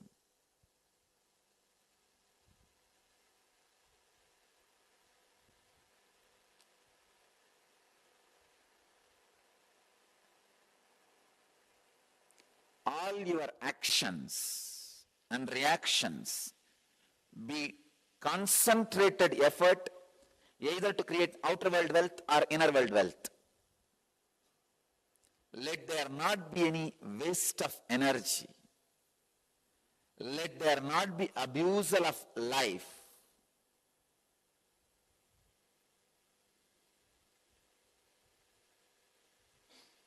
I have seen hundreds of sadhus, or I can say in the name of sadhus, lazy fellows roaming around all over the Himalayas. Understand just these few truths. Just like blood flow, breathing flow, air flow, thought flow, you have something called energy flow happening in you. Blood flow, breathing air flow, thought flow, you have something called energy flow continuously happening in you.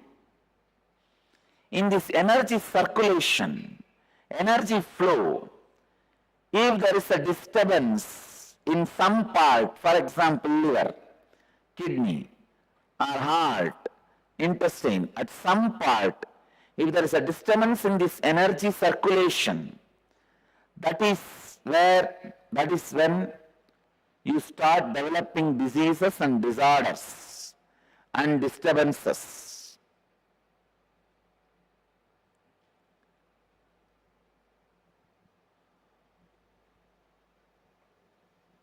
Disease, disorders, disturbances expresses itself in different ways. Now, if your body is put in certain position, that energy blockages get removed. The energy circulation, that system, that plumbing gets properly aligned. The wiring gets properly aligned. After that, the kumbhaka starts pumping the energy into that circuit. See, putting your body in certain asana makes the circuit blockage free. The circuit becomes perfect. But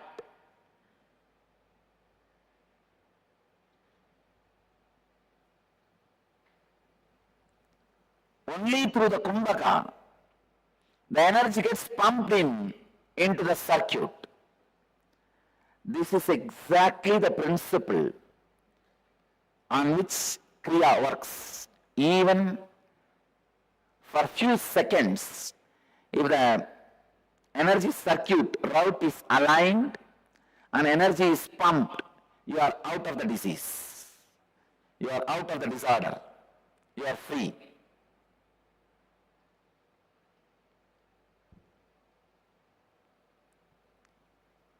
Sheetal Das, that is why I am saying, these kriyas are not just ordinary asana, ordinary yoga postures, ordinary kumbhaka, ordinary pranayama.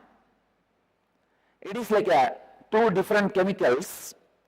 Separately, if you take, it may take 10 years for you to cure the disease. But mixed properly in a certain combination, it removes the disease in 2 days, in one dosage.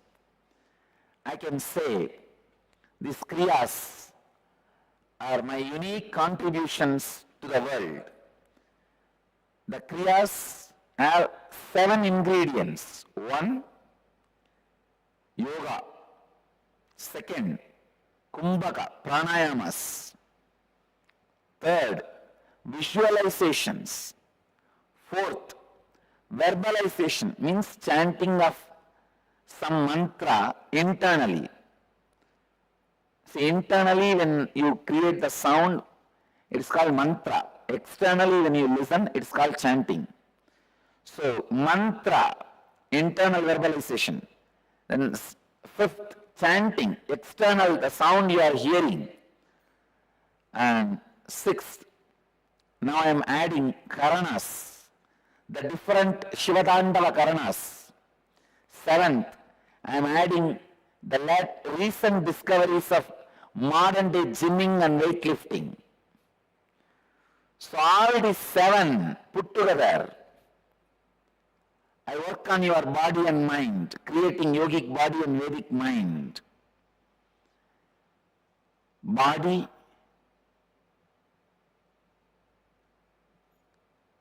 I'll call a body as a yogic body when it has power, stamina, flexibility, physique, energy. All the 5 put together is yogic body. I am using all the 7 ingredients to create yogic body for you. And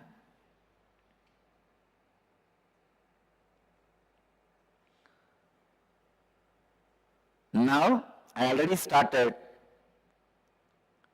developing kriyas, especially to break certain mental patterns. Certain mental patterns. So,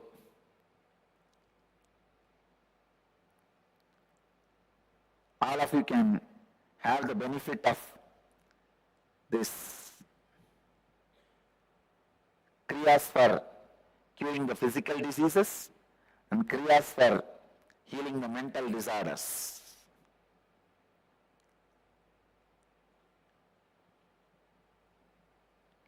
This is the exact principle on which kriya works.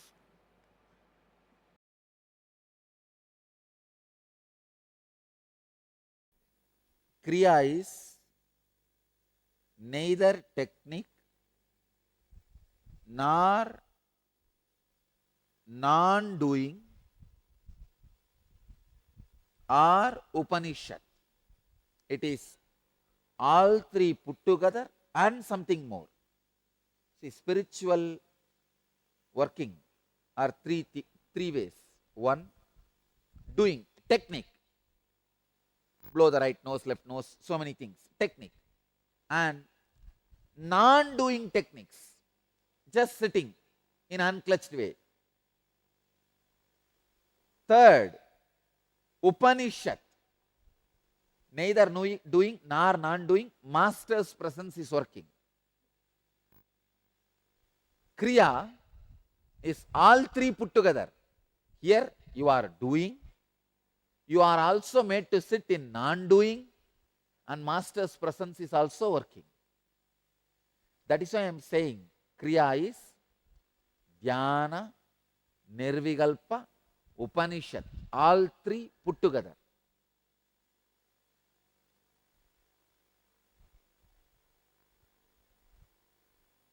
Second, each kriya I am teaching you, I am sitting, and using the whole enlightened consciousness, using my own body as guinea pig, I am practicing and bringing it to you. Please understand.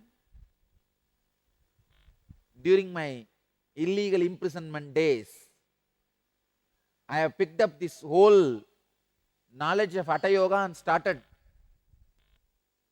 doing conscious scanning.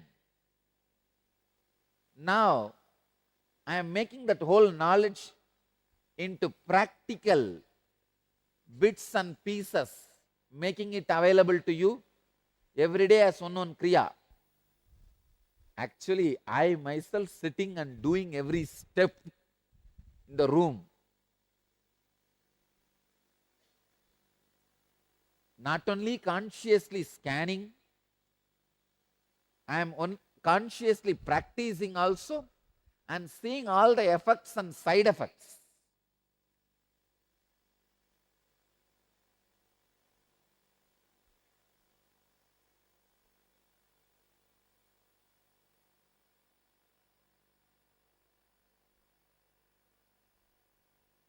Only then I am bringing it to you.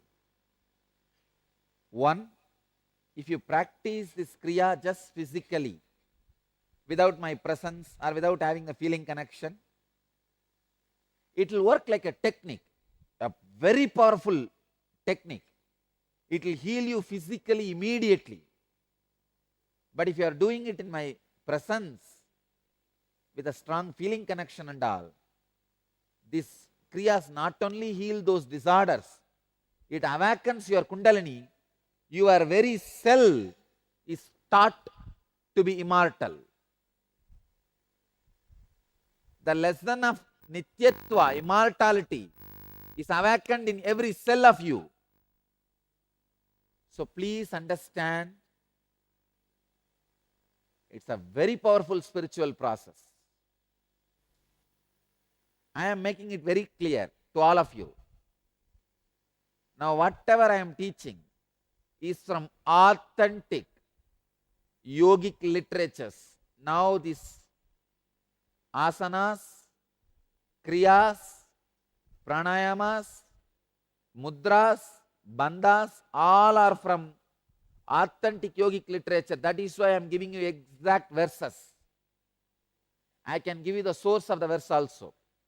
Today, the asana I am going to teach is from Garanda Samhita, Upadesha 2, verse 39.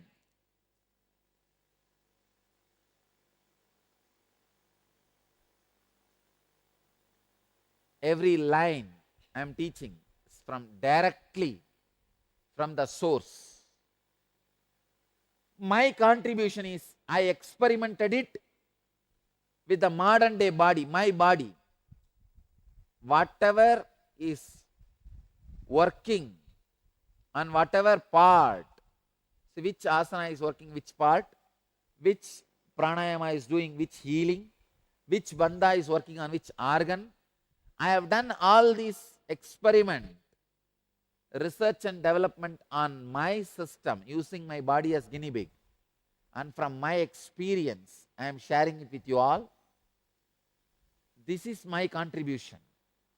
Otherwise, knowledge is time tested, foolproof, from source.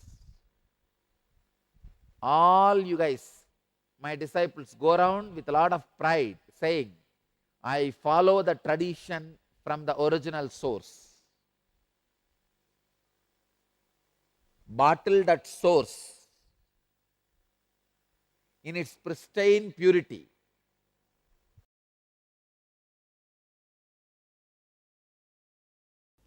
Just today I have developed a very simple technique, powerful, just for unclutching.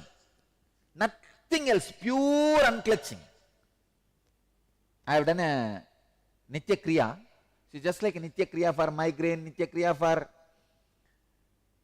blood pressure Nitya Kriya, for diabetes, almost all problems except spouse problem, I am able to develop Nitya Kriya. Only that still I am not able to manage. Maybe for that my incarnation would has to get upgraded to the next level. But anyhow,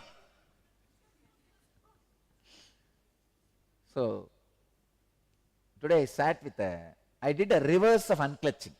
See, got into the extreme of clutching and did the reverse calculation of unclutching and what nerves need to be loosened, what part of the body needs to be tightened.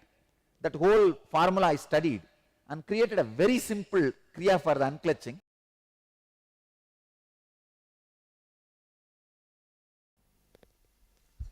Please understand, this kriya, cure for anxiety,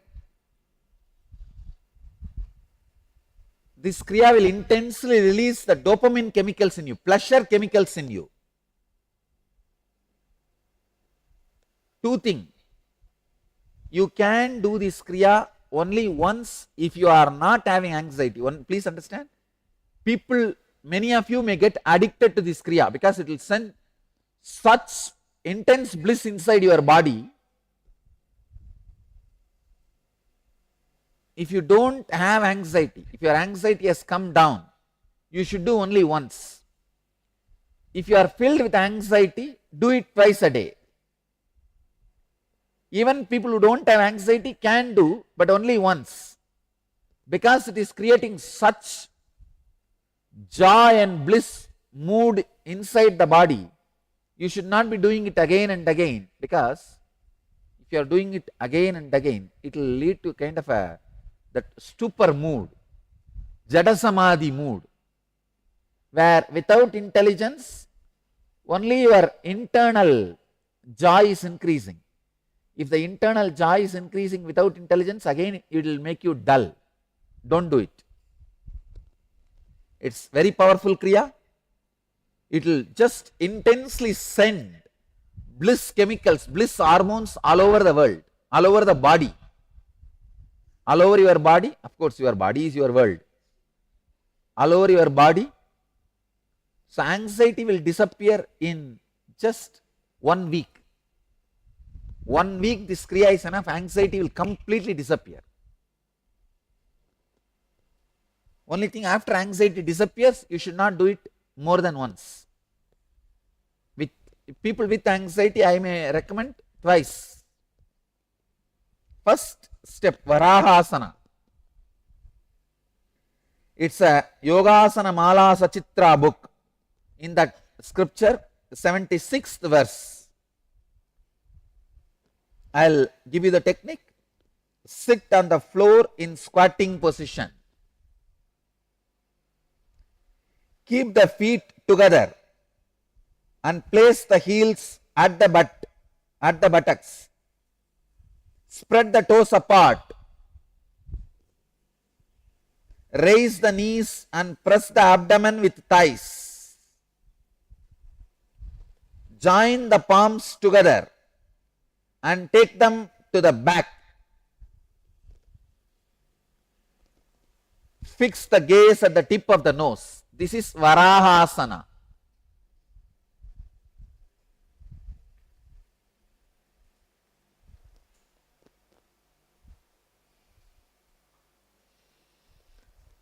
First, master the Varahasana. It's a very powerful posture. Yesterday I tried. Immediately I saw like a stream of Amrita flowing all over my body. The nectar, bliss chemicals. Be in that posture at least 30 seconds. Push the hands behind as much as you can.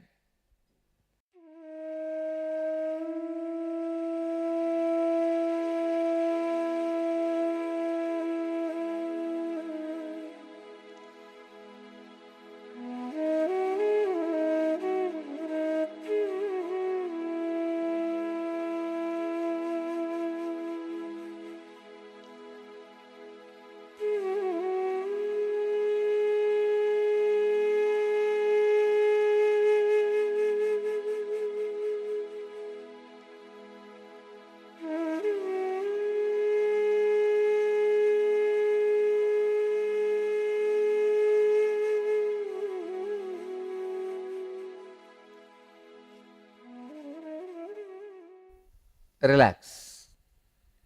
In the same posture, you are going to do the pranayamas. First, Trishula Kumbhaka. In Kumbhaka Padati, 193rd verse.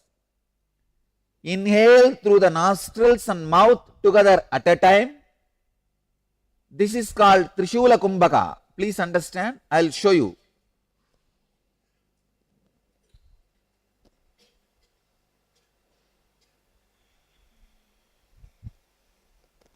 Inhale through both nostrils and mouth completely and hold as long as you can, judiciously. When you can't hold, relax. This is Trishula Kumbhaka. Do this 21 times now.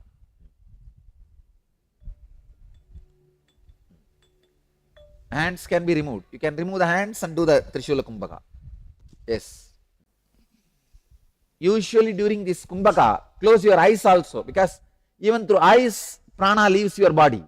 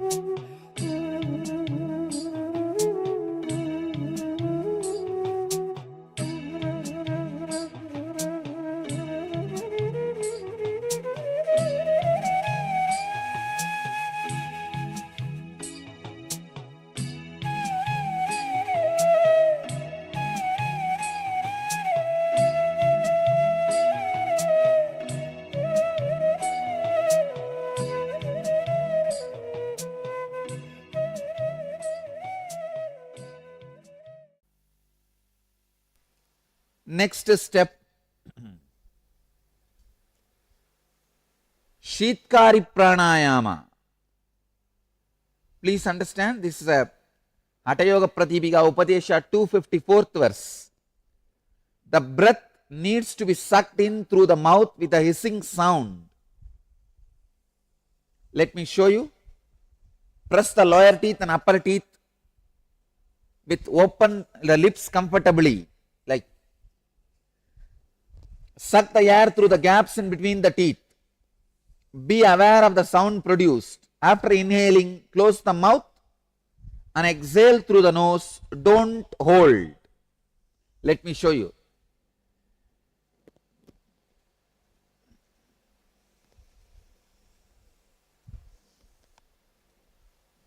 Do this 21 times.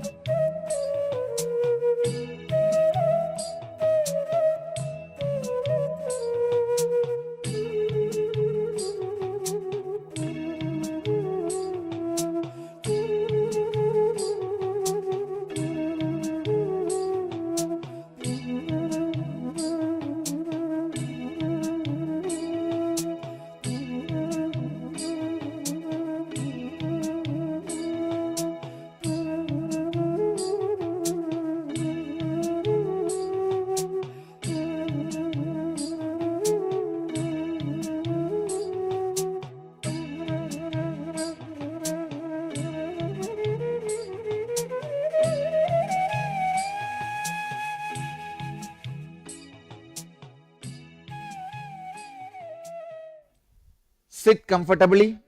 Protrude your tongue as much as possible. Roll the sides of the tongue like a tube. Now inhale through the tube performed by the tongue. Tube formed by the tongue. After inhaling, close your mouth. Hold the breath judicially as long as you can. Then exhale through the nostrils. Let me show you.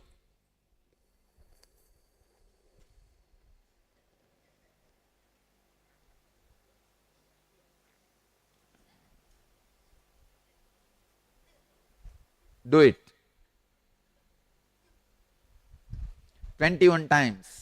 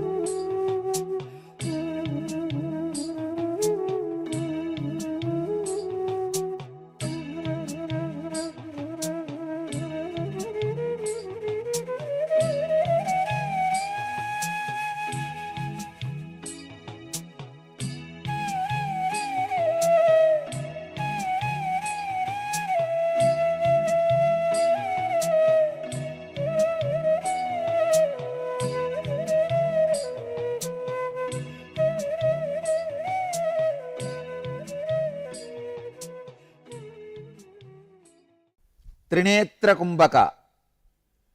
This is Kumbhaka Patadi 192nd verse.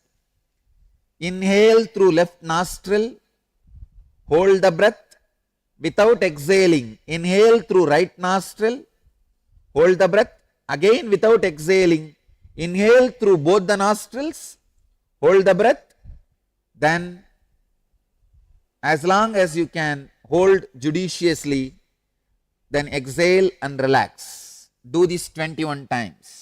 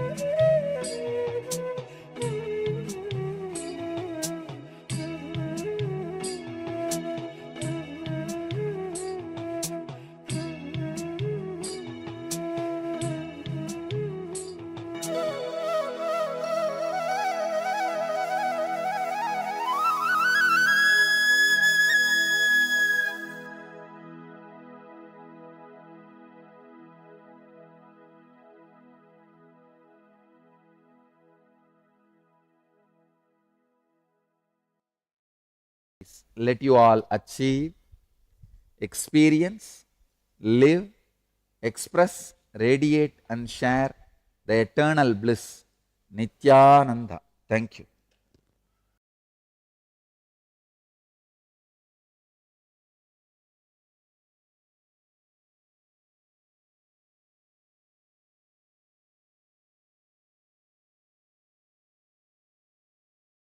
We have 3 bodies in our being.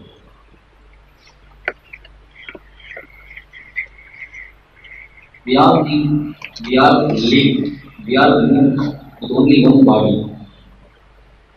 That is physical body. Jagrat Sarira, which we use in the wakeful state. We have one more body, which we use in Swapna, in dream state.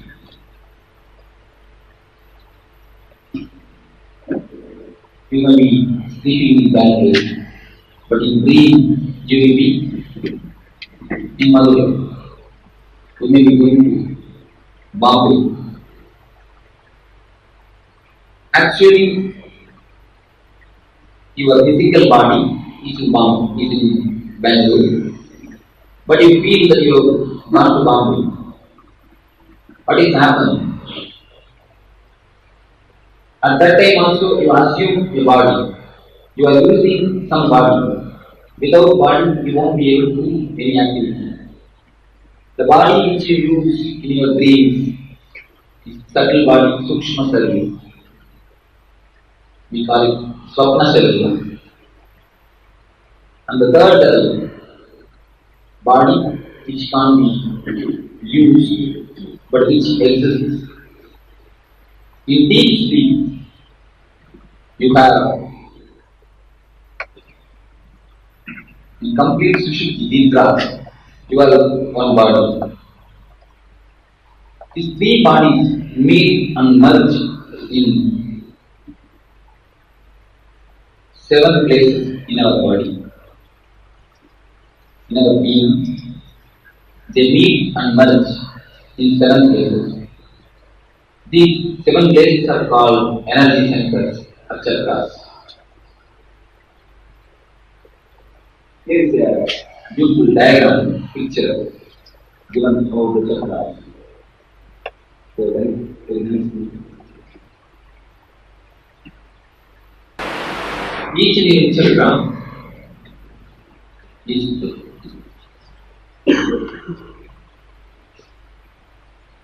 locked or unlocked because of some emotions, conditions. First, today we will be with another chakra. Because of our sentiments and emotions.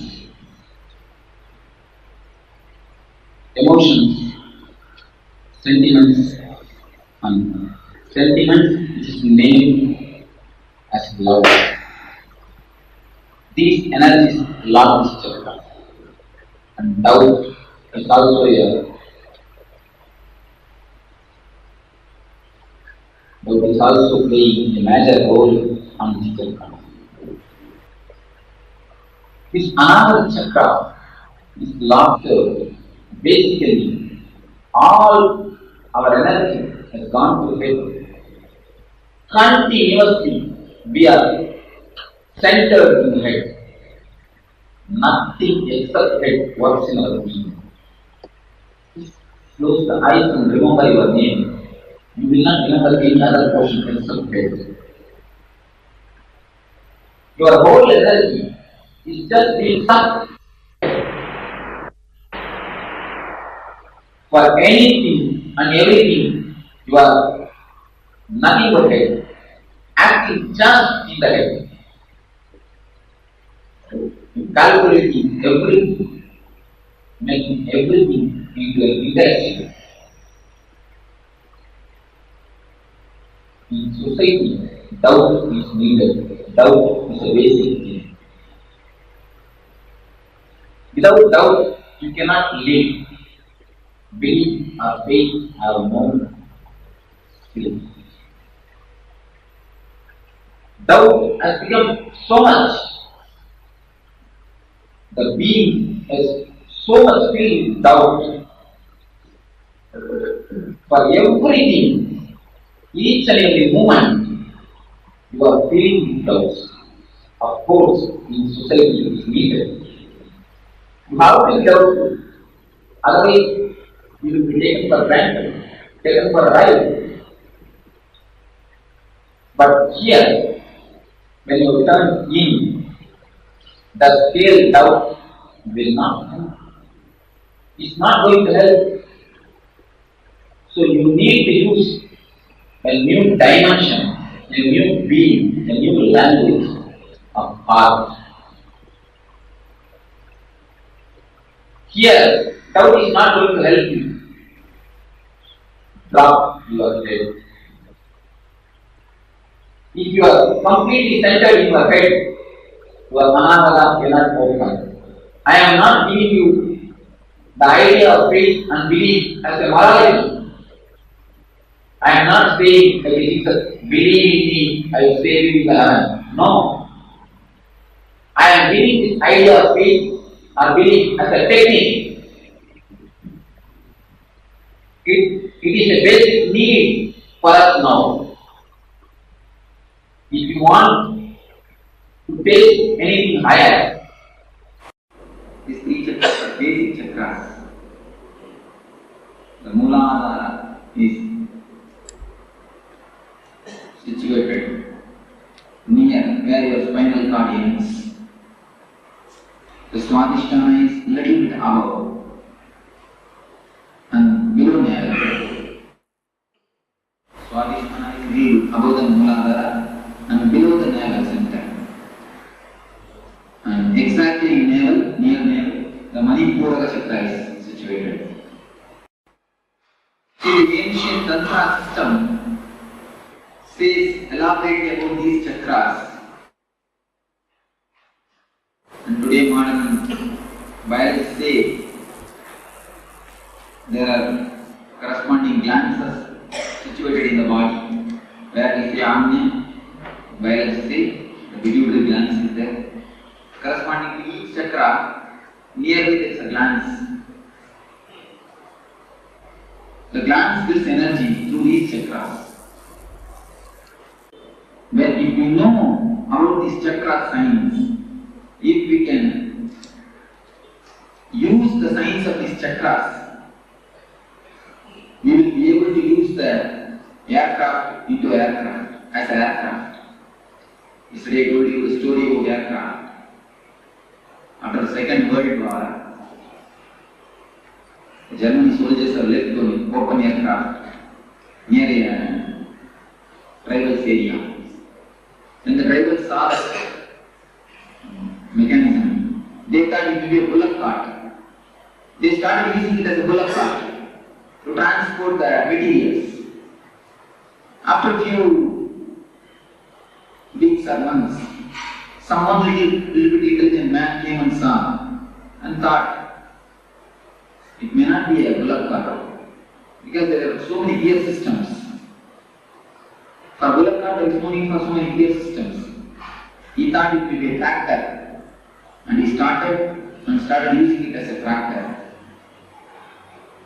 After few months, he saw this man who then saw that and he instructed them how to start and use it as an aircraft. Then they started using it as an aircraft. This is the same thing which happens in our life also. If we don't know the gears and mechanisms of these chakras, we will be using our body as a tractor or bullock cart.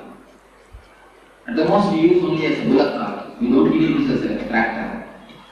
If we know the mechanisms, if we know how to use these gears of our tractor, we can fly with this aircraft. The science of flying, that is the science about chakras. If you know the science of chakras, you can use this body, you can use the energy in much higher scale, in much higher way. not in the lower forms in which we are using at present. If these chakras get opened, your energy will be used in higher planes. It will be transformed into a higher energy. So how to open this? What is the science of these chakras? To open these chakras, two methods are followed. One is meditation, another one is maturity. What I call by the word maturity, we can use the word jnana, wisdom. But what is called as jnana, wisdom, I call it as a maturity. Jnana word is too much attached with seriousness. When we listen to the word, we immediately feel that it is not for the Pragastas. That's why I am not using the word jnana, I am using the word maturity. So now we will come to the first chakra. First chakra is Muladhara.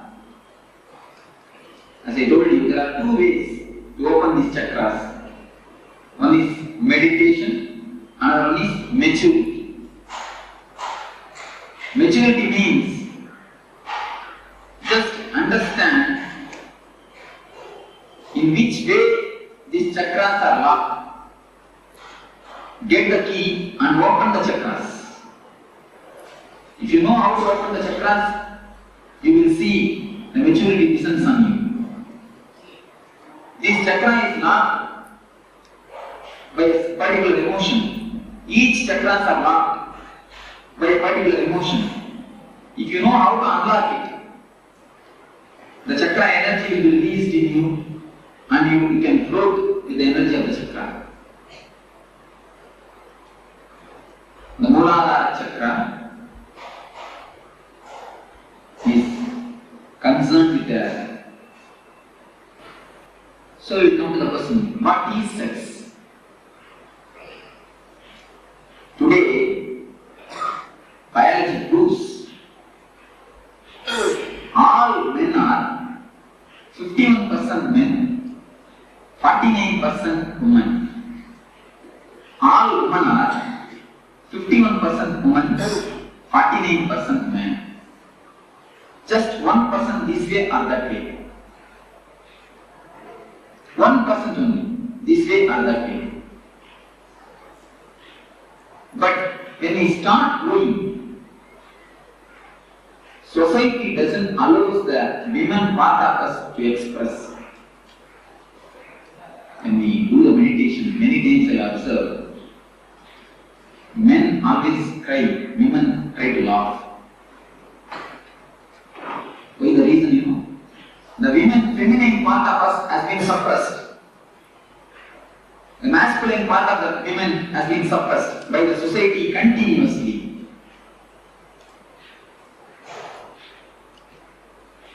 When we start growing, we slowly start collecting the image that 49% in us tries to satisfy itself through mother and father. That is why girl children are always attracted to father and boys are always attracted to mother. From there, the sex starts. The science starts. We start slowly collecting the images, prints. All men try to fulfill their image with mother. All women try to fulfill their man image with father. The art is suppressed by the society. When it is suppressed, we try to fulfill it with the father and with the mother, having some loving relationship. Then after a few years of growth, we start collecting the images from many people, from the outsiders, how a real woman should be, especially from media, how a real man should be. We start collecting the images and start preserving it in our system. repressed or suppressed women is always in the unconscious. It's a deep science actually, what is happening in the mind. When we go after a certain age, you will start collecting images from many actors, actresses, many stories, especially from the TV serials. From all these things, we start collecting the images and start preserving it. How a right man should be, how a right woman should be, how a many things, how a husband should be, how a mother should be, how a father should be. Many images we start collecting. We keep the imagination of a woman inside, the ideal woman. Sometimes, rarely, at the age of 15, after the 18, 23, in that age, we see somebody outside and from distance it looks like as if they resemble in this image which you have inside. We continuously start searching for this image. We have the copy inside, we start searching this outside.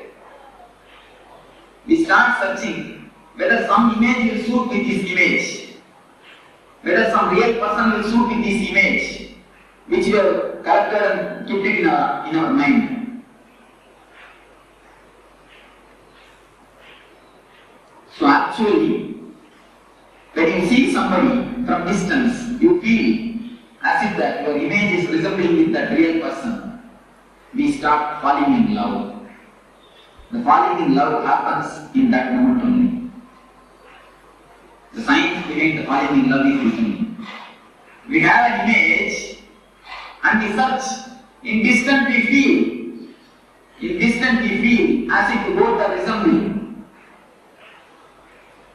As if the both are looking alike. Then we fall in love.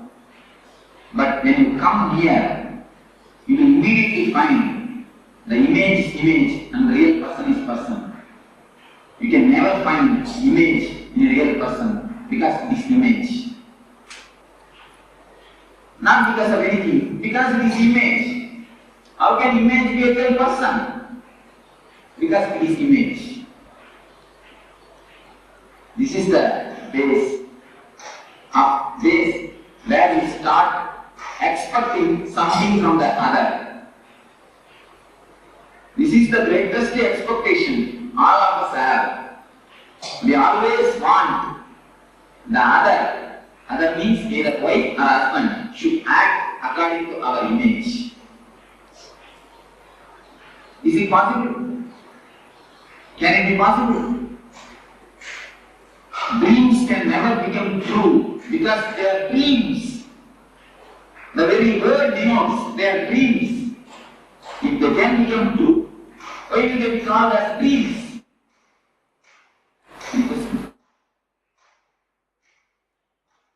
It has to be heard very clearly. Please listen with full attention and try to digest what I say. That's why I am speaking very slowly.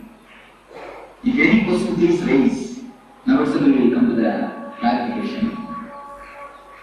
This is the way in which our expectations about others starts. We collect all types of images from media, TV, cinema, wherever we see the ideal person. We collect that image and keep it inside and try to actualize it. We try to make it a reality with a living person. Is it possible? It can never be. That is why all love ends in failure. All, capital letter A-L-L, you can use. All, without exception. There are, we can say there is an exception, one or two, like Ramakrishna and Sharada Devi. Both of them have no image. Both of them have no expectation. So something directly happened between them. A pure love transmission. Of course, that type of exceptions will need. Our whole life, the so-called life, is nothing but this unending war. If any of you oppose, I can go more deep into this subject. If any of you can raise any questions. Always it goes in such a way. So we have an image and we start carving. The whole day, 24 hours, she is with hammer and chisel, you are also with hammer and chisel. When you find her, you start chiseling. When she finds you, she starts chiseling. The house is continuously, completely filled with the sizzling sound. Keep quiet. Don't stand. All these sounds are nothing but sizzling sounds. The continuous sizzling sound is resounding in the house.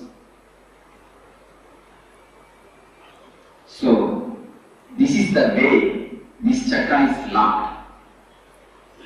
When you expect something from others, when you try to fulfill your imagination by disturbing others, this chakra gets locked.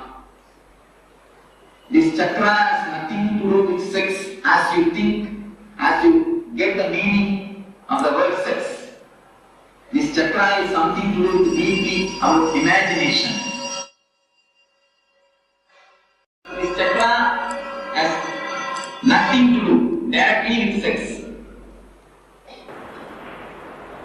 One day, morning, Buddha used to deliver every day morning lecture, discourse. One day morning discourse, he has got 10,000 sannyas disciples. Buddha had 10,000 sannyas disciples. Every day morning he will address to them. One day he got like this, some knot, and kept it in front of his disciples and asked them how to remove this knot.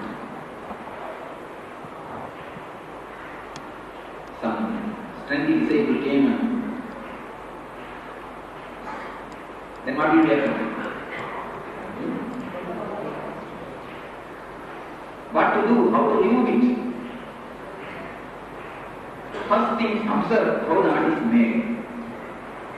Second thing, undo it. The way in which it is done. The same thing only we are going to do with chakras also. Chakras are nothing but knots. Knots of the three bodies. That's the way we brought the three. Stula, Sukshma, Bhara, Shari. All these three bodies are made with a knot.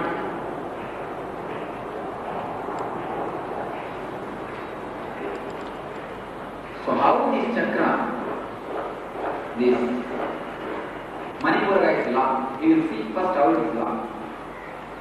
It is locked by negativity and worries.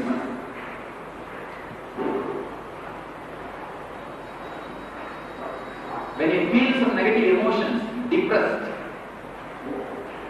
disturbed by some outer incidents, which is unbearable, immediately your stomach will get affected.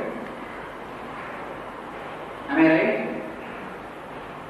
When you feel depressed, negativity, some outer incident which you are not able to bear, immediately your stomach will get upset. And you will feel the weight itself in stomach only when you feel depressed. And in all the languages, there is an expression, I cannot digest this thing. I cannot stomach it. I cannot digest it. If something happens which you are not able to bear, you never say, I cannot smell it. You never say, I cannot hear it. You say, I cannot digest it. Negativity and worry. These two things affect the chakra. Depression.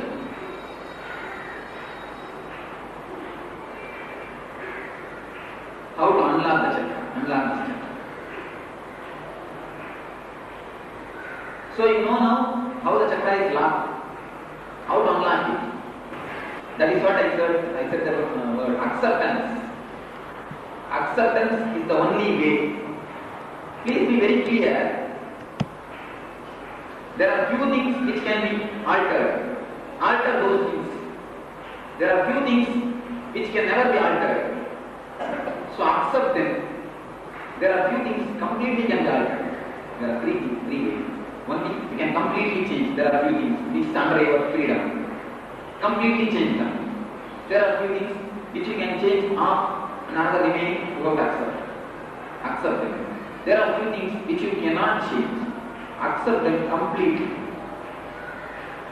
Just have your clear consciousness and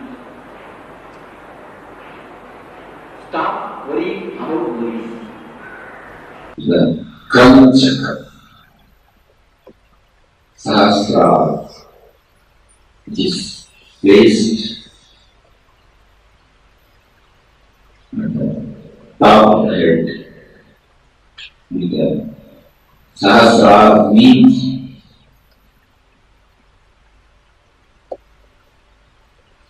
thousands of countless. It is not exactly 1,000. It is not meant, but 1,000. Countless, if the pebbles are radius, the R, which is countless. They just want to express the infinity. So they are using the word Sahasrara.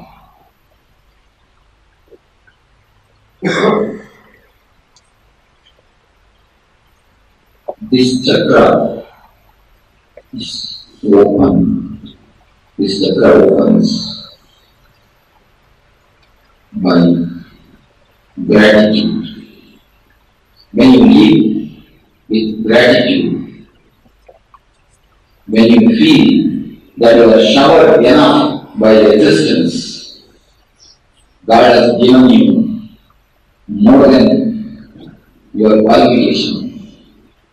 When you feel the deep satisfaction and gratitude, this chakra opens.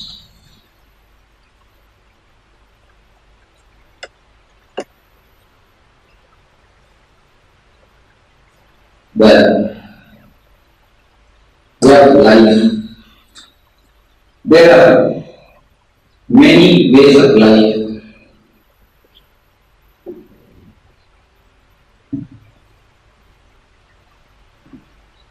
And many religions. We can, if you list out things which you don't have, you can make a big list. You can make a very big list, which is infinite. You can make a long list, which can go beyond the years.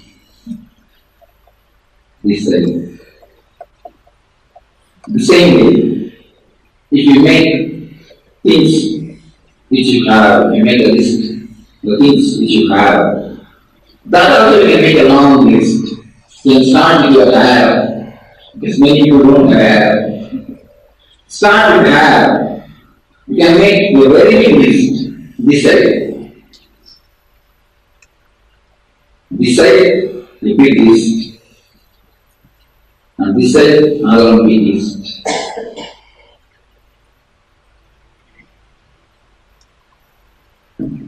Even if you remember, try your best to find it. Have only this key, that's enough. Abdullah meditation. Only this key is enough.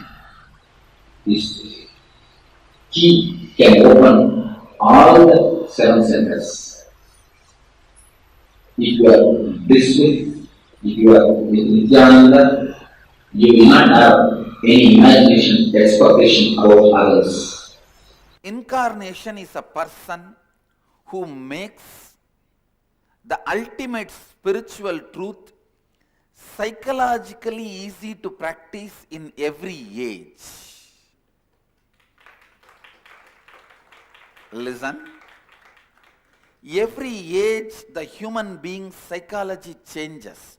Your fears changes, your love changes, your greed changes, your pain changes, your difficulties changes, your comforts changes. See, the time of Rama, the fear of people is animals, demons. That is why he has to be all the time with a bow and arrow, and he has to show himself as the master of bow and arrow. But now we don't need bow and arrow, because through bow and arrow I can't protect any of you. Forget about protecting me. I can't protect any of you, because our fears have changed. Our pains have changed. It is no more the wild animals threatening us. We are threatening their existence. It is no more our fear. Our fears have changed. Demons don't come with a big teeth. They come with Obi-Wan.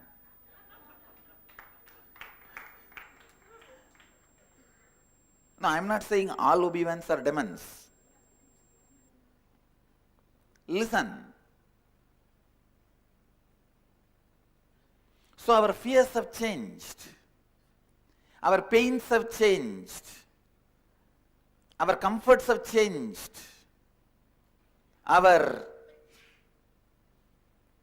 way of thinking has changed. In every age, please listen. If the 7 items change, means our greed, our fear, our concerns, worries, and the way what we think as love, and the comparison, the way we compare, and our identity, and our satisfaction of life, means our lifestyle. These 7, all these 7 are related to your 7 energy centers, chakras. If the 7 changes, all these 7 changes, one age has changed, one yuga is over. Please understand. I am defining yuga. If the 7 changes, one new yuga has happened. In every yuga, your psychology functions in a different way. I'll repeat. Your desires, Muladhara. Your fears, Swadhisthana. Your concerns, Manipuraga. The way what you think as love, what you love, Anahata. With which you compare yourself, Vishuddhi. Your identity, with what you identify yourself, Anya. Lifestyle, Sahasrara. If the 7 changes, one yuga changes, one age is over.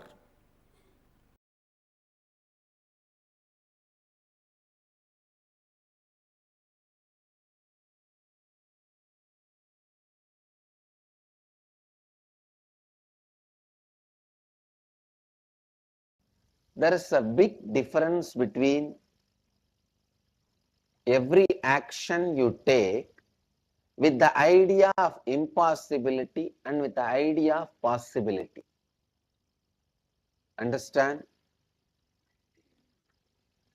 For example, from Haridwar you are traveling to Delhi. You are going by walk. Every step you take, you put with the idea, you are never going to reach Delhi, with all kinds of doubts. Who knows whether this is the right road? Who knows whether the temple and the weather will be helping us? Who knows, I will not get into some accident and die? With all kinds of doubts. The more and more number of steps you put, more and more you will be tired, sick, depressed. If you walk in the same road with the idea of possibility, more and more you will be excited. When you see every name board, wow, we are coming closer to Delhi, closer to Delhi. And the ideas, what you are going to achieve, enjoy, have in Delhi.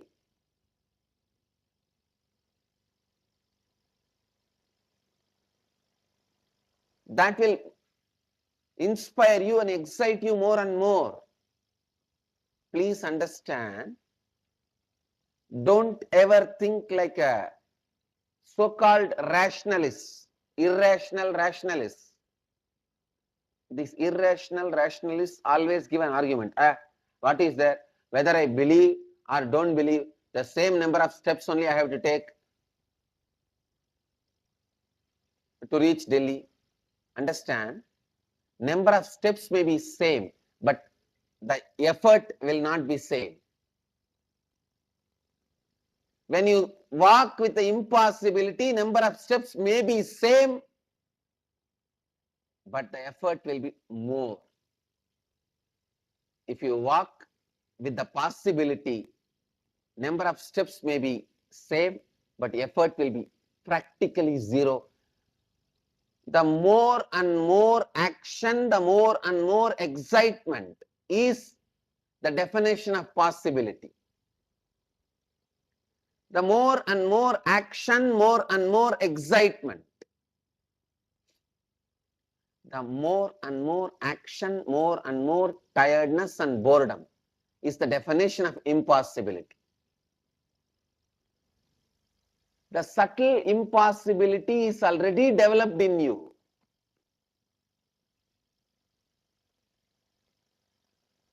I tell you, beauty in the action is possibility.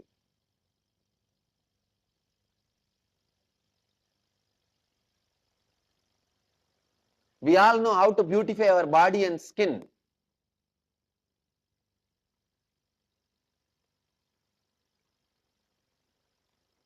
We need to know how to beautify our actions.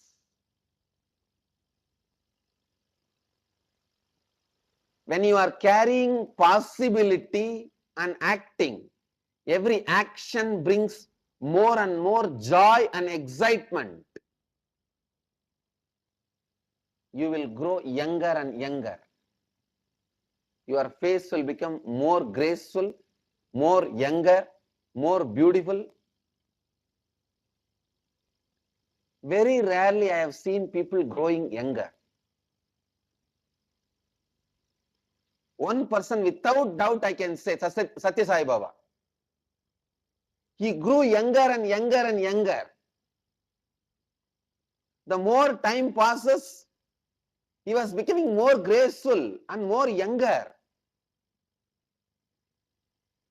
Without any controversy or doubt, I will tell very clearly and boldly. One person I have seen in my life growing younger and younger and younger is Satya Sai Baba.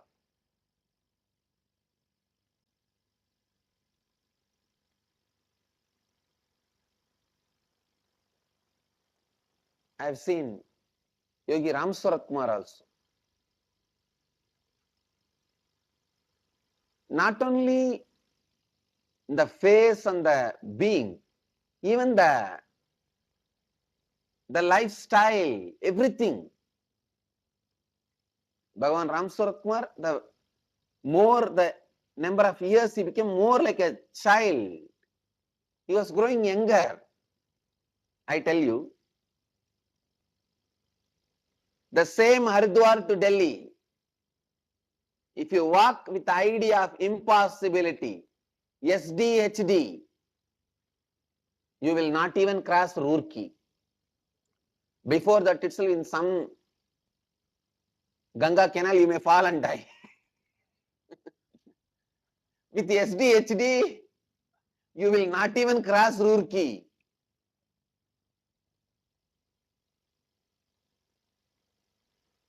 If you walk the same road with the idea of possibility, without SDHD, every step gives you excitement. By the time you reach Delhi, you have all the excitement of Delhi, and you get excited to do more walking, more yatra. I tell you honestly, when I started my yatra, please understand, let it be on record. When I started my Parivrajak Yatra, I never thought or planned I will walk length and breadth of India. I'll spend so much time in my Parivrajak Yatra. The first few days of Yatra, I carried with the idea of possibility, that's all.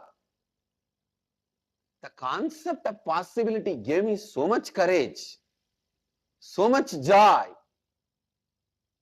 I never imagined I spent 9 full years. God. See, a person who is more awake, for him, 1 day is equivalent to the 3 days of a normal man. Please understand, take this one lesson, internalize this one truth. It may be same number of steps, same distance, but the effort, result, everything will be different. If you carry possibility with you, I tell you, when you travel with possibility idea from Haridwar to Delhi with idea of possibility, even if you walked the same number of steps, you will forget many times. You walked or you struggled so much. To tell you honestly, when I describe it, looks like a struggle for all of you, my Parivrajak Yatra time. Otherwise, it was simply honey sun. Travel in your life also with the possibility in your heart. You will see, one, every step does not tires you. It adds to more and more excitement. See, when you walk with impossibility, every step adds anxiety, not excitement. When you walk with possibility, every step adds excitement. And when you reach the goal, you won't even feel tired that you did so much. Because when you are walking, you did not feel tired. See, when you are walking, if you did not feel tired, after reaching, you will not have the tiredness memory. But with the idea of impossibility, while you are walking, it will be tired. You may not reach. By mistake, if you reach, it will give you the idea of, oh, so much difficulty.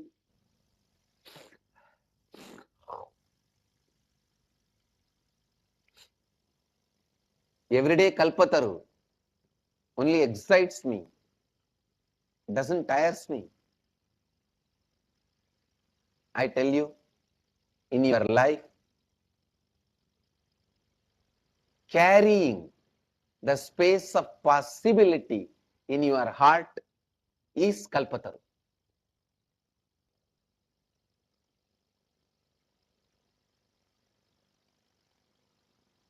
So meditate on this one truth. Carrying the space of possibility in your heart is Kalpataru.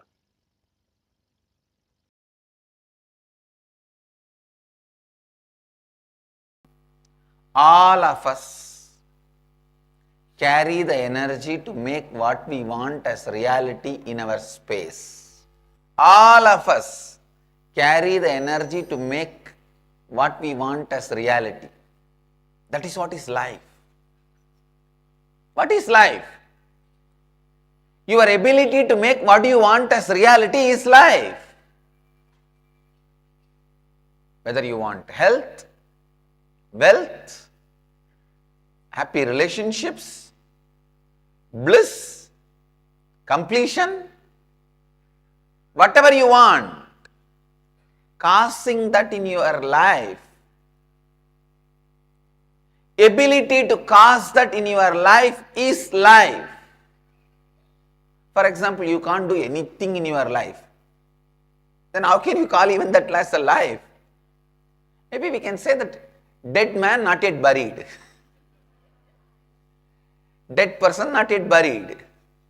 No. The ability to cause exists in everyone. Unfortunately, like if too much of wood is dumped on small fire, please understand, even too much of wood can put off the fire if the fire is too small and wood is too much. Same way, too much of impossibility is dumped on possibility fire. The possibility fire is too small and the impossibility wood is too much. If the fire can somehow manage to catch the wood, it will burn any amount of wood. It can even burn forests. That crucial initial moment where the wood is dumped on fire, if the fire gives up on itself, over. Somehow there is a blower or a little wind, the fire is supported, encouraged, enriched, initiated, and it catches the wood, then any amount of wood, the fire can't be put off. All of us have the possibility as a fire in us, the space of possibility as fire in us. But unfortunately, the idea of impossibility, too much is dumped on us. Too much is dumped on us.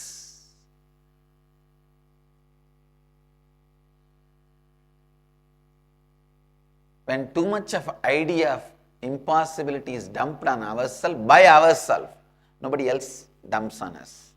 Only we dump it on ourselves. Yesterday, as I said, your suffering is not your suffering. Your suffering is your suffering because you are suffering. No one dumps on us. Understand? It's we. It's we. It's we. So no one dumps the idea of impossibility on us. We go on thinking, grinding,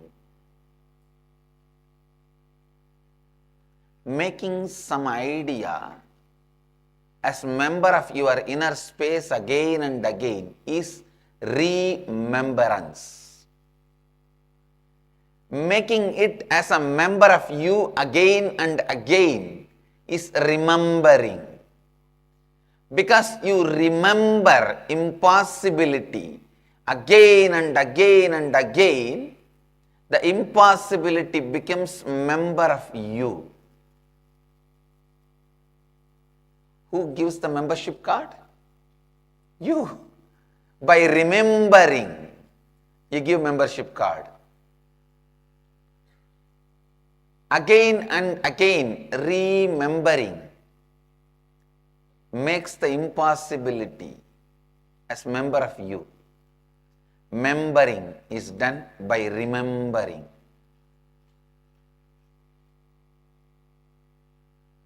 The idea of impossibility, the concept of impossibility, the more and more it is remembered, it is remembered as part of you. Remembering the wrong ideas is giving upon you. Please understand. We think whenever we give upon ourselves, we don't do anything, we just rest. No. When you give upon you, you work a lot in the wrong direction. When you give upon you, you strengthen your negative faiths. You strengthen your negative patterns. You will be remembering either your possibility or impossibility. You can't keep quiet. Keeping quiet is not possible. Keeping quiet is not possible even after death. Forget about while you are alive. Even after death, you go on remembering either your hell or heaven.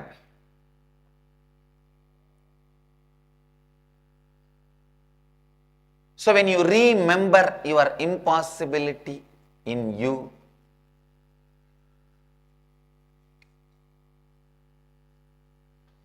the impossibility gets strengthened. Understand this word. Beautiful word. Remembering. Anything you remember again and again becomes member of you, part of you.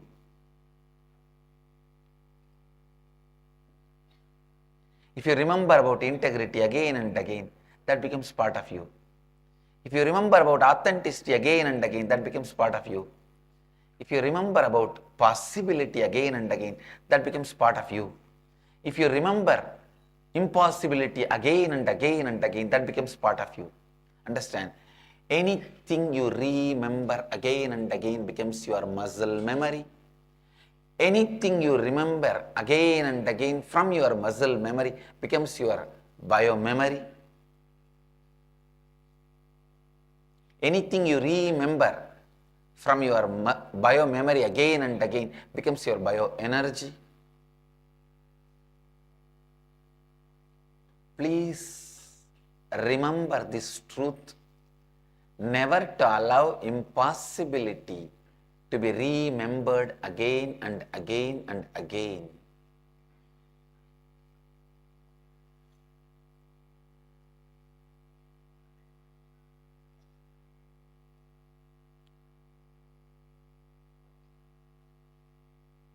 If the impossibility comes inside you as in the form of remembering, eject it out again and again. Re-eject it out, reject it out, reject it out.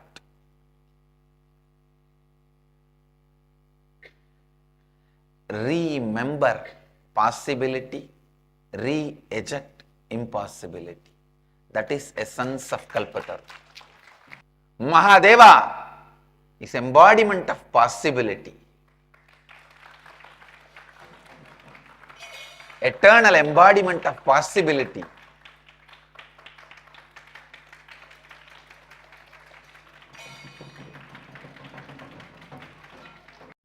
Possibility is Ananda. Eternal possibility is Nitya Ananda.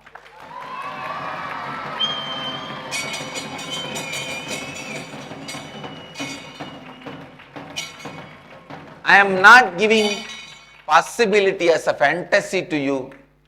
I am giving possibility as a factuality to you.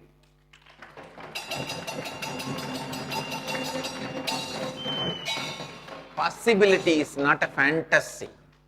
Because you think impossibility is the reality, you think possibility is a fantasy. But I tell you, possibility is factuality, impossibility is a fantasy. Impossibility is the fantasy you load on yourself. Possibility is the fact you constantly try to forget. Possible, possible, possible, possible, possible, possible, possible.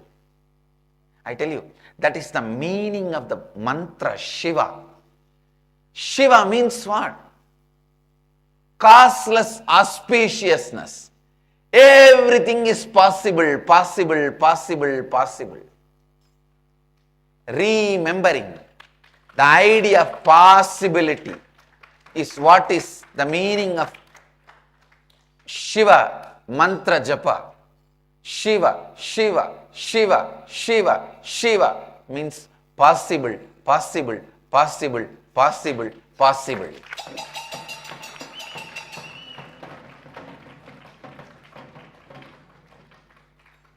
Shiva, Shiva, Shiva, Shiva, Shiva, Shiva, Shiva, Shiva, Shiva. Possible, possible, possible. Vasi, Vasi, Vasi, Vasi, Vasi means you attract the possibility constantly towards you. Shiva becomes Vashi. Vashi means attracting. Attracting possibility towards you. Shiva, Shiva, Shiva, Shiva, Shiva, Shiva, Shiva, Shiva. Shiva means possibility. The biggest impossibility you believe in you is getting rid of your past personality, your old personality. That's the biggest impossibility you believe. You think that only is most difficult.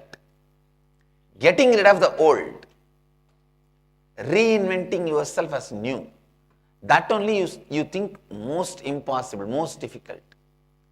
Shiva is embodiment of getting rid of old and possibility of new. The power of rejuvenation. He can get you rid of anything. He can get you rid of your karmas, negative patterns, body, mind, disease.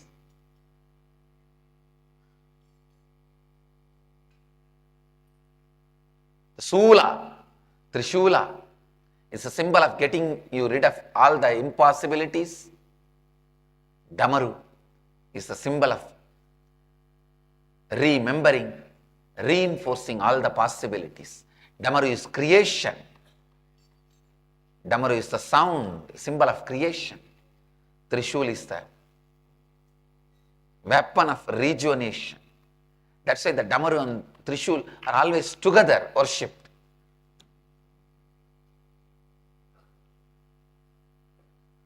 Through the Trishul, he removes all the old impossibilities. Through Damaru, he creates all the possibilities. Shiva, Shiva, Shiva, Shiva, Shiva, Shiva, Shiva. Possible, possible, possible, possible, possible. Possible, possible, possible, possible, possible. The ability to build the possibility inside you is tapas. Not allowing impossibility in you, re-ejecting impossibility is renunciation. Building the biomemory of possibility is tapas. And initiating you into the level of your biomemory with the energy of possibility is Kalpataru.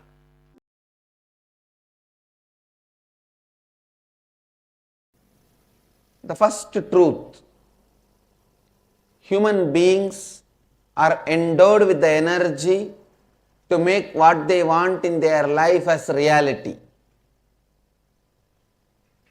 Human beings are not sent as a beggar or poor to planet Earth.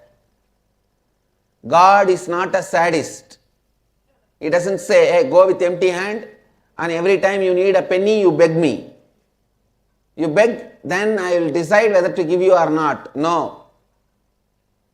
He is neither a sadist nor a miser father. He is a beautiful, graceful, amazing, showering, cosmic, causeless, auspicious energy. Asudosha Satchitananda, Shiva. So understand, you are endowed with enough of Kundalini energy. The inner potential raw energy to make what you want as reality. That's the first truth. Second, because of your constant self-doubting, self-hatred and self-denial, you forgot Your life is nothing but possibilities. You started thinking your life is nothing but impossibilities. You are alive because breathing is possible. You are alive because digestion is possible. You are alive because many things are possible. Understand?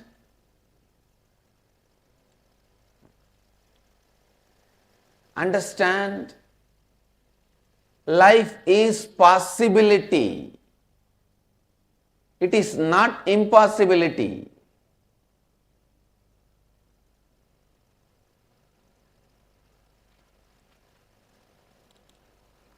The wrong belief, life is impossibility, is put inside you by the society, unconscious society.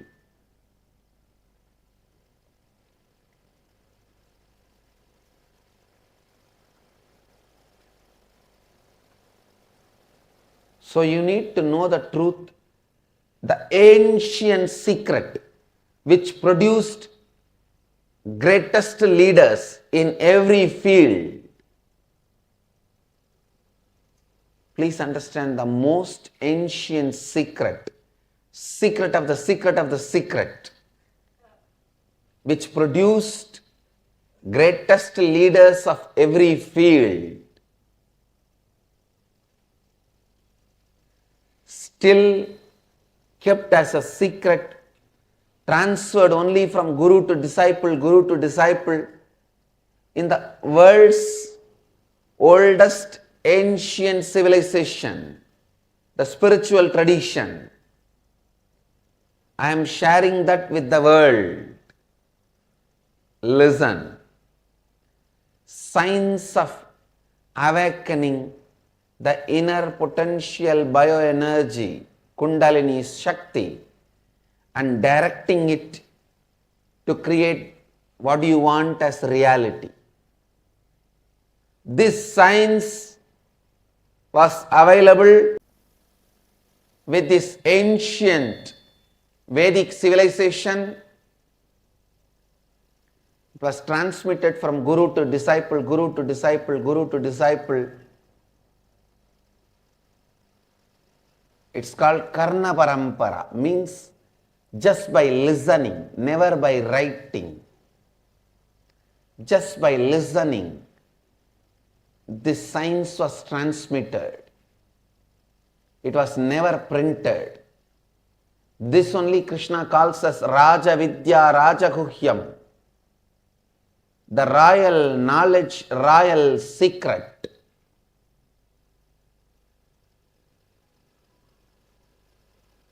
I am transmitting that science to all of you freely, because the world now needs more spiritual scientists and spiritual healers. We already have enough of economists, business management people, lawyers more than the rats, doctors more than the cats, army people more than any number. We have too many people. Lawyers, doctors, engineers, army, media, too many. World immediately needs spiritual healers, spiritual activists, spiritual scientists, scientists with the saintly basis. A scientist we need urgently. That is why I have decided to share this knowledge with the whole world. So listen.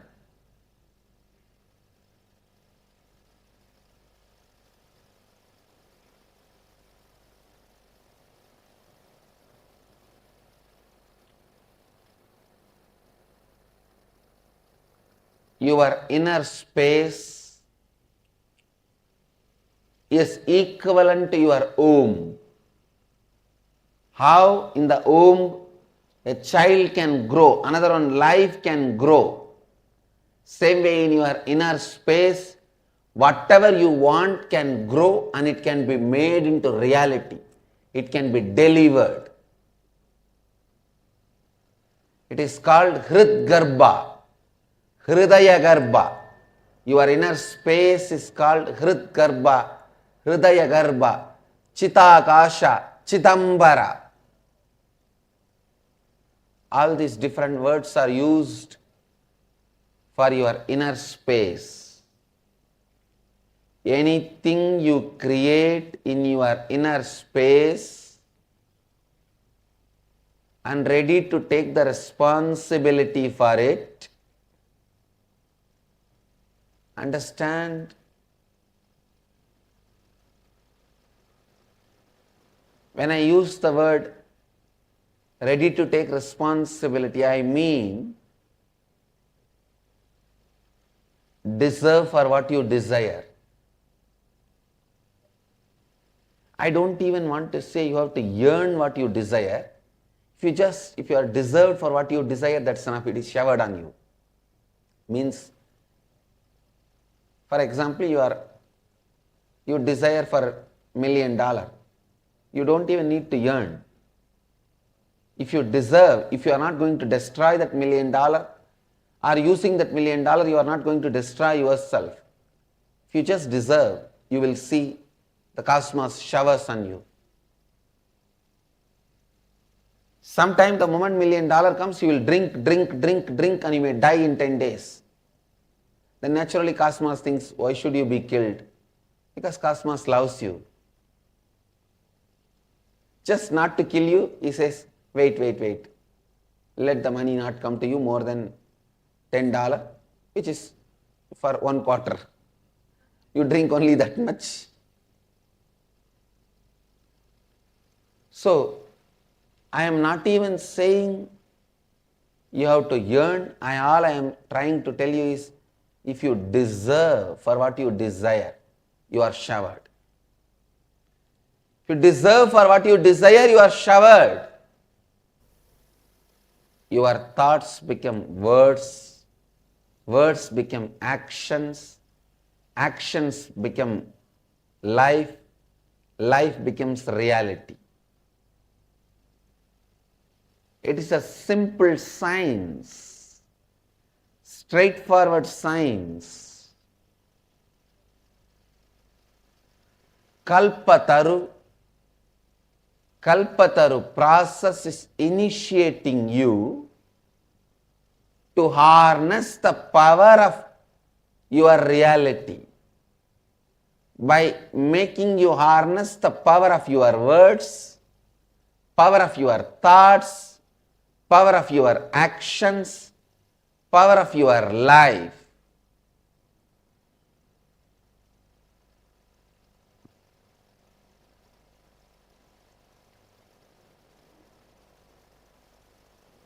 People who want to enslave you, constantly brainwash you. Life is full of difficulty and impossibility.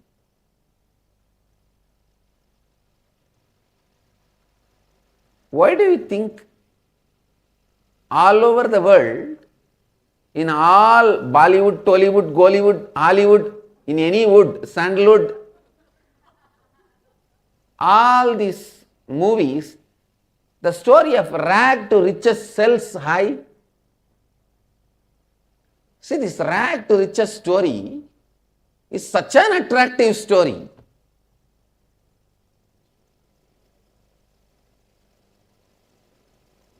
Everybody just celebrates that person as a hero if he is from rag to riches. Means penniless to billionaire. This rag to riches story is such a glamorous story. Why? Because you feel it is impossible. He has achieved impossibility as a possible. No, I tell you.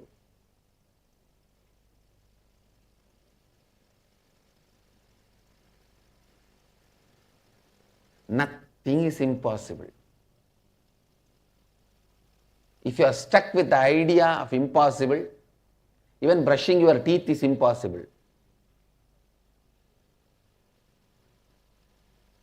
If you are clear about possibility, simply the whole thing is possible.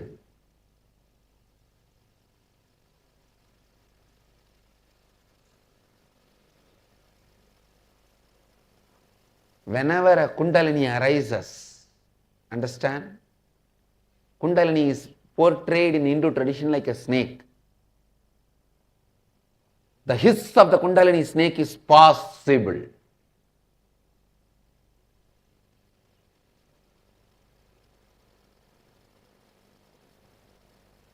So whenever I am saying possible, my Kundalini is hissing at you.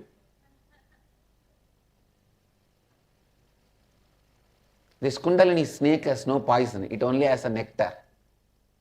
When it bites, it only gives nectar. Amritanaga. It is not Vishanaga. Understand? But don't think there is a snake sitting inside, you know. It is portrayed like a snake. When that Kundalini awakens, it moves in your body like a snake moving. Sometimes people ask me, oh, if it is awakened, where will I keep the snake? No, don't worry. Don't talk like a stupid atheist.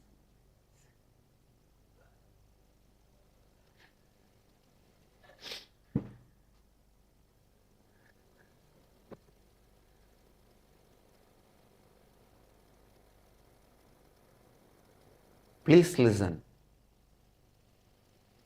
I am giving you the science of possibility.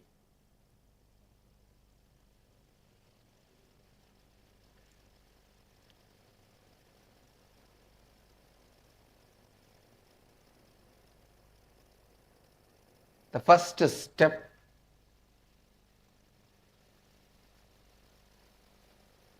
creating the space for what you want. It means, listen, during any Kalpataru process, take up only one desire to cause it as reality. Don't take up two. You will mess it up. Don't become greedy. Greed is nothing but powerlessness. You are afraid. Who knows, second time it will happen or not.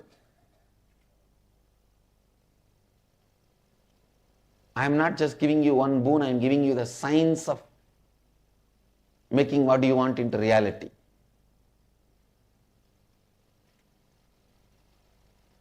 Just teaching somebody to fish may help him whole life, but immediately he will not have food. Just giving him fish, he will have immediately food, but whole life, what we will do? Both are off. I give you immediate food and teach you to fish.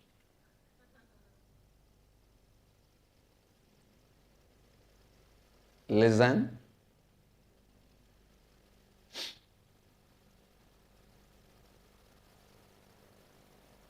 First, take up only one desire to make it into reality. Second instruction, visualize that it has already happened. For example, if you are taking up a desire to become healthy, visualize, create a space, it has already happened, it is present. And all the doubt you have, no, how can it happen? How will I become healthy? All the doubts you have, all the denial you have, start completing with all that. when I say completing, when this kind of patterns, self-doubt and self-denial started in you, constantly doubting you and making you believe impossibility, when that pattern started, look into it and decide to relive and complete. Drop it. Decide to hold on to this new space you created as the reality for your life. Tell yourself with integrity, authenticity, responsibility and enriching, I am aligning all my thoughts, actions,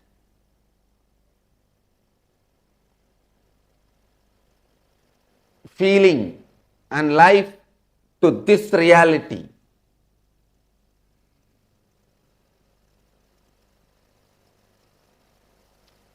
You will see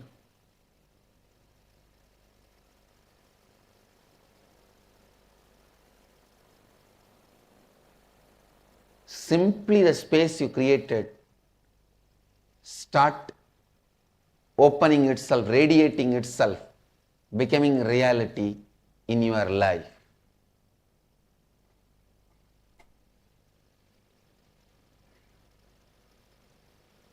Especially when the Master blesses with his integrity, authenticity, responsibility and enriching.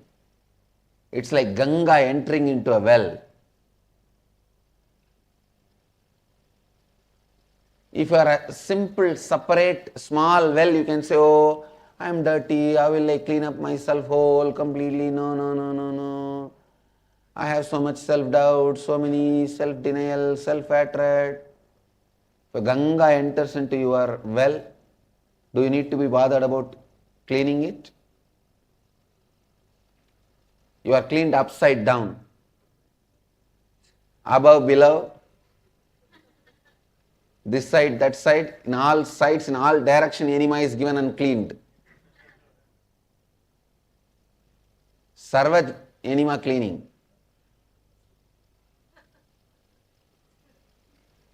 Water wash, water service. Please understand, take responsibility for what you desire. Make yourself deserve for what you desire. You will see cosmos goes on showering. There are one bunch of fools in the planet Earth constantly believe life is a struggle, nothing is possible. With that impossibility itself, they are born, live and they die. But I tell you guys, you are not sinners to believe impossibility. You are Amritasya Putraha, Hindus. Blessed are those who are born in the religion who introduces you to you as sons of immortality. Amritasya Putraha. You are not a sinner.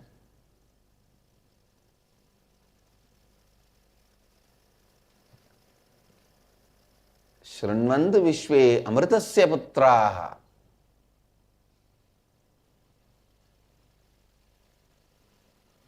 So let those people who believe they are sinners and life is impossible for them, let them live with their belief. We don't care.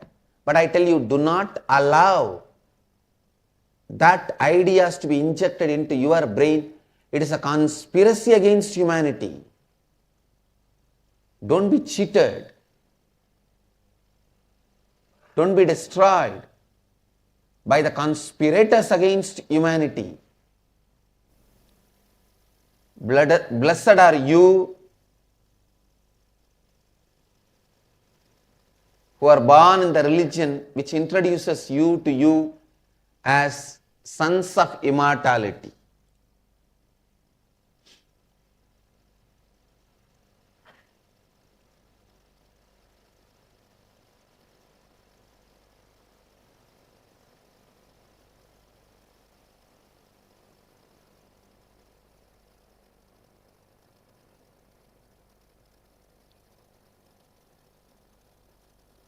Whoever carries whatever belief, let them carry and let them live. But you don't need to be affected, abused by the wrong beliefs. So you understand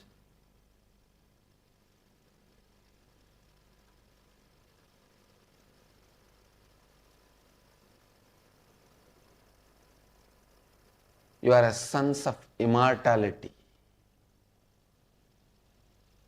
You understand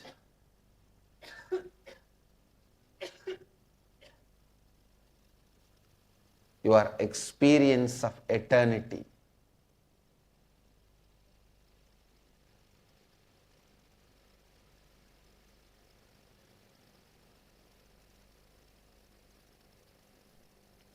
So now I'll lead you all into this science of Kundalini awakening and science of Kalpataru,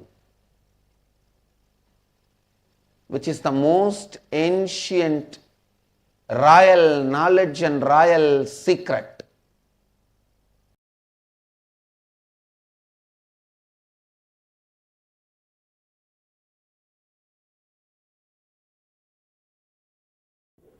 Listen, we are going to work on the third eye. Third eye is a very mystical energy center. I should tell you one more information. If other energy centers, other chakras have got 5 techniques to open them, means this energy center has got 5,000 techniques to open it.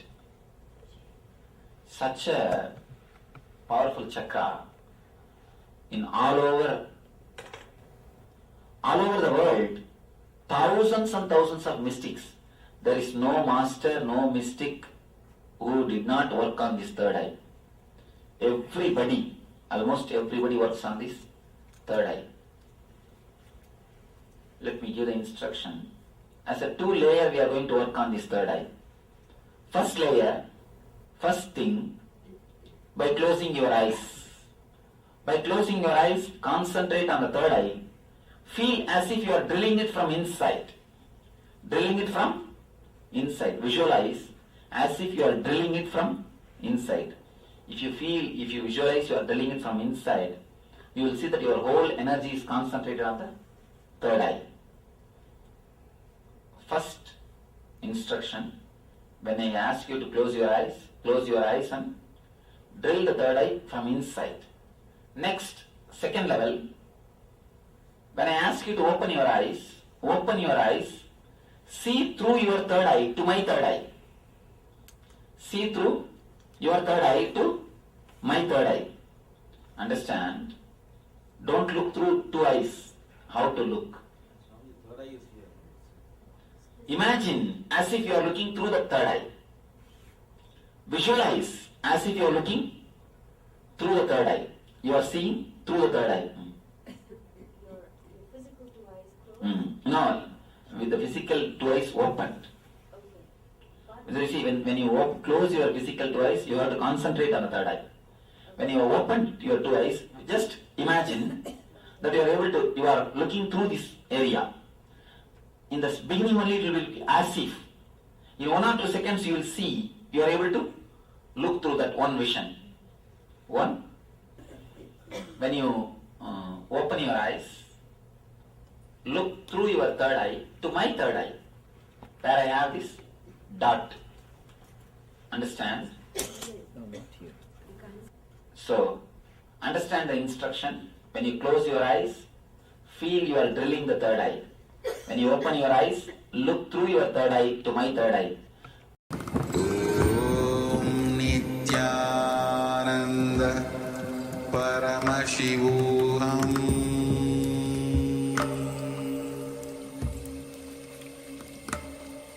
Om Nityananda Paramashivoham.